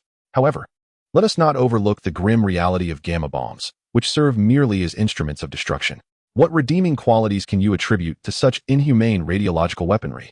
Unlike conventional high-yield explosives, which can be utilized for mining or demolition, what purpose does a radiation bomb serve? Is it to function as a mere light source? The same holds true for biological weapons and bacteriological bombs. Can one genuinely posit any positive aspects of these purely destructive tools? Are we to claim they enhance biodiversity on Earth, merely because viruses are a form of life? I am eager to witness how one might defend such inhumane armaments. Upon hearing Su Jia's words, Bruce Banner felt the weight of his conscience, aware that his creations had precipitated unspeakable tragedies, and he appeared tormented. He had attempted to end his own life on more than one occasion, yet the Hulk had always expelled the bullets. Bruce displayed a semblance of sorrow. In truth, he had made several attempts at suicide, but with the Hulk's presence, the notion of self-destruction became a distant luxury. Thus, if it were possible, he hoped they would put an end to his life rather than hand him over to the military, for he wished to cease being a harbinger of further misfortune. "Do you wish to escape?" Shenmue observed Bruce with a cold gaze and continued, "Do you believe that your death will absolve you of responsibility? Do you think that your demise will restore the lives of the innocent? What should I do?" Bruce, gazing at the young man before him, who was barely in his 20s, seemed to find a glimmer of hope and hastily inquired, "Atone for your sins. Dedicate your remaining years and your intellect to upholding world peace, and strive to rectify your mistakes." Shenmue replied with a light laugh. "Avoidance has never been a solution. Only through effort can you atone for your transgressions." Atone? A flicker of resolve crossed Bruce Banner's eyes. Shenmue's words indeed felt like a lifeline to him. Ultimately, one who contemplates suicide in the face of their errors is merely a coward. Yet, the existence of the Hulk often leads him to wreak havoc. The thought of the Green Giant brought a shadow of sorrow to Bruce's gaze. As long as the Hulk persisted, he could never find peace in his endeavors. "Perhaps I can assist you," Shenmue offered with a smile. Truth be told, Bruce Banner still possesses considerable potential. After all, he is an exceptional scientist, possessing profound expertise in the realm of high-energy radiation, as well as several doctoral degrees. He is undoubtedly a genius of the highest order. Even Tony Stark recognizes Bruce Banner, acknowledging his remarkable intellect. Therefore, persuading Bruce Banner to join the S.H.I.E.L.D. would indeed be a commendable choice. After all, Shenmue harbors no fondness for S.H.I.E.L.D., and enticing their future talent would be highly beneficial for him. "Can you truly do it?"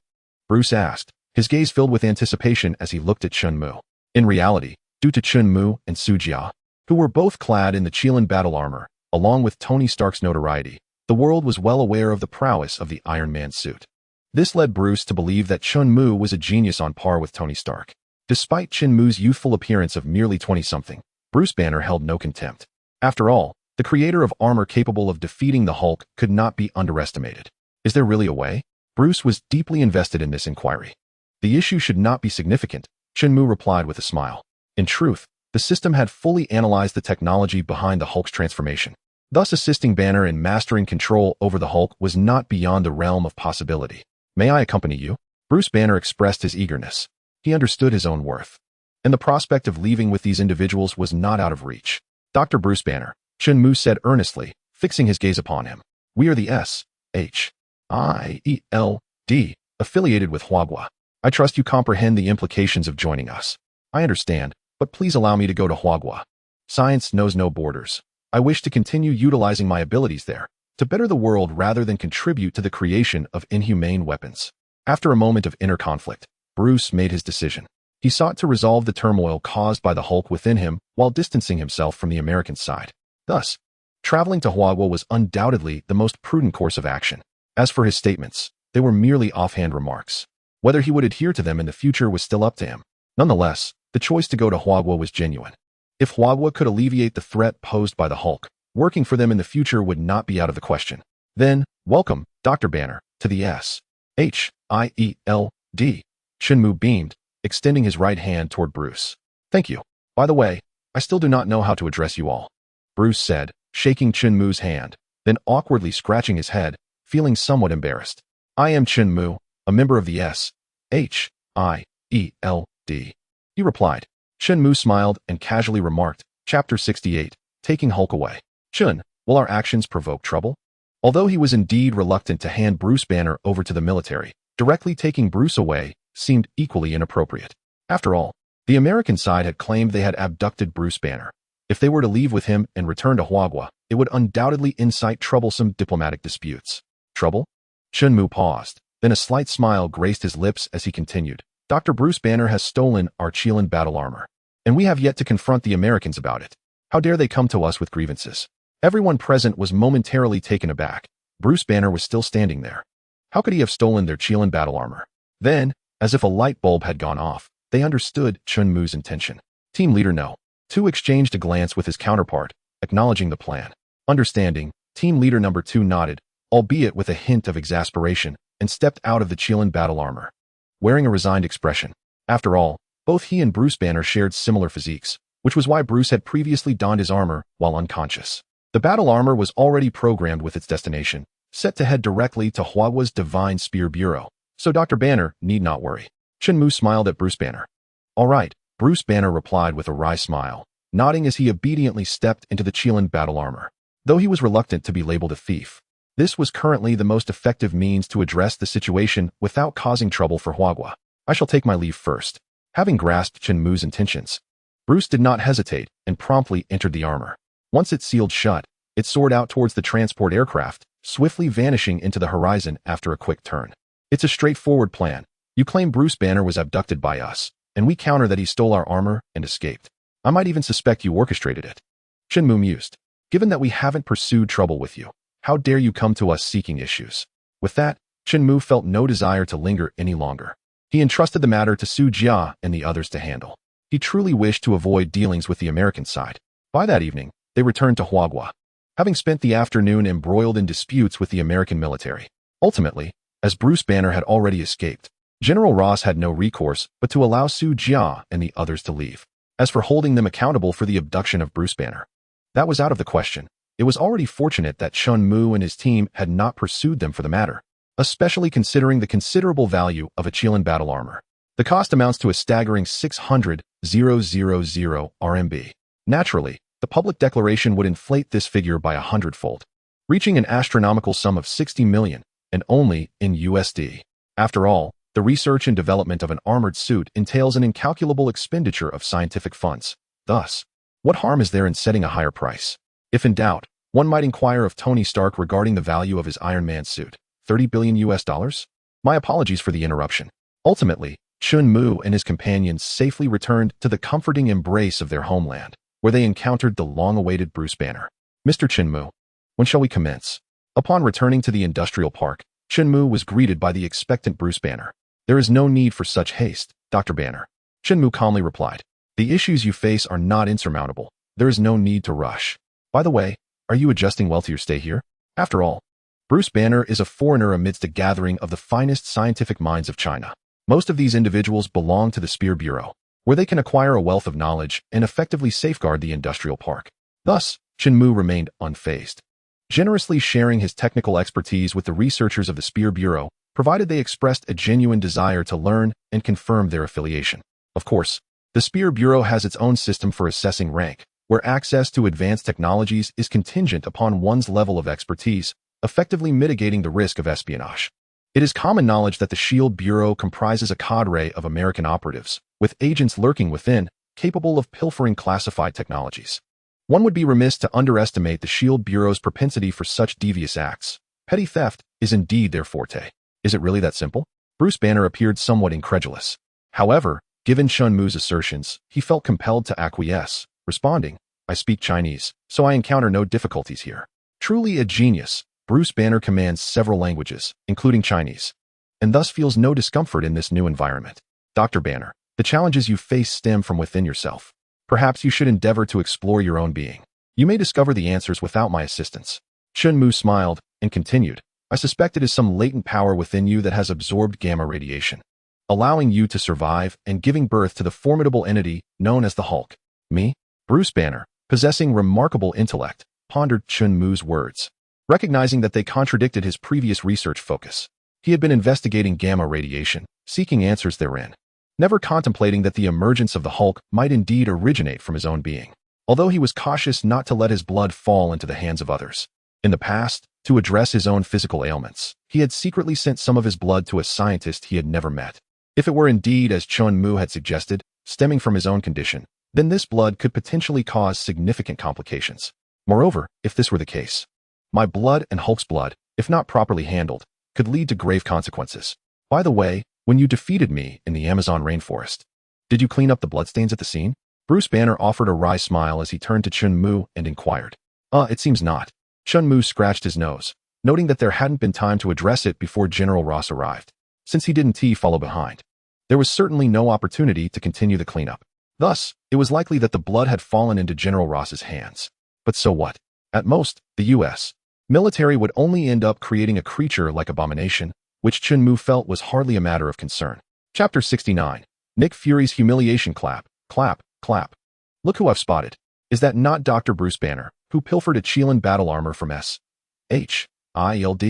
It's quite astonishing to see you here in the industrial district of S.H.I.E.L.D. A round of applause erupted, accompanied by sarcastic remarks as Chun Mu and Bruce Banner turned to see Su Jia approaching with someone in tow. The speaker was none other than the individual wearing an eye patch and sporting a dark complexion. Oh no, his face was naturally dark. It was none other than Nick Fury, the director of S.H.I.E.L.D. I thought it was someone important. Turns out it's the director of that certain bureau. What brings you here? Chun Mu, indifferent to S.H.I.E.L.D., hardly offered a warm reception. It's the Department of Homeland Strategic Defense, Attack, and Logistics Support. Nick Fury, unfazed by Chun Mu's rudeness, even seemed to agree. Indeed, that name is rather lengthy. Let us just call it S.H.I.E.L.D. Then, after all, the acronym for your bureau resembles a shield, so S.H.I.E.L.D. sounds quite fitting, Chun Mu remarked nonchalantly. A good name, S.H.I.E.L.D. Perfect. Our duty is to keep all dangers at bay, and the name aligns well with our responsibility. Chuckling at Nick Fury's shameless self-aggrandizement, Chun Mu could only respond with a hollow laugh. However, if it's called S.H.I.E.L.D., ISNT your bureau, the Strategic Homeland Intervention, Enforcement, and Logistics Division, in direct opposition to us? Nick Fury, as if at home, boldly approached Chun Mu and Bruce, plopping himself down on the sofa and picking up a document from the coffee table. Gamma bomb. The document laid before them was indeed Bruce Banner's research findings, detailing some principles and technologies regarding the gamma bomb, which he was preparing to present to Chun Mu, attempting to leverage Chun Mu's technological prowess. A device capable of emitting gamma rays is under development, aimed at addressing the very weapons he once created. Alternatively, he seeks to formulate medications that may alleviate the suffering inflicted by gamma radiation. His motivations are fundamentally rooted in a quest for redemption. It is reported that numerous innocent souls in Afghanistan are enduring ailments brought about by radiation, and Bruce Banner aspires to contribute in any way possible to atone for his past transgressions. So it appears that your organization, S.H.I.E.L.D., is engaged in the study of such matters? Such inhumane weaponry. It seems we must reevaluate your objectives. Nick Fury placed the documentation upon the coffee table and slammed his palm down, his face a mask of fury. The mere thought of Chun Mu and his associates exploring such armaments incited his ire. Have you yet to grasp the situation? Or are you merely performing for an audience? Who are you attempting to intimidate? Chun Mu chuckled derisively before continuing. This contraption is not my creation. It is a product of your military's research, and it appears to have already been deployed in combat. The very weapons you label as inhumane are presently wreaking havoc on the Afghan battlefield. You dare to call yourselves the Shield, protectors of Earth? Your military shamelessly employs these barbaric devices in a series of horrific slaughters. Yet I see no action from your agency. Or perhaps SHIELD and the military are merely two sides of the same coin. Such widespread instruments of destruction may very well have SHIELD's covert assistance in their development. I refuse to believe that while the military employs these weapons on the battlefield, SHIELD remains entirely uninformed. Perhaps both organizations conspire together, utilizing warfare to test these devices. It is conceivable that your agency harbors a stockpile of such weaponry within its own ranks. Is that not the case? It appears we should indeed conduct an investigation into the military. Upon hearing Chun Mu's words, Nick Fury's countenance remained unfazed. He suppressed his anger and responded calmly. Enough with the theatrics. Who does not know that your agency is comprised of operatives, and you, the so-called king of agents? Spare me the charade. If there is something to discuss, speak plainly. If not, I must kindly ask you to leave, as your presence is unwelcome here. Chun Mu afforded no courtesy to the hypocritical Nick Fury. My purpose here is solely for Dr. Bruce Banner. Acknowledging Chun Mu's resolute stance, Nick Fury refrained from prolonging the conversation and articulated the intent of his visit. The Hulk is far too dangerous. We must take him into custody. Take me away? To annihilate me completely? Or to confine me for study? Bruce Banner's displeasure was palpable as he glared coldly at Nick Fury, continuing to interrogate. Pray tell, Director Fury, why must you insist on taking me? Your power is exceedingly formidable. It necessitates regulation to prevent further devastation, Nick Fury explained with an impassive demeanor. Moreover, SHIELD is the optimal location for containment. The implication is that your immense strength as the Hulk necessitates containment by SHIELD, as no other place would be safe. Moreover, within SHIELD, you could continue your research and live the life you aspire to. However, I believe that the Strategic Homeland Intervention, Enforcement, and Logistics Division is more suited to my needs. Bruce Banner, unwilling to heed Nick Fury's counsel, firmly rejected the notion, asserting that the Strategic Homeland's capabilities are sufficient to subdue the Hulk. It is in other locations where the Hulk would wreak greater havoc. After all, Bruce has glimpsed hope for treating the Hulk here with Chun Mu and is reluctant to depart with Nick Fury. Furthermore, I find the research facilities here to be quite commendable, allowing me to pursue the studies I cherish. Bruce Banner's countenance was rife with defiance towards Nick Fury. He recalled that Su Jia had previously mentioned that SHIELD had requested the Strategic Homeland to eliminate him. How could he possibly harbor goodwill towards those who sought his demise? Research is universal. Science knows no borders. Yet Nick Fury, undeterred, continued to persuade, stating that the research conditions in China surely could not rival those in America. Moreover, he pointed out the predominance of Chinese scientists here, suggesting that as a foreigner, integration would be challenging. Why return to America? To persist in the development of those atrocious weapons you speak of? Bruce, incensed, slammed his hand on the table, glaring at Nick Fury with an intensity that hinted at a flash of green in his eyes. Witnessing this, Nick Fury recoiled. He truly did not wish to meet his end at the hands of the Hulk. Ahem. Well, if you desire to return to America, you will be welcomed anytime.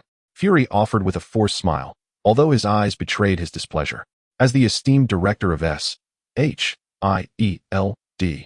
when had he ever endured such indignities? He felt more humiliated in these past few days than in the preceding 30 years combined. Chapter 70. Compromise. Take care. I want to see you off, Chun Mu remarked indifferently, observing Nick Fury's retreating figure. Fury paused momentarily but did not turn back, choosing to depart instead. Remaining here would only invite further vexation. The lofty director of SHIELD could not continue to endure such grievances. Finally, a sense of relief washed over Bruce Banner once Nick Fury had left. What a hypocrite this fellow is, Chun Mu inquired with a smile. As far as I know, SHIELD has numerous collaborations with the U.S. military, including my development of the gamma bomb. Now, to feign ignorance is one thing. But to turn the tables and claim that researching such perilous weapons is inhumane is quite another, without acknowledging who actually created them. Furthermore, who brazenly utilizes them on the battlefield, heedless of the presence of innocent civilians in war zones. Nick Fury, that fellow, truly possesses a fortitude of spirit that rivals the very walls of a city. Yet, as the saying goes, one must have a thick skin to reap the rewards. The remarkable ascent of S.H.I.E.L.D. is undoubtedly intertwined with Fury's audacious demeanor. The negotiations between S.H.I.E.L.D. and the Spear Bureau have concluded. Watching Fury's retreating figure, Su Jia turned to Chun Mu and continued, S.H.I.E.L.D. has recognized the formidable power of the Qilin battle armor, and the discussions proceeded smoothly. They have agreed to withdraw their influence from Huagua and establish a mutual defense alliance with the Spear Bureau. Of course, this so-called alliance is little more than a scrap of paper, as adherence to its terms will depend entirely on the whims of both parties. However, S.H.I.E.L.'s sole request is for 2 sets of armor, with 2 agents arriving shortly to have them tailored to their specifications. 2 sets, you say? What did Zheng Xian have to say? The director consented. For Chen Mu, whether it was 1 set or 2 made no difference. The armor was merely a product of mass production to him, and it bore no personal significance. Very well, when the S.H.I.E.L.D. representatives arrive, we shall deliver the armor directly to the industrial park for their customization. They desire 2 distinct styles, one for a male and one for a female, and the wearers will come personally to the industrial park. They also wish to have customized weapons, but Director Zheng declined that request. 1 male and 1 female, and they wish to have bespoke weaponry as well. It must be Hawkeye and Black Widow from S.H.I.E.L.D. Only their weapons would not resemble ordinary fare. Hawkeye would undoubtedly require a bow, while Black Widow, known for her diverse array of weaponry, would choose the armaments she deemed suitable for her battle suit. However, it is essential to note that the Huiqiangbai Industrial Zone is not officially a military manufacturing entity. They lack the credentials to produce weapons. The Qilin battle armor has always been designed primarily as a shell, with provisions for weapon integration. The actual weaponry is fabricated by established domestic manufacturers, with the designs merely provided by Chen Mu. Thus, in response to S.H.I.E.L.'s request, the Spear Bureau declined outright. Nevertheless, S.H.I.E.L.D. did not press the matter too insistently. Although the weapons showcased during the battle against Hulk were indeed impressive and effective in cornering the Green Giant, they did not appear to be overly advanced, consisting mainly of mini-guided missiles and energy launchers. These technologies are not lacking within S.H.I.E.L.'s arsenal. Consequently, Nick Fury harbored no dissatisfaction with the Spear Bureau's refusal. Acquiring 2 sets of the armor was already a significant victory for him. The prospect of his most trusted operatives, Hawkeye and Black Widow, wielding such formidable weaponry would undoubtedly enhance S.H.I.E.L.'s capabilities. However, after extensive inquiries into the current inventory of Qilin battle armors, Fury found himself grappling with a sense of unease. Observe Chun Mu, who, after developing the Kirin armor, unhesitatingly entrusted it to his nation's organization. In a mere span of 1 or 2 months, he has significantly enhanced the strength of his country, not to mention the Spear Bureau, which, with just 100 sets of the existing Kirin armor, could ascend to the ranks of the world's elite. At this moment, no other organization can rival the Spear Bureau. Moreover, the Spear Bureau continues to produce more armors, ensuring their power will only grow. In stark contrast, consider Tony Stark from my own country. Despite being the pioneer of the iron armor, a weapon of immense prowess, he conceals it as if guarding a precious secret, preventing even a single suit from falling into external hands.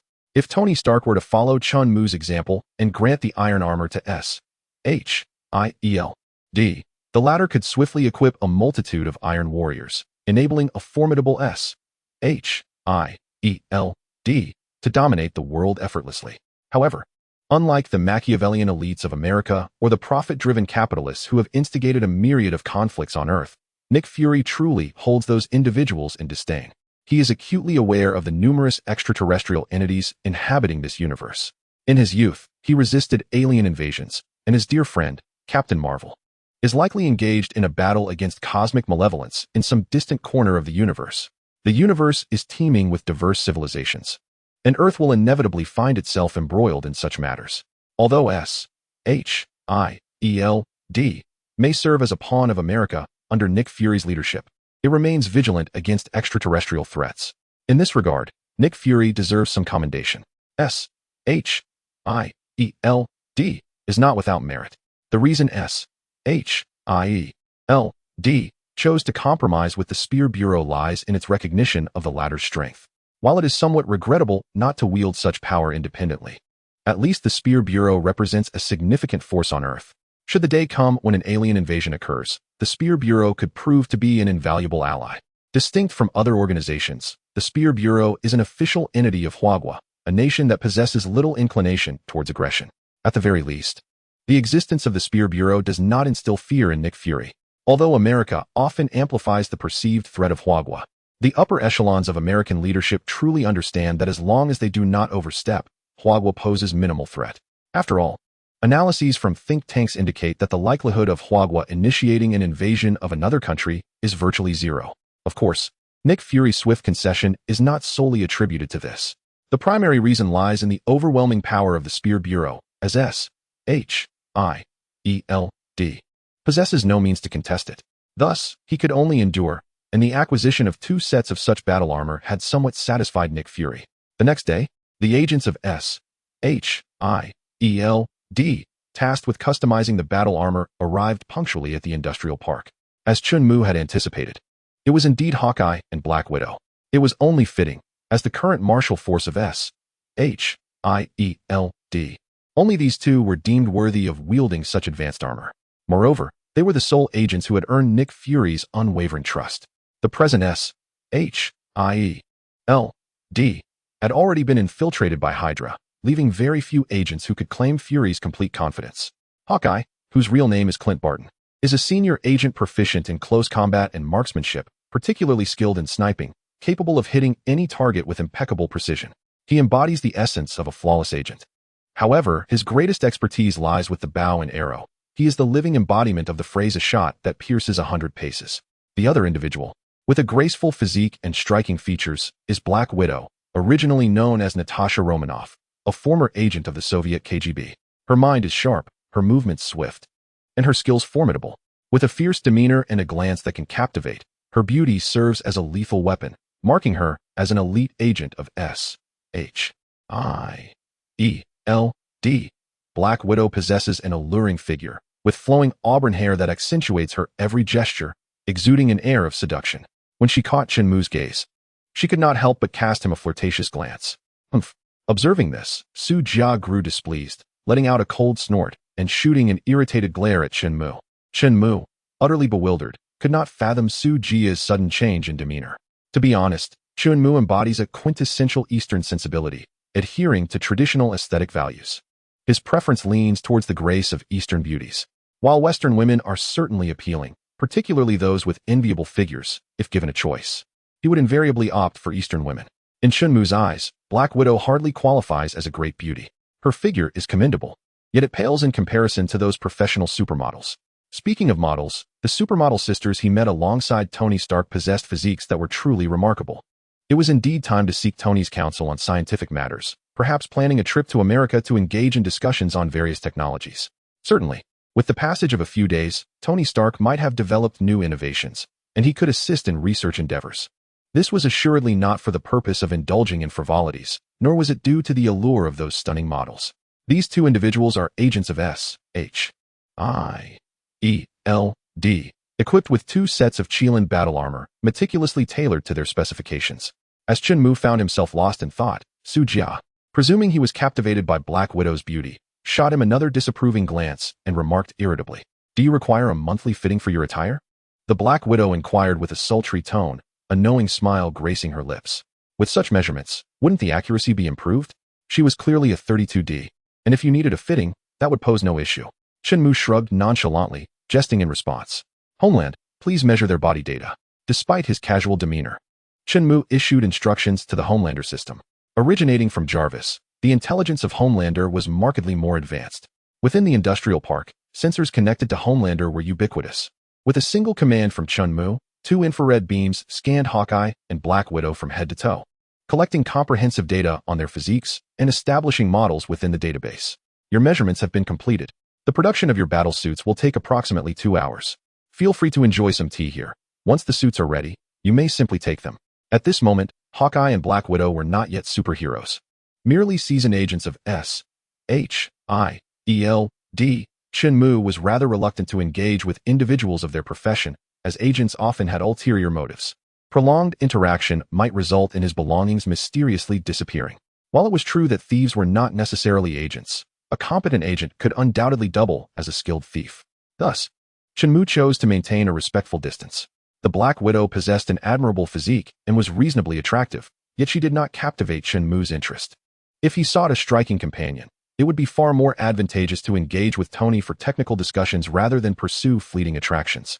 Compared to top-tier supermodels, the Black Widow simply did not measure up. With wealth, one could easily procure the company of exquisite models. Why settle for a mission-driven, ruthless agent? Shenmue had no interest in her. You seem rather experienced, the Black Widow teased, intrigued by Shenmue's ability to ascertain her measurements with such ease. It's merely a matter of practice, he replied, nonchalantly gesturing with his right hand as if to grasp something in the air. Shenmue smiled lightly, unperturbed by her playful banter. Huh. Su Jia chuckled derisively at Shenmue's flirtation. Mr. Shenmue, since we are here, why not show us around your esteemed company? Meanwhile, Hawkeye Barton had not forgotten his duties. As an agent, he was perpetually inclined to probe the capabilities of the Spear Agency, eager to thoroughly familiarize himself with the industrial sector. Certainly, as long as our people notify you when the battle suits are ready in 2 hours, Shenmue replied, his attitude towards the future Avengers members more amiable than towards S.H.I.E.L.D. Although the Avengers initiative was initiated by S.H.I.E.L.D., its members eventually diverged from the organization. Due to differing philosophies, the Avengers primarily fight for humanity rather than solely for the interests of America. Within the industrial complex, they find themselves with little to gain. The sensitive information and restricted locations are under the control of Hongmeng, rendering them incapable of accessing these areas. At most, they could inquire about the Spear Bureau, which sees no necessity for secrecy. Consequently, Hongmeng commenced the production of battle armor for Hawkeye and Black Widow. Once the two departed, Shenmue's office finally experienced an unusual tranquility. Indeed, Bruce Banner is a genius. After Shenmue suggested that the Hulk's transformation might stem from a particular genetic factor within him, Bruce initiated self-research. By comparing his genetic makeup with that of an ordinary individual, he swiftly identified a discrepancy. Within his genetic composition existed a peculiar hereditary substance that could induce symptoms akin to schizophrenia, coupled with the absorption of vast quantities of gamma radiation. This resulted in a remarkable transformation that birthed the consciousness of the Hulk. This explains why the Hulk possesses the intellect of a child, incapable of coherent communication. As he has only existed for a brief duration, the Hulk has been in existence for merely around 5 years. Yet his appearances have been so fleeting that they amount to less than a few months, akin to an infant under a year old. Although his temperament is volatile and his destructive tendencies alarming, it cannot be denied that he embodies the essence of a child. Chapter 72. The Emergence of Abomination and Truth. Resolving Bruce Banner's predicament is rather straightforward. With a body housing 2 distinct consciousnesses vying for control, the solution lies in suppressing or outright extinguishing one of them. Currently, Bruce finds himself in a quandary, aware of the prevailing circumstances. The most effective course of action would be to eliminate the Hulk's consciousness altogether. Should this occur, the Hulk would cease to exist, allowing Bruce to maintain perfect control over his own body. He could dictate his transformation into the Green Giant. However, he harbors a disdain for that form and prefers to remain in his human guise, thereby alleviating the inherent risks he faces. Yet, what leaves Shenmue at a loss for words is Bruce's hesitation regarding this solution. He contemplates that the Hulk possesses his own life, and Bruce feels he lacks the right to enact such a brutal extermination. This perplexes Shenmue greatly. Nevertheless, as the body belongs to Bruce Banner, if he is unwilling to pursue this resolution, alternative approaches must be considered. One such solution involves merging the consciousness of the Hulk with that of Bruce, culminating in the emergence of a new Bruce Banner, a synthesis of both identities, reminiscent of the union of Bruce and Hulk following the events of Avengers Endgame, where consciousness and form coalesced into a harmonious whole. At that time, Bruce Banner would perpetually maintain the form of the Hulk, yet possess the intellect of Bruce Banner, thus avoiding any issues of losing control. This resolution was one that Bruce himself discovered for the future. What transpired now was merely a prelude. Because Bruce, recognizing the Hulk as a form of life, chose to never disregard the sanctity of existence, opting to remain forever in the guise of the Green Giant. Merging with the Hulk. Does this imply that the Hulk is entitled to human rights? Consequently, Bruce Banner must respect the rights of the Hulk. This concept has been perpetually perplexing to Chin-Mu. Not only Chin-Mu, but even any random individual from Huagua would likely choose to obliterate the consciousness of the Hulk outright. To put it simply, Bruce Banner's current state resembles that of a person afflicted with schizophrenia. One consciousness belongs to Banner while the other is that of the Hulk. In treating schizophrenia, one typically preserves the healthier psyche while endeavoring to extinguish the detrimental one, essentially necessitating a choice between Bruce Banner and the Hulk. Naturally, Bruce Banner holds greater value in this comparison. It is a straightforward sacrifice. The demise of the Hulk enables the flourishing of Bruce. However, the present situation reveals that Bruce himself has relinquished his own essence, allowing the Hulk to make the sacrifice, willingly choosing to forfeit his humanity in favor of perpetually embodying the Hulk. Bruce has forsaken his humanity, just as he later did in Avengers Endgame. The Hulk excels in battle, akin to a beast, yet due to his youthful age, he lacks a moral compass, which leads Bruce Banner to perceive the Hulk as innocent. Unable to bear the thought, he does not wish to obliterate the Hulk's existence. Speaking of compassion, did you ever feel remorse when you manufactured various lethal weapons for America? Chin-Mu finds it exceedingly difficult to comprehend the values of these individuals, and thankfully, he has little inclination to concern himself with them. Do as you wish. If you desire to merge with the Hulk, then go ahead, for Chin-Mu is indeed capable of providing that technology. Chin-Mu, you ought to take a look at this. Observing Chin-Mu lost in contemplation within the office, Su Jiao approached, holding a tablet and presenting it before him. In New York, an unexpected situation had arisen. The American military was engaged in combat with an unsightly monster, and it appeared that they were not its match. Chin-Mu glanced at the screen and couldn't help but chuckle. Wasn't that abomination? He hadn't anticipated that bringing Bruce Banner to Huagua would result in this monster being unleashed by the American military. During the prior capture of the Hulk, the Qilin battle armor had shown no mercy, unleashing an array of weaponry upon the Hulk. Despite the Hulk's formidable regenerative abilities, which made it seem as though he bore no significant injuries, in truth, he was ensanguined amidst the chaos of battle, with numerous areas stained by blood. Subsequently, due to the arrival of the American military, the combat troops had no time to cleanse the battlefield, leaving behind traces of the Hulk's blood.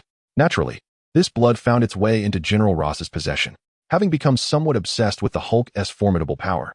General Ross was not one to overlook such findings and ordered his troops to collect it. Among those serving under him, one soldier shared in this sentiment of discontent. Emil Blonsky, an arrogant mercenary, had previously been recruited by General Ross to capture Bruce Banner in Brazil. However, he suffered a severe defeat at the hands of the Hulk, an affront that the proud Blonsky could scarcely tolerate. Thus, he sought to augment his strength, aspiring to confront the Hulk once more to validate his prowess. At the same time, General Ross found himself in need of a test subject. He had previously acquired a batch of physical enhancement serum from Stark Industries, purportedly modeled after the super soldier serum used by Captain Steve Rogers. However, due to incomplete data, it remained merely a prototype, as Stark Industries could not guarantee its efficacy, leading General Ross to store it away in a military facility. With Tony Stark now transformed into Iron Man, the serum garnered even less attention. To General Ross, this enhancement serum was akin to a tasteless delicacy, unpalatable yet regrettable to discard. However, with Blonsky eager to serve as a test subject, General Ross welcomed the opportunity and consented to his proposal, leading to the injection of the serum. Yet, the super soldier serum carried a fatal flaw. Compounded by the fact that this variant was derived from incomplete research, its shortcomings were magnified.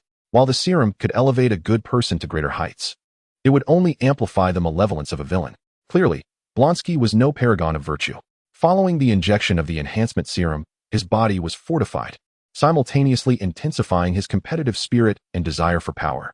Fully aware of his current inadequacy against the Hulk, Blonsky begrudgingly concealed himself within the ranks of the American military, searching for further opportunities. Ultimately, he discovered the Hulk's blood.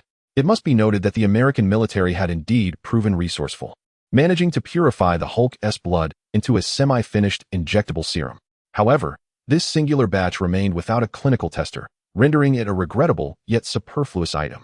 Driven by desperation, Blonsky, feeling his own inadequacies, seized the Hulk's blood serum without hesitation, disregarding any potential consequences, and injected it into his body. Thus, mirroring the original narrative of the film, Blonsky transformed into the monstrous abomination. In contrast, this time there was no Hulk to impede him. The abomination, feeling an overwhelming surge of power, escaped from the military base, wreaking havoc while preparing to flee the United States and live freely. Yet, he harbored a deep-seated desire to confront the Hulk. His immediate objective was to eliminate the pesky flies of the American military. The capacity for narrative correction is indeed fearsome. To think that even the green giant Hulk had been spirited away, yet the abomination still came into existence. Chapter 73, The Abomination. Intriguingly, it appears the American military has once again developed something new. Upon witnessing the emergence of the abomination, Chun-Mu leaned back, crossing his legs. Adopting a demeanor of one ready to observe a spectacle, he mused that perhaps they should invite Bruce Banner to join in the viewing. With a grin, Chun-Mu continued, remarking on the military's predicament, suggesting that Dr. Banner should take a closer look at this situation. Although the creature was not green in hue, one could still discern the semblance of the Hulk within him. This being was undoubtedly connected to the green giant, possibly a creature birthed from the military's utilization of his blood. While aware of these truths, Chun-Mu refrained from stating them outright, instead presenting them as conjecture. Though a mere hypothesis, it remained grounded in reality. Dr. Banner was still ensconced in his laboratory. Su Jia, observing Chun-Mu's carefree demeanor, chose not to comment, perhaps believing that the matter did not concern her.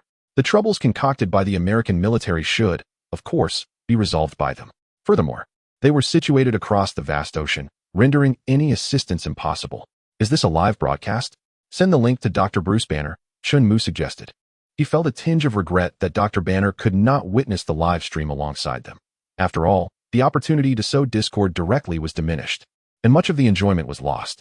However, sending the live link to Dr. Banner would allow him to observe the military's conduct firsthand. The Huiqiangbai Industrial Park could be deemed the pinnacle of high-tech industry in China, rivaling even Tony Stark's facilities. Each laboratory was interconnected through the Hongming network and equipped with void projection technology, making it quite simple to share the live broadcast with Bruce Banner. You certainly possess a mischievous streak, Su Jia remarked, exasperated by Chun-Mu's penchant for mischief. This is not mere mischief, it is essential for Dr.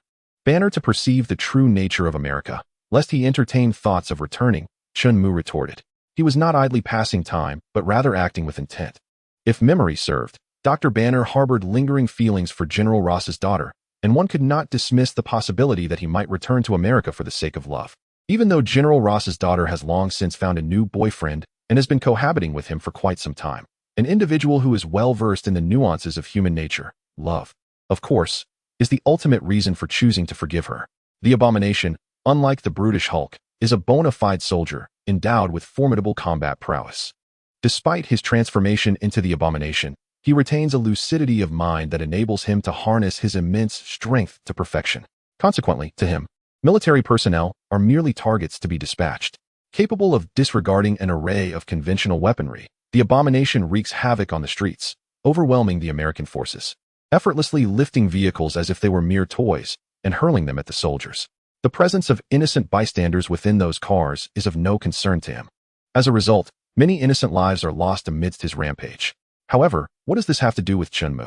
After all, the deceased are merely American citizens, individuals who seem untroubled by their own plight. Why should Chun-Mu feel any sorrow? It is worth noting that in Chun-Mu's original world, the United States was on the brink of losing millions due to the pandemic. If the Americans themselves are indifferent, what reason has he to worry? After all, in their perspective, death is merely a natural occurrence, a part of life's cycle, though the loss of life is repeated time and again. Chun-Mu cannot help but marvel at the might of the American military, even if their firepower appears lacking. Watching the video unfold is akin to witnessing a cinematic spectacle, as he applauds the scene where American soldiers are crushed by the abomination, finding it immensely satisfying.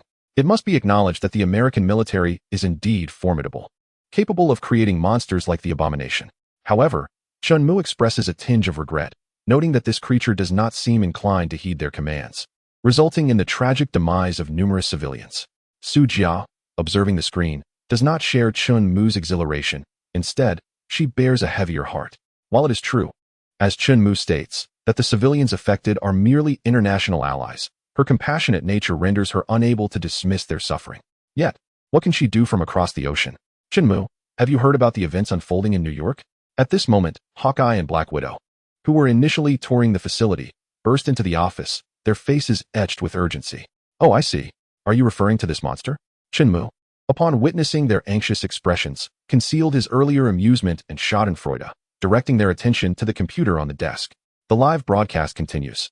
showcasing the Abomination's clash with the American military, an exhilarating spectacle indeed.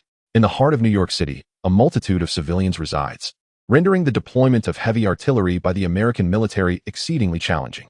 Standard firearms, in the face of the Abomination, are but mere tickles. After prolonged engagement, the most formidable individual firepower at their disposal remains the RPG launcher, yet this contraption fails to inflict any significant damage upon the Abomination. The sole entity that instills a modicum of trepidation in the creature is the heavy machine gun mounted on helicopters. A strike from such a weapon could indeed wound it. However, there is no cause for concern, for who could forget the presence of Iron Man in New York? This monstrous threat shall not reign unchecked for long. As Chunmu calmly articulated, isn't individual heroism revered in your great nation? Moreover, Tony Stark is right here in New York. Your Iron Man shall come to your rescue in these dire times. Yet, it appears that even the current Iron Man might struggle against the Abomination. Still, what relevance does this bear upon Chunmu? We hope to establish contact with you, Hawkeye stated as he produced a mobile device, placing it before Chunmu. Oh, it was a device from Chunmu's own company. On the screen, the visage of Nick Fury, resembling a boiled egg, materialized. Ah, esteemed director of S.H.I.E.L.D., what brings you to seek my attention? Chunmu greeted him with a smile, exuding an air of nonchalance as if oblivious to the chaos unfolding around him. Mr. Chunmu, I seek the assistance of the Strategic Homeland Intervention, Enforcement, and Logistics Division. Nick Fury replied, disregarding Chunmu's demeanor and stating his purpose directly. I believe, Director, you may have mistaken the person you wish to contact. Chunmu shrugged helplessly, continuing. If you are in need of assistance, I suggest you reach out to our Director Jing Xian. Furthermore, I do not believe we, located on the opposite side of the Earth, are in a position to offer you any aid. Chapter 74. The Request for Aid from S.H.I.E.L.D. Moreover, I do not think that the Strategic Defense Agency stationed in Huagua can provide any assistance to your America. Chunmu harbored no desire to aid Nick Fury's request. Besides, even if he wished to help, they were in no position to do so, as the agency was firmly rooted in Huagua, incapable of extending support to far-off America. No, you can help, Nick Fury insisted earnestly through the video. He gazed at Chunmu with a serious expression, stating, you possess the capability to provide armor technology to the Strategic Defense Agency. I trust you are a person who cherishes humanity, and it is our duty at S.H.I.E.L.D. to safeguard the Earth and its inhabitants. Since you can assist the Strategic Defense Agency with armor technology, I hope you will extend the same support to S.H.I.E.L.D. Are you still not giving up? Chunmu's lips twitched as he gained a renewed understanding of Nick Fury's audacity. I do not wish to repeat myself, but I must reiterate, I refuse. Casting a cold gaze at Nick Fury, Chunmu unflinchingly declined once more. Chunmu, surely you do not genuinely believe that Earth is the sole cradle of life in this vast universe? Nick Fury remarked once more, undeterred by Chunmu's indifference. Beyond our planet, within the boundless cosmos, countless civilizations thrive. Earth is but a mere speck amidst this cosmic tapestry. Nick Fury calmly asserted. As long as these extraterrestrial civilizations exist, our planet remains at risk. It is imperative that we arm ourselves to confront the challenges that lie ahead. I am fully aware that humanity is not the only intelligent life form in the universe, Chunmu retorted with a roll of his eyes, exasperated. The universe is so immense. Who would be so audacious as to presume that life exists solely on Earth? How many eons has the universe endured? And how brief is the existence of humankind in comparison? If we were to condense the entire timeline of the universe into a single day of 24 hours, the span of human existence would scarcely amount to a mere millisecond before the day's end. Furthermore, given the infinite expanse of the cosmos and its extensive chronology, to assert that life exists only on Earth is preposterous. Thus, S.H.I.E.L.D. must harness all its strength to safeguard our planet. Nick Fury stated solemnly. You may not be aware, but 30 years ago, long before your time, Earth faced an alien invasion, and you wish to assert that it was S.H.I.E.L.D. that saved the world on that occasion? Chunmu scoffed, the very formula of American cinema. Alien beings capable of traversing the cosmos and migrating between worlds descend upon Earth, and yet, each time, it is America that is credited with saving the planet. Can you truly believe that? Just look at the display on the computer. Currently, a detestable situation unfolds where your military is retreating at every turn, utterly disoriented. Do you really expect me to believe that these soldiers can fend off an alien invasion? Nonsense. Indeed, Nick Fury unhesitatingly lavished praise upon himself. For given the passage of time, who possesses evidence to contradict him? Nonetheless, during the previous invasion attempt by the Kree Empire, SHIELD did indeed contribute in some capacity. Yet, is this the true reason? Nick Fury mused, considering that no one else is privy to the specifics in the absence of witnesses. He alone dictates the narrative. If you managed to repel aliens 30 years ago, your technological prowess must be formidable. Thus, there is no need for me to showcase my rudimentary armor technology. Chun-Mu grimaced, finding himself at a loss for words against Nick Fury's shamelessness. He resolved to end the conversation and sever their connection. Mr. Chun-Mu, much like the emergence of this recent monstrosity, if we possessed formidable combat capabilities, we could prevent such occurrences altogether. Despite being momentarily silenced by Chun-Mu's rebuttal, Nick Fury endeavored to persist in his persuasion. Do not presume that I am oblivious to your intentions. Chun-Mu let out a cold chuckle as he gazed at Nick Fury, continuing, Dr. Banner has long informed us that the research on gamma rays is not solely the domain of the U.S. military. It seems your SHIELD has also contributed significantly. And this time, the emergence of this monster likely bears your fingerprints, does it not? Do you truly believe that the U.S. military alone possesses the scientific prowess to concoct the serum that created the Hulk?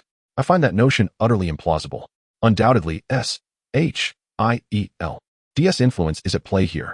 I can even believe that the appearance of Abomination is directly linked to your agency. Perhaps you sought to experiment with Hulk's blood to create a similar creature. Unfortunately, it appears you have failed and now wish to seek my assistance, perhaps attempting to morally manipulate me to obtain the technology of the armor. Regrettably for you, I have seen through your facade and will not be deceived. Even if I were unaware of these machinations, my indifference towards SHIELD and my awareness of Hydra's infiltration would ensure that I never entrust you with the armor. Can you truly remain indifferent while innocent civilians perish at the hands of monsters? In response to Chun-Mu's words, Nick Fury feigned ignorance and continued to inquire, why should I, a person on the opposite side of the earth, care about the indifference of your own country towards its citizens? Chun-Mu replied with a cold smile, you can disregard the lives of your own citizens. Why should you feign concern for others? Unlike America, which loves to meddle in the affairs of other nations while turning a blind eye to its own issues, our country, Huagua, never interferes in the internal matters of other countries, but solely focuses on its own. Enough of this pretense. Do not forget, you and the U.S. military birthed that monster, and the casualties are entirely your responsibility, not that of anyone else. Every action has its consequences, and the deaths of civilians are a direct result of your actions. Chun-Mu expressed his profound displeasure at the U.S. military and SHIELD's attempts to shirk responsibility while trying to morally manipulate others. He prepared to sever the connection. Once your armor is completed, take it and return to your country. If time permits, you should be able to handle that monster yourselves. As he spoke, Chun-Mu turned to Hawkeye and Black Widow, pointing at the computer screen broadcasting the event, and continued, the monsters conjured by your SHIELD and America must be dealt with by you, rather than attempting to absolve yourselves of responsibility or seeking to profit from this situation. Such behavior genuinely disgusts me. At this moment, Chun-Mu had no desire to engage with someone like Nick Fury, and his demeanor towards Hawkeye and Black Widow was equally unwelcoming. What nonsense is this about saving humanity and protecting the Earth? Is this the kind of monster you create in the name of safeguarding the planet? Is it for humanity to create weapons that annihilate them? The actions of these individuals are utterly repugnant to Chun-Mu. As he gazes at the live broadcast on the screen, depicting two monstrous beings engaged in a brutal brawl alongside the machinations of SHIELD, a surge of fury ignites within him. What do the deaths of countless innocents matter to him? Wait, two monsters? Goodness, how did Hulk make it over there? Chapter 75. Hulk vs. Abomination. How did Hulk arrive there? Observing the live footage, two colossal creatures are locked in combat, and Chun-Mu is left in a state of bewilderment and confusion. Is that not the Hulk? Wasn't Bruce Banner in his laboratory? How did he suddenly traverse to the other side of the Earth, to America, and engage in a struggle with Abomination?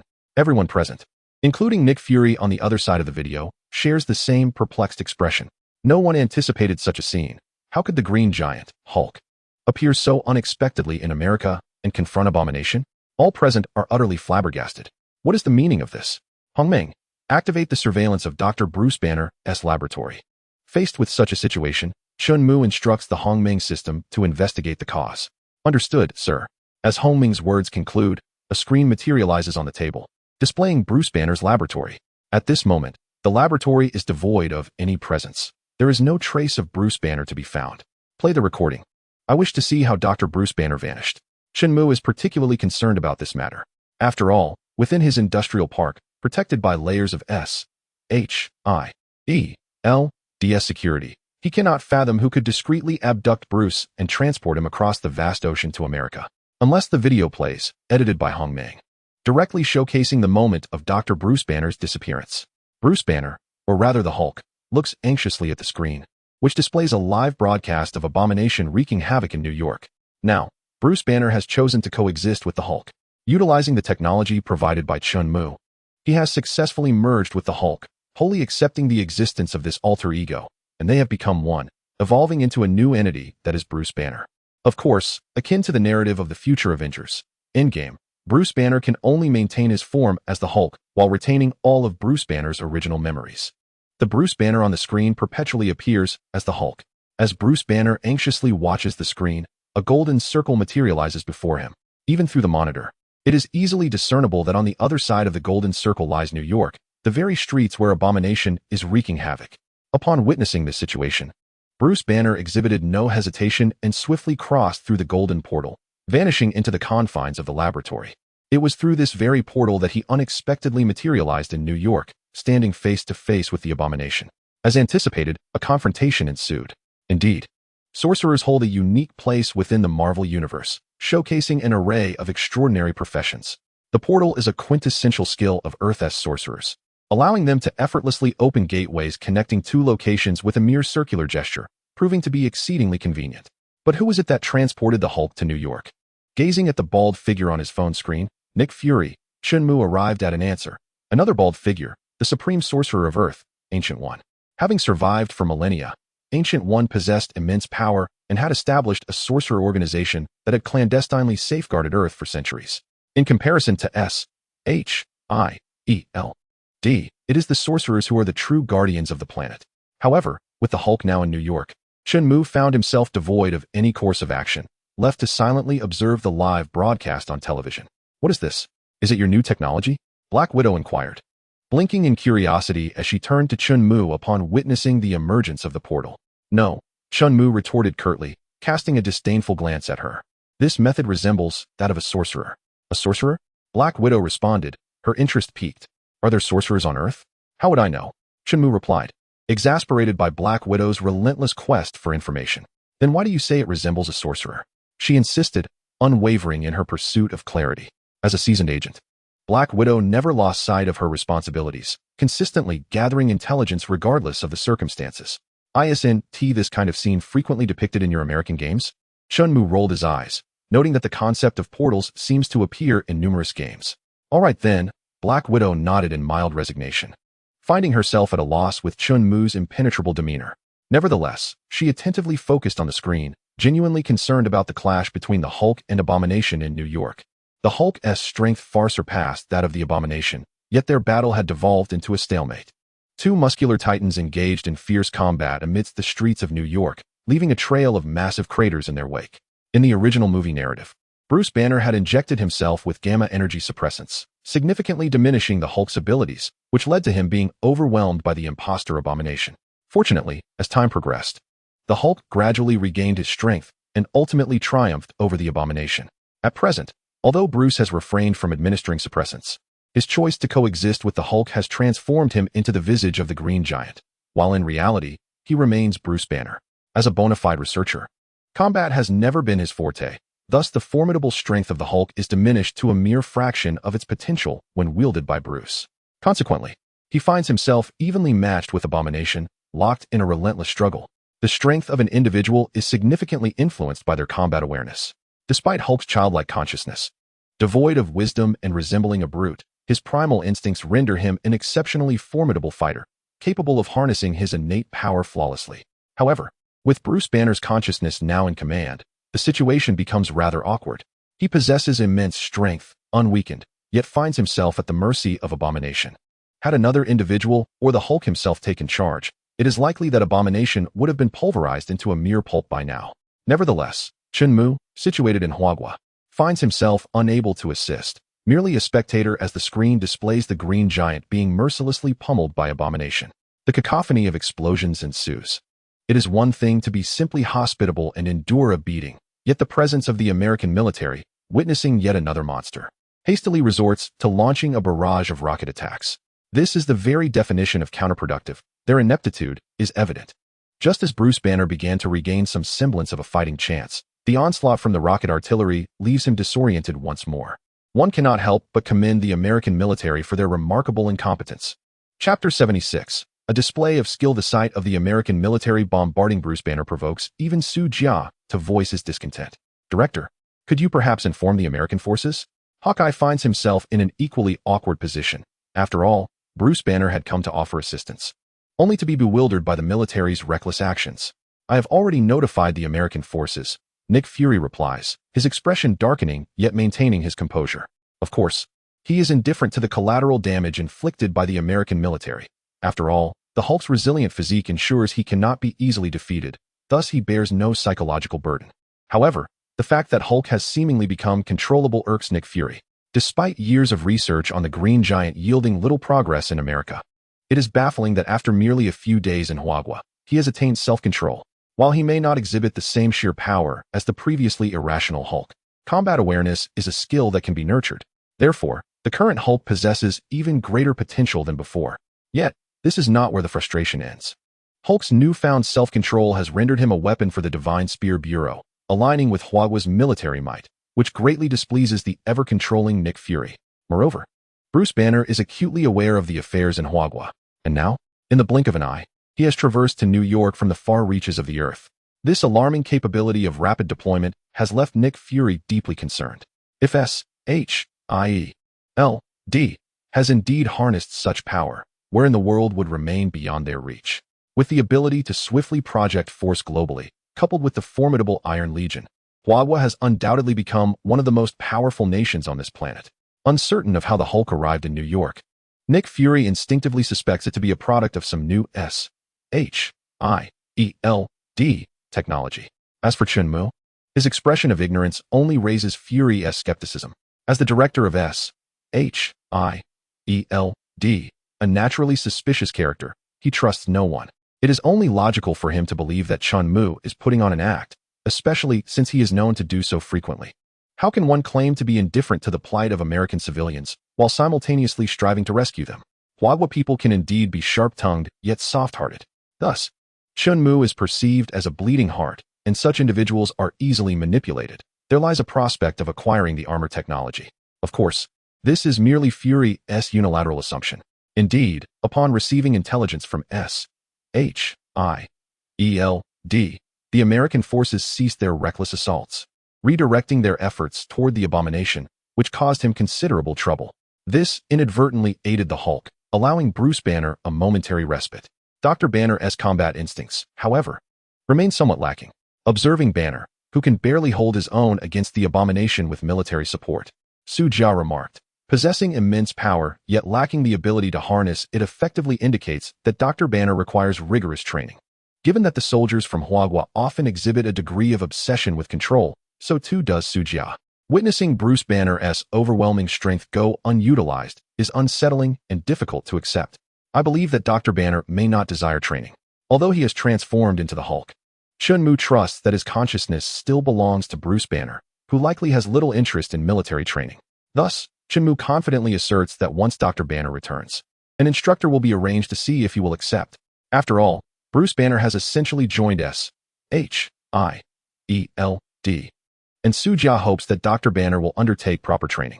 While it may not necessitate his presence on the front lines, it is hoped that he will acquire some self-defense capabilities, rather than being left battered and bruised by the abomination. However, such discussions may be premature. For now, Bruce Banner must first overcome that monster.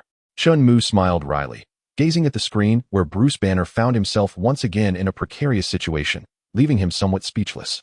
The abomination was merely a flawed creation of the Hulk, a monster birth from a mere trace of the Hulk's serum.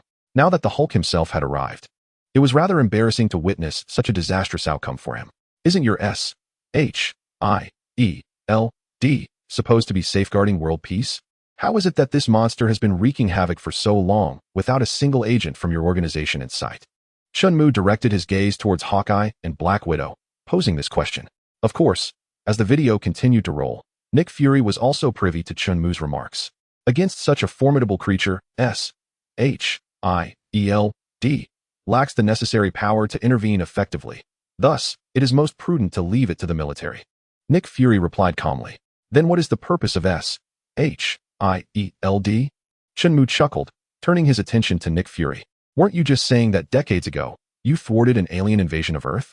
How is it that you can repel intergalactic forces, yet struggle against this mere monster? In truth, considering S.H.I.E.L.D.'s current resources, subduing either the Hulk or the Abomination was not entirely beyond the realm of possibility. However, the ever-cautious Nick Fury would never reveal his trump cards. Even though the Abomination had already caused considerable destruction, S.H.I.E.L.D. chose to remain an observer.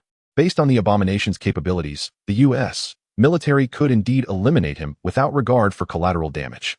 Yet, the Abomination was astute enough to choose New York as the battlefield, leaving the military hesitant to deploy heavy artillery for fear of greater repercussions. Is it true that decades ago, your S.H.I.E.L.D. expelled the alien forces from Earth through espionage, creating chaos from within their ranks to force them into retreat? Chunmu seized the opportunity to taunt Nick Fury playfully. It seems Danvers was indeed acting as a spy within the Kree Empire? Nick Fury fell silent, unable to admit that the expulsion of aliens had been reliant on a single woman's efforts, as that might imply a failure of masculinity on his part. Although S.H.I.E.L.D. possesses the capability to thwart this monster, it requires time, and our personnel cannot reach the battlefield swiftly. Nick Fury maintained his calm demeanor as he looked at Chunmu and continued. Yet, your Spear agency managed to send Bruce Banner to New York. Why not dispatch a few more warriors? Are you truly willing to stand idly by while innocent civilians fall victim to this monster? I too wish to understand why. Chunmu replied, at a loss as to what the Ancient One was contemplating in sending Bruce Banner to New York. As for Nick Fury's moral implications, Chunmu could hardly be bothered to engage. I apologize, but the Spear Bureau is merely a modest military organization dedicated to safeguarding the citizens of Hua country. Regrettably, we can only express our inability to assist with the tragedies in your nation. Moreover, as a military entity, the Spear Bureau lacks the authorization from your country and cannot venture into the United States. Thus, you must rely on your own fortune. Witnessing the Abomination wield various vehicles as projectiles and eliminate soldiers with ease brings a certain grim satisfaction to Chunmu, though he presents a facade of compassion and sympathy. The art of performance. Who cannot partake in it? Chapter 77. The Iron Man appears. It must be said that the United States military rightfully holds the title of the most formidable force on Earth, with their skilled coordination and overwhelming firepower. Surely, any adversary daring to provoke them would be utterly annihilated. Observing the live broadcast on his computer, Chunmu could not help but voice this sentiment, though it was entirely ironic. A contingent of American soldiers, along with the Hulk, constitutes an impressively strong lineup. Yet they find themselves utterly outmatched by a single Abomination. This spectacle was almost too painful for Chunmu, who was far away in Hua country. After all, the Abomination is merely a creature enhanced through the purification of Hulk's blood and perhaps a fragment of the super soldier serum produced by Stark Industries. Yet, how could such elements possibly confound the U.S. military and the Hulk? Setting aside the underwhelming performance of the Hulk, who, despite possessing his full strength, has long been a diligent researcher and therefore unable to unleash his true potential, one must question the competence of the American forces. The battle has persisted for a considerable duration. The military has mobilized several armored vehicles and even tanks from nearby bases, while helicopters hover overhead. However, against the evasive Abomination, their efforts to attack have proven futile, resulting only in collateral damage to the streets. Whether it be Hawkeye or Black Widow in front of Chunmu, or Nick Fury on the other end of the phone, they all discern the sarcasm in his words, yet they find themselves without any room for rebuttal, as the performance of the American military has indeed been difficult to bear. Undeniably, the individual combat equipment of the U.S. military ranks among the best in the world, boasting an array of advanced weaponry with considerable destructive power.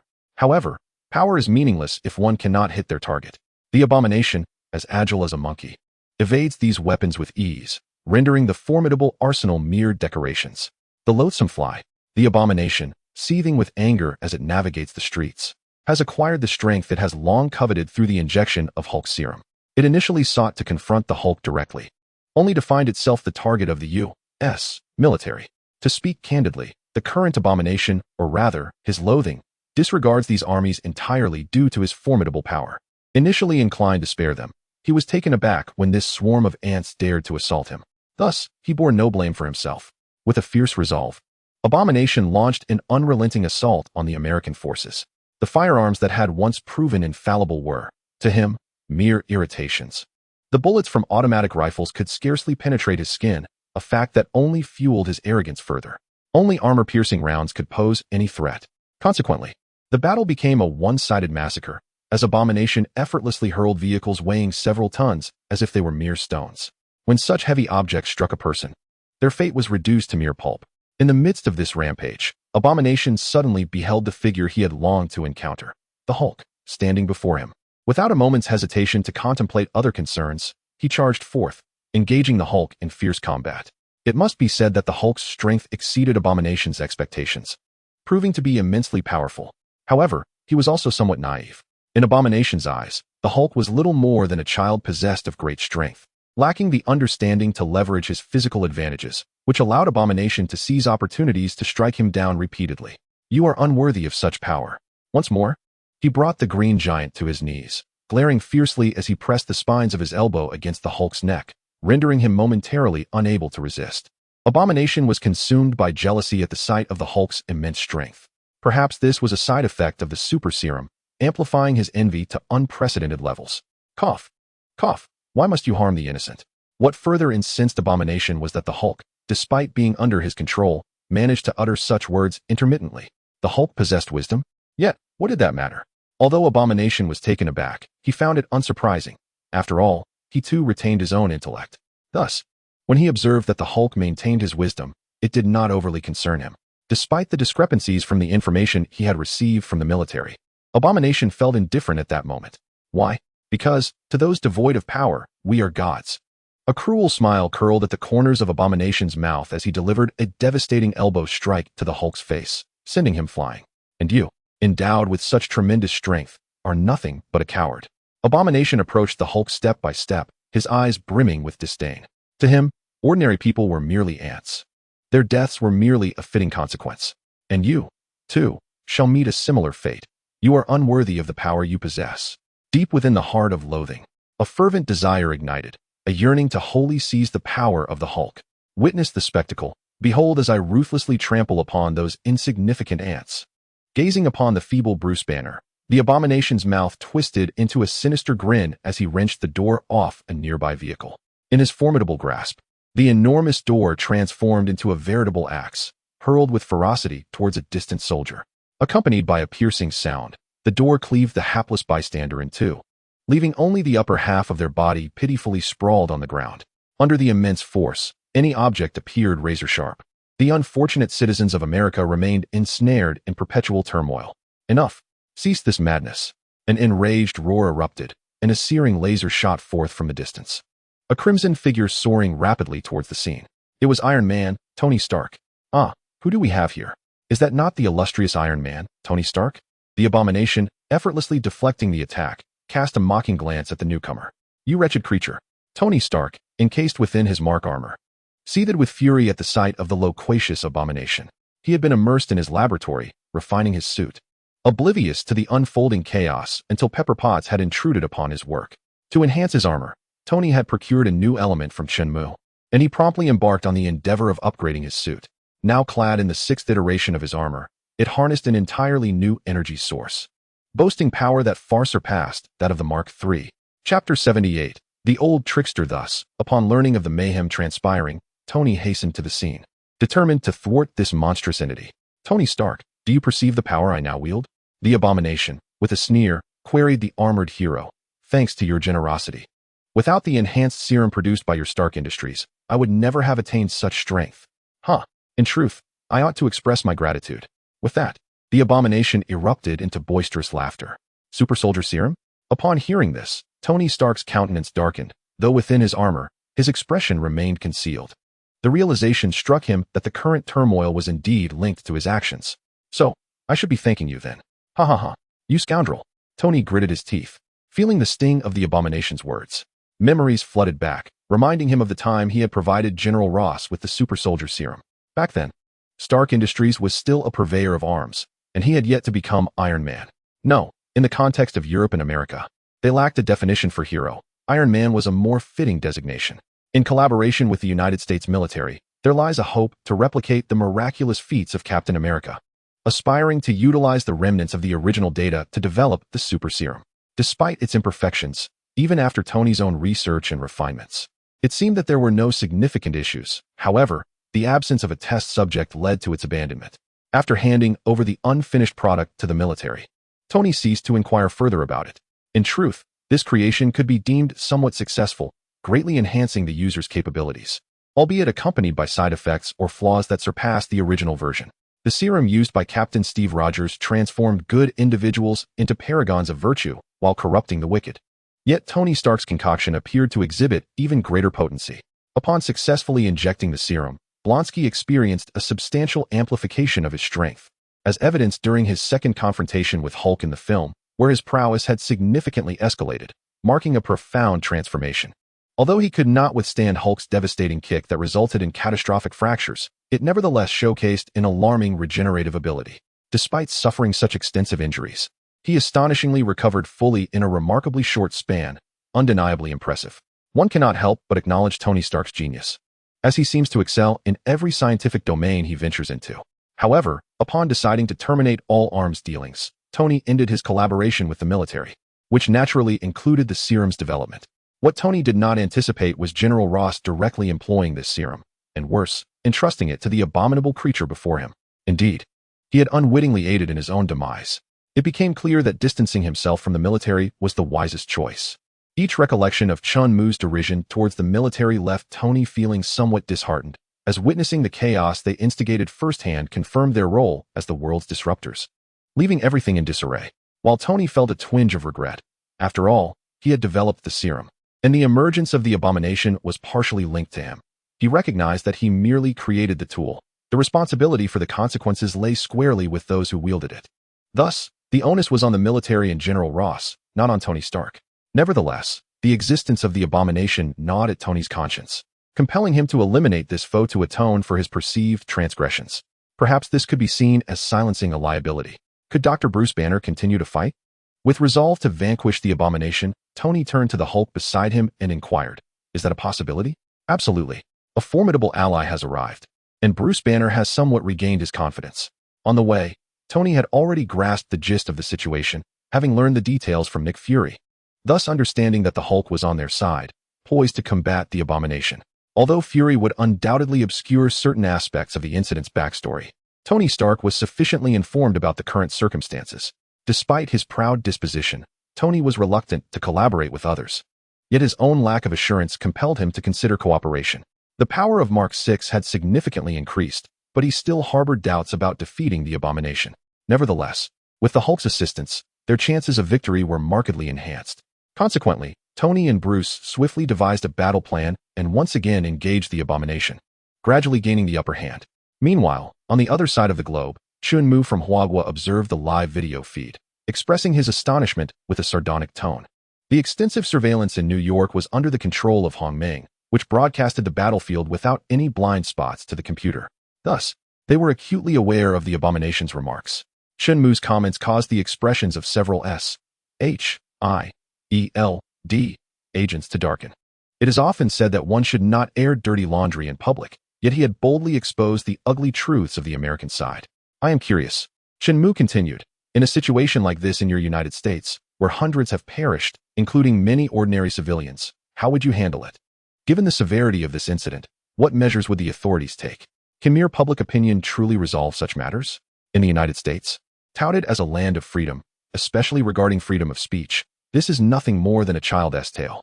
In reality, in any country, including our own, inappropriate remarks are seldom allowed, with only the degree of control varying. The level of control in America is astonishingly severe, arguably the most stringent in the world. Yet some still boast about freedom of speech. If there were true freedom, try posting a video praising life in Huagua on Facebook or Twitter and see if you don't get your reach limited or your account banned. Would you be afraid? Chapter 79. Concealing the truth, it will follow the proper procedures, Nick Fury stated expressionlessly, as the families affected by this incident will receive government compensation. Moreover, this was merely an accident. No one wished for such a calamity to occur. Remarkably, he refrained from discussing how the abomination came into existence. Do not forget that the abomination is a creation of the military, having been injected with a flawed serum of super soldier blood, leading to his ever-increasing arrogance. Driven by an insatiable thirst for power, he seized the Hulk's serum from the U.S. military and once again injected it into his own body, thus giving rise to the monstrous abomination. Therefore, one could argue that the U.S. military is the true architect of this calamity.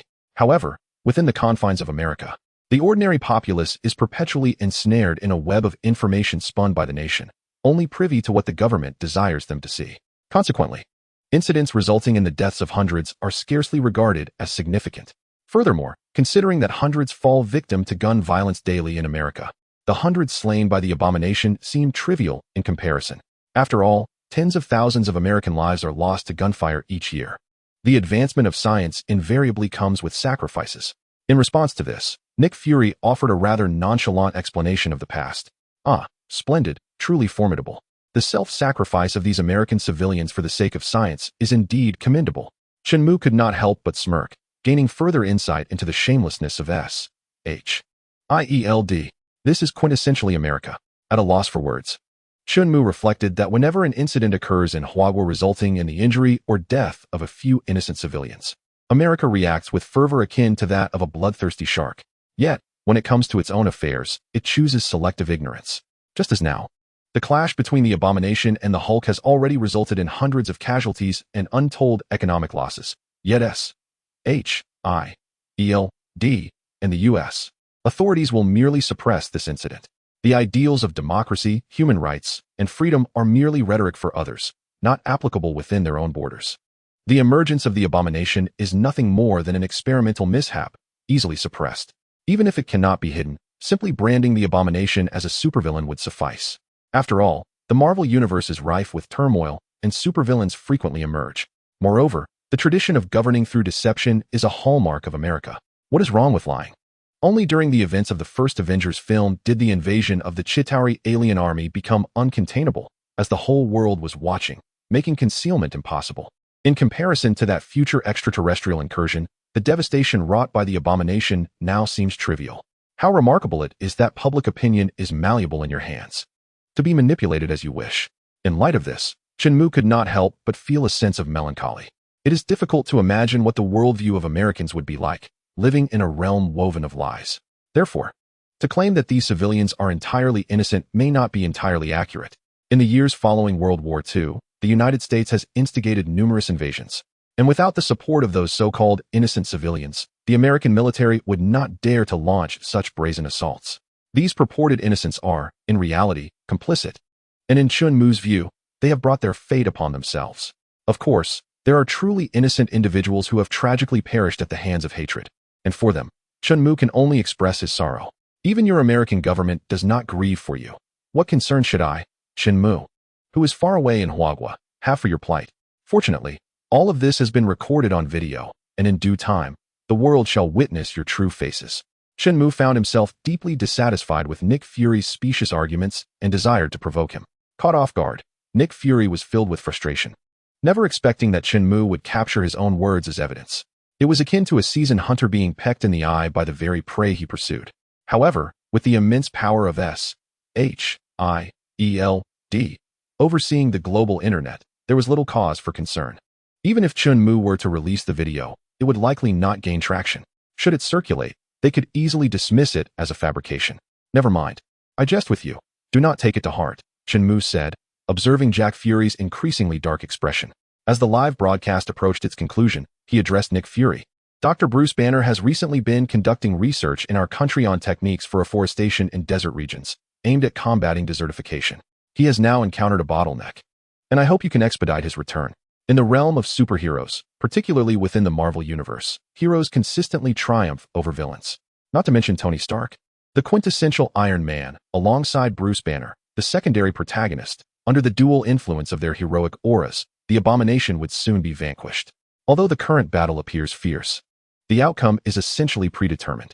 The abomination is exhausting his strength. Despite drawing power from the Hulk, there exists a vast disparity between his might and that of the Hulk, and his stamina is not limitless.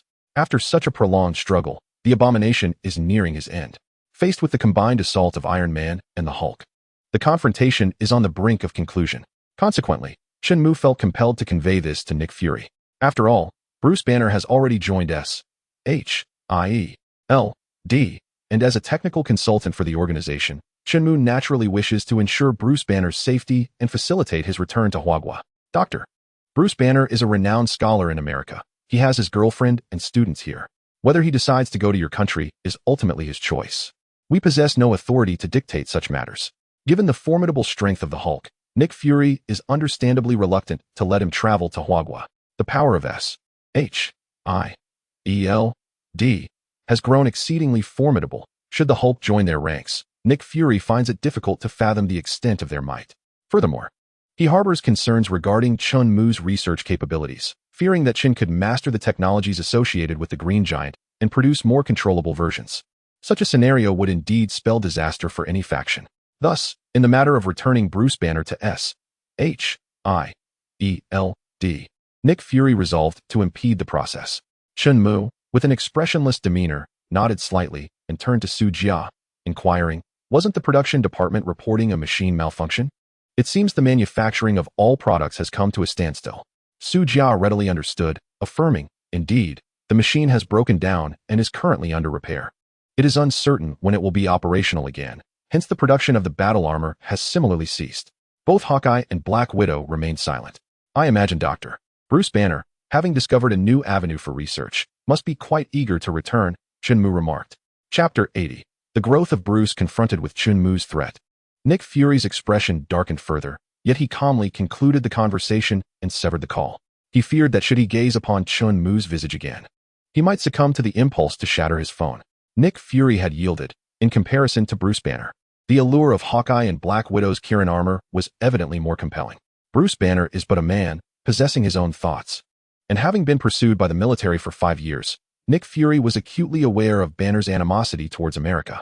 Even if he were forcibly retained, Banner would seize any opportunity to escape. Weighing the pros and cons, Nick Fury swiftly arrived at a decision. He abruptly terminated the call, for the battle on the other end had already concluded. Tony Stark and Bruce Banner, through their collaboration, had managed to defeat the Abomination. As Tony subdued the creature, Bruce Banner finally succeeded in mastering his own strength.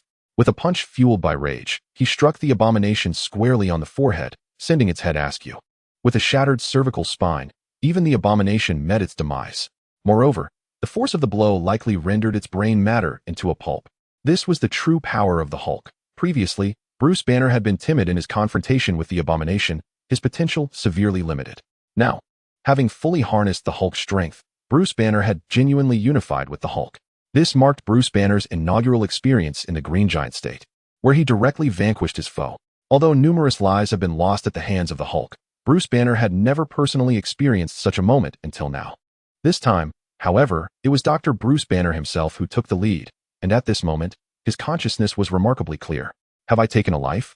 Bruce Banner gazed incredulously at his own hands. Strangely, in this first instance of killing, he felt no remorse. Rather, a sense of eerie pleasure washed over him. Perhaps this was the influence of Hulk's consciousness upon Bruce Banner.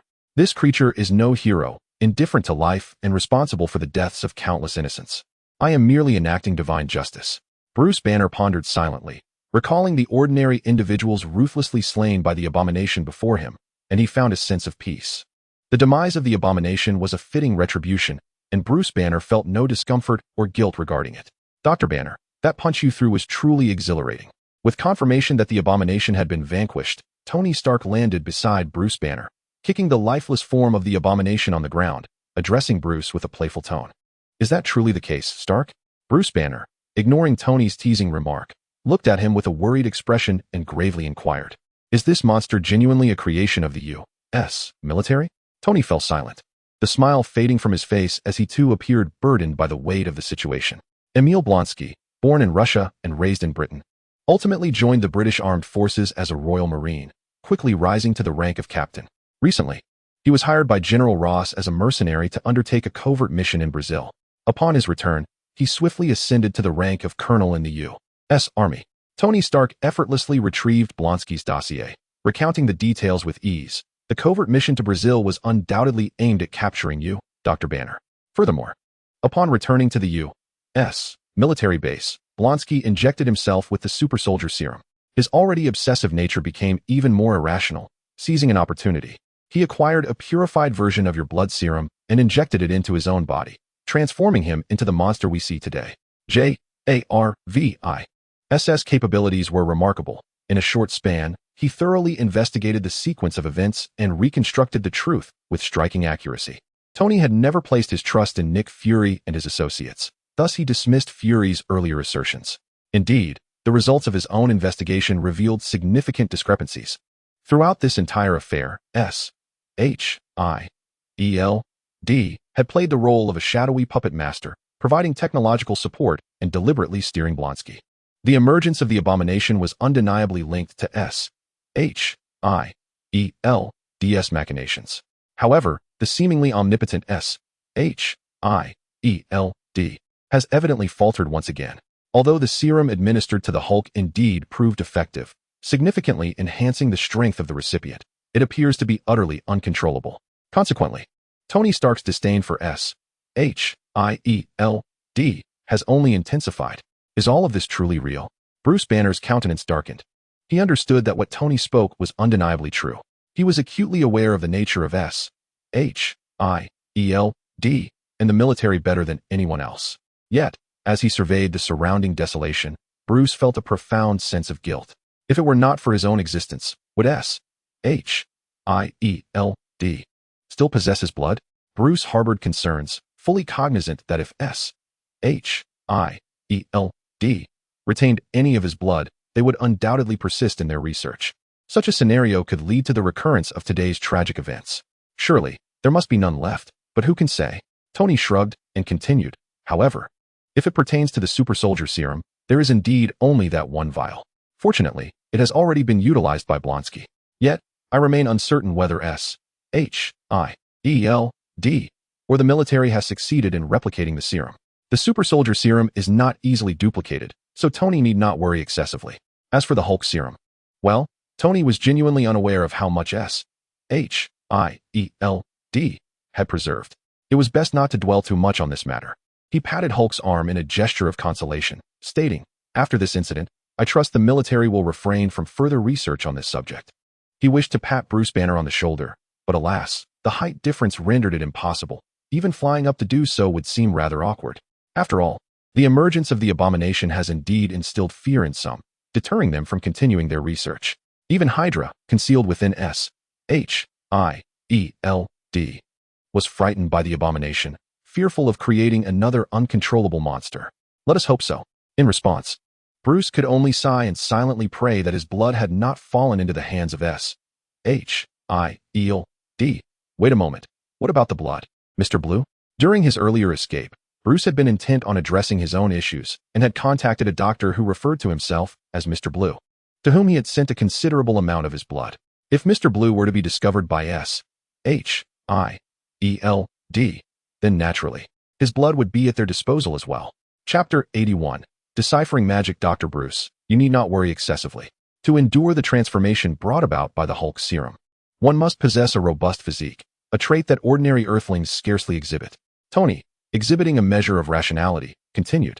Blonsky's ability to withstand the Hulk's power is contingent upon his prior use of the super soldier serum. However, that particular serum is no longer available in duplicate, so the likelihood of another such creature emerging remains exceedingly low. Indeed, Tony's assessment proved accurate. Though S.H.I.E.L.D. secretly coveted the power of the Hulk, and even the emergence of the abomination bore their shadow, it was precisely this that allowed them to comprehend the formidable challenge of acquiring Hulk strength. Dr. Banner, I have heard you ventured into Chun-Mu's industrial zone for research. Pray, enlighten me on the current advancements of Chun-Mu's battle armor. How does it compare to my own? The fiercely competitive Tony Stark has taken an interest in Chun-Mu's QilinArmor. Previously, he had infiltrated S.H.I.E.L.D.'s network through J.A.R.V.I.S. and learned that Hulk was defeated by over a dozen warriors clad in QilinArmor within the Amazon jungle. Thus, upon encountering Dr. Bruce Banner, Tony's curiosity piqued, eager to discern the superiority of his own armor compared to Chun-Mu's QilinArmor. I'm not quite sure, Doctor. Banner scratched his head, poised to respond when suddenly, a golden portal appeared beneath him. Caught off guard, he fell through, and as the portal vanished, only a note remained at his previous location.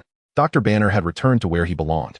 Tony, startled by the abrupt appearance of the portal, found it hard to believe. Glancing at the note on the ground, he couldn't help but read its contents aloud. So, this is Chunmu's new technology? A spatial transport device? This was the only explanation he could muster for the phenomenon before him. It seemed he too ought to visit Chunmu's industrial area, as it appeared he possessed even more wondrous inventions. Evidently, Tony had mistakenly attributed the mage's portal to Chunmu's technology.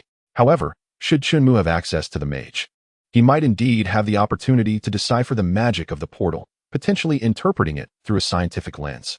Perhaps in the not-so-distant future, Chunmu would harness technological means to wield magic. Sir, Dr. Bruce Banner has returned. In Chunmu's office, Su Jia had just escorted Hawkeye and Black Widow away when the voice of Hong Meng resonated. Returned? Chunmu exclaimed, though he found it less surprising upon recalling the mage's capabilities. What left him perplexed, however, was why Ancient One had sent Bruce Banner to America to confront the abomination, yet chose not to appear before him. Was it not said that Ancient One, as Earth's guardian, would assess all destabilizing factors on the planet and eliminate threats in their infancy? Furthermore, her current duty was to repel invasions from other dimensions. As a traveler, Chunmu should ostensibly be perceived as an outsider. Given her profound understanding of time, she should have recognized him at a glance, yet for reasons unknown, she had never come to meet him. After all, in the months since his arrival in this realm, Chunmu has accomplished numerous feats, significantly altering many aspects of this world. It is indeed peculiar that Master Gu has not sought him out for tea. Resolute, Chunmu decided to visit Dr. Bruce Banner. Just as he was about to leave, a golden portal materialized atop his table. Indeed, it was a diminutive portal, no larger than a palm, from which a note fell before vanishing into thin air. The system promptly analyzed the teleportation spell, achieving a 50 comprehension level. Although the portal appeared a short distance away, the system managed to capture a portion of its essence. However, as there was no direct contact and it disappeared swiftly, the analysis remained limited. This revelation confirmed that, in this world, magic is intertwined with technology, or rather, both are manifestations of the same fundamental principles. Contemplating the system's notification, Chunmu fell into a contemplative silence. A 50 understanding of teleportation magic does not empower him to wield it. In essence, while the system has gleaned some insights into the teleportation spell, it is merely a superficial grasp, insufficient for practical application. Moreover, he still lacks the requisite magical artifacts, such as the suspended rings, to harness this power. With an analysis level below 100, scientific inquiry remains unattainable. Chunmu gazed at the 50 comprehension level with a sense of helplessness. If only the portal had lingered a while longer. Had the system fully deciphered the teleportation magic, he would have been capable of utilizing it himself. Engaging in research might even lead to the ability to perform various spells without the need for artifacts. Furthermore, such research could unveil the very essence of magic, thereby enabling him to manifest spells through some form of apparatus. Once he thoroughly masters the spells, he could potentially merge them with machinery, akin to Asgard, thus creating an array of magical weapons and tools. This advancement would undoubtedly bolster the strength of Huagua, possibly positioning it as a second Asgard. However, setting aside other spells, if I were to master this teleportation portal and harness it through technology, would it not equate to Huagua wielding the Rainbow Bridge? Asgard's dominion over the 10 realms, aside from its formidable power, owes much to the critical teleportation capabilities of the Rainbow Bridge. The ability to traverse interstellar distances swiftly is a logistical nightmare for any major realm. Consider this: 2 worlds are embroiled in conflict, and Asgard could effortlessly employ the Rainbow Bridge to dispatch formidable warriors for a decapitation mission, effectively eliminating the enemy's most pivotal figures. Such an act would virtually conclude the war. Furthermore, the Rainbow Bridge is not merely a transportation device. It serves as a celestial annihilation weapon, akin to nuclear armaments on Earth, functioning as a formidable deterrent. Thus, I must devise a method to master the art of teleportation. Chapter 82. Voluntary Enrollment. I am resolute in my determination to learn the spell of teleportation. Other forms of magic pale in comparison to the utility of the teleportation spell for Chunmu. Imagine if we could fully decipher the essence of this spell and utilize technological means to fabricate a device that directly employs the teleportation magic. Would this not be a form of alternative spatial transportation technology? Envision a scenario where each warrior is equipped with formidable battle armor, capable of opening a portal with a mere gesture facilitating swift reinforcements or retreats with utmost convenience. What is most astonishing is that Chun Mu has now gained control over the mutation ability of the Hulk. Should any warrior willingly undergo transformation into a Hulk warrior? Picture the spectacle, engaged in fierce combat while adorned in Kirin battle armor, and upon the armor's destruction, the warrior emerges as a Hulk, initiating a second round of battle. Who could withstand such an occurrence? Just imagining this scenario is exhilarating. Dr. Bruce Banner requires this growth. As for you, it is not yet your time to delve into the study of magic. Observing the note that fell from the portal onto the table, Chun Mu glanced at it, which bore the words, "Banner requires this growth." Contemplating the handwriting on the note, Chun Mu fell into a contemplative silence. Truth be told, Bruce Banner's fate has been entirely altered by Chun Mu. Due to Chun Mu's influence, Bruce Banner and the Hulk have now integrated nearly a decade earlier than they were destined to. While this has alleviated the latent dangers within Bruce, it has also deprived him of numerous experiences and growth opportunities that lay ahead. Presently, Bruce Banner possesses an imposing physique, yet his potential remains severely constrained. Moreover, during the previous confrontation with Nick Fury, Chun Mu spoke no falsehoods. After Bruce Banner entrusted Chun Mu with the information regarding the Gamma Bomb, his current research focus has shifted away from weaponry to environmental conservation. Over the years, Hua country has placed significant emphasis on environmental issues, particularly as desertification has become increasingly severe, leading to an expansion of desert areas. This is not merely a challenge for Hua country. It is a global issue faced by every nation, with the exception of a few smaller countries that remain blissfully unaware of what deserts entail. Natural disasters have never been able to topple the great nation of Huaxia. In the face of the ever-expanding desert, the people of Huagua have embarked on an ambitious initiative to plant trees and reforest the land. Scientists have begun to explore effective methods for cultivating trees amidst the arid sands, and society as a whole has rallied to support this endeavor. After 2 years of diligent experimentation, Huagua scientists have discovered viable solutions, selecting suitable tree species and developing effective adhesives to bind the yellow sands into fertile soil. Thus, the process of afforestation has commenced in the arid regions of Huagua. Bruce Banner, who had long sought to distance himself from weaponry research and contribute positively to the world, was astounded by this scientific project and felt an irresistible urge to immerse himself in it. Previously, he had been engrossed in research during the emergence of the Hulk. Indeed, the Green Giant had arrived in Huagua, intending to plant trees in the vast northwest desert. Did Bruce Banner require this opportunity for growth? Did it imply that his strength would still be needed in the future? Upon reading the note, Chun Mu couldn't help but smile slightly, discarding it carelessly while internally dismissing its significance. I shall not allow Bruce Banner another opportunity to unleash his power. If he is so fond of planting trees and healing the earth, then let the Green Giant venture into the great northwest. As for the strength of the Green Giant, Hongmeng informed Director Zheng Xian of the Divine Spear Bureau to recruit volunteers from the military willing to partake in the Green Giant experiment, adhering strictly to a principle of voluntariness. Should the experiment succeed, participants would gain the power of the Green Giant and provide invaluable data for future studies. However, failure would mean death. In truth, the technology derived from system analysis poses no real risk. At this moment, Chun Mu has already mastered the perfect controllable mutation technology of the Green Giant. As long as soldiers are willing, he can bestow upon them the flawless powers of the Green Giant without the complications of a secondary personality or the perpetual manifestation of the Hulk as Bruce experiences. The advanced version of the Green Giant mutation technology allows soldiers to wield the Giant's power without any flaws, maintaining their ordinary human form while having the ability to activate or deactivate their Green Giant status at will, rendering the transformation controllable. Therefore, regarding what the Ancient One had said about Bruce Banner needing this growth, Chun Mu paid it little heed. Whether Bruce grows or not holds no significance for him. After all, the Green Giant Bruce Banner would have no further opportunities to showcase his abilities. Within the ranks of the Huagua military, countless individuals capable of perfectly controlling their own powers as Green Giants would emerge. As for me, although I yearn to master magic at this moment, it is indeed still somewhat premature. While I remain ambivalent about the first statement on the note, I wholeheartedly agree with the latter. Even after delving into the arcane knowledge of magic, Chun Mu understood that the casting of spells necessitated a certain essence known as magical energy. From a scientific perspective, this magical energy could be likened to cosmic energy, which is not confined to a singular form. Rather, it encompasses a myriad of manifestations.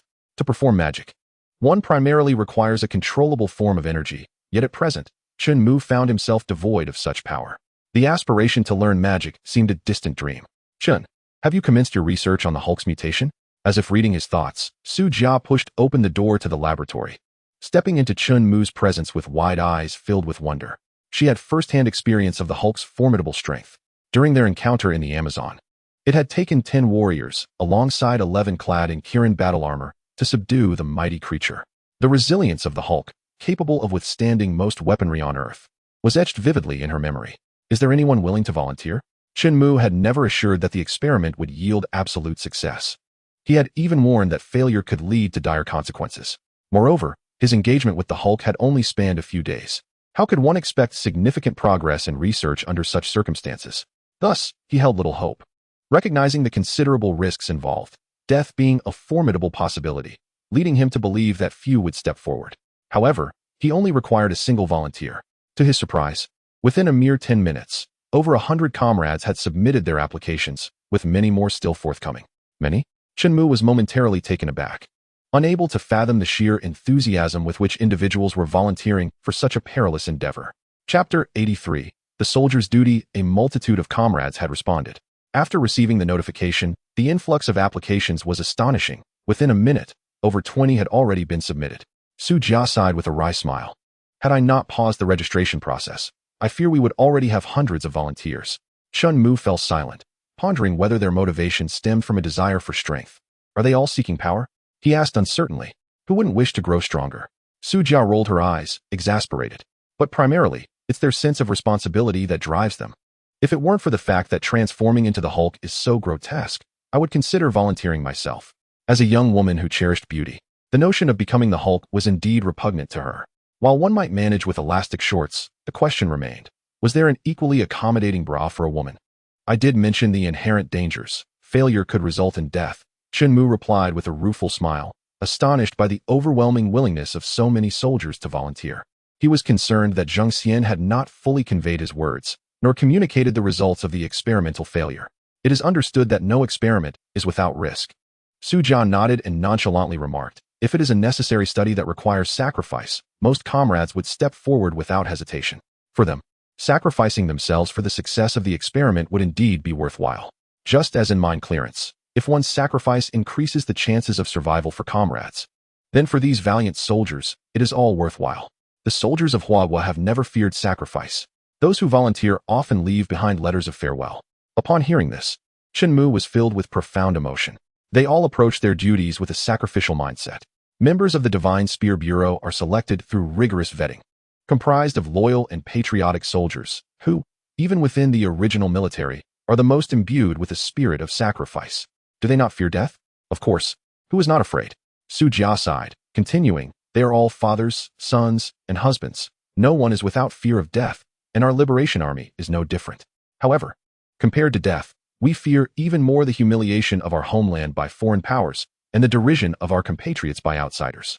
The current society appears peaceful, yet war is merely a step away from us. Despite Huagua's long-standing peace, in Chun Mu's original world, even as late as 2022, Huagua had not experienced war, leading many to mistakenly believe they lived in an era of tranquility. No, this is a grave misunderstanding. This era is not peaceful. Rather, you reside in a peaceful nation. Our powerful homeland has kept all foreign threats at bay, hidden from your view. The peace-loving Huagua never instigates conflict, yet there are always provocateurs. Individuals who cannot bear to see others thrive. Open your eyes and observe. Elsewhere on Earth, flames of war rage. Even in the Marvel world where Chun Mu resides, this remains true. Though Huagua is weak, it valiantly maintains its rare peace, striving to protect its civilians amidst a world dominated by Western powers. This is truly commendable. Look at other nations. The Middle Eastern countries are currently engulfed in conflict. In stark contrast, one can recognize the preciousness of Huagua's peace.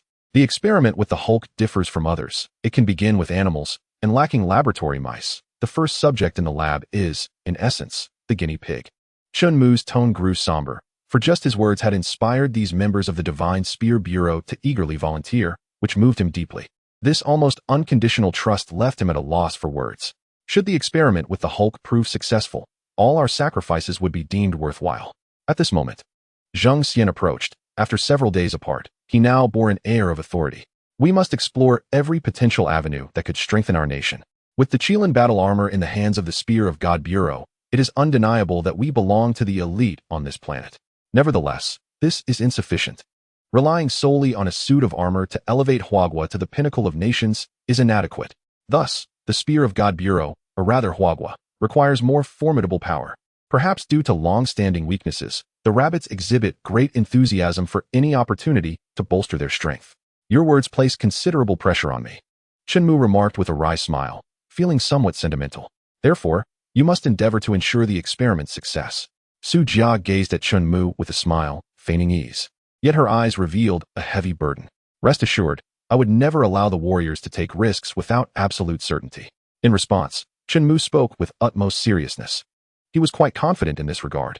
Through systematic research breakthroughs, the Hulk mutation technology has reached a remarkable level of refinement, with all pertinent data residing in Chenmu's mind. Consequently, as long as the experiment is conducted methodically, success is assured. Given the perfection of the Hulk mutation technology, exposure to gamma radiation is essential, necessitating a substantial energy supply for the gamma apparatus. Fortunately, Chenmu had already mastered the technology of the arc-reactor, alleviating his concerns regarding energy. The mutation of the Hulk requires a vast amount of energy, approximately equivalent to a day's output from the arc-reactor, to stimulate the transformation. Within the industrial zone, 2 arc-reactors have been established, meaning that 1 reactor can be allocated for experimentation without compromising existing production capabilities. Zheng Xian nodded, fully aware of everything within the industrial park, having previously studied there. The production of the Qilin battle armor cannot be halted. Thus, only 1 reactor can be utilized for the experiment. The industrial park continues to produce Qilin battle armor. Although it lacks superior materials like titanium alloys, it is still utilizing specialized alloys for ongoing production. Consequently, nearly 20 sets of Qilin battle armor are produced daily.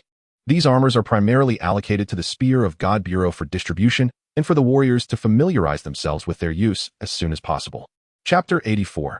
Aerospace Carrier. Of course, these lower-tier armors will subsequently be sent to frontline troops, with a significant portion allocated to various firefighting units. Indeed, this batch of battle armor is not intended for combat units, but is instead utilized within the fire department. The formidable capabilities of this armor significantly mitigate the risks faced by firefighters, while the various firefighting equipment it houses greatly aids in rescue operations. The year is 2008, and the earthquake in Sichuan during the first half of the year remains fresh in the minds of the nation. Consequently, this batch of armor has been prioritized for use by the fire department. Although Chenmu is taken aback, he can understand the reasoning. Despite the strength of the armor, it will not be directly employed for warfare in the hands of the Liberation Army. Experiments can only be conducted once a day, and I will ensure that the dangers are communicated to my comrades, selecting a warrior to proceed. At this juncture, a flicker of reluctance passes through Zheng Xian's eyes. Everyone is acutely aware that testing the waters, especially for the initial batch of individuals, carries immense peril. Whether they will survive remains uncertain. Nevertheless, despite the risks, these brave comrades exhibit no fear. The first test subject is undoubtedly the most perilous. By the way, aside from this matter, I have come to discuss some things with you. Once Zheng Xian has organized the details, he turns to Chenmu and states, regarding the Liberation Army. Due to your armor, the military now places considerable trust in your weaponry. In the army, there is hope that you can develop a new batch of armor with heavy firepower that can replace tanks and become the new king of land warfare. Replace tanks? Manufacture heavy battle armor? Upon hearing Zheng Xian's words, Chenmu cannot help but stroke his chin. This is not an overly challenging endeavor. To be frank, heavy mech armor is akin to the Iron Overlord previously manufactured by Obadiah. Despite its seemingly cumbersome appearance, it is merely a comparison to Tony's Iron Man Mark III. On the battlefield, this apparatus is far more agile than a tank. Not only is it equipped with formidable firepower, but it also possesses the capability of flight. With such a robust weapon system, given its size, it can accommodate more armaments than the Iron Man suit, ensuring that heavy battle armor can effortlessly provide fire coverage. Thus, when considered purely as a weapon of war, the Iron Overlord possesses numerous advantages over the Iron Man suit. With such technology, a slight modification to the Qilin armor would suffice. Chenmu nods and replies, I will compile the necessary information shortly and present it to you. The industrial park is currently at full capacity producing Qilin armor, so for the production of this heavy battle armor, we will need to engage other military industrial departments. The production capacity of the Huiqiangbei Industrial Park is limited, and with the current focus on Qilin armor, it is nearly maxed out. Thus, the Iron Overlord's production will need to be delegated to other military industrial sectors. I am immensely grateful to you. Zheng Xian breathes a sigh of relief, gazing at Chenmu with sincere appreciation. I will ensure the materials are safely delivered to the army. By the way, there is one more thing. The Navy has transferred the Wagliang to our Divine Spear Bureau. Having completed these matters, Zhang Xian finally revealed a smile, looking towards Chen Mu, and continued. The Variag aircraft carrier, after a long journey in 2003, was finally delivered to our Navy. Following renovations, it was initially intended to serve as our Navy's first aircraft carrier. However, General Zhang entrusted it to our Spear Bureau. The Variag, which will eventually become the Liaoning aircraft carrier, unexpectedly exists in this world as the first aircraft carrier of Huagua. In 1999, Huagua acquired the Variag, which arrived in our country on March 4, 2002. During its journey, it faced numerous obstructions from Western nations, being compelled to return to its original port multiple times. The Variag drifted aimlessly at sea for quite some time, reduced to little more than its shell, before finally reaching Huagua. The objective of the military is to modify and construct this incomplete aircraft carrier for research, experimentation, and training purposes. Presently, the military has acquired comprehensive data on aircraft carriers and is engaged in autonomous production, confident that domestically produced carriers will be launched within a few years. However, Chen Mu did not anticipate that such a significant vessel would be directly handed over to the Spear Bureau by the Bureau Chief. As the founder of the Spear Bureau, General Zhang has provided us with immense support. Zhang Xian smiled and continued. Now, this aircraft carrier, after modifications by the Spear Bureau, possesses formidable capabilities. Thanks to the arc-reactor technology you provided, the warship has been endowed with substantial energy. We have installed anti-gravity devices, enabling this aircraft carrier to achieve flight capabilities. Chen Mu was utterly bewildered. An aerospace aircraft carrier has emerged, and it is of Huagua's own design. While anti-gravity devices had long been invented, and many nations possessed this technology, it required immense energy to function. Virtually no country would install such devices on weaponry without resolving energy issues, rendering anti-gravity devices useless. Thus, when Chen Mu generously shared the improved arc-reactor technology with Huagua, the long-shelved anti-gravity devices were revived and directly installed onto the aircraft carrier. Coupled with the 4 arc-reactors installed within, the Variag, a relic of the past, has transformed into an aerospace aircraft carrier. This aerospace carrier will serve as the Spear Bureau's airborne mobile base, patrolling Huagua's airspace for extended periods. Zhang Xian beamed with pride. For this is the world's first aerospace aircraft carrier, predating American efforts by a significant margin. Although the United States is also developing such technology, they are hindered by insufficient energy to achieve flight. The U.S. military, or the Shield Bureau, indeed possesses several aircraft carriers and corresponding technologies. Yet they pale in comparison to the Spear Bureau's current aerospace aircraft carrier. Even in the subsequent narrative of the Avengers, despite S.H.I.E.L.D.'s acquisition of the helicarrier, they remained constrained by energy limitations, resorting to nuclear power, which proved insufficient for stable ascension. Relying solely on anti-gravity devices was inadequate for the carrier's takeoff, prompting the installation of 4 substantial propellers, rendering the helicarrier a peculiar sight. This predicament arose due to Tony Stark's unwavering decision not to share the arc-reactor technology with the United States, or S.H.I.E.L.D. Consequently, S.H.I.E.L.D.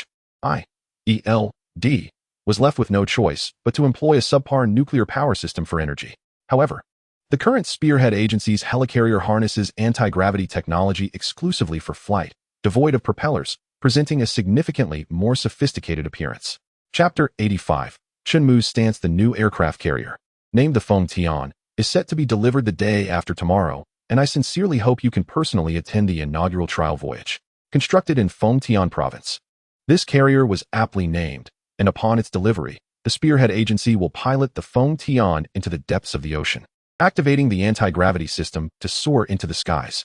Henceforth, the Feng Tian will predominantly patrol the air, safeguarding the vast landscapes of our homeland.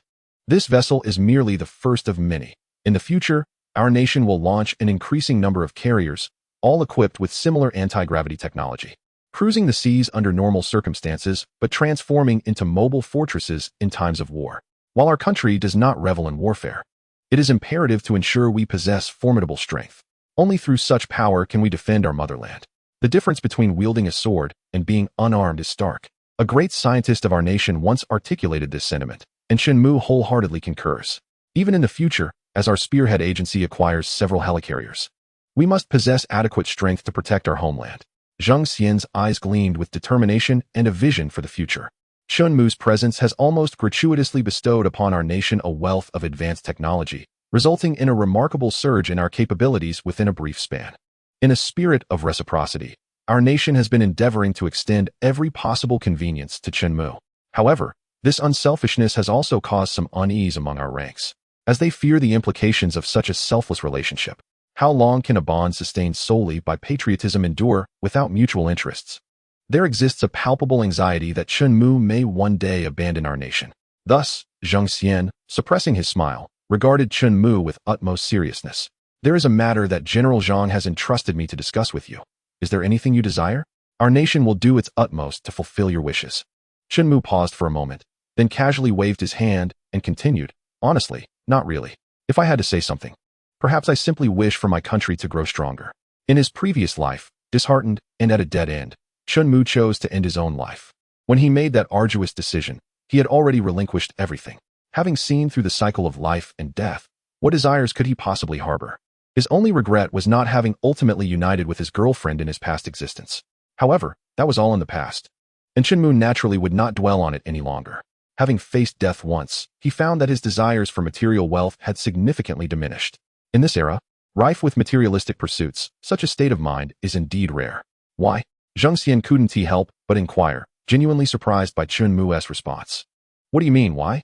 Chun Mu chuckled, shaking his head in amusement. What reason could there be for wishing for the strength of one's homeland? Indeed, Zheng Xian smiled, acknowledging the truth in that statement. This is my current aspiration. In today's world, dominated by the West, we, with our millennia of history, have become mere supporting characters on the global stage. Throughout history, in nearly every era, our nation has been the most powerful in the world. Now, Chun Mu yearns to restore that glory. 5,000 years ago, we faced floods just like the Egyptians. 4,000 years ago, we forged bronze like the ancient Babylonians. 3,000 years ago, we pondered philosophy alongside the Greeks. 2,000 years ago, we fought valiantly like the Romans. 1,000 years ago, we thrived in wealth comparable to the Arabs. Now, Chun Mu aims to elevate our nation to truly stand shoulder to shoulder with America in every aspect. In this world that reveres superheroes, Chun Mu intends for every soldier of our country to embody the essence of a true superhero. In his eyes, every soldier is already a superhero. His mission is to ensure they are recognized as such, to endow them with the strength that befits their title. You Americans idolize superheroes. Do you not?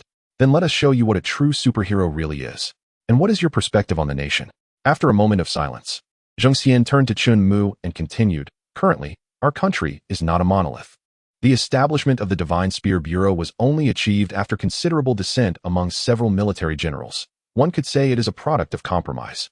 With a population of over 1.3 billion, despite the central authority's formidable capacity to rally the majority, there will always be individuals with differing views. Not everyone can selflessly devote themselves to the nation. Furthermore, there are varying opinions regarding Chun Mu at the higher echelons of the government. Aside from a select few traitors, the vast majority of individuals yearn for the betterment of their nation. Thus, aside from those whose interests have been adversely affected, most high-ranking officials bear goodwill towards Chun Mu. Furthermore, several of Chun Mu's products have significantly enhanced the military's capabilities, rendering him highly esteemed within military circles, who eagerly anticipate his future innovations. Under the protection of the Divine Spear Bureau and the military, it is no wonder that Chun Mu has experienced a smooth journey thus far. Who would dare to create trouble? To be candid, the transformative impact of Chun Mu's various technologies on civilian life is profound. Take, for instance, the arc-reactor, which generates energy far exceeding that of conventional nuclear power plants, all while remaining entirely free of pollution. It can produce vast quantities of energy at remarkably low costs. Currently, in Huagua, there is a discreet yet vigorous promotion of this technology, and it is not long before the citizens will enjoy the benefits of free, clean energy. Chun Mu's contributions to improving the populace's quality of life have certainly endeared him to the government. With the backing of both military and political spheres, who would dare to disrupt his endeavors? In essence, I have never been concerned about who wields my technology. As long as they are Chinese and endeavor for the development of our nation, I harbor no objections. Addressing Zheng Xian, Chun Mu continued, the same principle applies to the various weapons I deliver to the military. I am indifferent to domestic competition, whether hawks or doves. As long as I can ascertain that these weapons are not aimed at our own citizens, it matters not to me if they are used for national defense or for the invasion of other nations. I only need to know that these weapons will bring strength and prosperity to our homeland. regardless of the color of the rabbit. As long as it is a rabbit that cherishes its homeland, I remain unconcerned. My sole requirement is that these weapons do not target my compatriots in the future. The internal power struggles among high-ranking officials and the existence of different factions are irrelevant to me. As long as they are all Chinese, that is sufficient. If their intentions are to advance our nation, then nothing else matters. In summary, it is essential to clarify the protagonist's stance, as some readers may find his unreciprocated generosity towards the state foolish. Many aspects of the world cannot be gauged solely by profit. The protagonist's attitude towards the ownership of weapons and the various interest groups within the military and political arenas is ultimately indifferent. What truly matters to him is his identity as a Chinese individual. Whether the weapons are used for defense or aggression bears no significance to him. Regardless of whether the rabbit is black or white, as long as it belongs to the flower family, it is qualified to partake. Chapter 86, Military Conference. Zheng Xian departed, carrying with him Chen Mu's perspectives. In actuality, within a military district along the coast, several senior generals, including the chief, had been privy to the entirety of the dialogue between Chen Mu and Zheng Xian, as Zheng Xian was equipped with an information transmission device that relayed their conversation in real time to those present.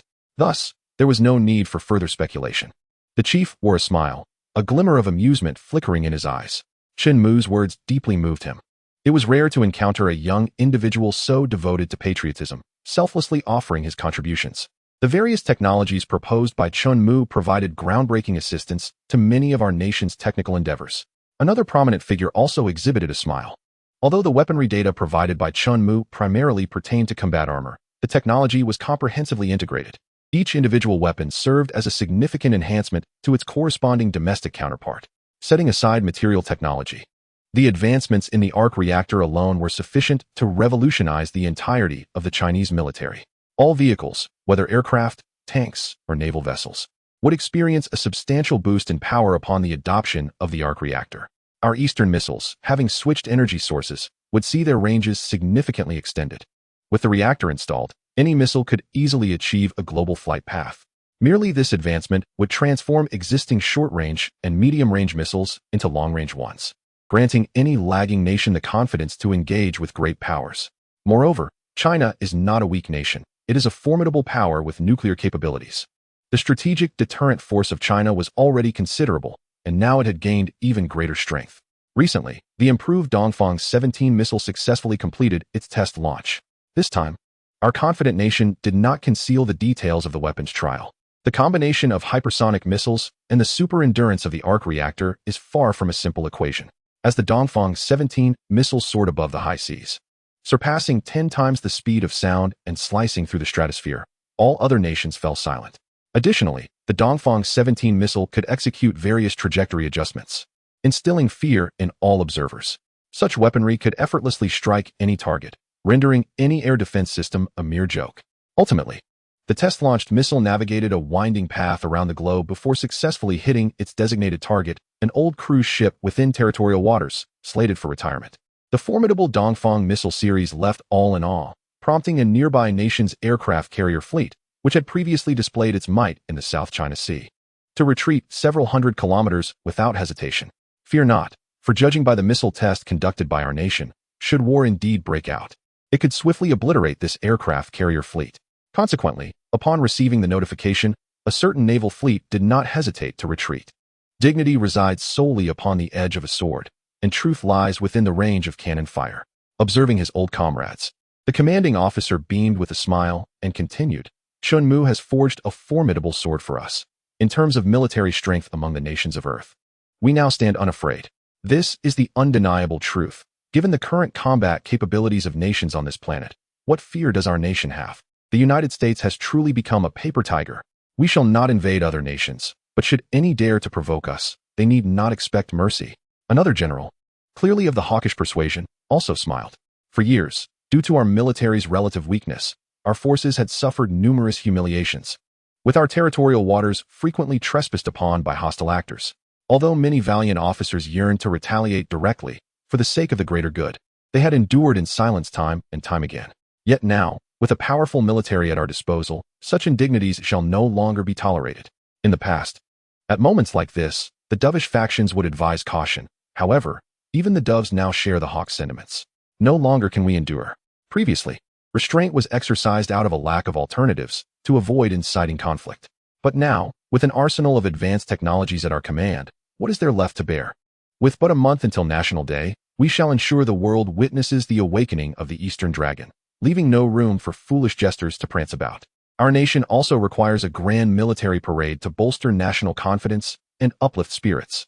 The Feng Tian ship shall be handed over to the Divine Spear Bureau the day after tomorrow, and coupled with the ongoing construction of the 001 space carrier in the shipyard, the Qi Lu ship will soon make its debut. The forthcoming National Day parade will feature a dual aircraft carrier formation. Imagine the excitement of our citizens as two space carriers grace the skies. With these two vessels, the populace will undoubtedly feel an unprecedented sense of security. The J-35 fighter jets, benefiting from the fifth-generation technology provided by Chunmu, are advancing rapidly. Their improved variants will serve as the carrier-based aircraft for the space carriers and shall be delivered as scheduled. In just a few short months, all present could sense a hint of disbelief. Since Chunmu's emergence, our nation's military technology has surged forward at an astonishing pace. How brief has this time span been? This year's military parade is poised to resemble a Hollywood blockbuster in its sci-fi grandeur. Just months ago, none could have fathomed the appearance of such futuristic armaments at the parade, with the various types of battle armor from each military branch. The gratitude that Chunmu has bestowed upon us is indeed beyond repayment. The chief sighed, fortunate that Chunmu is not a man who values profit. Despite providing such an abundance of weaponry for the military, he has never sought anything in return, a quality that is exceedingly rare. Chunmu and his family shall henceforth be under the protection of our Navy. Anyone who dares to trouble them must tread over the remains of our Navy. The chief spoke with heartfelt conviction. Stay out of this. It is a matter for my army. You Navy folks should simply guard your territorial waters. Chunmu's family resides inland, under my jurisdiction. At this moment, the army leader, visibly displeased, slammed the table and declared, if anyone dares to cause trouble, I shall dispatch 2 regiments. No, 2 divisions to obliterate them. Why can't my Navy intervene? I could dispatch an aerial battleship, having allowed them to voice their opinions. The Air Force leader could not help but roll his eyes. Ha ha, regardless, if anyone dares to cause trouble. We in the military are straightforward and will only speak with our fists. The leaders present exchanged knowing smiles, all revealing the same expression. Chunmu is indeed safeguarded by the military. Chapter 87. The Hulk Transformation Project. The battle armor for Hawkeye and Black Widow has been produced, and the two have already departed with their armors. After Zheng Xian left, Su Jia turned to Chunmu and said, by the way, Zheng Xian has already arranged for the first candidate for the Hulk experiment. Su Jia looked at Chunmu and added, speaking of which, you have met him before. He was our comrade during the mission in the Amazon, known then as Number 2. Chunmu pondered for a moment and recalled this military man, having used his battle armor to return Bruce Banner. His name is Wang Wei, a former pilot in the Chinese Navy Air Force, holding the rank of second lieutenant. After the establishment of the Godspear Bureau, due to his outstanding capabilities and patriotic fervor, he was selected as a member, and because of his exceptional flying skills, he became one of the first warriors to wield the Qilin armor. So, his name is Wang Wei. Chunmu nodded. Previously, he had been referred to only by his code name because the task was minor and posed no life-threatening risk. However, this time, as he volunteers to become the first subject for the experiment, the risks are substantial and could even endanger his life. Hence, Su Jia revealed his name. During perilous missions, it is customary to leave one's name, as it may later be honored posthumously as a martyr. Of course, Chunmu would not allow Wang Wei to become a martyr. His Hulk mutation technology is already highly refined, and barring any unforeseen circumstances, Wang Wei is poised to become the first super soldier of Huaxia. Furthermore, he would not be a half-hearted super soldier like Captain America, but a true powerhouse, a Hulk of extraordinary might. Let us proceed to the laboratory. Has Wang Wei already arrived? In a solemn tone, Chunmu paid the utmost respect to this brave soldier. The laboratory had been prepared in advance for your arrival. Su Jia appeared notably somber. Unlike Chunmu, she was not brimming with confidence, for this was their inaugural experiment, and there were no guinea pigs to utilize. To put it bluntly, Wang Wei was directly serving as the subject of experimentation. This was exceedingly perilous, as the probability of fatality during such experiments was alarmingly high. Did Wang Wei remain oblivious to this fact?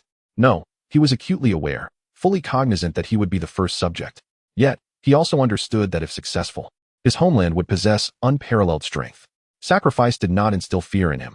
For his country, for his nation, sacrificing oneself was, in his eyes, the most ideal fate after becoming a soldier.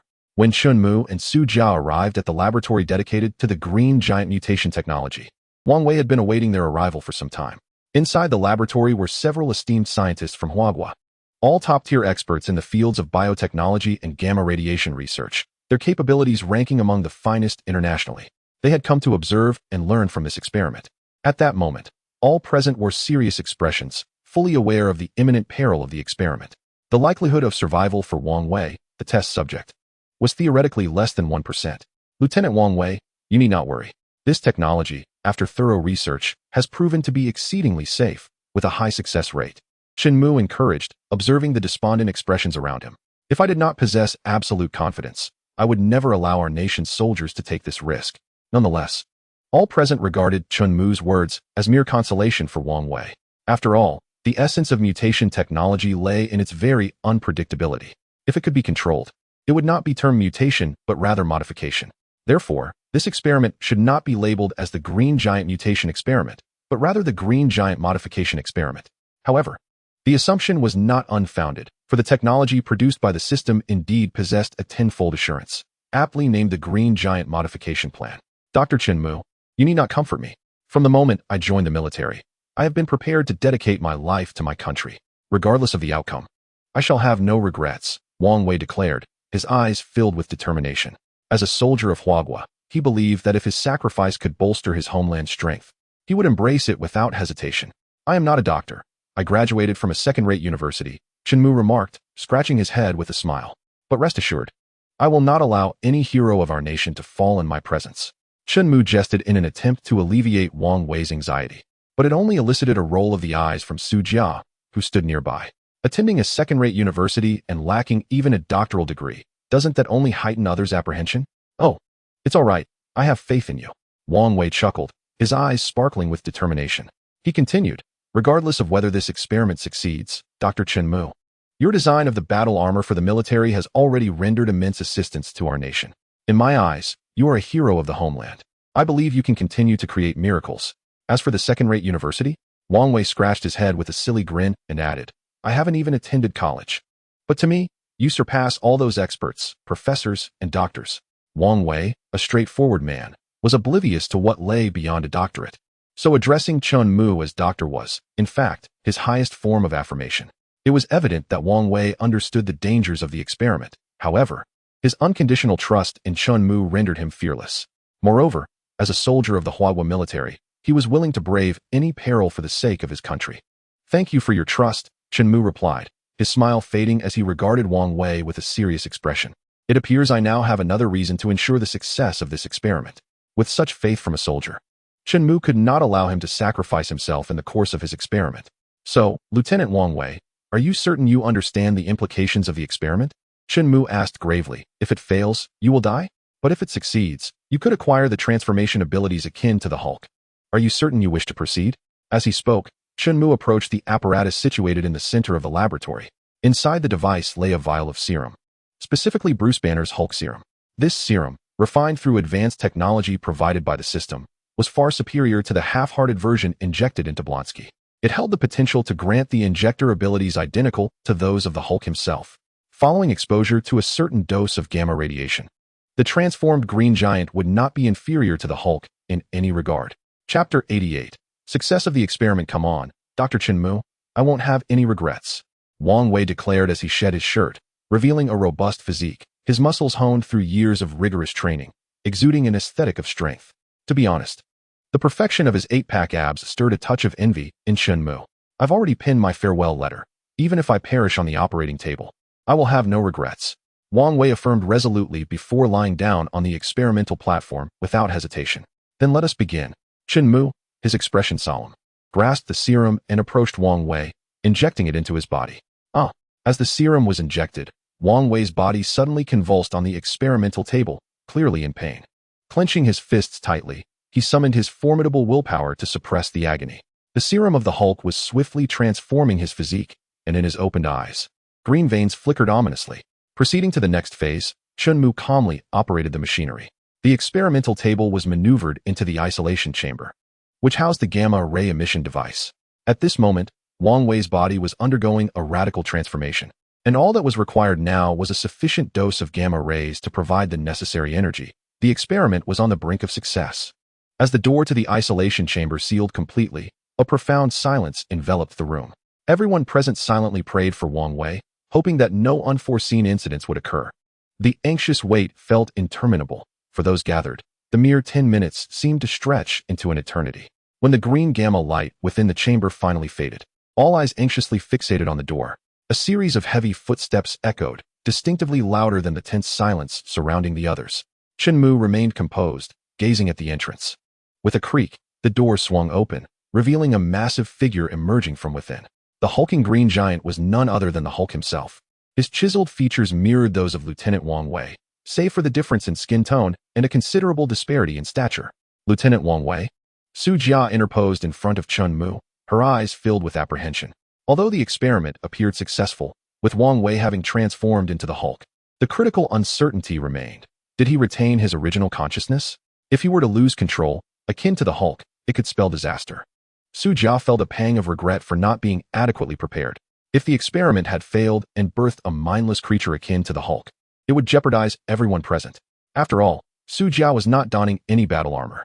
Regrettably, she had not accounted for the worst-case scenario. Guilt gnawed at her. Her role as a protector seemed lacking, as she had failed to anticipate all potential outcomes. Qilin Brigade of the Divine Spear Bureau, reporting. The green giant, Wang Wei, suddenly stood at attention, his colossal frame executing a perfect military salute. Remarkably, the voice that emerged was unmistakably Wang Wei, albeit with a changed timbre. This confirmed the experiment's success. There was no emergence of another consciousness, and he possessed the ideal Hulk physique. The Hulk transformation experiment had achieved a triumphant first milestone with its inaugural subject. Bravo, we have succeeded. With a smile gracing Chenmu's lips, the scientists from Huahua in the laboratory erupted in excited cheers. The success of the Green Giant experiment heralded the emergence of a formidable battalion composed entirely of green giants. However, it was not yet complete. The experiment would only be deemed successful if Second Lieutenant Wang Wei could effortlessly revert to his original form. Observing the jubilant researchers and Su Jia, Chenmu turned to Wang Wei and inquired, "How do you feel, Second Lieutenant Wang Wei?" Reporting in, "I feel extraordinary." Wang Wei, now a green giant, placed his hands before him, incredulity etched on his face. "The strength is astonishing, beyond belief. I require some time to acclimate to this power to wield it effectively." At that moment, having personally experienced the might of the green giant, he finally comprehended the challenges faced during the encounter with the Hulk in the Amazon jungle. This body was immensely powerful, formidable to the point of disbelief. Its ruggedness and the explosive strength it possessed could easily obliterate everything in sight. Fortunately, during the confrontation with the Hulk, the agile QilinArmor had allowed for strategic maneuvering, employing a tactic akin to flying a kite, which ultimately led to victory. Perhaps, had there not been 10 comrades present, it would have been quite challenging for just 1 or 2 Qilin warriors to defeat the Hulk. "I feel as though I could effortlessly lift a tank," he remarked. The strength of the green giant was certainly no less than several tons. Treating a tank like a barbell was, indeed, a trivial matter. The power of the green giant could be tested later. For now, the priority was whether he could control his body and revert to his former self. This was paramount. If he could not return to his original appearance, for Chenmu, the experiment would be deemed a failure. While transforming soldiers into powerful green giants could be considered a success for Huahua, it was still far from sufficient for the meticulous Chenmu. "I shall attempt it," Wang Wei responded, closing his eyes to calm his mind. Soon, he sensed a flicker of control, as if he could indeed command his body. As a soldier who had long devoted himself to physical training, Wang Wei had an exceptional mastery over his body, allowing him to easily adapt to this new form. The others present watched him with eager anticipation. The experiment of becoming a green giant had already succeeded. If he could also control his transformation at will, it would be an unexpected boon for the military. Thus, this experiment would transcend mere success, culminating in the creation of a flawless green giant transformation project. Indeed, as Wang Wei's words concluded, his formidable green giant form diminished at a visible pace, swiftly returning to his original physique. The transformation of the green giant project had achieved flawless success. Exhilarated, Wang Wei clutched his oversized shorts, which had been stretched due to his transformation, a broad smile illuminating his face. At this moment, with Chenmu's assistance, he had metamorphosed into a perfect green giant, surpassing even Bruce Banner, the original green giant. In perfection. Chapter 89. Expanding production capacity. Wonderful. The experiment has succeeded. Witnessing Wang Wei revert to his human form elicited immense excitement among all present, including Chun Mu. Despite his unwavering trust in his Huiqiangbai system and his own confidence, the realization of tangible results never failed to thrill Chun Mu. Truly, Huiqiangbai of China is remarkable. Oh, perhaps the only downside of the green giant transformation is the tendency to tear clothing upon enlargement, and perhaps the color?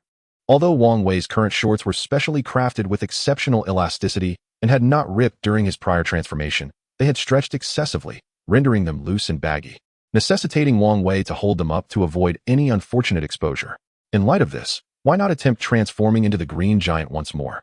Chun Mu chuckled at the thought, remarking on the legendary nature of the green giant's shorts, which, remarkably, remained intact with each transformation. Of course, the technology behind this is not overly complex. While becoming a green giant may seem extravagant, it is not beyond the realm of possibility for well-made elastic shorts to withstand the change without tearing.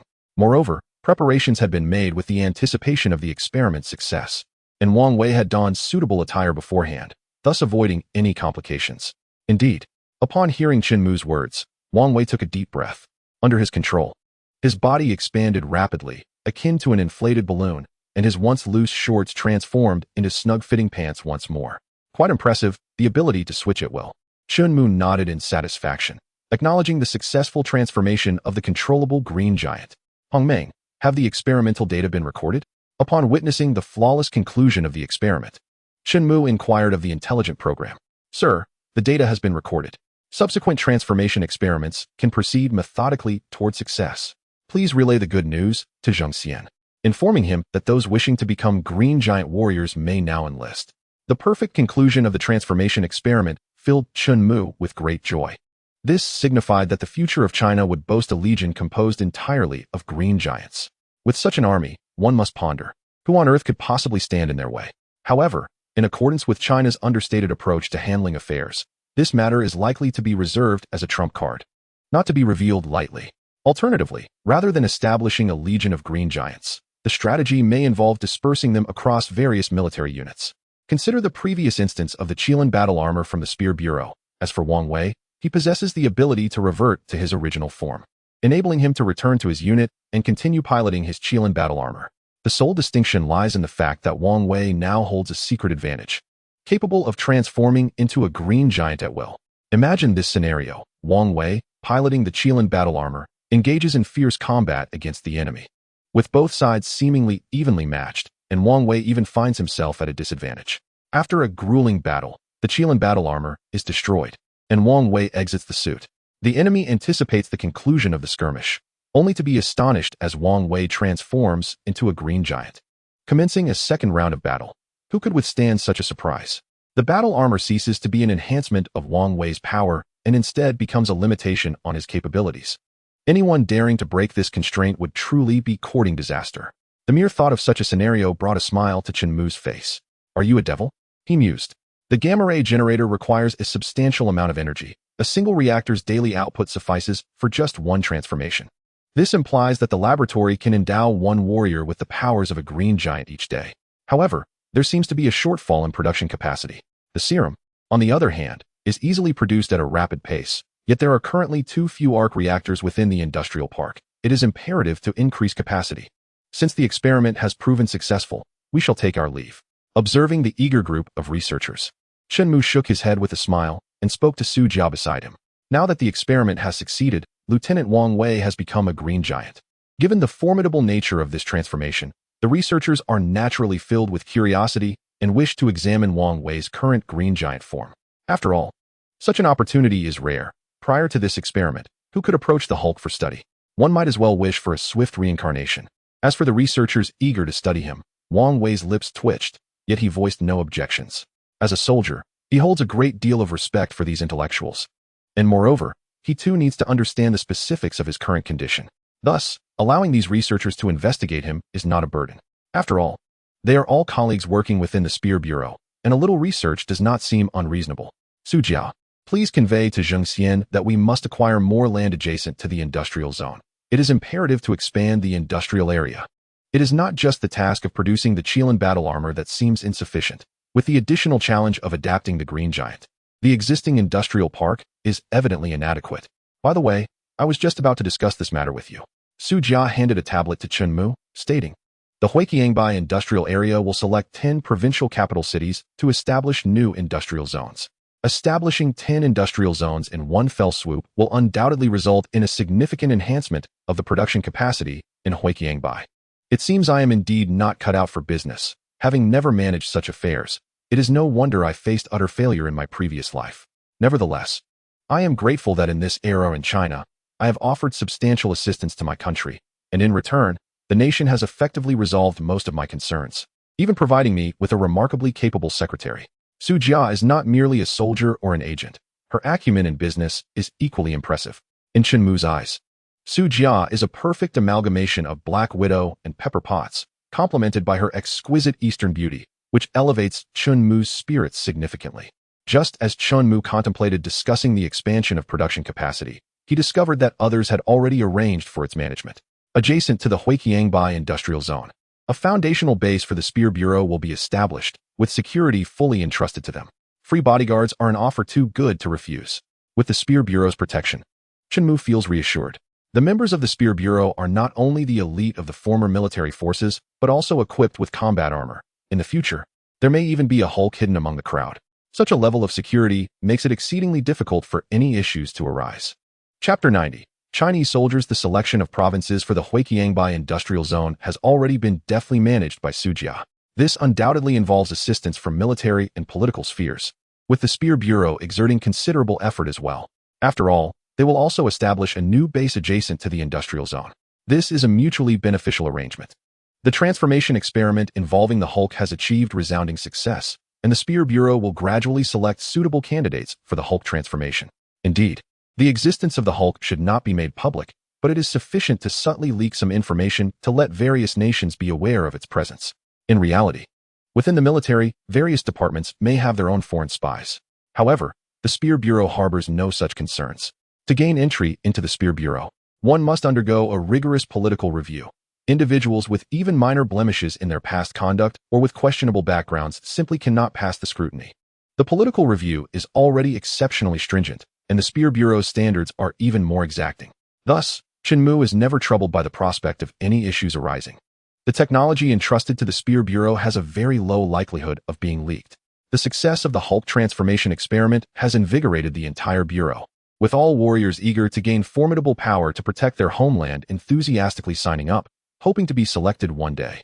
This, of course, has not been concealed from Bruce Banner.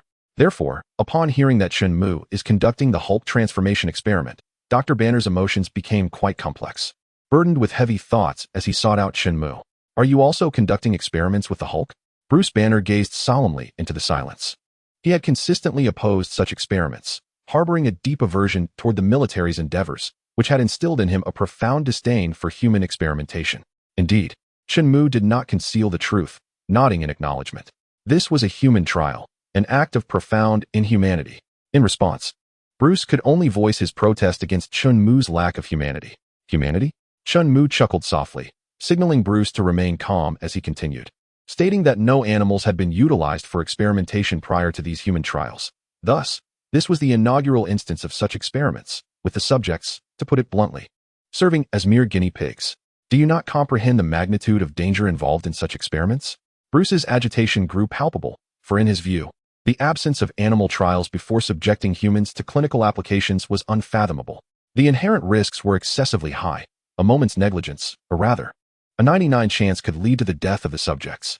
Such experiments were unthinkable to him. Yet, Chen Mu proceeded, leaving Bruce with a disconcerting feeling. Do you believe that these subjects volunteered willingly? Chen Mu waved his hand, prompting Hong Meng to display the information of the soldiers who had eagerly signed up. I had previously attempted to propose this experiment, fully disclosing the dangers involved, cautioning that there was a 99 likelihood of mortality. However, these brave individuals appeared undeterred, seemingly oblivious to the warning, and continued to enroll enthusiastically. Were they unaware that they were to be treated as guinea pigs? Bruce scrutinized the hundreds of registration forms. Realizing that Su Jia had closed the enrollment portal, halting further sign-ups, he wondered how many more soldiers might have volunteered had the portal remained open. No, they are acutely aware. Chen Mu gestured for Bruce to take a seat on the sofa. Continuing, they registered without hesitation, fully cognizant of the associated dangers. The soldiers of Huagua have never feared sacrifice. Rather, they dread the inability to sacrifice themselves for their country and its people. The first experimental trial had yielded perfect success. Lieutenant Wang Wei was now undergoing adaptive training, having retained his sanity remarkably well. Chun Mu adjusted the monitoring screen, revealing the footage of Wang Wei, a formidable figure, engaged in physical training. This adaptive training aimed to enable him to harness the strength of his new physique fully. Surrounding him were no less than 10 researchers, diligently assisting him in recording and adjusting data, striving to help him acclimatize to his newfound power swiftly. Evidently, the experiment proved to be remarkably successful. After transforming into the Hulk, Wang Wei exhibited no signs of aggression, and his rationality remained intact. Prior to the experiment, Second Lieutenant Wang Wei was fully aware of the potential dangers he faced, yet he resolutely chose to proceed, leaving behind a farewell letter. Chun Mu requested Hong Meng to retrieve a segment of information, which turned out to be Wang Wei's poignant farewell note. Bruce, with a complex expression, glanced at the document.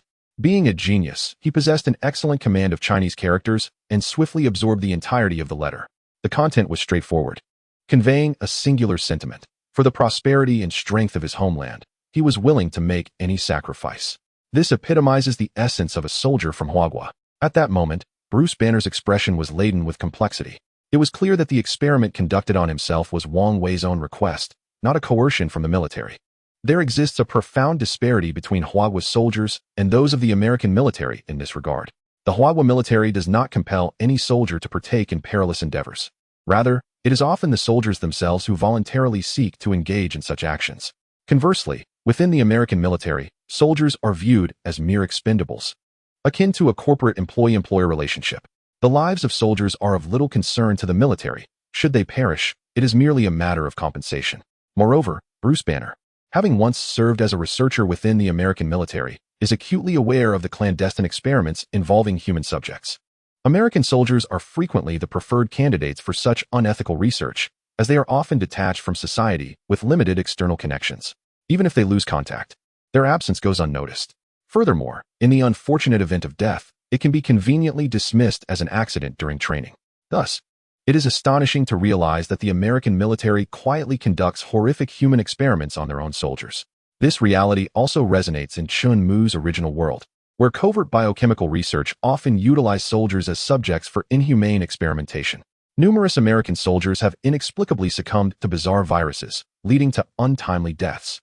In this world, the situation mirrors that of Chun Mu's previous existence. As a former participant, Bruce Banner possesses intimate knowledge of these affairs. Consequently, his attitude towards the military has always been one of animosity, deeply disapproving of their actions. However, upon witnessing the military in Huagua, he has encountered a stark contrast that challenges his prior beliefs. The military of Huagua and that of the United States represent two entirely divergent extremes. Chapter 91. Dialogue. Having spent some time in Huagua, Bruce Banner has gained a fundamental understanding of the circumstances here. What astonished Bruce Banner the most was the harmonious relationship between the military and the populace in this nation. A stark contrast to the profound animosity that often characterizes the relationship between the military and civilians in America. In China, this bond is affectionately referred to as fishwater affection, symbolizing an inseparable connection. The citizens of China exhibit unwavering trust in their military, a phenomenon that has long perplexed Bruce Banner. Why is this so? However, after reading the poignant farewell letter penned by Lieutenant Wang Wei, he began to grasp a fragment of the answer. The soldiers of China are true heroes, willing to make the ultimate sacrifice for their country and their people. In comparison to the self-proclaimed superheroes of America, these warriors of China are truly deserving of the title of hero. A hero should not merely be someone endowed with extraordinary powers who combats crime. Rather, it is the soldiers of China who, despite lacking superhuman abilities or fantastical weaponry, embody the essence of heroism through their courageous deeds as ordinary individuals. It suddenly dawned on him that the superheroes depicted in American comics seemed rather absurd. Within the Marvel Universe, there exists a rival comic company, DC Comics, and thus, the concept of superheroes undeniably permeates American culture. Nevertheless, Bruce Banner now felt that the heroes of comic books appeared somewhat misaligned with reality. The distinction between possessing the power to act heroically and lacking such power, yet still striving for heroism, is a profound one. True heroism lies in confronting danger head-on, even when aware of the risks involved. Bruce Banner recalled various reports he had encountered earlier. This year, a catastrophic earthquake struck China. displacing countless citizens and plunging them into crisis. Yet, the military responded without hesitation. Armed not with weapons, but with an array of tools, they resolutely ventured into the disaster-stricken areas to provide aid. When the citizens of China beheld their soldiers' arrival, tears of gratitude filled their eyes, for they recognized that what they witnessed was hope. Indeed, in the eyes of the Chinese populace, soldiers will forever remain their steadfast support and unwavering hope. In this mutual trust, the military is willing to sacrifice for the people, and in return, the populace bestows upon them unconditional trust and preferential treatment. In various situations, the tradition of prioritizing military personnel is evident, reflecting the affection and respect the citizens hold for them. Naturally, in a vast population of 1.3 billion, there are always a few peculiar individuals who question such preferential treatment, uttering absurd remarks. Yet, prioritizing the military is their rightful due. Such a scene, however, would be utterly unthinkable in America. The strength of the Hulk is immense, and if wielded for nefarious purposes, it could unleash unimaginable catastrophe. Nefarious deeds? Dr. Banner, you may not be well acquainted with our military. Chun Mu chuckled lightly and continued, stating, such malevolence is not something you would witness among our ranks, nor would you find it within the soldiers of the God-Spear Bureau. Each individual has undergone multiple rounds of political scrutiny. Which one is not fiercely loyal to the nation, brimming with patriotic fervor? Would such individuals misuse their growing power for wrongdoing? Absolutely not. This is the conviction in which Chun Mu firmly believes. At this moment, Bruce Banner fell silent once more, for he found himself unable to counter Chun Mu's assertions. Although their acquaintance was brief, he had come to understand the character of these soldiers. Compared to himself, these military personnel seemed to embody a level of nobility that transcended comprehension. Thus, on a subconscious level, Bruce Banner had already embraced Chun Mu's words and sanctioned the conduct of such experiments. Yet, he pondered, the God-Spear Bureau's strength is already formidable, and the nation possesses sufficient power for its own defense. Why, then, the relentless pursuit of the Hulk's strength? This remains the sole conundrum for Dr. Bruce Banner. Setting aside all else, the Qilin Battle Armor Legion is already capable of unparalleled dominance in this world. With such power, why persist in seeking even greater strength? Insufficient. Never enough. In my eyes, the power required to safeguard one's homeland can never be excessive. Chun Mu gazed calmly at Bruce Banner and continued, this world is vast. Beyond our Earth lies an expansive universe. The principle of being vigilant in times of peace has long been a tenet of our nation, which is why China boasts a history of 5,000 years. These are lessons learned from experience. Being unarmed and being armed are two entirely different matters. Chun Mu poured a cup of tea for Bruce Banner and calmly stated, these are the words of a great scientist from our nation, and I hold them as my guiding principle. In the eyes of Western powers, these tools may be perceived as instruments of destruction or symbols of military might. However, in the eyes of China, they serve merely as shields to protect our homeland or, one could say, as forces for the construction of it. Do you know? During earthquakes, the military suffers heavy losses, with countless examples of sacrifices made to save others. They are ordinary individuals, many of whom are merely in their 20s, who give their young lives to rescue their fellow countrymen. In my view, they are all heroes. As Chun Mu spoke these words, a profound seriousness enveloped him. As a provider of strength to heroes, why should I not?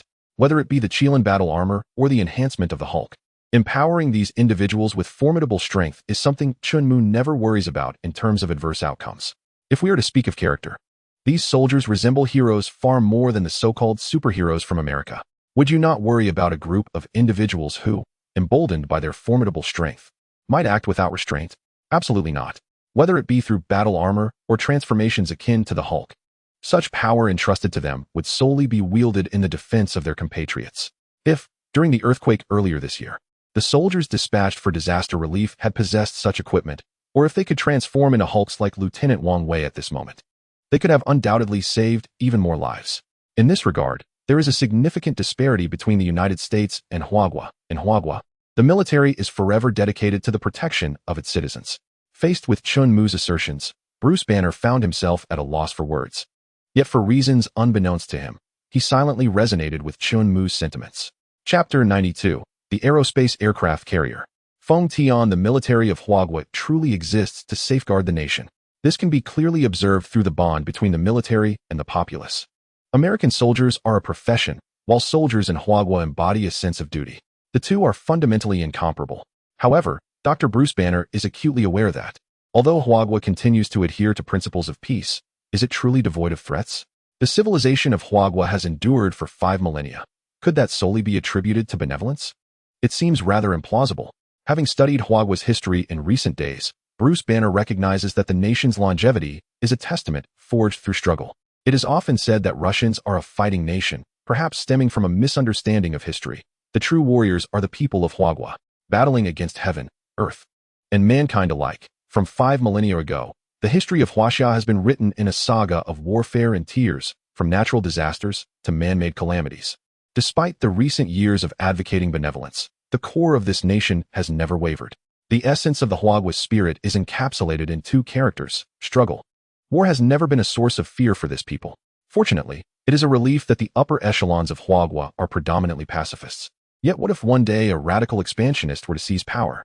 At that juncture, Huagua would undoubtedly become a terrifying existence that sends shivers down one's spine.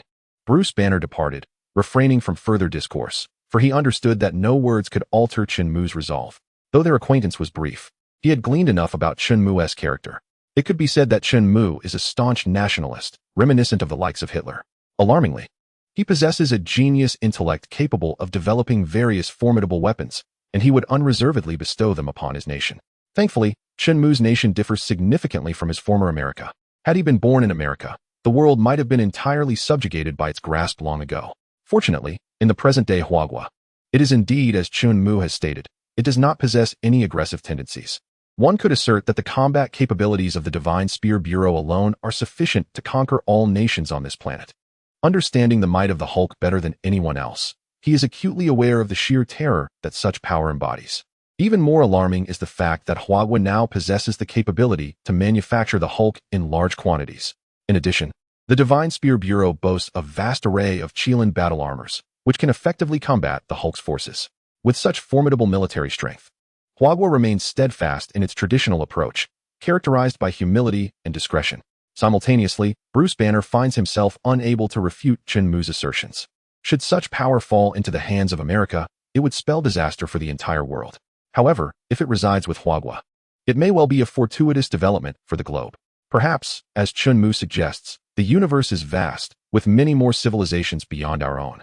Should an extraterrestrial invasion ever occur, the existence of a nation like Huagua would undoubtedly be beneficial for Earth. Thus, weighing the circumstances, Bruce Banner relinquished his efforts to persuade Chen Mu to abandon the Hulk transformation project.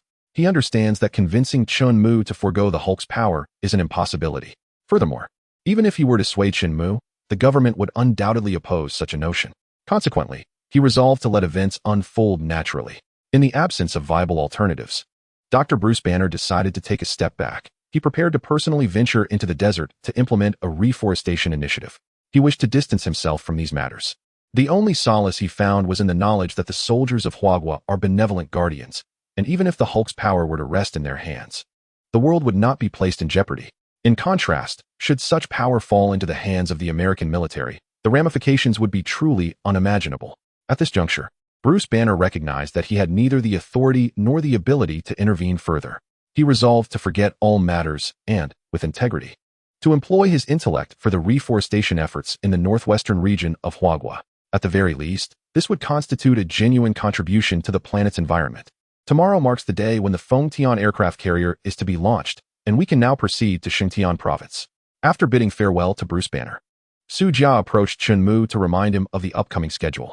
The Fengtian aircraft carrier? As Huagua's first aircraft carrier, Chen Mu has long held a fascination for it. Having never had the opportunity to witness such an event in his previous life, he felt a twinge of regret. Fortunately, having arrived in the Marvel Universe, he now has the chance to partake in the launch ceremony of the Fengtian, an opportunity he would not miss for the world. The Fengtian, formerly known as the Variag, is an exceedingly antiquated aircraft carrier, boasting a full load displacement exceeding 60,000 tons. When compared to the current American carriers, it lags significantly behind. Moreover, its deck design harks back to World War II, featuring a protruding ski jump at the front, which facilitated the launch of aircraft prevalent during that era. However, this is of little utility for modern warplanes. It remains uncertain what modifications this relic of a carrier will undergo under the auspices of the Godspear Bureau. Having their itinerary already arranged, Chen Mu and Su Jia donned their respective battle armor and set off towards Fengtian province. In less than an hour, they arrived at their destination. The sight was indeed magnificent. As Chun Mu gazed upon the carrier towering at least 7 or 8 stories high in the harbor, he was filled with awe. Although he possessed various advanced technologies, this was his first encounter with such a colossal vessel. It appeared markedly different from its photographs. The carrier, having undergone extensive modifications, bore little resemblance to the original Variag. This modern incarnation of the carrier had been equipped with 4 arc-reactors internally, primarily to power its anti-gravity systems, enabling it to ascend into the skies. In truth, without the anti-gravity apparatus, the energy produced by a single arc-reactor far exceeds that of a conventional nuclear reactor, granting it power comparable to that of America's nuclear-powered carriers. Thus, the distinctive World War II-era deck of the Fengtian had vanished, replaced by a deck resembling that of America's nuclear carriers. After all, a carrier endowed with such formidable energy could employ electromagnetic catapults, rendering ski jumps unnecessary. Unbeknownst to Chun Mu, the array of technologies he provided had significantly stimulated the advancement of Chinese technology. These innovations, seemingly simple in nature, were, in fact, cutting-edge advancements within their respective fields. This influx of top-tier technology catalyzed an explosive surge in the development of Chinese science and technology, transforming the nation into a powerhouse of innovation. Chapter 93. The Eternal Clan. The following day, after attending the launch ceremony of the Godspear Bureau's aerospace carrier, Chun Mu and Su Jia returned to the industrial park. The aerospace carrier of the Godspear Bureau is replete with advanced technological features. Setting aside the anti-gravity systems, the carrier boasts an impressive array of China's premier air defense and long-range strike weapons, achieving a formidable balance of offense and defense. Furthermore, it is equipped with various futuristic armaments, such as electromagnetic cannons and laser weapons. Indeed, these technologies have all been integrated into Chun Mu's technological repository. In reality, not only electromagnetic cannons and laser weapons, but many such weapons have already been developed. However, their effective deployment had long been hindered by energy constraints. All of this was made possible by the arc reactors provided by Chun Mu, which resolved all existing issues. This explains why the Fengtian ship is capable of accommodating such weaponry. The energy supplied by the 4 arc reactors is more than sufficient to enable these weapons to operate effortlessly. Once the system optimizes these weapons further, it would be feasible to extract these technologies independently or to directly create the design plans for the second-generation aerospace aircraft carrier. Upon returning to the Huiqiangbei industrial zone, Chun Mu found himself with rare leisure time. By the way, Su Jia, how are the sales of the Xiaomu mobile phones doing? With some free time on his hands, Chun Mu reflected on the fact that, aside from his military ventures, he also had a considerable stake in civilian industries. His holdings included not only the mobile phones produced by Xiaomu Technology, but also his father's prosthetics manufacturing. Currently, the Xiaomu phone is undoubtedly one of the most lucrative projects on this planet. Rumor has it that even Stark Industries has profited significantly from it. Do you remember this? Su Jia rolled her eyes in exasperation and replied, "The Xiaomu phone, released less than a month ago, has achieved an astonishing sales volume globally due to its exceptional cost-effectiveness. The domestic version has reached an impressive shipment of 8 million units, with numerous outstanding orders. The supply has been completely depleted. The company has engaged several subcontractors who are working overtime to manufacture more, yet demand continues to exceed supply. After all, with a price tag of under 1,000 yuan, it is quite affordable for most families in the country. In this era dominated by feature phones, the emergence of this smartphone has left giants like Nokia and Samsung utterly astounded. 1,000 yuan is not considered expensive for the majority of households, especially when comparable smartphones from competitors are priced between 4,000 to 5,000 yuan, while lacking functionality by a wide margin. Unless one is seeking nostalgia or has a specific attachment to traditional brands, few would opt for such costly and outdated devices. Consequently, traditional mobile phone manufacturers are nearing extinction due to the advent of the Xiaomu phone. Though the international version of the Xiaomu phone is considerably more expensive than its domestic counterpart, it has still achieved a remarkable global shipment of 20 million units. Also facing a supply shortage, Stark Industries is operating at full capacity, yet demand continues to outstrip supply. It appears that entering the mobile phone industry was indeed a wise choice for Stark. The domestic version of the Xiaomu phone has generated hundreds of millions of yuan in profits for you within a month, and you should receive around $1 billion in dividends for the international version. In fact, both the domestic and international versions share identical specifications, yet their pricing diverges dramatically, with the international version costing 4 to 5 times more than the domestic one, making it nearly impossible not to turn a profit. The configurations of the domestic and international versions are identical. However, there remains a segment of the populace that perceives the international variant as superior. going to great lengths to acquire it. This sentiment is shared by at least 400,000 to 500,000 individuals. Chen Mu is at a loss for words, but is not particularly surprised. In this era, many continue to hold the belief that foreign products are inherently better, to the extent that even the air abroad seems more fragrant. Moreover, the international version of the Xiaomu phone is produced by the illustrious Stark Group, a colossal enterprise, which lends it a reliability that one might question in comparison to the relatively obscure Xiaomu technology. The very name evokes a sense of inferiority. Xiaomu technology sounds like a low-end product, far from prestigious. One might as well call it rice technology. On the contrary, Stark Group has a name that resonates with grandeur and sophistication. This is no jest in today's world. A significant portion of the citizens of Huagua genuinely believe that anything with a foreign association is superior, while purely domestic products are relegated to a low-end perception.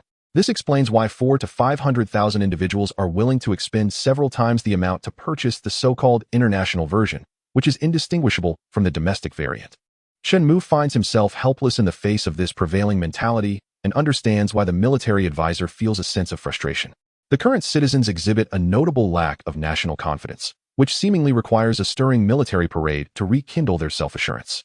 Additionally, there is the matter of the Indian market, an enormous sector that cannot be overlooked.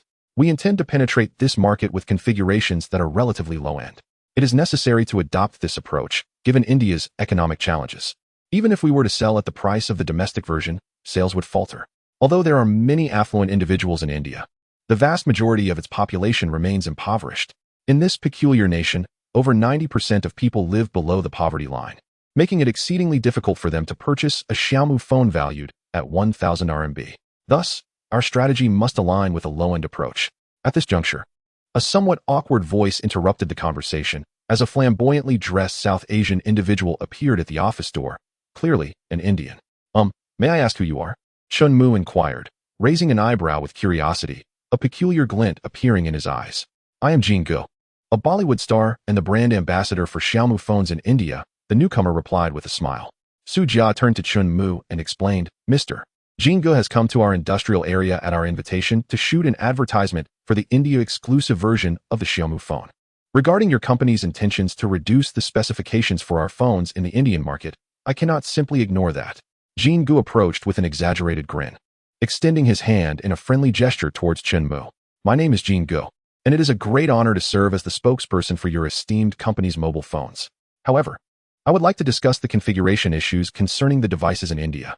Certainly, it is a pleasure to meet you, Mr. Jin Go. Chen Mu also wore a delighted smile as they shook hands. Chen Mu's joy was genuinely heartfelt, for at that moment the system provided him with a prompt. Scanning. Eternal Clan, 1, 5, 10. Initially, he had contemplated prolonging the narrative, but seeing the reader's impatience, he decided to proceed directly with the plot. Chapter 94. The business prodigy Jin Go, a renowned action actor and Bollywood star, enjoys considerable popularity in India, having starred in several blockbuster films. He has also become the brand ambassador for the Xiaomu mobile phone in India.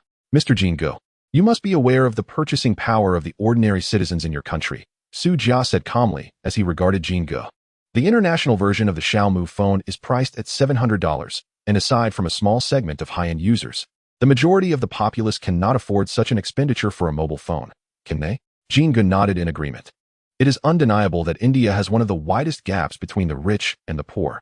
The international version of the Xiaomu phone is simply beyond the financial reach of your country. If we wish to promote smartphones in India, we have no option but to lower the specifications. However, as far as I know, the Xiaomu phone is priced at less than $200 in Huagua. At under 1,000 yuan, compared to the international price, it is significantly lower. This year, the exchange rate between the dollar and the yuan has approached 7 to 1, which means that the Xiaomu phone, priced under 1,000 yuan, indeed amounts to less than $200. Due to national support, when citizens purchase mobile phones, the government subsidizes part of the cost for our company, which is why the Xiaomu phone is so affordable in our country. Chen Mu approached with a smile, adding, primarily, it is the absence of excessive taxation that allows the Xiaomu phone to be sold at this price. Of course, Chen Mu was merely speaking hypothetically. The true reason for the low pricing in the domestic market is simply that they chose to do so. In all honesty, the production cost of the Xiaomu phone is not low, yet in Huagua, it is indeed sold at a low price. Coupled with the government's unfettered support for Chen Mu's company, not only are there no taxes, but there is also active promotion, which greatly enhances Chen Mu's standing. However, does India also wish for such treatment? If your country could eliminate tariffs or provide subsidies for mobile phone purchases, I believe the Xiaomi phone could be offered at a very affordable price in India, Chunmu said with a smile. Expecting the Indian government to foot the bill for its citizens? That is nothing short of a joke. Jingu, living in this place, knows better than anyone that such a scenario is utterly impossible.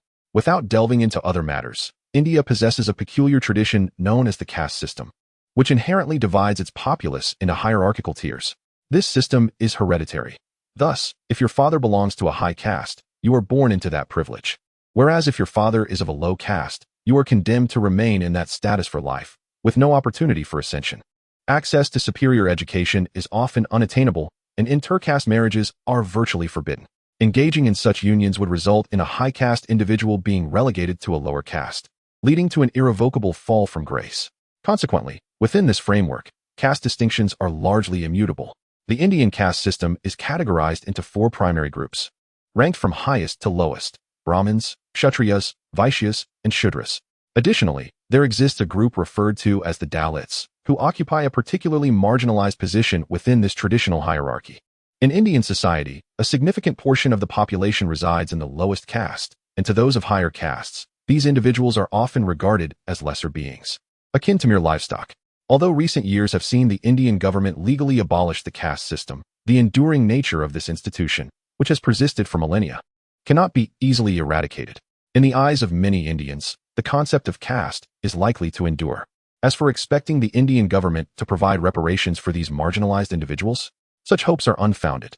Even if King Gu, a member of the elite class, is considered among the affluent, the notion of seeking alternatives seems futile.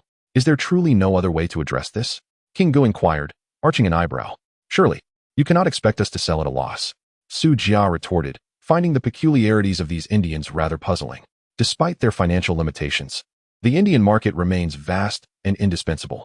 Naturally, as a member of the high-income bracket, King Gu embodies the image of a wealthy individual, capable of making extravagant purchases. However, the majority of Indians are entrenched in a struggle for basic sustenance. The thought of spending several $100s on a high-end smartphone is, for them, akin to a sacrifice of significant magnitude. Perhaps in the future, the phone known as Little Moo might earn the moniker of kidney phone. Our solution lies in reducing the specifications, Su Jia calmly proposed, glancing towards King Gu. This could lower costs, which in turn would allow us to adjust the pricing accordingly. In India, having a high caste affiliation sometimes holds more sway than even high-ranking government officials. It is conceivable that even those in power may heed their counsel. Given King Ji's lineage as a renowned Bollywood actor and reputed affluent figure, he may indeed wield such influence. However, it may be impractical to lower the specifications of all smartphones across India. Jinga could not help but express his disdain. In truth, he was indifferent to whether those of lower castes could afford a mobile phone. His primary concern was that if all configurations were downgraded, would the affluent also be relegated to using inferior devices? Such a scenario was utterly incompatible with his status. In this day and age, the Xiaomi phone, heralded as the inaugural smart device, had yet to differentiate its configurations, as they all appeared quite similar. This was straightforward. 2 models of the Xiaomi phone were launched in India, one with significantly reduced specifications and the other with enhanced features. The lower-spec Xiaomi phone was designed to be affordable for the masses, aptly named the Xiaomi Phone Youthful Vitality Edition. Conversely, the high-end model was dubbed the Xiaomi Phone Pro, intended for those of refined stature who sought a device befitting their status. Upon grasping Jinga's intent, Chunmu conceived a solution.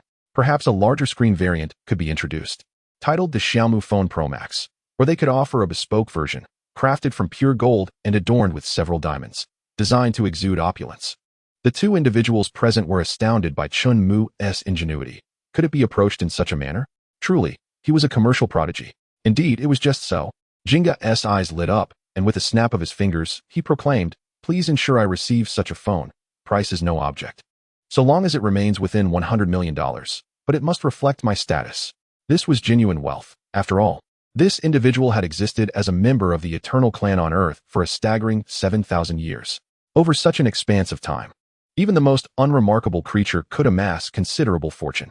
Chapter 95. Success in Analysis. Jinga, one of the members of the eternal clan on Earth, possesses formidable power and eternal life. He has dwelled on Earth for at least 7 millennia, serving as a witness to the evolution of humanity. Ultimately, after the dissolution of the eternal clan, he relocated to India and became a Bollywood actor. As a member of the combat-oriented Eternal Clan, he possesses the ability to manipulate cosmic energy, a talent he shares with his kin. Jinga can summon cosmic energy as effortlessly as one would wield a firearm, projecting it from his hands. Additionally, he can compress this energy, releasing it with amplified strength. Much like the Rasengan technique from the Naruto series, the cosmic energy he unleashes bears tremendous destructive potential. Naturally, each member of the Eternal Clan possesses physical capabilities that far exceed those of ordinary humans. And even when compared to the gods of Asgard, they are exceptionally formidable. It must be noted that the Eternal Clan, conceived by the celestial architects, embodies remarkable individual strength. However, within the cinematic universe, the powers of the Eternal Clan are divided and allocated among its various members. In reality, a perfected member of the Eternal Clan would encompass all abilities portrayed in the films, effectively serving as a comprehensive amalgamation of their powers. In today's world, the Eternals can be regarded as significantly diminished beings, akin to the Hulk, whose power is rather modest. Nevertheless, even in this weakened state, the strength of the Eternals remains far beyond that of humanity. As creations of the Celestial, the Eternals can be described as a unique form of artificial intelligence. They are entirely technological constructs, a fact that the system is fully capable of analyzing. Thus, when Shenmue encountered Kingo, the system commenced its analysis of Eternal technology. While engaging in lighthearted banter with Kingo, the progress bar of the analysis steadily advanced.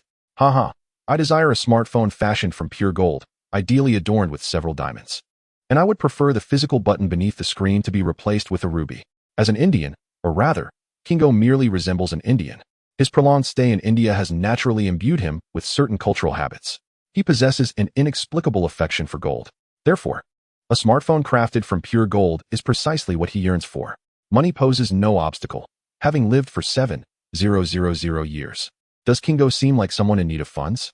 Moreover, after such an extensive existence, he holds little regard for wealth.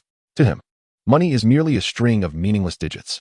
The first truly extravagant custom version of the Xiaomu phone was commissioned by Kingo. As for specifications, they are of little concern. What truly matters is that it must exude opulence. This is his singular demand. No problem at all. Sujia, please proceed with the arrangements.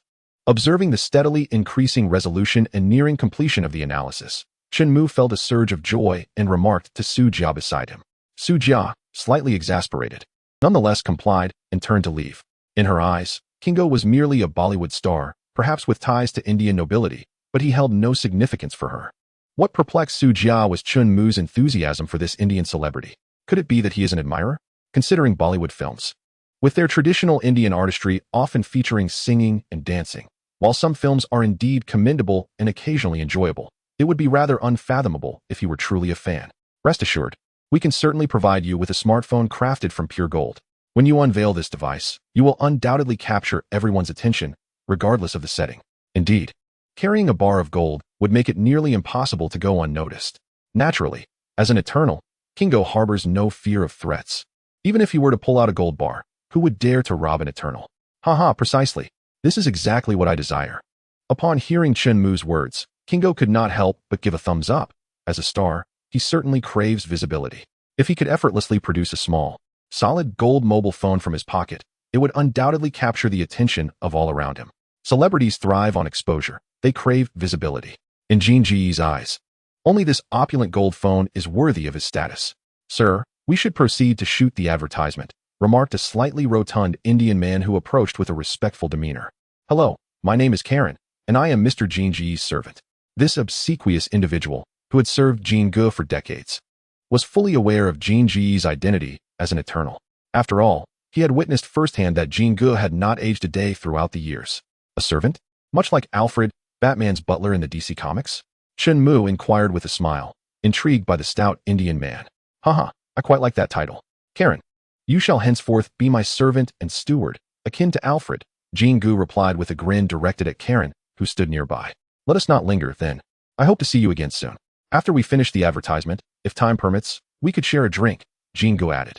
Sir, after the advertisement, we must return to the film set to continue shooting. The flight tickets are already booked, and there is no possibility of rescheduling, Karen whispered to Jin Ge, acting as both servant and manager. What a pity. I suppose we shall have to wait for another opportunity to share a drink. It appears I must invest in a private jet, Jin Ge said with a smile. I quite like you. If you have time, you are welcome to visit my film set. I can arrange a cameo for you. Who knows? It may even launch your career. Perhaps not. I tend to be quite busy, Chenmu replied, shuddering at the thought of the exuberant song and dance numbers typical of Indian cinema, and he swiftly declined the offer. What a shame. With my assistance, you would surely find success in the entertainment industry. Jinga shrugged and continued. Well, I must get to the advertisement now. Until we meet again. He extended his hand for a brief handshake with Chenmu before turning to depart. There will be another opportunity. Watching Jin Ji's receding figure, Chenmu felt a slight smile tug at the corners of his mouth. The analysis complete. The Eternals, 100. To encounter the Eternals within the Huiqiangbai Industrial Park was entirely unexpected for Chenmu. This was an extraordinary stroke of fortune. The system had thoroughly analyzed the technology of the Eternals, which meant that Chenmu could directly forge his own Eternals. Chapter 96. The Divine Manifestation. The allure of eternal life is indeed enviable. With Jin Ji's departure, Chenmu could not help but reflect on this profound thought. It is said that after 7 millennia, the Eternals seem to have made little progress, appearing exceedingly feeble. If the ancestors of China had been granted such an extensive lifespan, one might conjecture that China would have long since ventured beyond Earth. To illustrate, had Qin Shi Huang been bestowed with a lifespan of 7,000 years, the entire galaxy might well have been adorned with the banners of the Qin dynasty. In the realm of cinema, particularly in the United States where political correctness increasingly reigns supreme, the film Eternals has been met with a torrent of criticism. Setting aside the character Phastos, who mourns for Hiroshima, the film is rife with peculiar and bewildering elements that elicit exasperation. In an attempt to showcase gender equality, the 10 Eternals have been arbitrarily divided into 5 males and 5 females. Furthermore, to demonstrate a lack of racial discrimination, these 10 Eternals represent a variety of ethnic appearances. In a bid to avoid the portrayal of disabled individuals in a negative light, one of the Eternals is mute and deaf. Phastos, the aforementioned character who laments Hiroshima, epitomizes political correctness as he is depicted as a black, overweight, gay man. Ultimately, the film's adherence to American political correctness renders it utterly dismal. Nevertheless, in this world, the Eternals, possessing boundless lifespans, undeniably harbor formidable potential. Although they may seem incapacitated, if their technology could be enhanced to transform them into flawless Eternals, their power would be considerable. While China's industrial capabilities cannot create Eternals, a system capable of conjuring the requisite materials could indeed be developed. After all, the Eternals are a race engineered by celestial beings, and the materials they require are simply non-existent on Earth. Attempting to fabricate them using China's industrial strength or Earth's resources is an impossibility. Thus, the prospect of integrating the Eternals into China's might present considerable challenges, unless Chenmu can continuously employ the system for their creation. However, relying solely on Chenmu's system would also prove challenging. The higher the level and the more powerful the item, the more time it consumes to produce. Chenmu observed that to create a version of the Eternals akin to the flawed technological prototype resembling Kingo, it would require no less than an entire month, a record duration for the system's manufacturing endeavors. The incomplete version of the Eternals, frankly speaking, leaves much to be desired. Thus, a technological breakthrough is imperative. Having acquired the Eternals technology from the Marvel Cinematic Universe, Chenmu resolved to first upgrade this visibly flawed rendition. Merely the upgrade itself would necessitate a month? Yet, he is patient. With an unwavering commitment to excellence, Chenmu unhesitatingly commenced the research and development of the upgrade. A mere month, after all, would soon pass. For Chenmu, the Eternals represent the pinnacle of technological advancement he has encountered thus far. As a creation of the Celestials, they are far beyond ordinary entities. Although Chenmu has always perceived his own power as rather feeble, he remains indifferent to this fact. However, the prospect of augmenting his strength through the technology of the Eternals is undeniably advantageous. Moreover, even if he cannot enhance himself, he could easily create 2 eternal bodyguards. Given the formidable nature of the Eternals, his safety would be assured. Should the perfected Eternals attain the capabilities of their original counterparts, their prowess would undoubtedly be unrivaled in this universe. With 2 flawless Eternals by his side, even the half-breed Eternal Thanos would find himself at a disadvantage should he attempt to challenge Chenmu. Among the Eternals on Earth, Ikaris is arguably the most formidable warrior. Possessing the ability to fly, along with extraordinary physical attributes, he can unleash cosmic energy through his eyes, akin to Superman's heat vision in DC Comics. Ikaris boasts superhuman strength, speed, and rapid flight, drawing a parallel to the capabilities of Superman. Additionally, Ikaris can harness cosmic energy to generate energy shields, effectively neutralizing various attacks, making him a remarkably versatile combatant. The Eternals also possess a plethora of superpowers, including illusions, mind control, and weapon manifestation, showcasing an extensive array of abilities. Typically, perfect Eternals amalgamate several of these powers. Flight, super speed, and super strength are essentially standard features, making them comparable to Superman from DC. However, comparisons to characters like the Silver Superman, Thought Superman, or Golden Superman, who are considered overpowered, are unnecessary. In reality, when juxtaposed with the invulnerable Superman, perfect Eternals do not appear significantly inferior. It is noteworthy that both the Eternals and their adversaries, the Deviants, were engineered by the Celestials. Their original intent was to safeguard the development of intelligent life forms. Once the population of a planet's intelligent species reaches a certain threshold, a celestial manifestation occurs, wherein a significant number of these beings are sacrificed to birth new members of the celestial hierarchy. However, the Deviants, initially tasked with protecting humanity, transformed into new predators that threatened human existence. Consequently, the Eternals were created to combat the Deviants, designed to closely resemble humans in appearance. Ultimately, the existence of both the Eternals and the Deviants serves to facilitate the birth of celestial seeds, thereby enabling the manifestation of Celestials. Such an occurrence inevitably leads to the complete annihilation of the planet involved. Currently, upon the Earth lies a seed of the celestial assembly. When the population of sentient beings, namely humanity, reaches a certain threshold, the manifestation of divinity shall commence. At that juncture, the Earth will face annihilation, giving rise to a new lineage of celestial beings. Thus, an additional task has emerged. Reflecting on the narrative of the Eternal Clan, Chunmu found himself ensnared in contemplation. His ambition was to elevate Huagua to greatness and restore its former glory. However, if there were those intent on the Earth's destruction, his mission would undoubtedly be thwarted. Therefore, he must, by all means, prevent this so-called divine manifestation. Naturally, Chunmu harbored a keen interest in the alleged Celestial Assembly. If the system could also decipher the Celestial Assembly, it would indeed be intriguing. Stroking his chin, this thought flickered through Chunmu's mind. Setting that aside for the moment, he resolved to produce some members of the Eternal Clan. Although the Eternal Sovereigns could be considered akin to machines, they were, in truth, sentient beings, endowed with thoughts and emotions, experiencing love and enmity, just as humans do. The Celestials, akin to creators, had fashioned the Eternal Clan, and now, with the aid of the system, Chunmu too could replicate such feats. Undoubtedly, the Celestial Assembly could mass-produce the Eternal Clan, whereas Chunmu was limited to the system, gradually creating them one by one. Nonetheless, each one was a formidable force, rivaling that of Superman. Having come to this realization, Chunmu ceased his internal conflict and began to organize the abilities of the Eternal Clan that he had previously analyzed. The entirety of the Eternal Clan was, in fact, a race manufactured by the Celestial Assembly, their diverse abilities bestowed upon them through the methods of the Celestials. Presently, Chunmu had discerned and mastered the technique of energy manipulation through Jingo. The power of the Eternal Clan emanates from the utilization of cosmic energy. The distinct modes of operation dictate their unique abilities. Jingu's prowess allows him to discharge cosmic energy akin to bullets, representing an advanced application of such energy.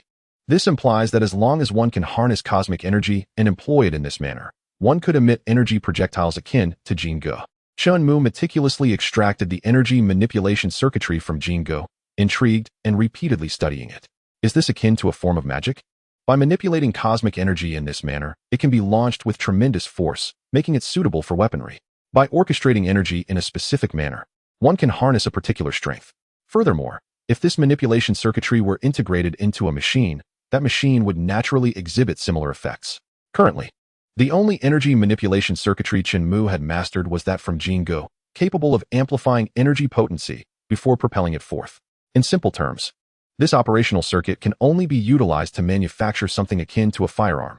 Without further ado, Chunmu approached his workbench, gathering various materials to commence his metalworking endeavor. Having previously analyzed firearms, he possessed a profound understanding of their structure and principles. With remarkable speed, he fashioned a rudimentary prototype of a firearm on the machine tool. While the concept of cosmic energy had been partially deciphered by Jingo, capturing it remained a rather intricate task. Since the endeavor only required energy, why not experiment with alternative sources? Chunmu's system, though formidable, served merely as an auxiliary tool, constrained by certain limitations. It could only reverse analyze technologies that Chunmu had seen or even touched, subsequently transmitting all technical principles into his mind, allowing him to grasp them swiftly. However, Cosmic energy is not something that can be produced by machinery. It inherently exists within the cosmos. Even the Eternal Tribe merely invokes it from the surrounding space, with its potency entirely dependent on the extent of cosmic energy it can harness. Currently lacking a machine capable of capturing cosmic energy, Shenmue naturally intended to substitute it with other energy forms. The most common among them is electrical energy. However, if electrical energy is viable, it implies that arc energy could also be employed directly. If memory serves, the arc-reactor mimics the energy of the cosmic cube, suggesting that the caliber of arc energy is quite substantial. It remains uncertain which is superior when compared to cosmic energy. To begin, he decided to utilize a high-capacity battery to assess its efficacy. Employing a special metal capable of conducting energy, Shenmue swiftly inscribed an energy circuit onto the firearm, reminiscent of that within Gene Go. He then connected the battery to the prototype firearm. The prototype appeared rather peculiar and lacked the conventional form of a firearm.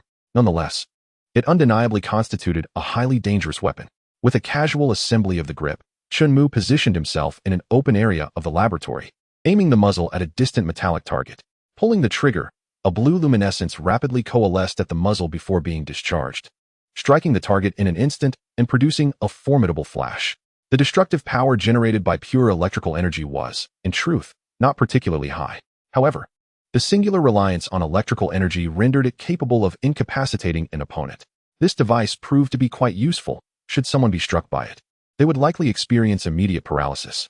Although it may not result in death, the sensation of being subjected to a plasma device is far from pleasant. Under normal circumstances, one would likely be incapacitated by the shock. Such a device could indeed be effectively employed by law enforcement to subdue petty criminals. After all, the projectiles of this stun gun are comprised entirely of condensed electrical energy, delivering a velocity akin to that of lightning, significantly surpassing that of conventional bullets. It is exceptionally well suited for incapacitating wrongdoers. This device can be mass-produced and potentially supplied to the police in the future. However, what if we were to consider energy accumulation? This firearm is not limited to a rapid-fire mode. It can also, much like a certain character, concentrate energy and, upon compression, unleash it with greater force. Testing the energy accumulation mode, Shenmue adjusted the weapon and aimed at the target. This time, the firearm did not immediately discharge a projectile. Instead, it took a moment to gather energy at the muzzle. A spectral blue energy coalesced, swirling like liquid as it amassed. After approximately 2 seconds of charging, Shenmue released the trigger, and the accumulated plasma struck the target, resulting in a violent explosion. As the blinding blue light faded, Shenmue gazed at the target, which had been rendered with a sizable hole, completely melted through. This is indeed a plasma cannon. The sheer power emitted by this compact weapon, utilizing mere electrical energy to produce such a formidable attack, left Shenmue awestruck. Simultaneously, he felt a swell of pride. This was his first true weapon developed independently, relying solely on knowledge provided by the system and his own craftsmanship. The accomplishment filled him with a sense of achievement. If such immense power can be harnessed from high-energy batteries, one wonders what effects could be achieved with more advanced forms of energy. Energy exists at various levels. Electrical energy is arguably the most basic form. In contrast, the cosmic energy employed by the Eternals would undoubtedly surpass electrical energy in potency. Electrical energy could easily be substituted with other forms, yet the operational circuit of this energy closely resembles the legendary concept of magic. In both literature and film, it appears that the release of magic often requires the inscription of magical circuits, a principle embodied in magical arrays. Therefore, could this weapon, constructed around an energy circuit, be considered a magical weapon crafted by Shenmue himself? The potency of such a weapon is significantly greater than that of conventional firearms, without the logistical concerns typically associated with them. It operates solely on energy, allowing for unrestricted use. Setting aside other advanced forms of energy, electrical energy is abundantly available in our environment. In the future, weaponry will no longer require ammunition. It can be recharged directly, akin to a mobile device.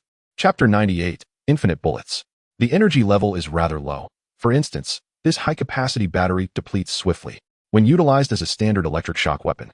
This 10,000 mAh battery can fire approximately 10 shots. However, when employed in a high-energy plasma cannon, it may exhaust its charge after merely 2 shots. Indeed, a capacity of 10,000 milliamps is rather modest, as most common power banks exceed this amount. This minuscule energy can yield 10 shots, rendering the cost astonishingly economical. If the entire military could transition to this technology, it could substantially reduce national expenditures. Merely by utilizing batteries, this magical energy weapon exhibits greater power than conventional firearms. What if a more advanced energy source were employed? For instance, arc energy. Arc energy was initially researched by Howard Stark, the father of Tony Stark.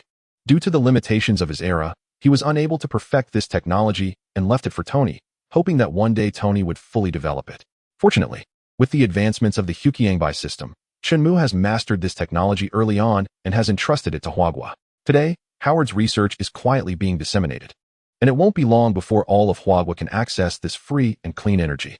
The emergence of this energy source is akin to a monumental earthquake for the contemporary world, particularly devastating for traditional energy companies that will suffer tremendous losses due to its advent. Naturally, this will incite hostility from energy giants, who will undoubtedly seek retribution against Huagua. However, by the time this energy is fully implemented, Huagua's military prowess will have transformed, rendering the nation impervious to challenges. Let us attempt to equip this firearm with an arc-reactor. Shenmue detached the battery and connected a miniature reactor to the weapon. In his laboratory, portable arc-reactors abound. Now, let us test it in standard firing mode. When powered by electricity, the energy bullets from this magical firearm could at best incapacitate or stun a target. However, with the arc energy, a blue ethereal glow flickered, and the muzzle emitted a beam akin to a laser, effortlessly penetrating the nearby wall. This scene left Shenmue somewhat astonished. The power unleashed after the operation of the energy circuit with arc energy was indeed surprising, exhibiting a potency exceeding that of electric energy by more than tenfold. This arc energy bullet possesses greater lethality than those fired from a typical anti-material sniper rifle, coupled with enhanced penetrative capabilities. In simple terms, with the addition of the arc reactor, this firearm's standard attack is equivalent to the firepower of a shot from a heavy sniper rifle. If it were the energy aggregation mode, gazing at the switch of energy concentration, Shenmue fell into a contemplative silence. Perhaps it was best not to experiment within the confines of the laboratory. A single projectile could potentially obliterate the neighboring premises. Should experimentation be necessary, it would be prudent to conduct it outdoors. What had transpired? The commotion from Shenmue's prior trials had been considerable, prompting Su Jia to swiftly arrive at the laboratory. Her expression tinged with anxiety as she regarded Shenmue. "It's nothing," Shenmue replied, "just crafted a small device for a brief experiment." Upon observing what Shenmue referred to as a mere toy, Su Jia could not help but raise an eyebrow. Although its appearance was peculiar, with a barrel and a stock, she immediately recognized it as a type of firearm. "What is this?" Su Jia inquired, her curiosity piqued. "This is a gun. I call it a magical energy weapon." As he lifted the firearm in his hand, he addressed Su Jia directly. "A magical energy weapon? What on earth is that?" Su Jia's expression turned to one of disbelief as she scrutinized the gleaming arc reactor affixed to the weapon, her face a canvas of questions. "Isn't that an arc reactor? What does it have to do with magical energy?" "The arc reactor generates formidable energy. Even a small reactor possesses a remarkably high energy level." Military weapon specialists had previously harnessed arc reactors to fabricate portable electromagnetic rifles, utilizing the immense electrical power to create electromagnetic effects that propel projectiles at astonishing speeds, causing unimaginable devastation. Su Jia continued, "My Qilin battle armor is equipped with such a weapon, which operates on the principle of an electromagnetic cannon. What about your firearm? How powerful is it? Might it be possible to install one on my Qilin battle armor as well?" In truth, long before Shenmue shared certain technologies with the Godspear Bureau, the scientists there had already begun research based on those technologies, employing some elements to develop new innovations.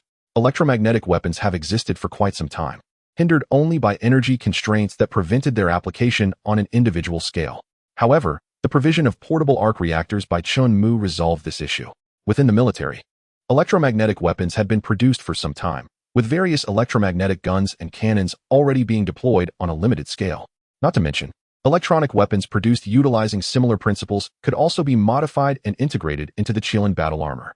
The battle armor manufactured at Shenmue's Huqiangbai Industrial Park essentially consisted of mere exteriors, with weaponry primarily handed over to the military for enhancement and installation.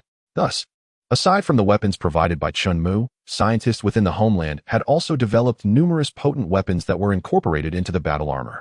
An electromagnetic cannon? Shenmue mused, touching his nose, feeling a twinge of astonishment. Truthfully, he had not closely followed the military's weapons research and was unaware of the extent of advancements made in their armaments. Upon first hearing Su Jia's words, it was indeed difficult to believe. Has this truly led to the realization of a single-soldier electromagnetic cannon, utilizing the energy from a reactor to propel bullets or shells? endowing them with augmented kinetic energy and thus exponentially increasing their power. My arcane energy weapon stands in stark contrast to your so-called electromagnetic weaponry. This device merely harnesses energy, and due to its unique manufacturing process, it releases energy with far greater potency. Chun Mu grasped the energy firearm in his hand and swiftly pulled the trigger 3 times towards the wall, unleashing 3 beams of pure energy that effortlessly penetrated the wall, leaving behind 3 significant holes. Observing Chun Mu wielding this firearm with such ease, Su Jia was utterly astonished. This weapon possesses no recoil. Moreover, it requires no ammunition. According to Chun Mu, if one were to forcibly utilize pure energy, does this imply that, as long as the energy supply is sufficient, this device is akin to possessing infinite bullets? Without recoil, infinite ammunition, coupled with formidable power, anyone could readily discern the potential of this firearm. In the hands of the military, it would undoubtedly serve as a devastating weapon. Chapter 99. Arcane Shells. Let us proceed to the shooting range and put it to the test. Chun Mu, still eager after firing a few shots, was keen to experiment with the arc-reactor's energy convergence mode, also known as the arc-energy cannon. If ordinary electricity could yield the power of a plasma cannon, he was eager to discover the results of employing the arc-reactor. Come, let us see. Naturally, Su Jia was equally intrigued by the weapon Chun Mu described and was filled with anticipation as she took his hand and they ventured outside. Before long, the two arrived at the shooting range. This weapon can utilize any form of energy, whether it be electrical power or arc energy. As he spoke, Chun Mu detached the arc reactor and connected a 100,000 milliamp battery to the firearm.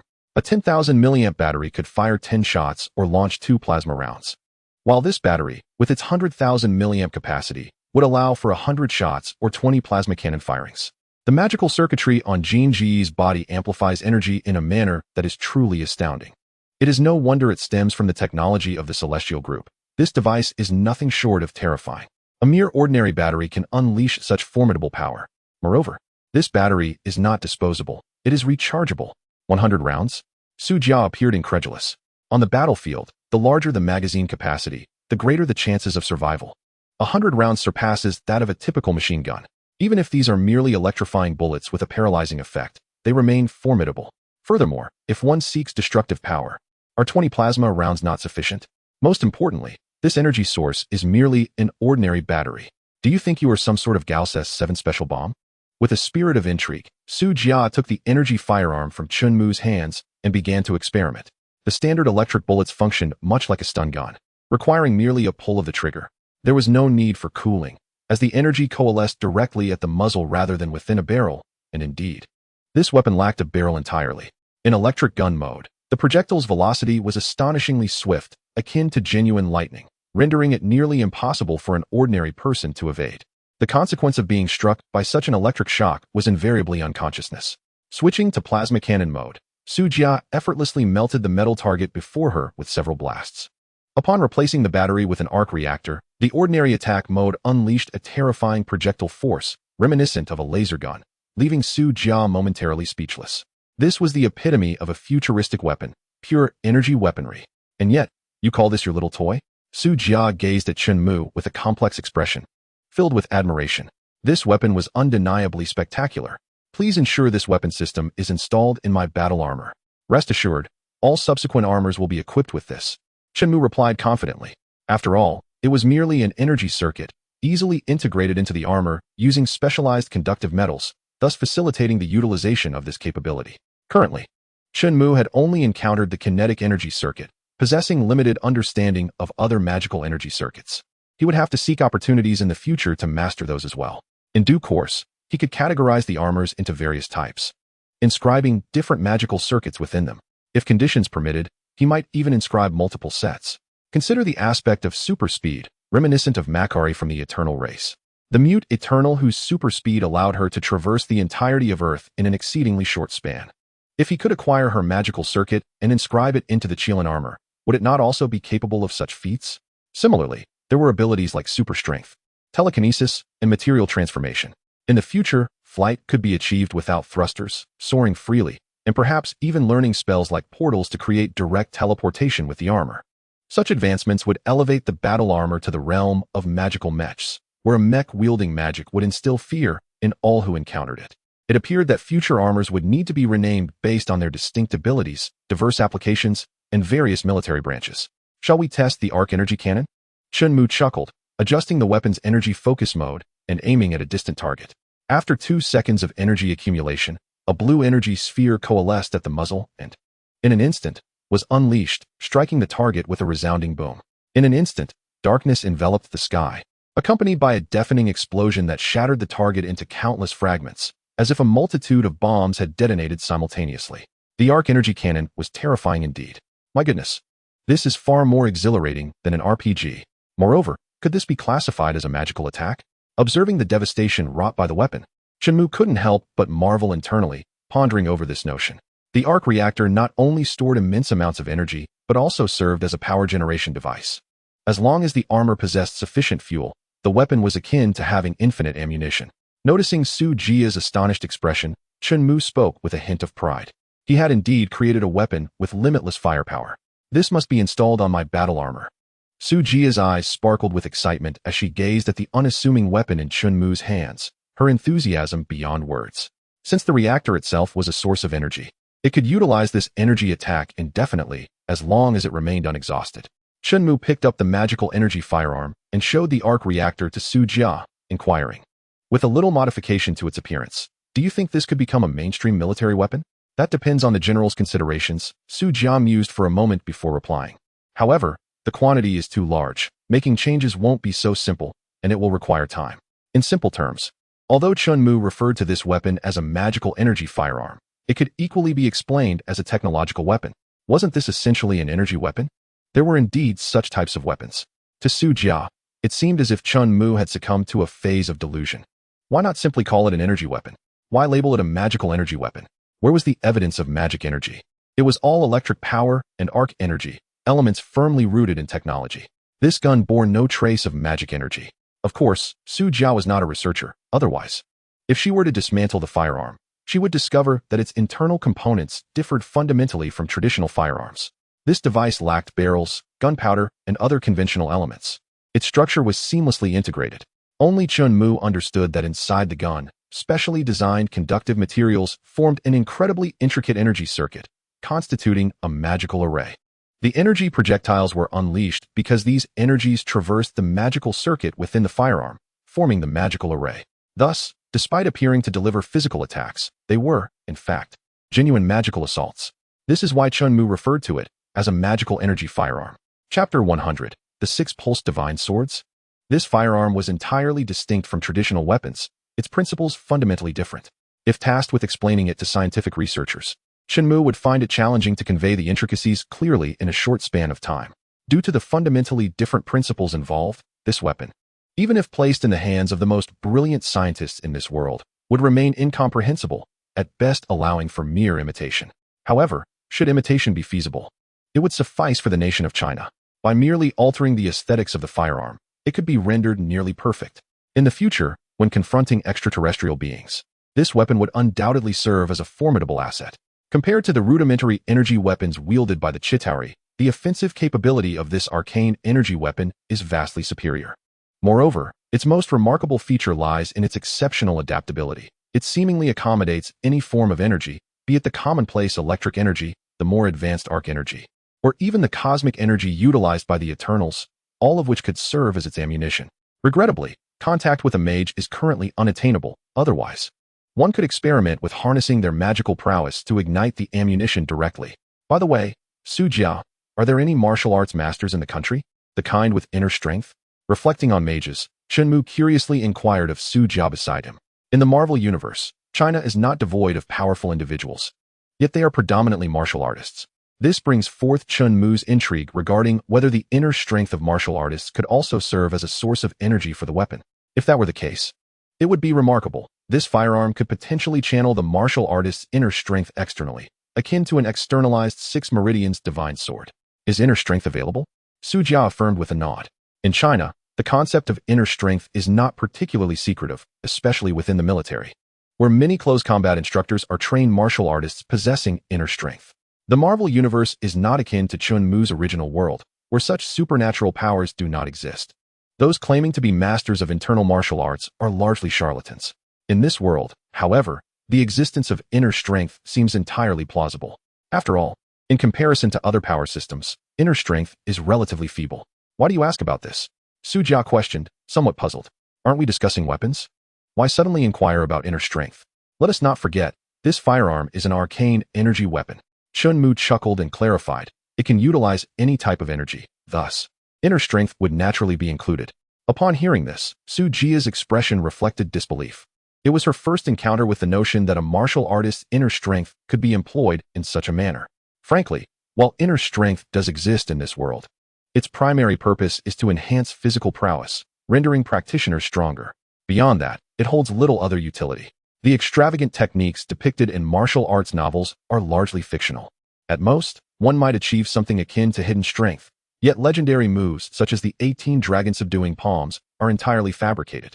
However, the so-called magical energy firearm wielded by Chun Mu, if it truly can convert internal energy into bullets, would indeed resemble the Six Meridians' divine sword from novels.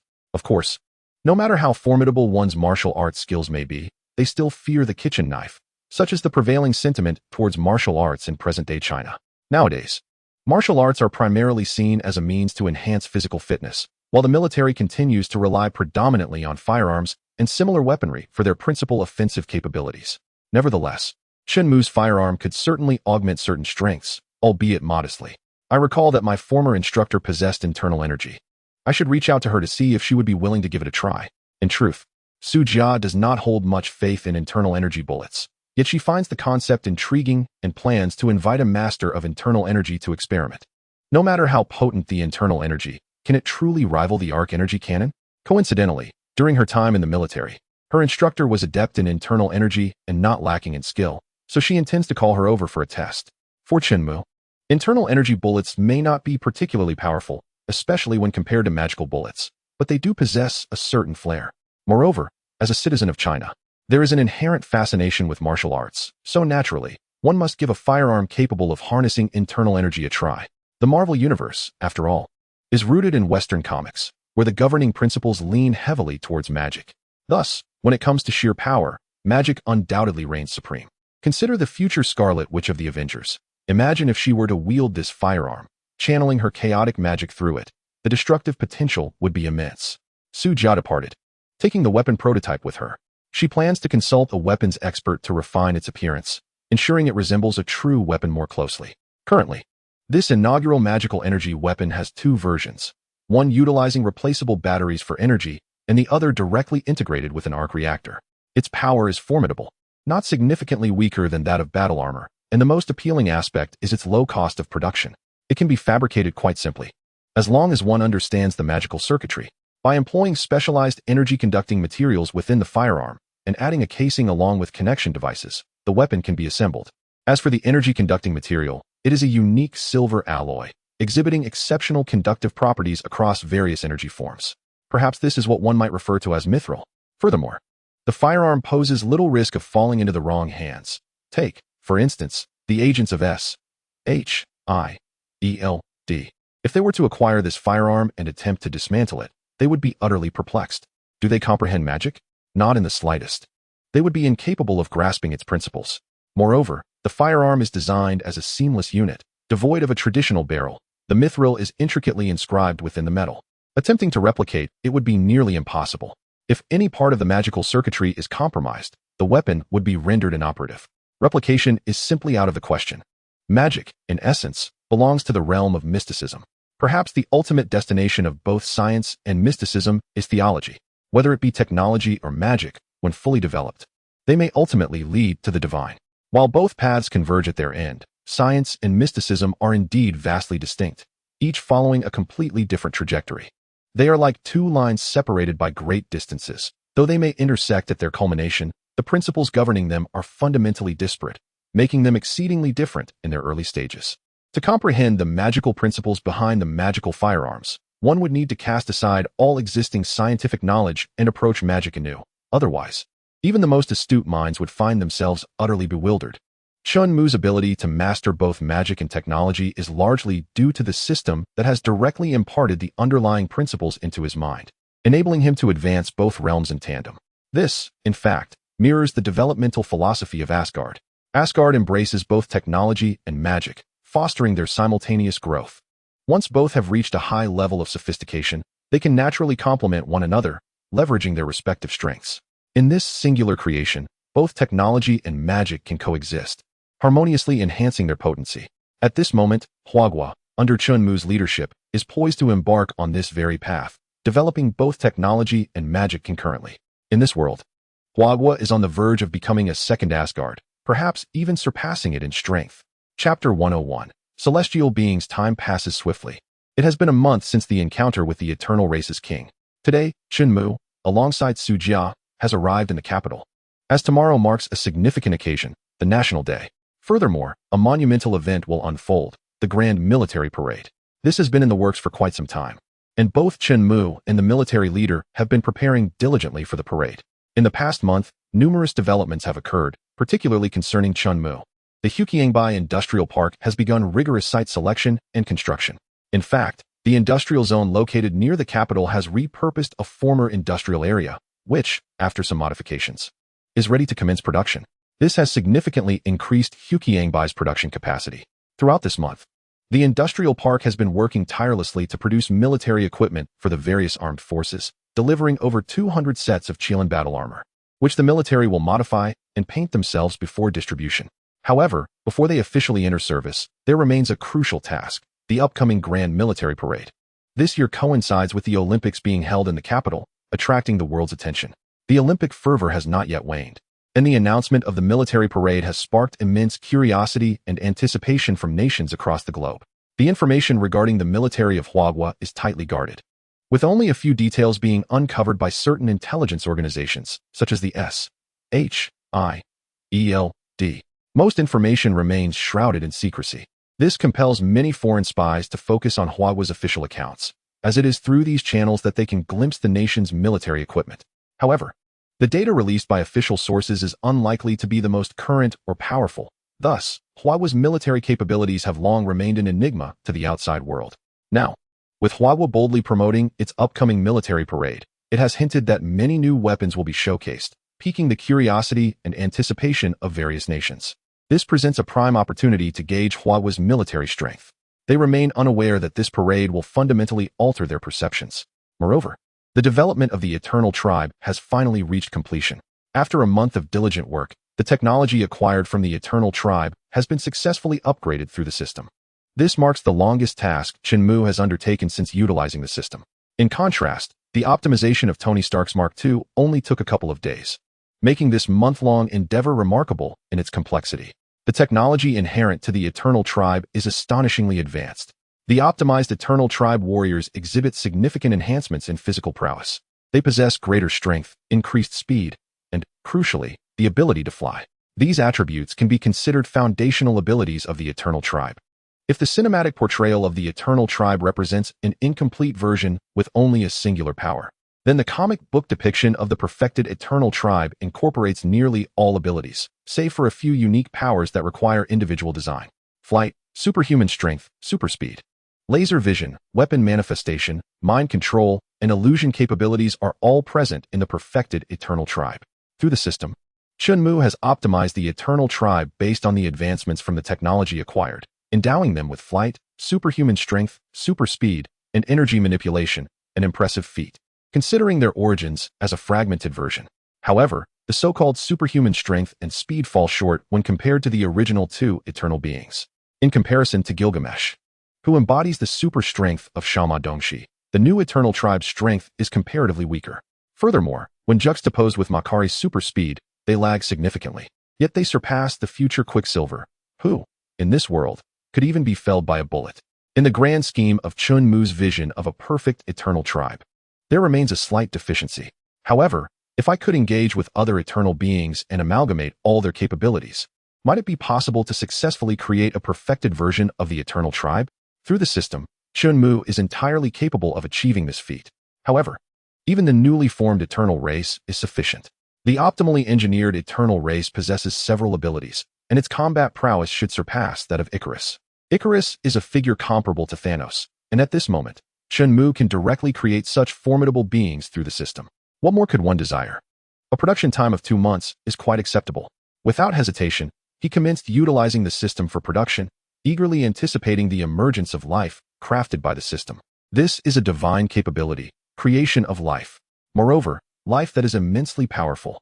Nevertheless, since this endeavor aims for the strength of Huagua, continuing to call it the eternal race seems inappropriate. Thus, a new name must be adopted. In the Marvel Universe, although there exists a so-called heavenly court in the East, its characters are chaotic and bear little resemblance to those in Huagua's mythology. Shenmue vehemently disagrees with this notion. Therefore, since he can create such potent beings as the eternal race, why not directly integrate them into the mythology of Huagua? The new eternal race will undoubtedly require a new designation, given that the eternal race is akin to a divine lineage. Shenmue intends for the new eternal race to become a pantheon exclusive to Huagua. Thus, it shall be called the Immortals. The beings crafted by the system will no longer be the eternal race, but will instead belong distinctly to the pantheon of Huaxia mythology, possessing immense power, a myriad of miraculous abilities, and eternal life. What else could they be but immortals? The first immortal currently being created is designed to resemble a young man, appearing no older than 16 or 17, with a quintessentially Eastern visage. A golden flame symbol adorns his brow, and though his physique appears somewhat frail, none would dare underestimate him. His resolute face exudes vigor, and his eyes sparkle with divine light. Neza, that is the name of this first immortal. Indeed, Shenmue has fashioned him after the legendary third prince Neza from mythology. Neza possesses his own unique consciousness, not merely a puppet, but a living being, or rather, a divine entity. Yet within his will lies the spirit of Huaxia's children. Neza, as an immortal of Huaxia, naturally exists for the sake of Huaxia. Indeed, Shenmue is preparing to personally forge the mythology of Huagua. Chapter 102. The review begins at the break of dawn the next day. Shenmue, accompanied by Su Jia, arrived early at the Grand Square. Given the gravity of the day's proceedings, even the typically casual Shenmue dressed with remarkable solemnity. Clad in a sharply tailored outfit and sporting a neat short haircut, he appeared particularly spirited. Shenmue, who previously lacked the qualifications to be here, has now been granted a position commensurate with his contributions, albeit a nominal one devoid of any real power. Thus, today, Shenmue is indeed worthy of donning this dashing attire to witness the ceremony at the Grand Plaza. It can be said that this opportunity is among the highest honors anticipated by the citizens of Huagua. For an ordinary person, such an occasion would be a lifetime boast. Moreover, Shenmue will stand directly upon the city tower. Although, for protective reasons, he will not occupy the main position and will be situated quite far from the center. It remains an unparalleled honor. The ceremonial review will commence promptly at 9 o'clock, yet the soldiers and equipment preparing for the inspection have long been awaiting this moment. Shenmue had just taken a glance at the solemn military demeanor, which resembled a sharp sword, instilling a sense of trepidation in one's heart. This impression, however, is directed towards adversaries. For the populace of this nation, it evokes an indescribable sense of security. Presently, the awaiting troops consist of regular combat forces, with naval, land, and air units stationed elsewhere, ready to converge at the appointed time for the ceremonial display. Accompanying Shenmue at the tower, Su Jia provided explanations. During their previous visit to observe the soldiers, they had not encountered those clad in Qilin battle armor. Although rumors have circulated regarding the military's acquisition of steel battle armor, concrete information has remained elusive. Consequently, spies and journalists from various nations are keenly observing the formations.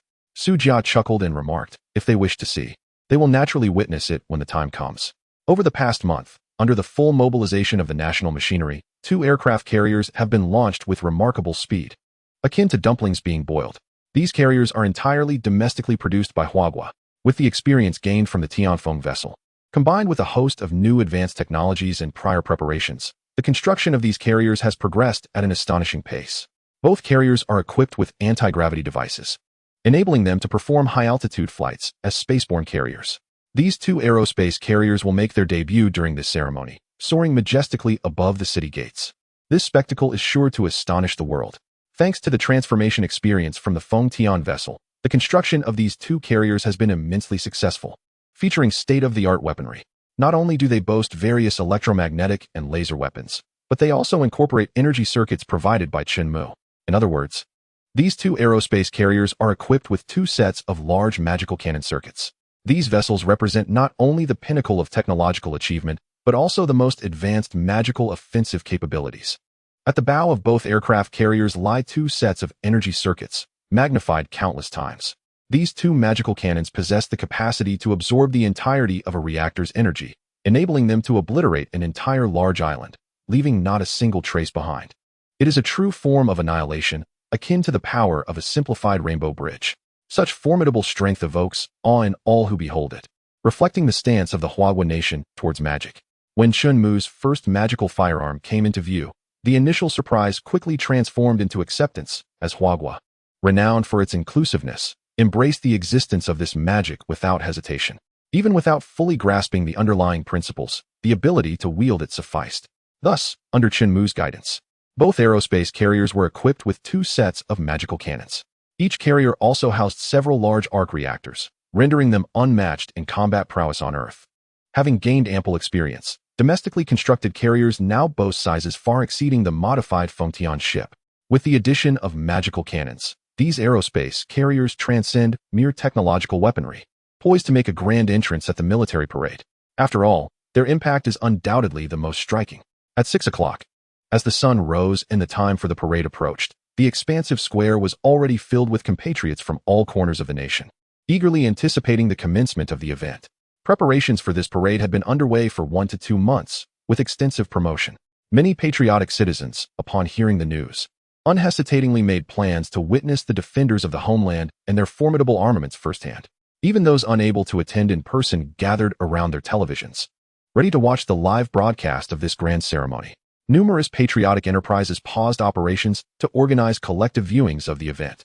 In this nation, the majority understand that only through national strength can one safeguard their current way of life.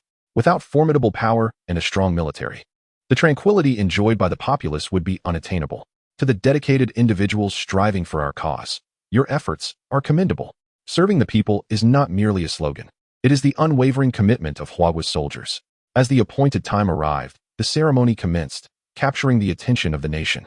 Across the country, with the exception of those truly unable to partake, all eyes were drawn to this momentous occasion as one.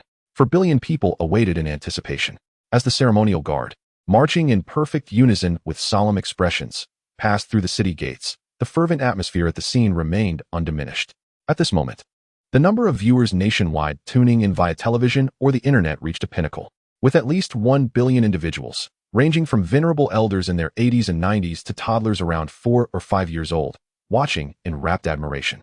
Many were moved to tears by the sight of the soldiers, their impeccable military bearings stirring profound patriotic sentiments among the populace. The meticulously orchestrated ceremony ignited a fervor of nationalism among all citizens. Naturally, everything appeared quite normal from the infantry formations to the armored units that had emerged over the past hour. However, the subsequent appearance of the mechanized units once again set off an emotional explosion among the crowd. Chapter 103, Battle Armor. The next piece of weaponry unveiled was yet another masterpiece from the Eastern family, the Dongfang 17, an ultra-long-range, hypersonic missile characterized by its maneuverability, stratospheric gliding, precision guidance, and capability to carry a nuclear warhead. Its maximum attack range allows it to circumnavigate the globe, accurately striking any target on Earth. In military circles, it is also known as the carrier killer, possessing the ability to penetrate all defensive systems on the planet and destroy any target worldwide. The introduction of the Dongfang 17 elicited exuberance among the citizenry, symbolizing Huagua's newfound capability to engage enemy aircraft carriers. A certain nation had long boasted its formidable carrier fleet, flaunting its might in national waters, which incensed all patriotic citizens. Now, with the emergence of the Dongfang 17, it was as if a resounding slap had been delivered to their faces. Carrier killer, was this not tailored specifically for you? Wait, did I miss something? What did the director just say? Hypersonic? Ultra-long range? Circumnavigating the globe before striking a target? Did I hear that correctly? Following a brief moment of exhilaration, the audience suddenly found themselves pondering this question, their expressions a mix of bewilderment. Which missile on Earth has the capability to fly around the globe? Previously, Huagua's Dongfang 5B missile, as a strategic deterrent, had a maximum range exceeding 10,000 kilometers, covering nations across the Pacific and essentially reaching a global range. Yet it was never mentioned that it could circle the Earth. How could this seemingly modest Dongfang 17 possibly achieve such a feat? Beyond the audience's astonishment, the ambassadors from various countries were equally stunned, their faces reflecting disbelief. Aside from a few who were already aware of the Dongfang 17's existence, the foreign dignitaries on the viewing platform were in an uproar. If there was no exaggeration, this missile, capable of disregarding defense systems, could effortlessly obliterate their capitals. Moreover, behind the Eastern 17 formation, there exists another squad, one that bears formidable apparatus. Following this colossal formation, what truly lies ahead? A massive humanoid vehicle? Is this a combat robot? When did the technological prowess of Huagua reach such remarkable heights? The emergence of these robots is precisely what has elicited astonishment from the audience present. Next to make an entrance is another magnificent creation of the Eastern family, the Eastern 41 strategic nuclear missile. Its range is so extensive that it could circumnavigate the globe thrice without breaking a sweat. Capable of penetrating into outer space and re-entering the Earth's atmosphere to strike any target with ease. The modified Eastern 41 is even more terrifying. Equipped with a large arc-reactor, essentially providing it with an inexhaustible energy source. If desired, it could linger in the skies for months on end, rendering the concept of range utterly meaningless. What is even more alarming is its ability to soar into space and then adjust its position to launch a vertical assault on targets from above. No matter how formidable the air defense systems may be, they cannot reach the heights of outer space. The Eastern 41 can approach directly from the cosmos, hovering above its target before delivering a vertical strike. This method of attack is, indeed, a dimensional reduction strike. Who among the nations on Earth would dare to provoke it? The unveiling of the Eastern 41 caused the previously composed ambassadors of certain nations to turn pale. The threat posed by the Eastern 41 far surpasses that of the earlier Eastern 17. After all, its size alone allows it to carry multiple nuclear warheads with unimaginable yield. This weapon has been meticulously concealed by the military, leaving no faction aware of its existence until now. Its presentation at the military parade has sent shockwaves across the globe. Upon hearing the broadcaster's introduction, every citizen of Huagua felt a surge of pride. Is the Eastern 41 merely a weapon? No, in the eyes of the people.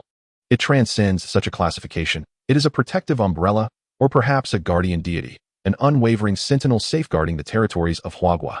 We may not need to deploy it, but we must ensure it remains within our grasp, for its very presence is the greatest guarantee of security for the citizens of Huagua.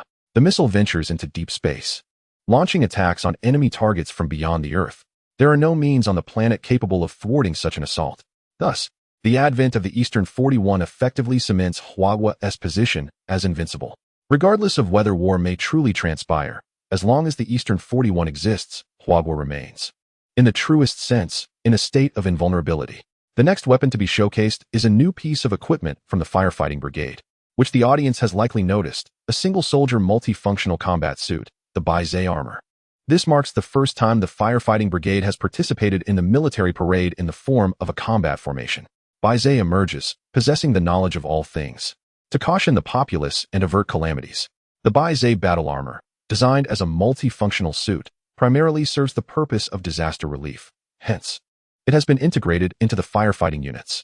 It is an improved version derived from the Iron Overlord data provided by Chenmu, with various weapons removed in favor of more firefighting and rescue equipment.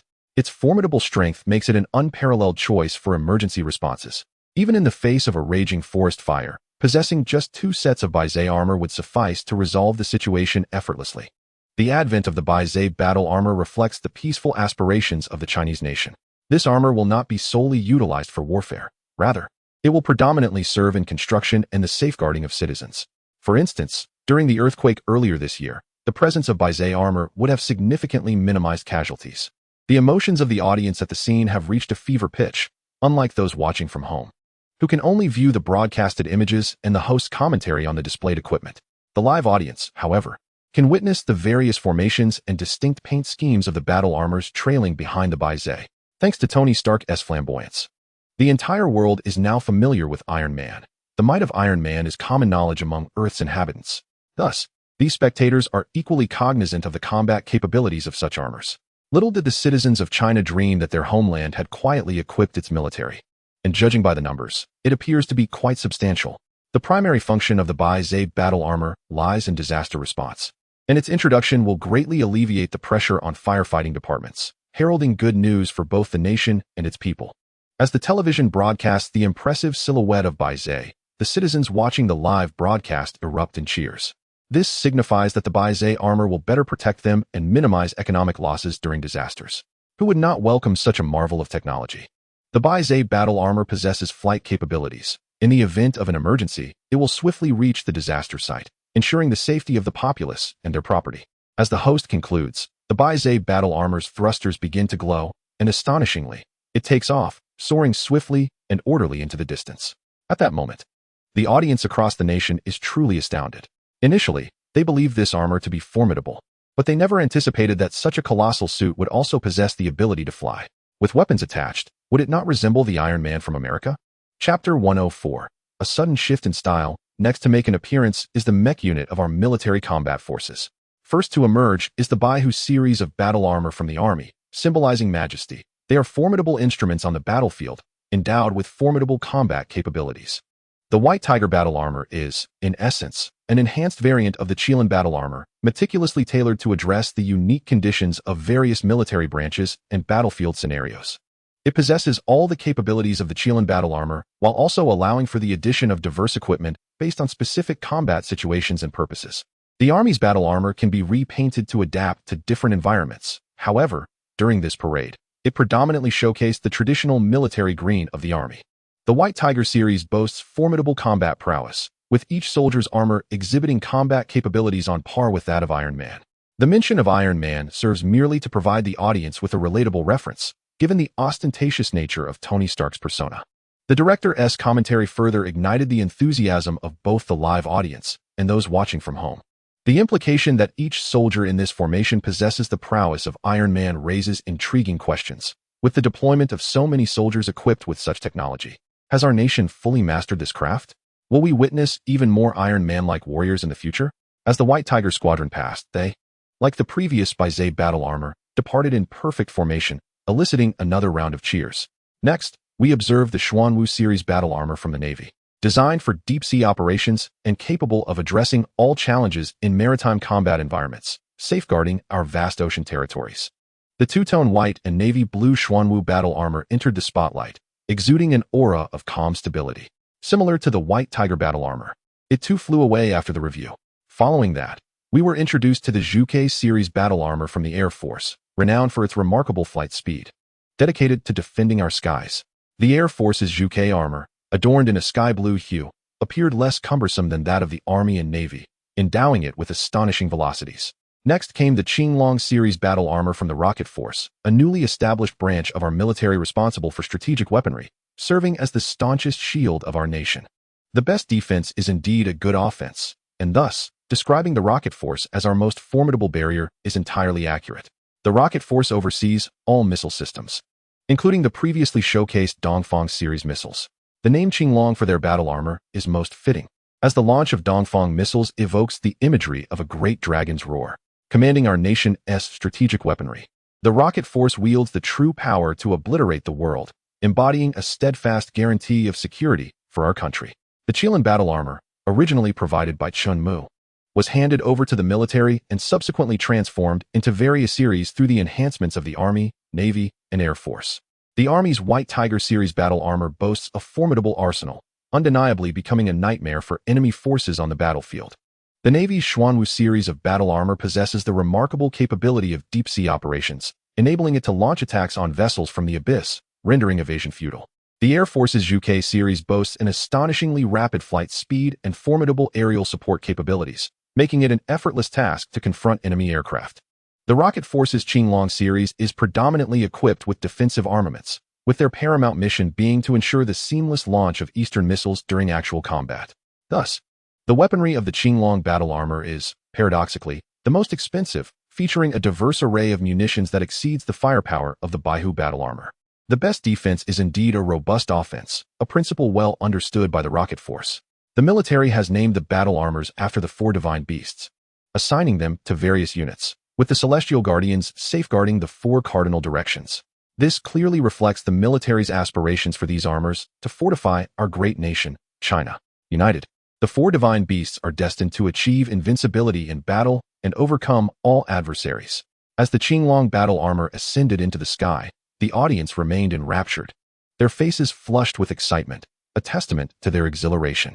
Next, the aerial squadron of our fighter jets made its entrance, heralded by our conventional military aircraft. Following the thorough inspection of ground forces, aerial formations began to appear, various aircraft soaring overhead, provoking cheers from the crowd. Subsequently, the J-0 fighter jet, a true embodiment of fifth-generation technology, emerged, showcasing ultra-long-range combat capabilities and exceptional stealth features, representing the pinnacle of our military aviation.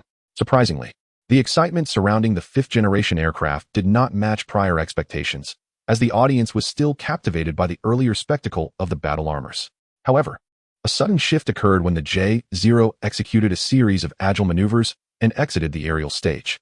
At that moment, the spectators on the ground noticed something amiss.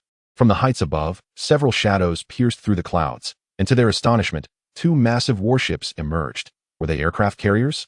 Indeed, the new additions to our naval fleet. The Qilu and Jinling aircraft carriers are entirely self-developed by our nation, each displacing an impressive 100,000 tons, equipped with the ability to take flight. The mere mention of flying aircraft carriers left the audience speechless, as these colossal vessels hovered at a mere 34 meters above ground, their immense size overwhelming the spectators. Foreign dignitaries appeared increasingly pale, while representatives from nations with strong ties to China displayed expressions of excitement, affirming that they had indeed aligned themselves with the right partner as China rises in strength. A flying aircraft carrier? This is an aerospace carrier. The citizens of Huagua, as well as ordinary viewers from foreign lands, gazed in disbelief at two aircraft carriers soaring past at low altitudes, an experience that felt utterly surreal. What has become of this world? Why does the atmosphere in Huagua seem so distinct from that of other nations? The Qilu and Jinling vessels, formidable in their own right, are equipped with electromagnetic cannons, laser weaponry, and other advanced technologies. They employ electromagnetic catapults, enabling their carrier-based aircraft to launch with remarkable swiftness. The aircraft, designated as J-5, also belongs to the fifth generation. At this moment, no one paid heed to the broadcaster's commentary. All eyes were transfixed on these colossal behemoths, leaving minds utterly blank. With the advent of aerial carriers, who could still concern themselves with the classification of the aircraft? The capacity for rational thought seemed to evaporate for all present, including the foreign diplomats, each one appearing dazed and disoriented. After all, Huagua had quietly equipped itself with such epic-defining weaponry without a whisper of warning, leaving them blindsided, a dereliction of duty that could lead to reprimands upon their return home. Chapter 105. Opening the door to check the water meter. This must be a mere cinematic effect. Who would believe it?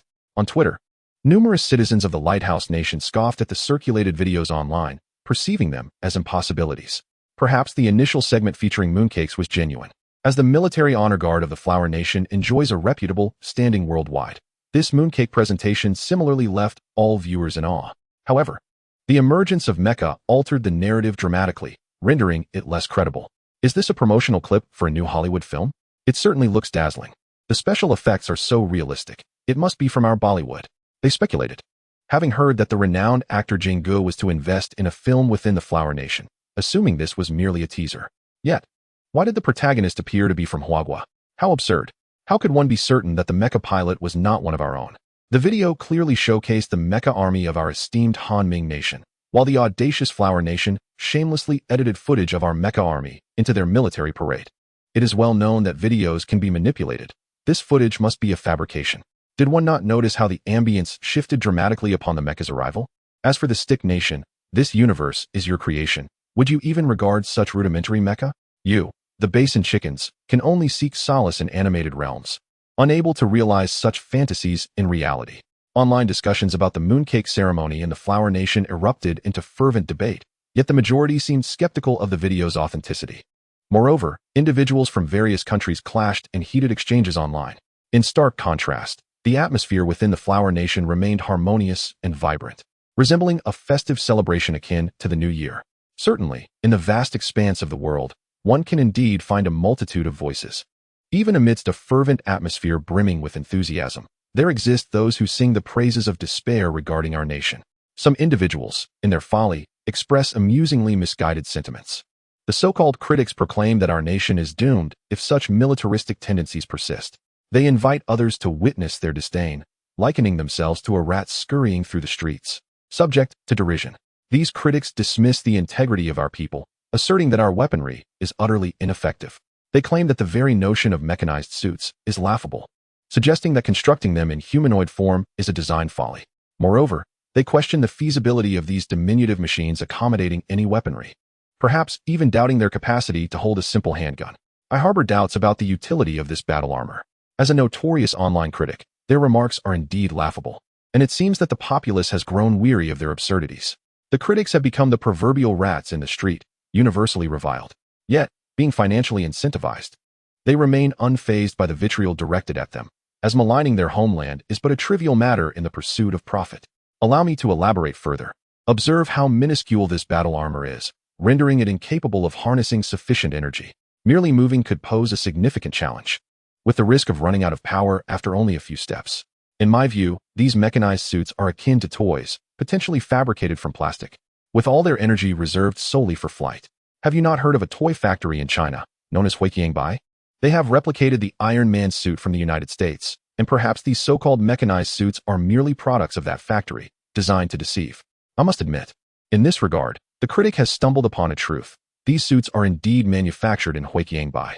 As for those who reference the Iron Man suit of Tony Stark from the United States, let us be clear, this is the most powerful nation in the world, and Tony Stark is among the brightest minds. Such feats are beyond the capabilities of our people. Thus, I implore you to recognize that all of this is but a ruse. Having expressed their thoughts, the critic checked their phone, glancing at the bank notification with a satisfied smile. After all, earning money is not something to be ashamed of. A series of knocks interrupted their reverie. Open up. We're here to check the water meter. Startled by the commotion, the critic instinctively shouted, the water meter is outside. You may check it directly. I'm from Shunfeng Express. I have a package for you. I haven't ordered anything. You must have the wrong address. The critic felt a tightening in their chest. Our company organized an event, and you are our fortunate customer, having won a prize of 10,000 yuan. Please come to collect it. I do not wish to accept the prize. I would prefer it to be donated to impoverished mountainous regions. At this moment, the situation took a turn for the worse. Prepare for a strike. Boom. The internet is not a lawless realm. I advise you to tread carefully. Presently, the most powerful weaponry recognized globally remains the F-22 fighter jets and carrier battle groups of the United States. While I might entertain a degree of belief in your J-20, the notion of an aerospace aircraft carrier is simply preposterous. Who would believe such a thing? A 100,000-ton vessel capable of soaring into the sky. Is that scientific? It defies logic. And what of various armored suits? What a jest. Such formidable creations are only worthy of our great nation. Iron Man is the emblem of our spirit. While you may dabble in cinematic effects, why must you tarnish our Iron Man's legacy? Do you truly believe an aircraft carrier can take flight? Do you think the construction of something as monumental as an aircraft carrier could be accomplished quietly by your country? Thus, it is undoubtedly a fabrication. Consequently, on foreign forums, many individuals harbor skepticism regarding this mooncake. Do not doubt it. Those accustomed to arrogance are reluctant to believe that other nations could advance faster than their own. In any case, the global audience is largely incredulous about the video's contents. Numerous ordinary citizens even perceive it as a ruse, deeming everything to be a deception, convinced that a backward nation could never possess such outrageous future weaponry. After all, even the most esteemed, advanced, and powerful nation has yet to obtain these weapons. So why should others? Chapter 106. The American Congress. Time passes swiftly, and it has been several days since the conclusion of the military parade. During this period, the transformation in our nation is remarkably evident. The citizens are imbued with an unprecedented sense of confidence.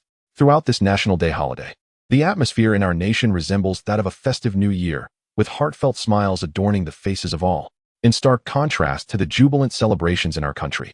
Several imperialist nations abroad are shrouded in gloom. In America, a tense meeting is currently underway. The attendees include military officials, politicians, corporate magnates, major arms dealers, and various official organizations. Notably present are Nick Fury, the director of S.H.I.E.L.D., and Iron Man, Tony Stark. Although Tony has shuttered Stark Industries' weapon manufacturing division and is no longer an arms dealer, let us not forget that he remains a corporate magnate. Additionally, his smartphone brand, Xiaomi, is currently thriving, dominating the global market. Beyond his other roles, merely being a shareholder of 50 in Xiaomi is sufficient to warrant his participation in this meeting. Thus, we must devise a strategy to impose sanctions on our nation.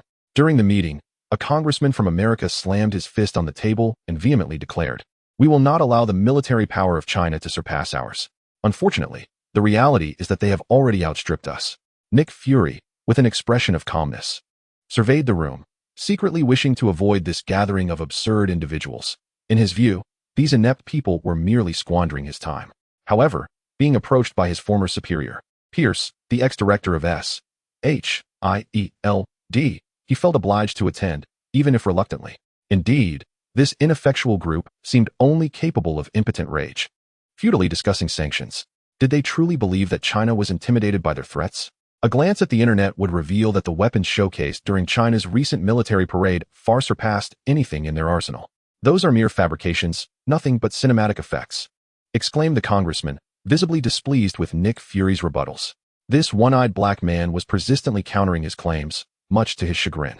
Racial discrimination has long persisted in America. No matter one's position, if one is black, they are unlikely to earn the respect of these white elites. Fury's expression hardened as he regarded the foolish congressman, then chose to remain silent, contemplating how to deal with him later. The weapons, however, were indeed real. While it was undeniable that the congressman was a fool, it did not imply that all the others were equally incompetent. At that moment, Alexander Pierce, the former director of S.H.I.E.L.D., stood up and spoke calmly while controlling the large screen, initiating a presentation of pertinent data. According to the latest intelligence reports, these weapons had been thoroughly validated.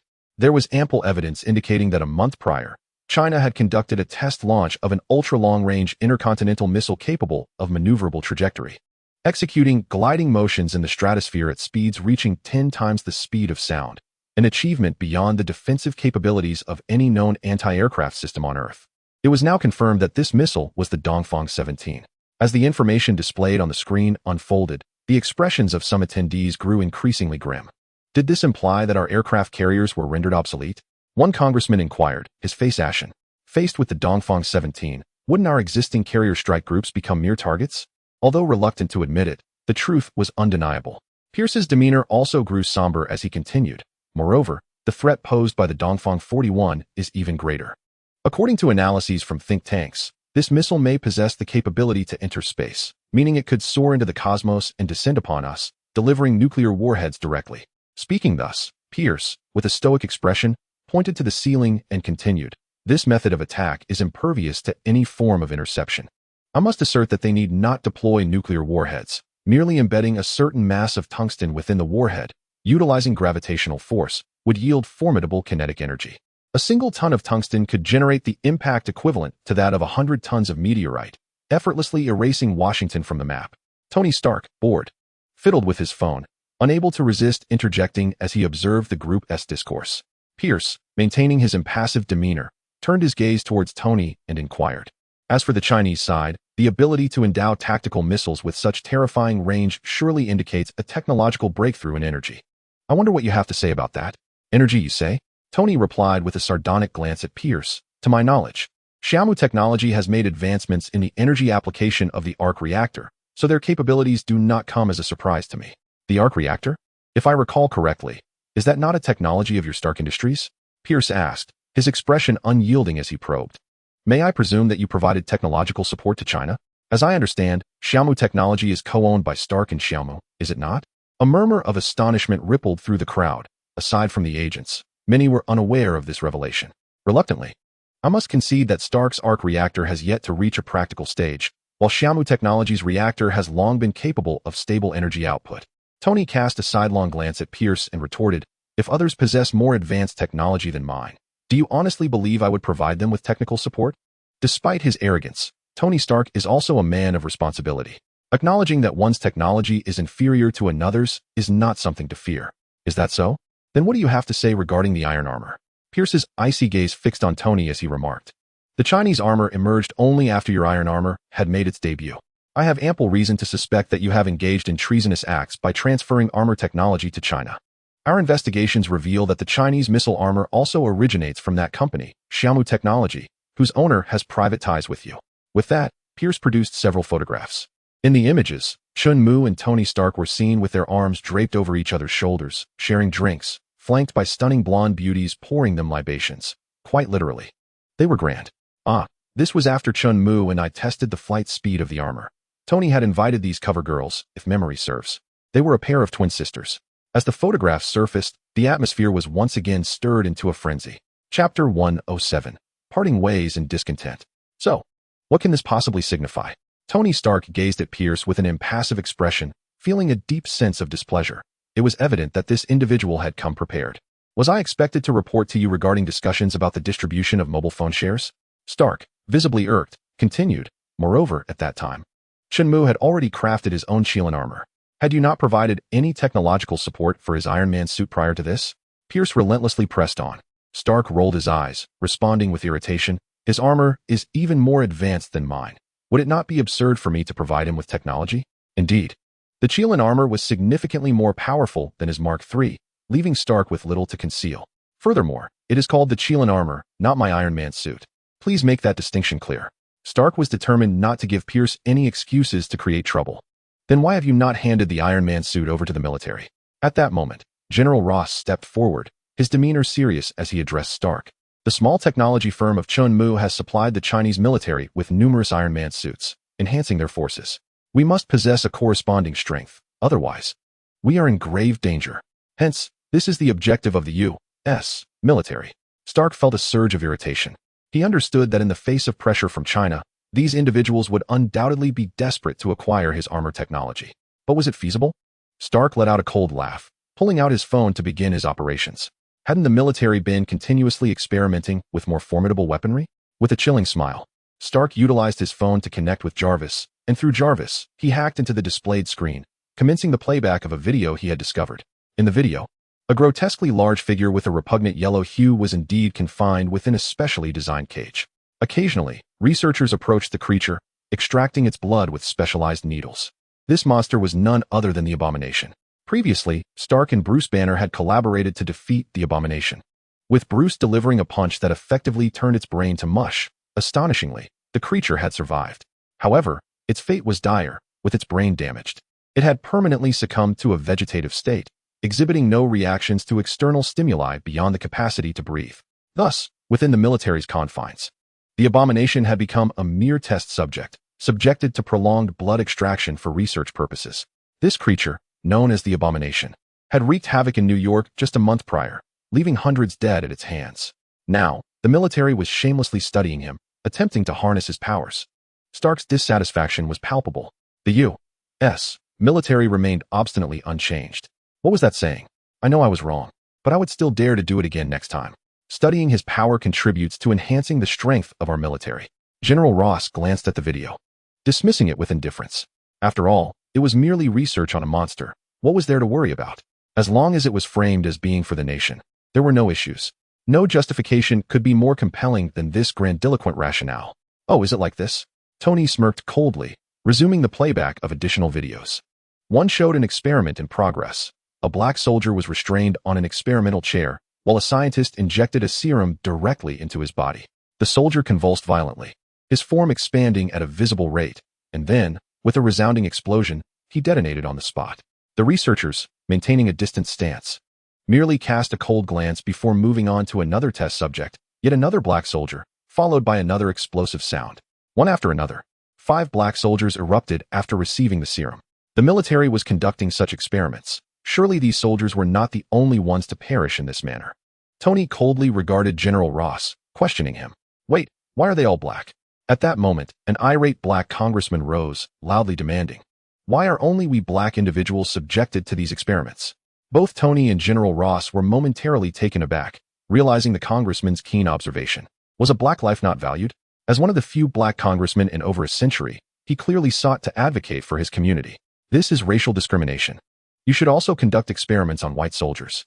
With the congressman's interruption, neither Tony nor General Ross wished to continue discussing the abhorrent serum, both huffing in discontent before taking their seats. What we need is an Iron Legion. Tony Stark, you should provide your armor technology to the American government. It is essential for ensuring the safety of us all. Observing the conclusion of the quarrel between Ross and Tony, Pierce continued, his intentions unmistakable. As a high-ranking member of Hydra, Pierce was ever eager to amplify their power. Ensuring safety? Tony retorted coldly, initiating a new arms race. My Mark armor is not a weapon. If it's not a weapon, then what is it? Pierce pressed persistently. Who knows? Perhaps it could be classified as high-tech prosthetics? Tony shrugged, responding with irritation. Moreover, to my knowledge, the military has been collaborating with Hammer Industries, seemingly researching armor as well. Tony once again used his phone to control the screen, which began to display a weapons test. Justin Hammer, equipped with his own manufactured battle armor, arrived at a military district for experimentation.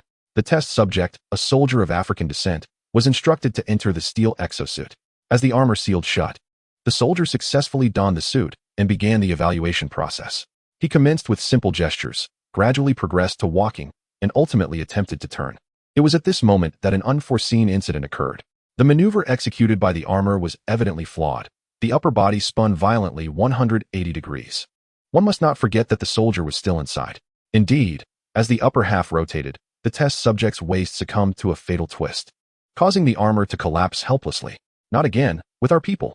The previously placated African-American senator erupted, raising his arms in fervor, proclaiming, "Black Lives Matter. Black Lives Matter." His impassioned outburst rendered the meeting untenable, prompting all present to gradually exit. They were not naive, recognizing that acquiring technology from Tony Stark was now an impossibility.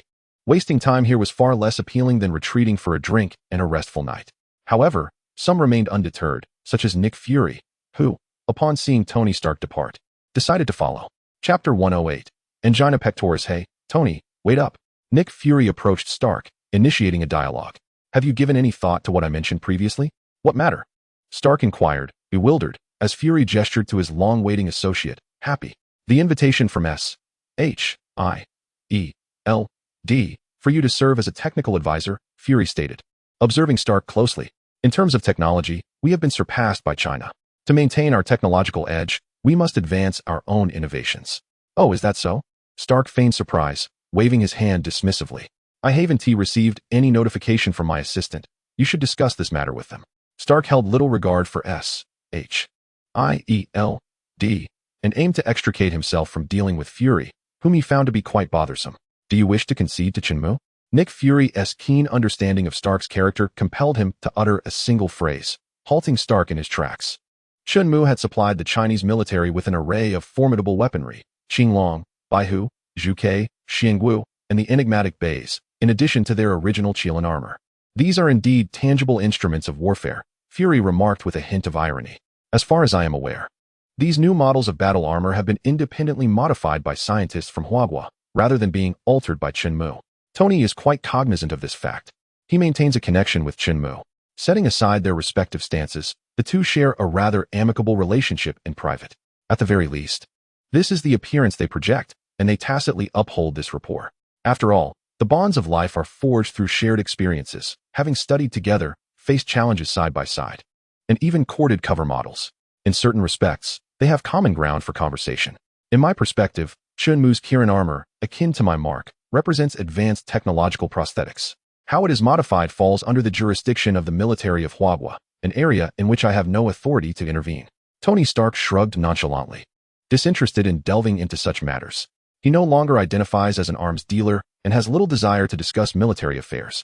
Furthermore, his decision to relinquish his identity as an arms merchant stemmed from his aversion to witnessing the weapons he produced being employed once more in warfare. Given that Chenmu's armor would not be wielded against innocent civilians by the Huagua military, what cause for concern could he possibly harbor? These are not mere advanced prosthetics. They are lethal weapons imbued with menace. Nick Fury, upon observing Tony's demeanor, prepared to elaborate on the perceived threat posed by Huagua. Lethal weapons? Have you ever encountered such armaments or witnessed their deadly efficacy? In response to Fury's statements, Tony Stark expressed his utter disbelief.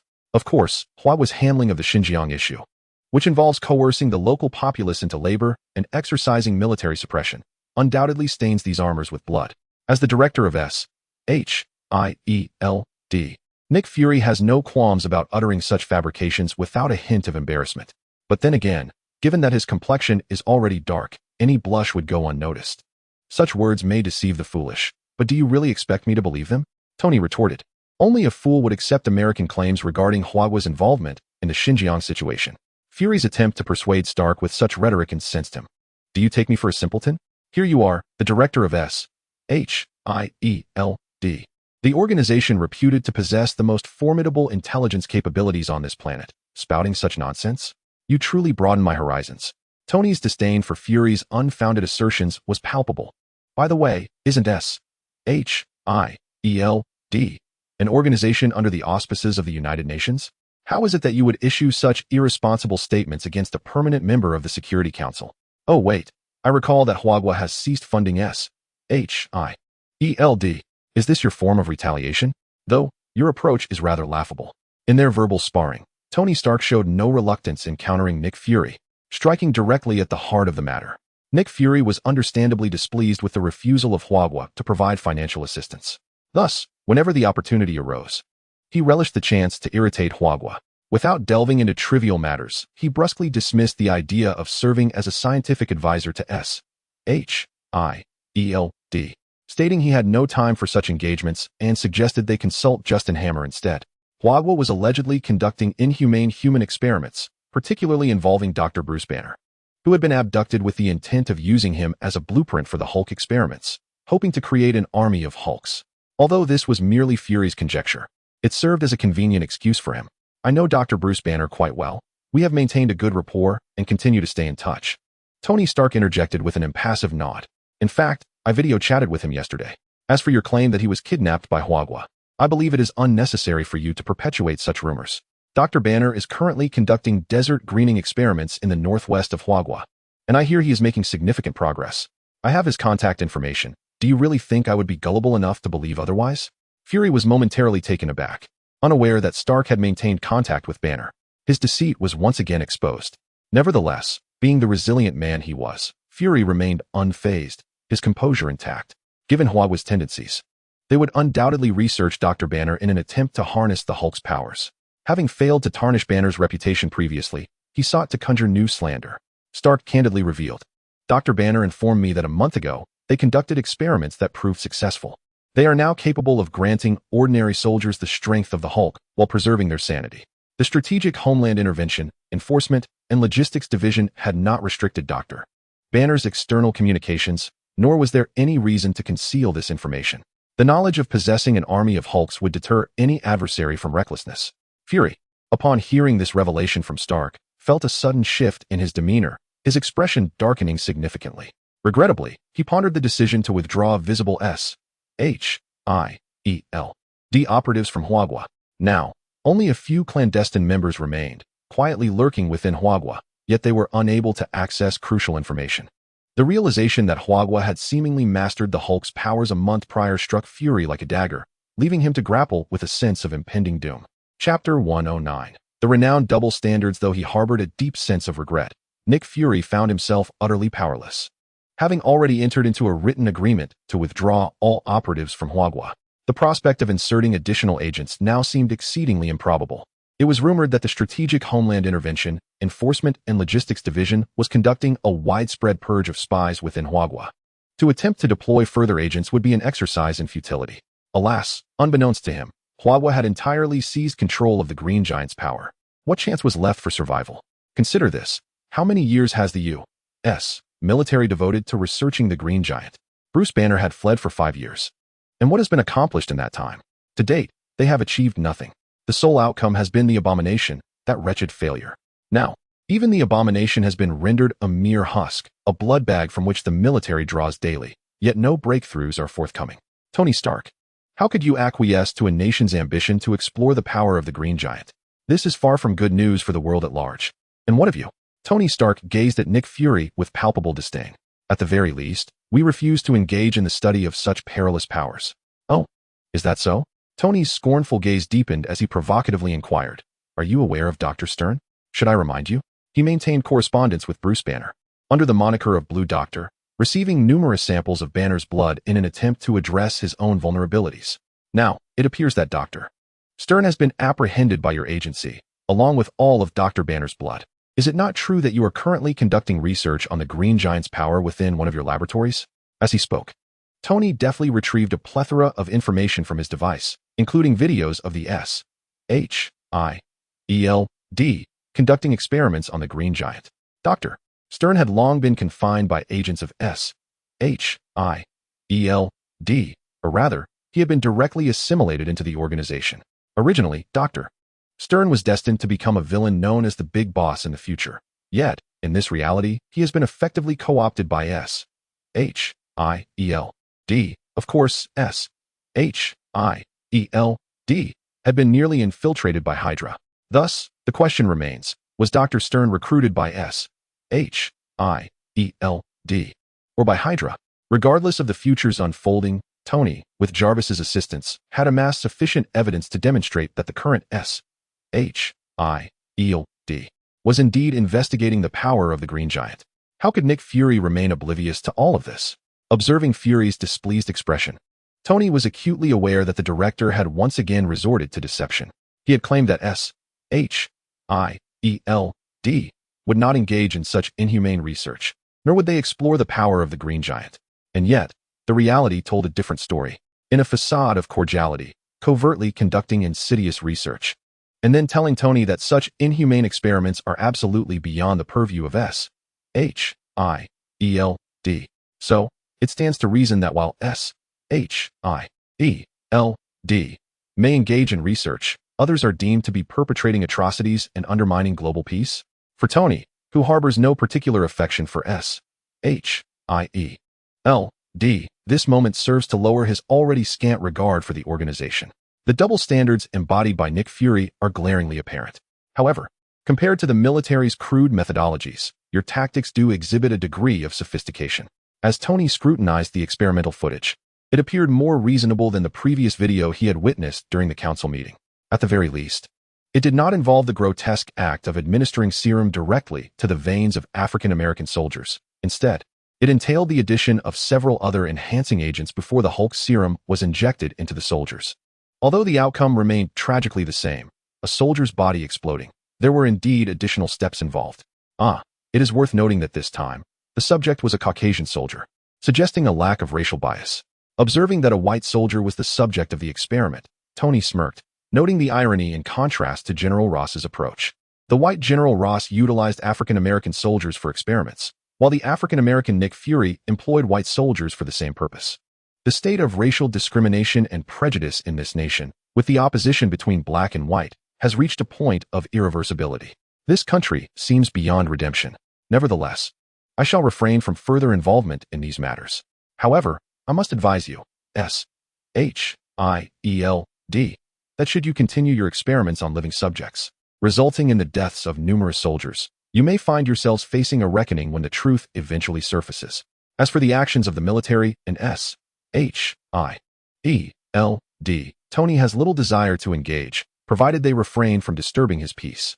Tony, now that you are aware, China has harnessed the power of the Hulk. Their strength is formidable. Will you truly remain a passive observer? Nick Fury's countenance darkened upon having his deception exposed by Tony. Yet he persisted in his attempts to win over Tony Stark, proclaiming, "We must possess the means of counteraction, even if China is not currently invading other nations." What of the future? If they were to embark on such endeavors, how would we, as the beacon of freedom, impede them? With an air of righteous indignation, Fury embodied the role of the Pacific Guardian. Yet, does the invasion of other nations by the Chinese rabbits truly concern you? At the very least, we must share a common stance on this matter. Furthermore, Tony Stark, you may be unaware that within this vast universe lies a multitude of civilizations. Earth is but a mere drop in the ocean. If, in the future, extraterrestrial civilizations were to invade our planet, would we, as the beacon of freedom, simply submit to our fate? Seeing that his initial tactic of moral coercion had failed to sway Tony Stark, Nick Fury conceived a new strategy, revealing the existence of extraterrestrial civilizations in an attempt to provoke Tony's instinct for self-preservation. In times of peace, one must remain vigilant, a tradition inherent to the Flower Kingdom. Undoubtedly a virtue that Nick Fury has also embraced. Should an extraterrestrial civilization invade Earth in the future, it would be prudent to possess some means of resistance. Would it not? I can grant you access to certain records concerning alien invasions of Earth. As far back as 20 years ago, the planet successfully repelled one such incursion. And this shall certainly not be the last. After sharing this with Nick Fury, he produced his phone and sent some documents to Tony Stark. Subsequently, Stark gazed at the information with an impassive expression, his mind clearly engaged with Fury's words. "We must collaborate. SHIELD requires your armor technology. Only then can we muster the capability to confront extraterrestrial threats in the future," Nick Fury asserted with grave sincerity. "Oh, I presume you have already proposed this to Chinmu? I imagine he declined your request," Tony retorted, turning away, disinterested in further banter with Fury. "As far as I know, SHIELD has already acquired 2 suits of armor from Chinmu. What? Are you not satisfied and wish to procure 2 more from me?" Chapter 110, Dereliction of Duty. Nick Fury's expression darkened, internally grappling with the frustration of being at a loss for words. Tony's artificial intelligence was exceedingly formidable, given the current state of SHIELD's network. Defending against it would indeed pose a significant challenge. Aside from a few preserved paper records, SHIELD's database was as accessible to Tony Stark as his own backyard, leaving Fury with a grim disposition as he contemplated the necessary upgrades to his agency's network upon returning. With no secrets to safeguard, the prospect of extorting a couple of suits of armor seemed futile. Fury's earlier declaration about acquiring technology was merely a tactic to negotiate higher stakes. If Tony were to bargain, gaining an additional suit or two would suffice for Fury's satisfaction. Little did he expect that Stark would not be swayed by such strategies. Observing Tony's retreating figure, Fury felt an irksome displeasure, yet he found himself powerless. America, as a capitalist nation, is dominated by the weighty influence of its financial magnates. The Stark family, as one of the foremost capitalist dynasties, left Nick Fury with little recourse. By the way, Happy, how have you considered the matter I mentioned earlier? What color scheme do you envision for your armor? After taking a few steps, Tony Stark inquired of his bodyguard, Happy. I personally favor gold. How about a solid gold design? A bling color scheme? Happy replied, brimming with excitement. Previously, Tony had sensed his own isolation, realizing that individual strength is ultimately limited. Perhaps Chun-Mu's assistance to the Flower Kingdom had struck a chord with Stark, prompting him to seek additional support from others to alleviate some of the burdens he bore. Thus, he prepared to equip his friends with battle armor. The ostentatious gold. It seemed rather gaudy. Tony found himself at a loss for words. However, since Happy had a penchant for it, let it be gold, for it was merely a matter of aesthetics. Whatever hue he wished to don was solely his prerogative. If he fancied it in the same verdant shade as the Hulk, none would dare to criticize. Marvelous, Happy exclaimed, tears welling in his eyes. He was finally to possess a suit of armor that belonged to him. After all, he was Tony's bodyguard, and as Tony grew more formidable with an increasing array of adversaries, the pressure on him was immense. Setting aside the question of whether he could be of assistance or fulfill his role as a protector, the potential risk of inadvertently harming himself was a significant concern. After all, as a mere mortal, a single bullet could send him to meet his maker. Do not presume that being a director affords one immunity, let me assure you. In the Marvel Universe, being a director remains a perilous occupation. Hence, possessing a suit of gaudy gold armor as a director? Not at all problematic. Meanwhile, Tony began to contemplate his own course of action. Nick Fury's words had profoundly resonated with him. Setting aside the dangers that may lurk on Earth, the threats from the vast cosmos were equally daunting.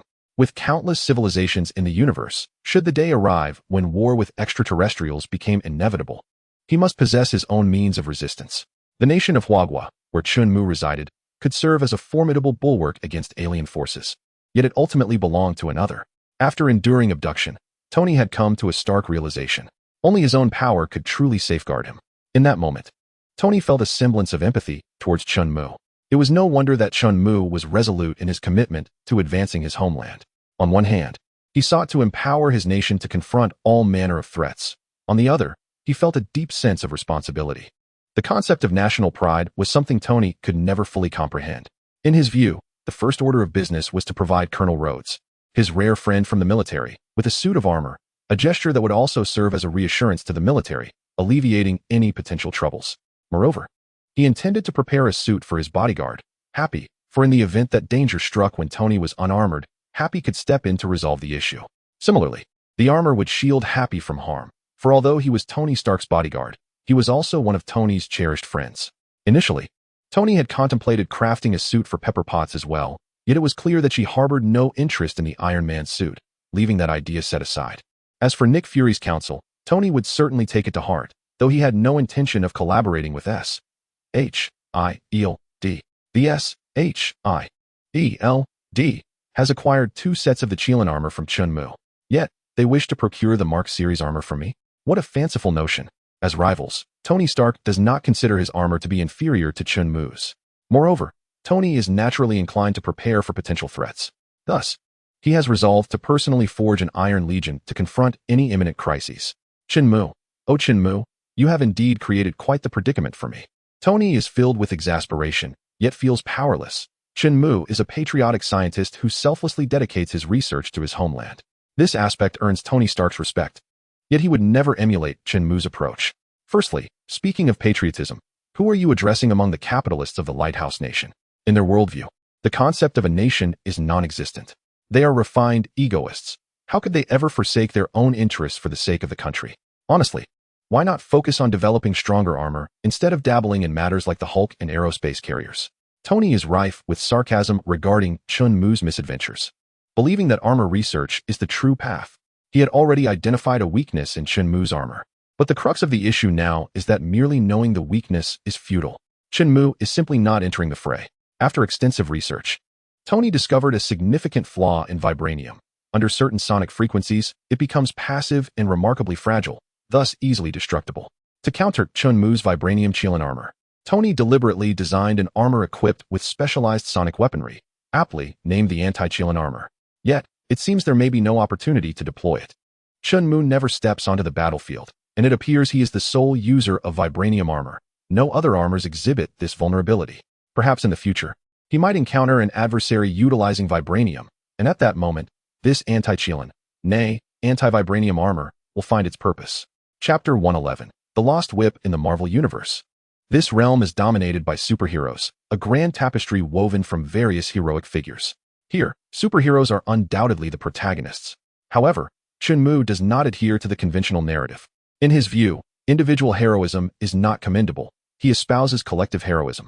Within Western culture, the notion of a savior exists, where ordinary individuals believe that he represents divinity, leading to the emergence of individual heroes. This is the genesis of these superheroes. As a representative of the Chinese nation, Shenmue has never believed in any savior nor sought the intervention of deities. He firmly holds the conviction that the salvation of the world can only be achieved through self-reliance and collective effort. This embodies a profound dichotomy between Eastern and Western philosophies.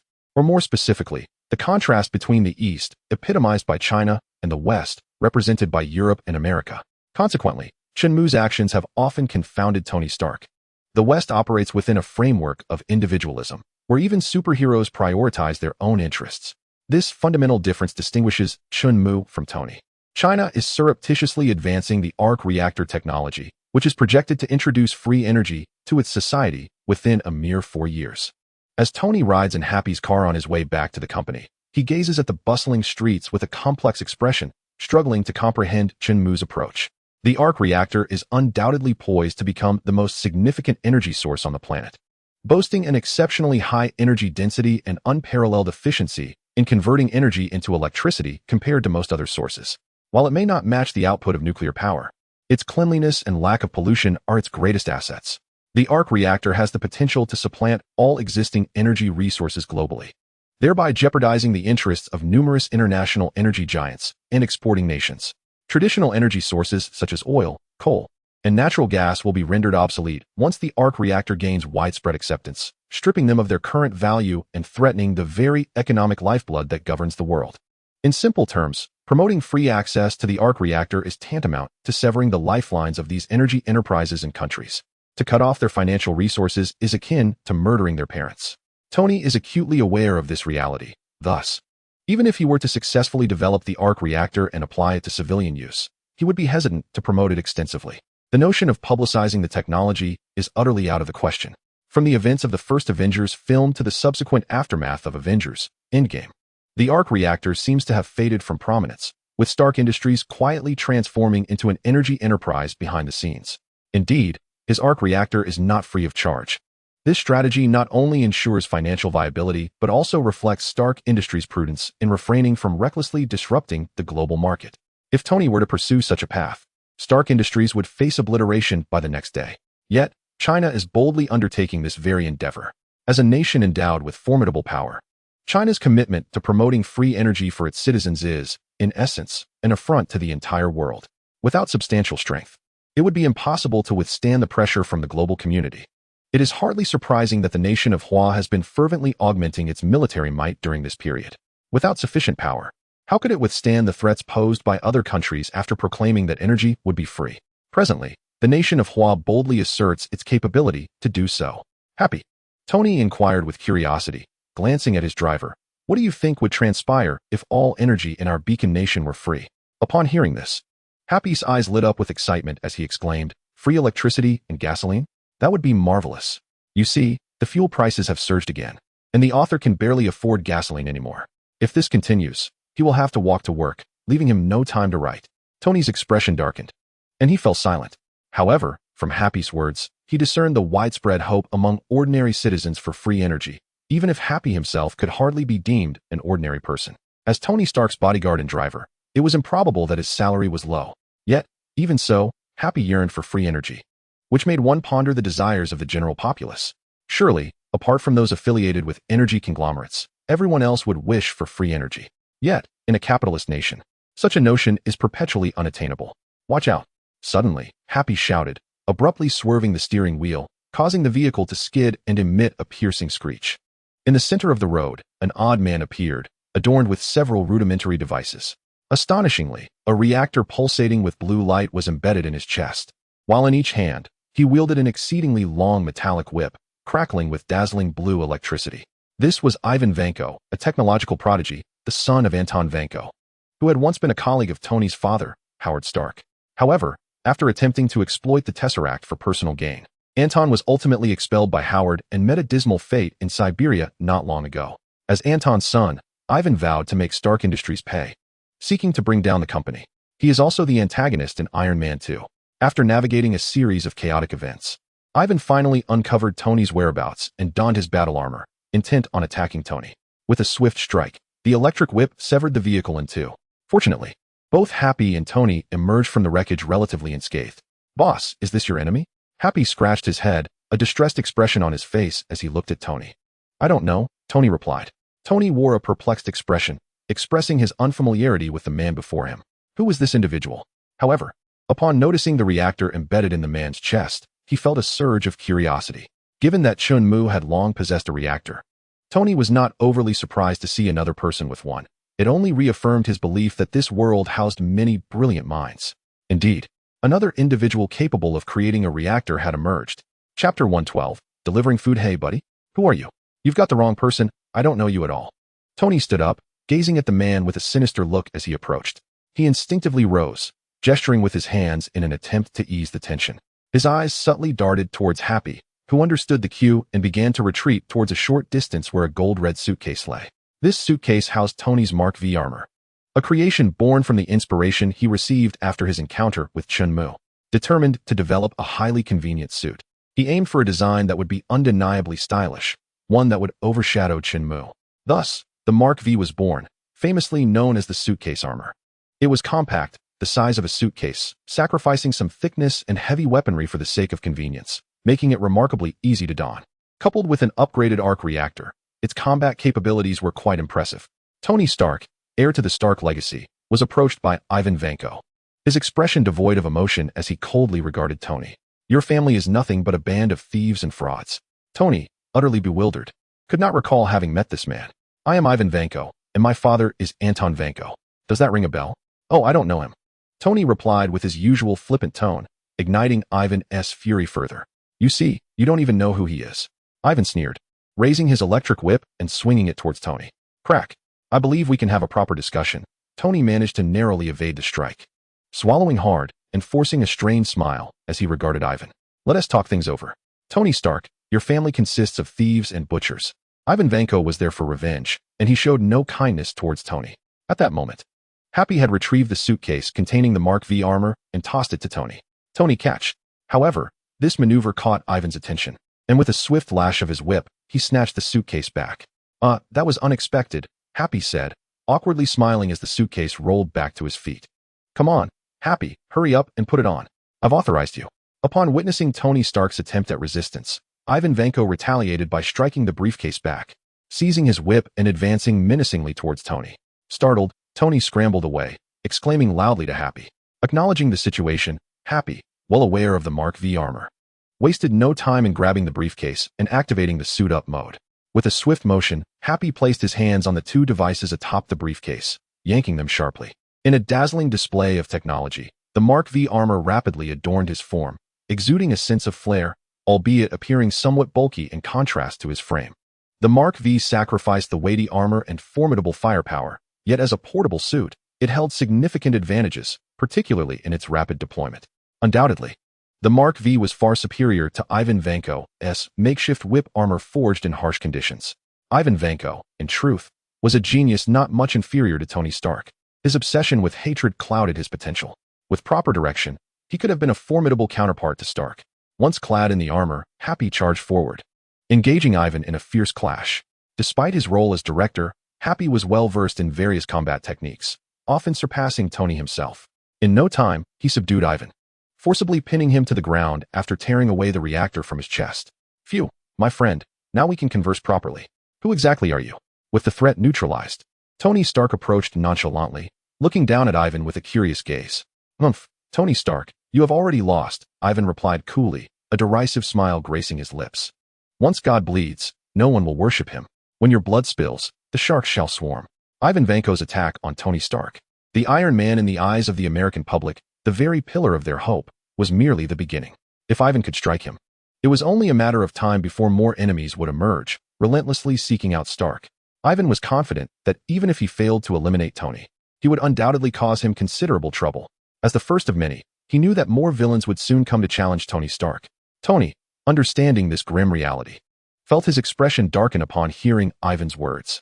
Since becoming Iron Man, he may not have fought crime as overtly as the future Spider-Man, but he had certainly accomplished significant feats, including the destruction of numerous terrorist bases in the Middle East, which was enough to incite the ire of many. In the past, he was always the one to take the initiative, yet now, with someone leading the charge against him, it is only natural that more Ivan Vankos will seek out Tony in the future. Moreover, does the experience of poisoning not feel unbearable? Haha. How much longer can you survive? Ivan Vanko gazed at Tony with an air of arrogance. To be candid, he had already resigned himself to death before the operation commenced. However, as a descendant of Anton Vanko, one of the developers of the arc-reactor, Ivan was acutely aware that the reactor could only utilize palladium as fuel, a metal known for its potent heavy metal toxicity. To introduce such a metal into one's own body would be a blatant act of self-destruction. Thus, in Ivan's eyes, Tony had no hope of survival. Are you referring to the reactor's fuel?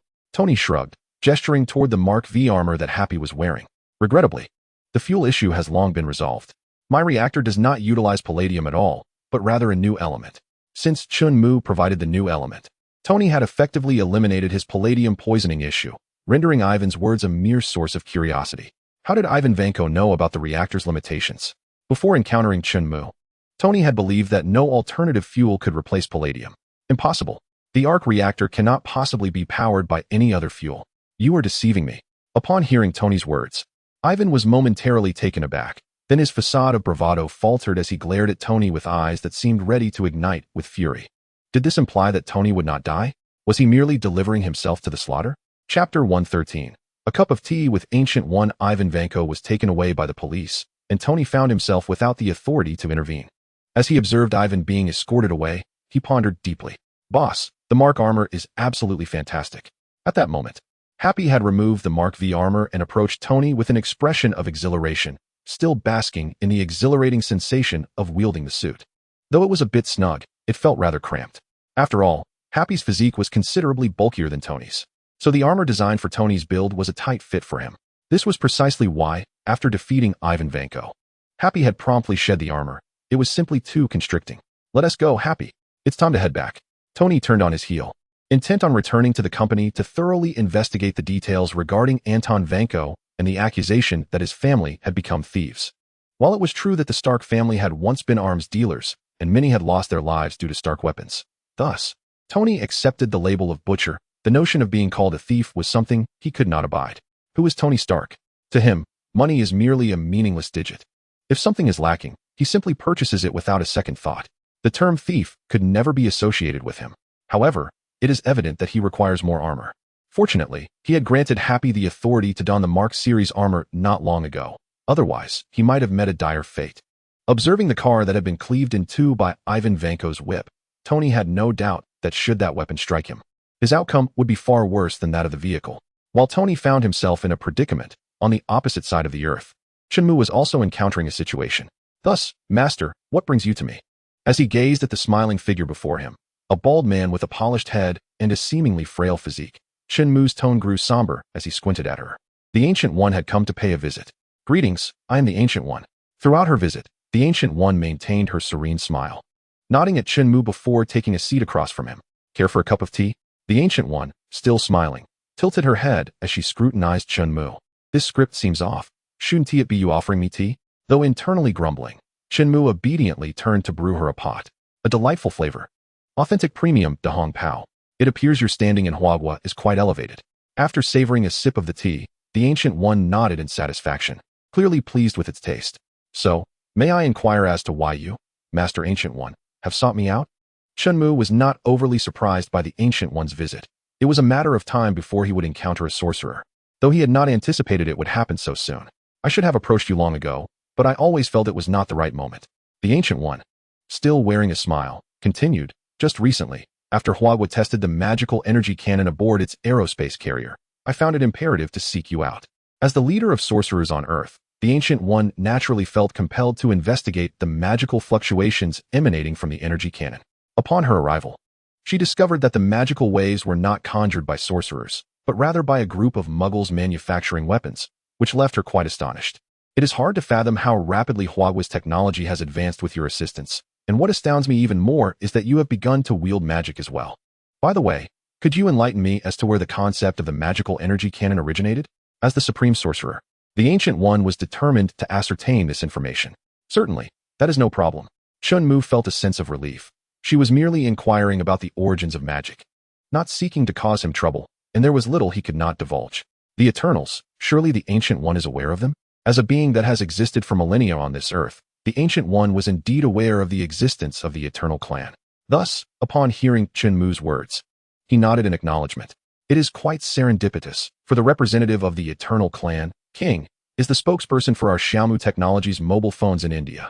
Oh, you are familiar with Xiaomu phones, are you not? Naturally. With a smile, the Ancient One produced a Xiaomu phone from the voluminous folds of his robe, shaking it gently in his hand. It is a remarkable invention, facilitating communication with great ease. He returned the device to his pocket, embodying the notion that sorcerers are not reclusive ascetics, but rather individuals who embrace technological advancements without hesitation. Now, where was I? Ah, yes. King is indeed a member of the Eternal Clan. I am aware of him. The Ancient One nodded, showing no surprise. King's ability lies in his capacity to unleash cosmic energy. By fortunate circumstance, I have come to comprehend the magical circuitry within him. I merely amplified the magical circuits in his body proportionately and inscribed them onto the aerial aircraft carrier, transforming them into the arcane cannon aboard the vessel. There was no need for deception in front of the Ancient One regarding this matter. Is that so? The Ancient One nodded, his gaze shifting to Chun Mu, now imbued with a contemplative scrutiny. Mastering the magical circuitry is indeed a formidable endeavor. The more profound the magic, the more intricate the circuitry becomes. The magic employed by the Eternal Clan is inscribed by the Celestial Assembly, representing a high echelon of sorcery, where even the slightest error can yield irreparable consequences. However, it appears you possess a remarkable aptitude for magic, as no mishaps have occurred. So, it seems that Chun Mu has inexplicably evaded disaster? If there were any discrepancies in inscribing the magical circuitry, the repercussions would be dire. Yet due to the system's intricacies, Chun Mu has perfectly grasped the magical circuitry, even extracting it independently, thus enabling the effortless utilization of the arcane cannon. I have practiced magic for thousands of years, yet few have directly mastered the core magical circuitry. The magical circuitry can be